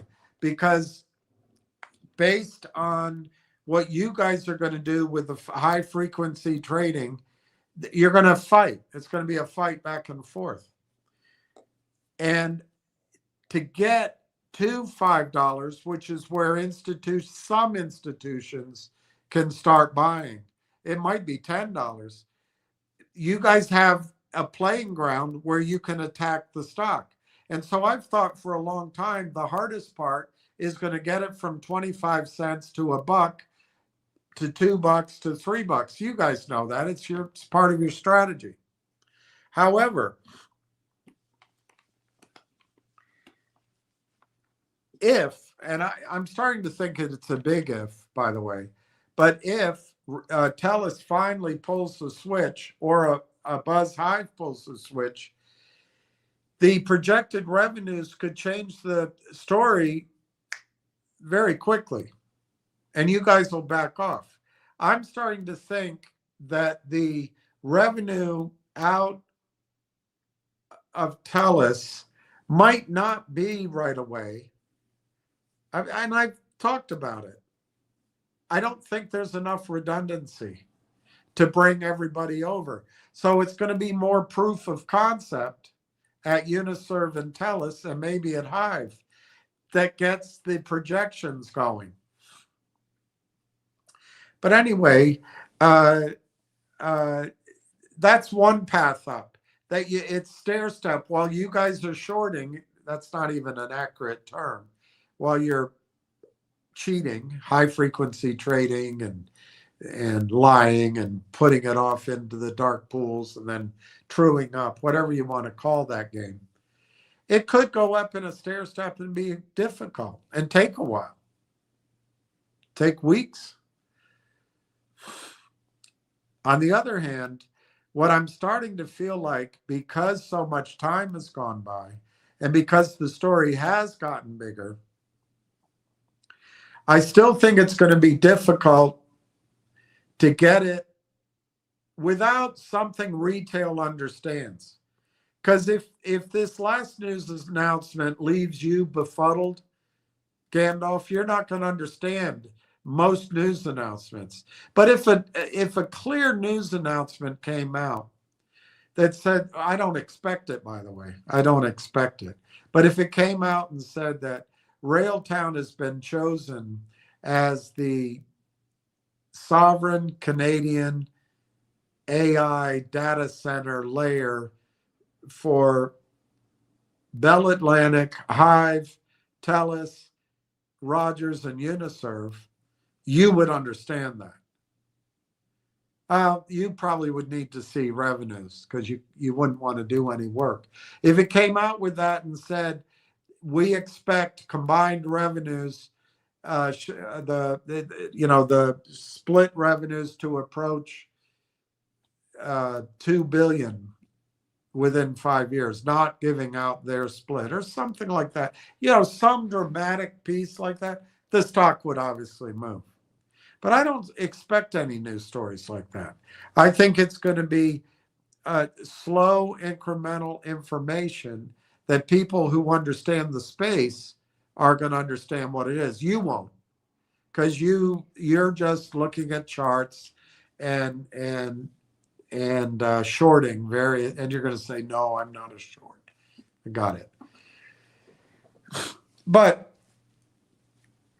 now what I believe, not necessarily with the first news or the second news or the third news or the fourth news, I think with the first institutional buying, which frankly, Gandalf, you tell me how long the quiet period is going, and I might be able to give you a time projection.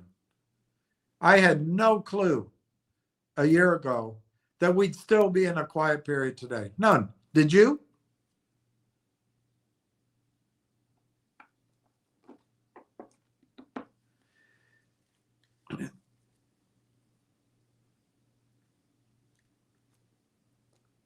I would say that when information finally percolates out and the magnitude of it gets out,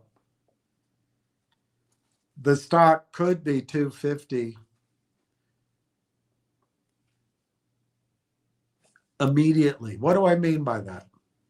I'd say within a couple of weeks of when it starts, and then you guys will make your stand to try to drive it down. At 250, I think buying comes in. So if it pulls back, I think you guys get burned. And if there's just one more bit of information or one more buyer, and it crosses $5, then all North America can buy the stock in their accounts. And I think once it gets over $5 with volume, I think that could be overnight. That could take 48 hours to go to $8, $10, $12 or $15. No, none of us know. But to go from 20 cents to $5 could be a slog. It could be back and forth. But I'm starting to believe it will be very quick. And if I use the word immediate, I'm talking about matter of trading days, 1, 2, 3 weeks. That's pretty immediate for how long we've waited. And I think that could happen. It'll be more quickly than people can buy their positions. And there's no reason why it stops there, by the way. You have no reason to know why it would.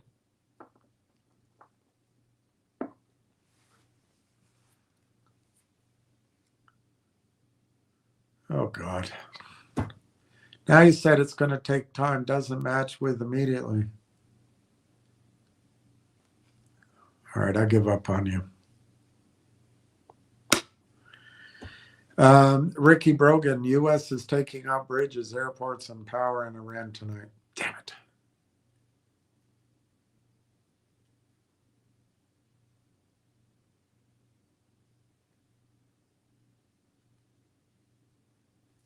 It's too late. For people that had invested in oil, that's going to be very valuable.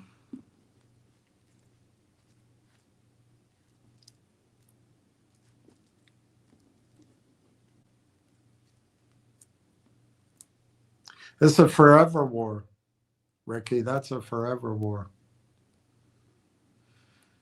So what do you think Iran will do back? I think Iran will attack all oil facilities in the Middle East. It might attack anything that we have as a base that's left. And they'll end up driving us out, because if Saudi Arabia or Qatar or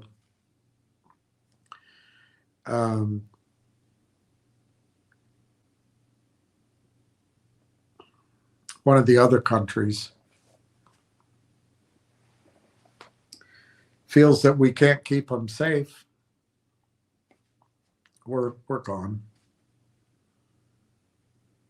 Biden got rid of that one location, and Trump will get rid of the rest. We'll have Israel.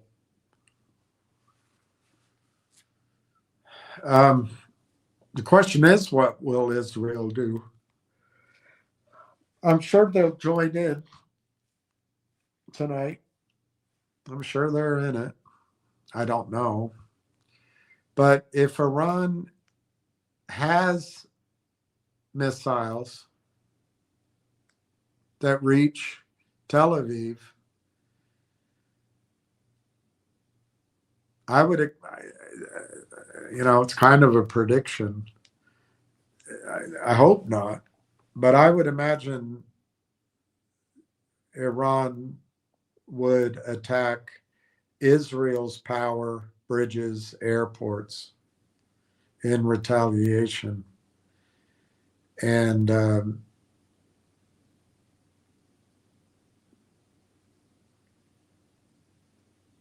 it might be the end of Israel.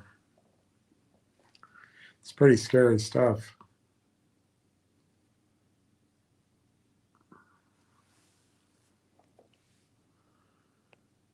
Gandalf, 55 is way more realistic. 550 is way more realistic than 55. I agree. I'm not saying we'll see 550 in the next months or so. Why do you think it's realistic? Why is 550 realistic? 550 sounds absurd. You have no idea what this could be worth. None. I don't have it either, but I guess it boils down to this. I believe Railtown was first to market, but it looks like they missed it because they added rail engine or something. So maybe that claim no longer is true, but I still think they're best in class. I think it's a crowded market now. There's Google and Amazon's trying to do something. There is Langchain. There's this company Vercel that does something like it, which, by the way, private equity valued, I think, at $9 billion. Doesn't mean that's the proper valuation. There's competition.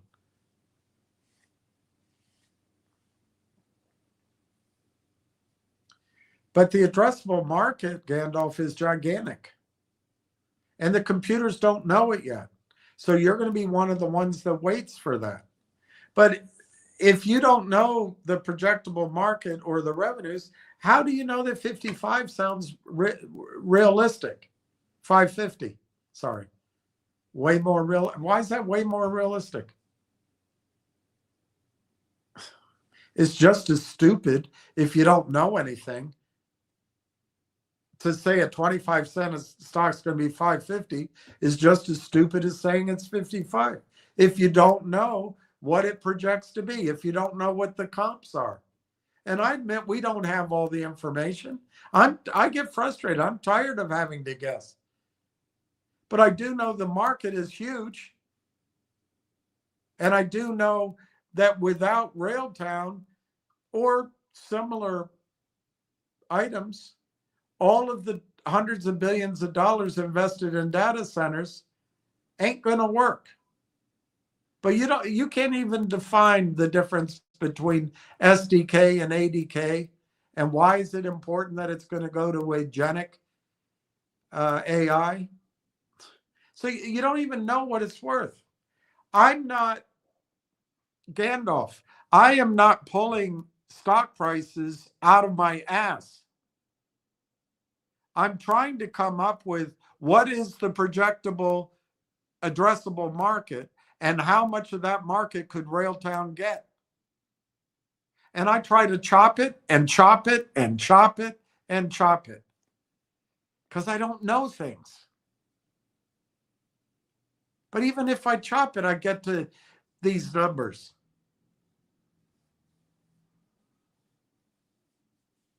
So I don't agree with you. With your knowledge, with your due diligence, 550 is just as stupid as 55 because you don't know anything. Yeah, you have, and then you're saying within the next months or so. You have no idea. I've already told you that the vacation period's starting, so I'm looking at September and October, and that annoys me.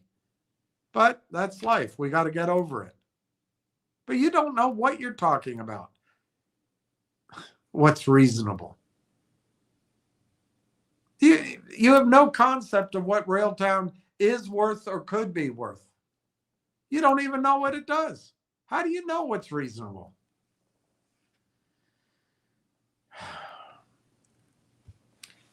Oh, train bridges as well.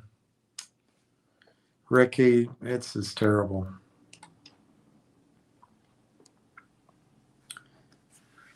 We're going to turn that whole country against us for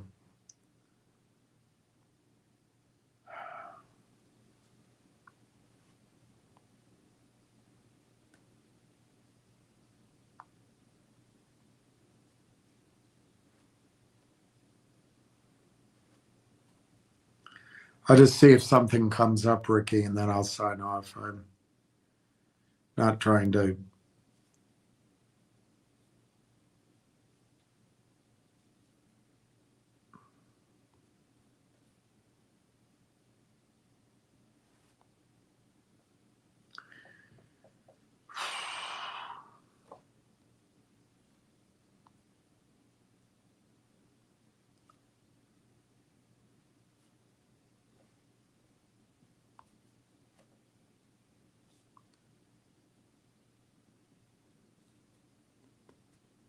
Trump claims China stole 220 million voter files. I remember when Trump beat Hillary, there was a guy that drove down from New York down to Pennsylvania. It might have been when, it might have been when Biden, anyways, one of those times. He drove down with a whole truck full of pre-printed ballots, and he gave testimony. And of course, mainstream media ridiculed it. But he had and he knew of other trucks too. He said the ballots came pre-printed from China with the answers on it.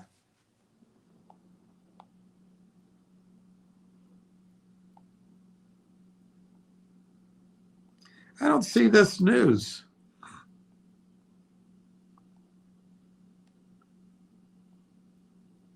I don't see, why wouldn't that bombing be front page news? Oh, did he announce it? Is that what you're saying? So he's going to do it tonight. It hasn't happened yet. So I guess there's a chance that there's a chance. All right, Ricky, I will have to pray for peace on that.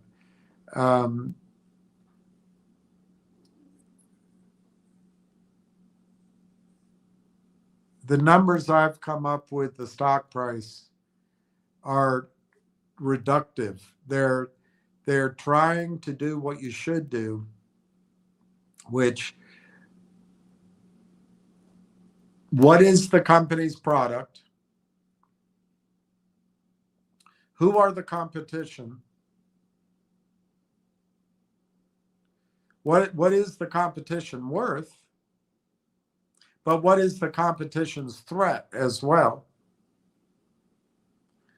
The term they now use, never used to be used, what's the moat? We used to call it barriers to entry.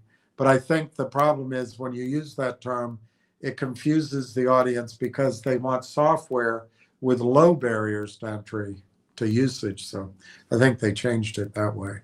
But anyway, you want to know that. You want to know the head start. You want to know a lot of other things. But those are some of the basics. And what could the revenues be? And what are the multiples? What are the metrics in that industry? So you do a lot of scenarios of what could be.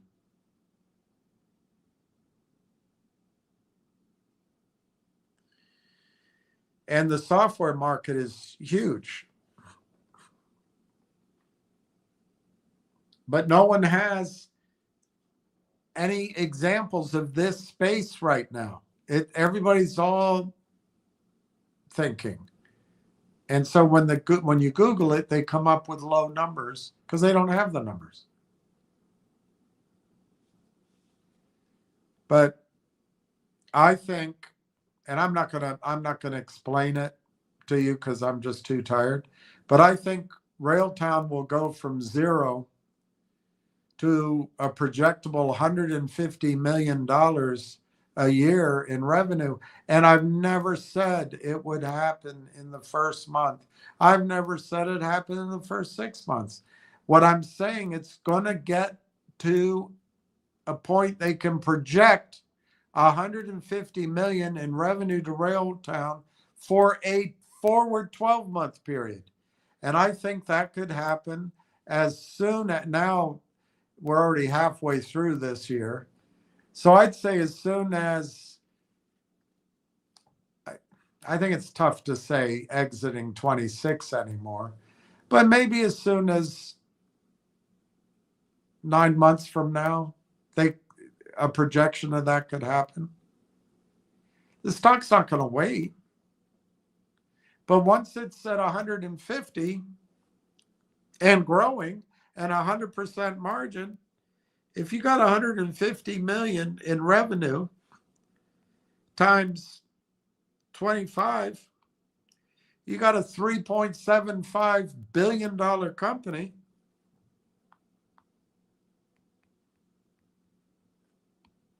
That's a $16 stock. What could interrupt it? Well, their product could fail. It could be that somebody eclipses them and has better technology. It could be that all of a sudden the world decides we don't want AI. We're going to go back to rotary phones. That could be. It could be the multiples change. Maybe it's not 25 at that point. Maybe it's 12, so it's $8. On the other hand, it could, if the growth is rapid enough, it could go to 50 times. So the number could be 32.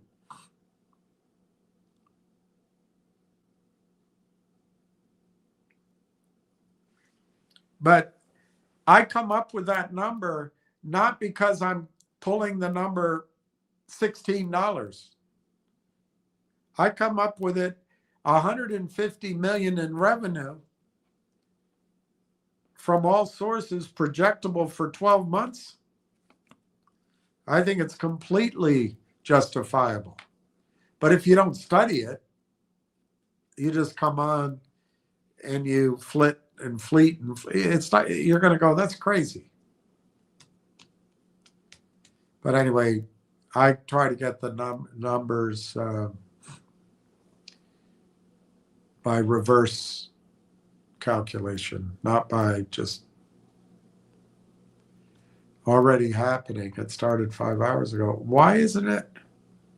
Because the media doesn't want us to know. Let me go to a different source.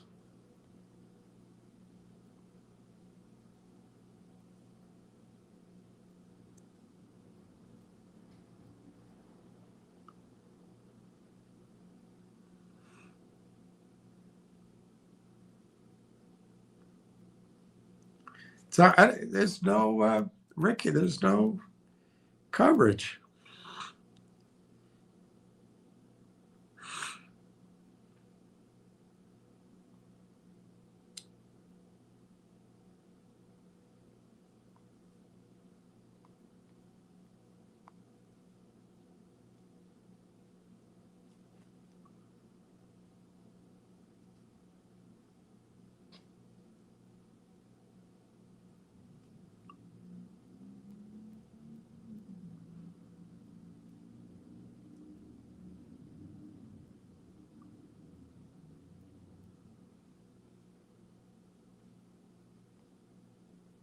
That's weird, Ricky. I can't find it.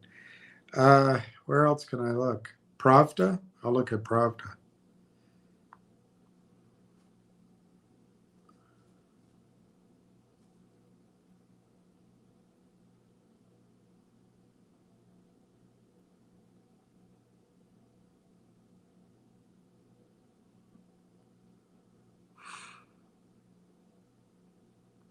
China has 300 J-20 stealth fighters.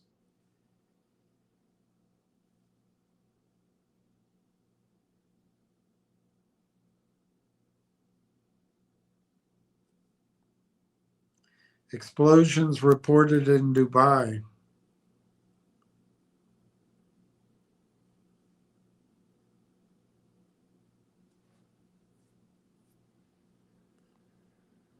I can't find it, Ricky. I believe you. I'm just shocked that I can't find it on any place I look.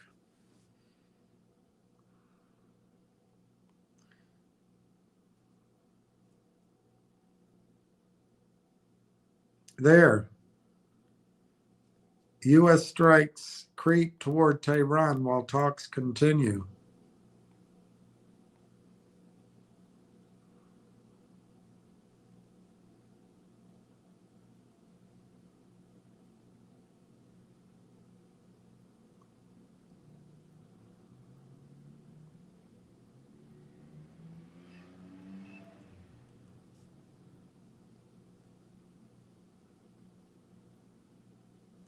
I don't know.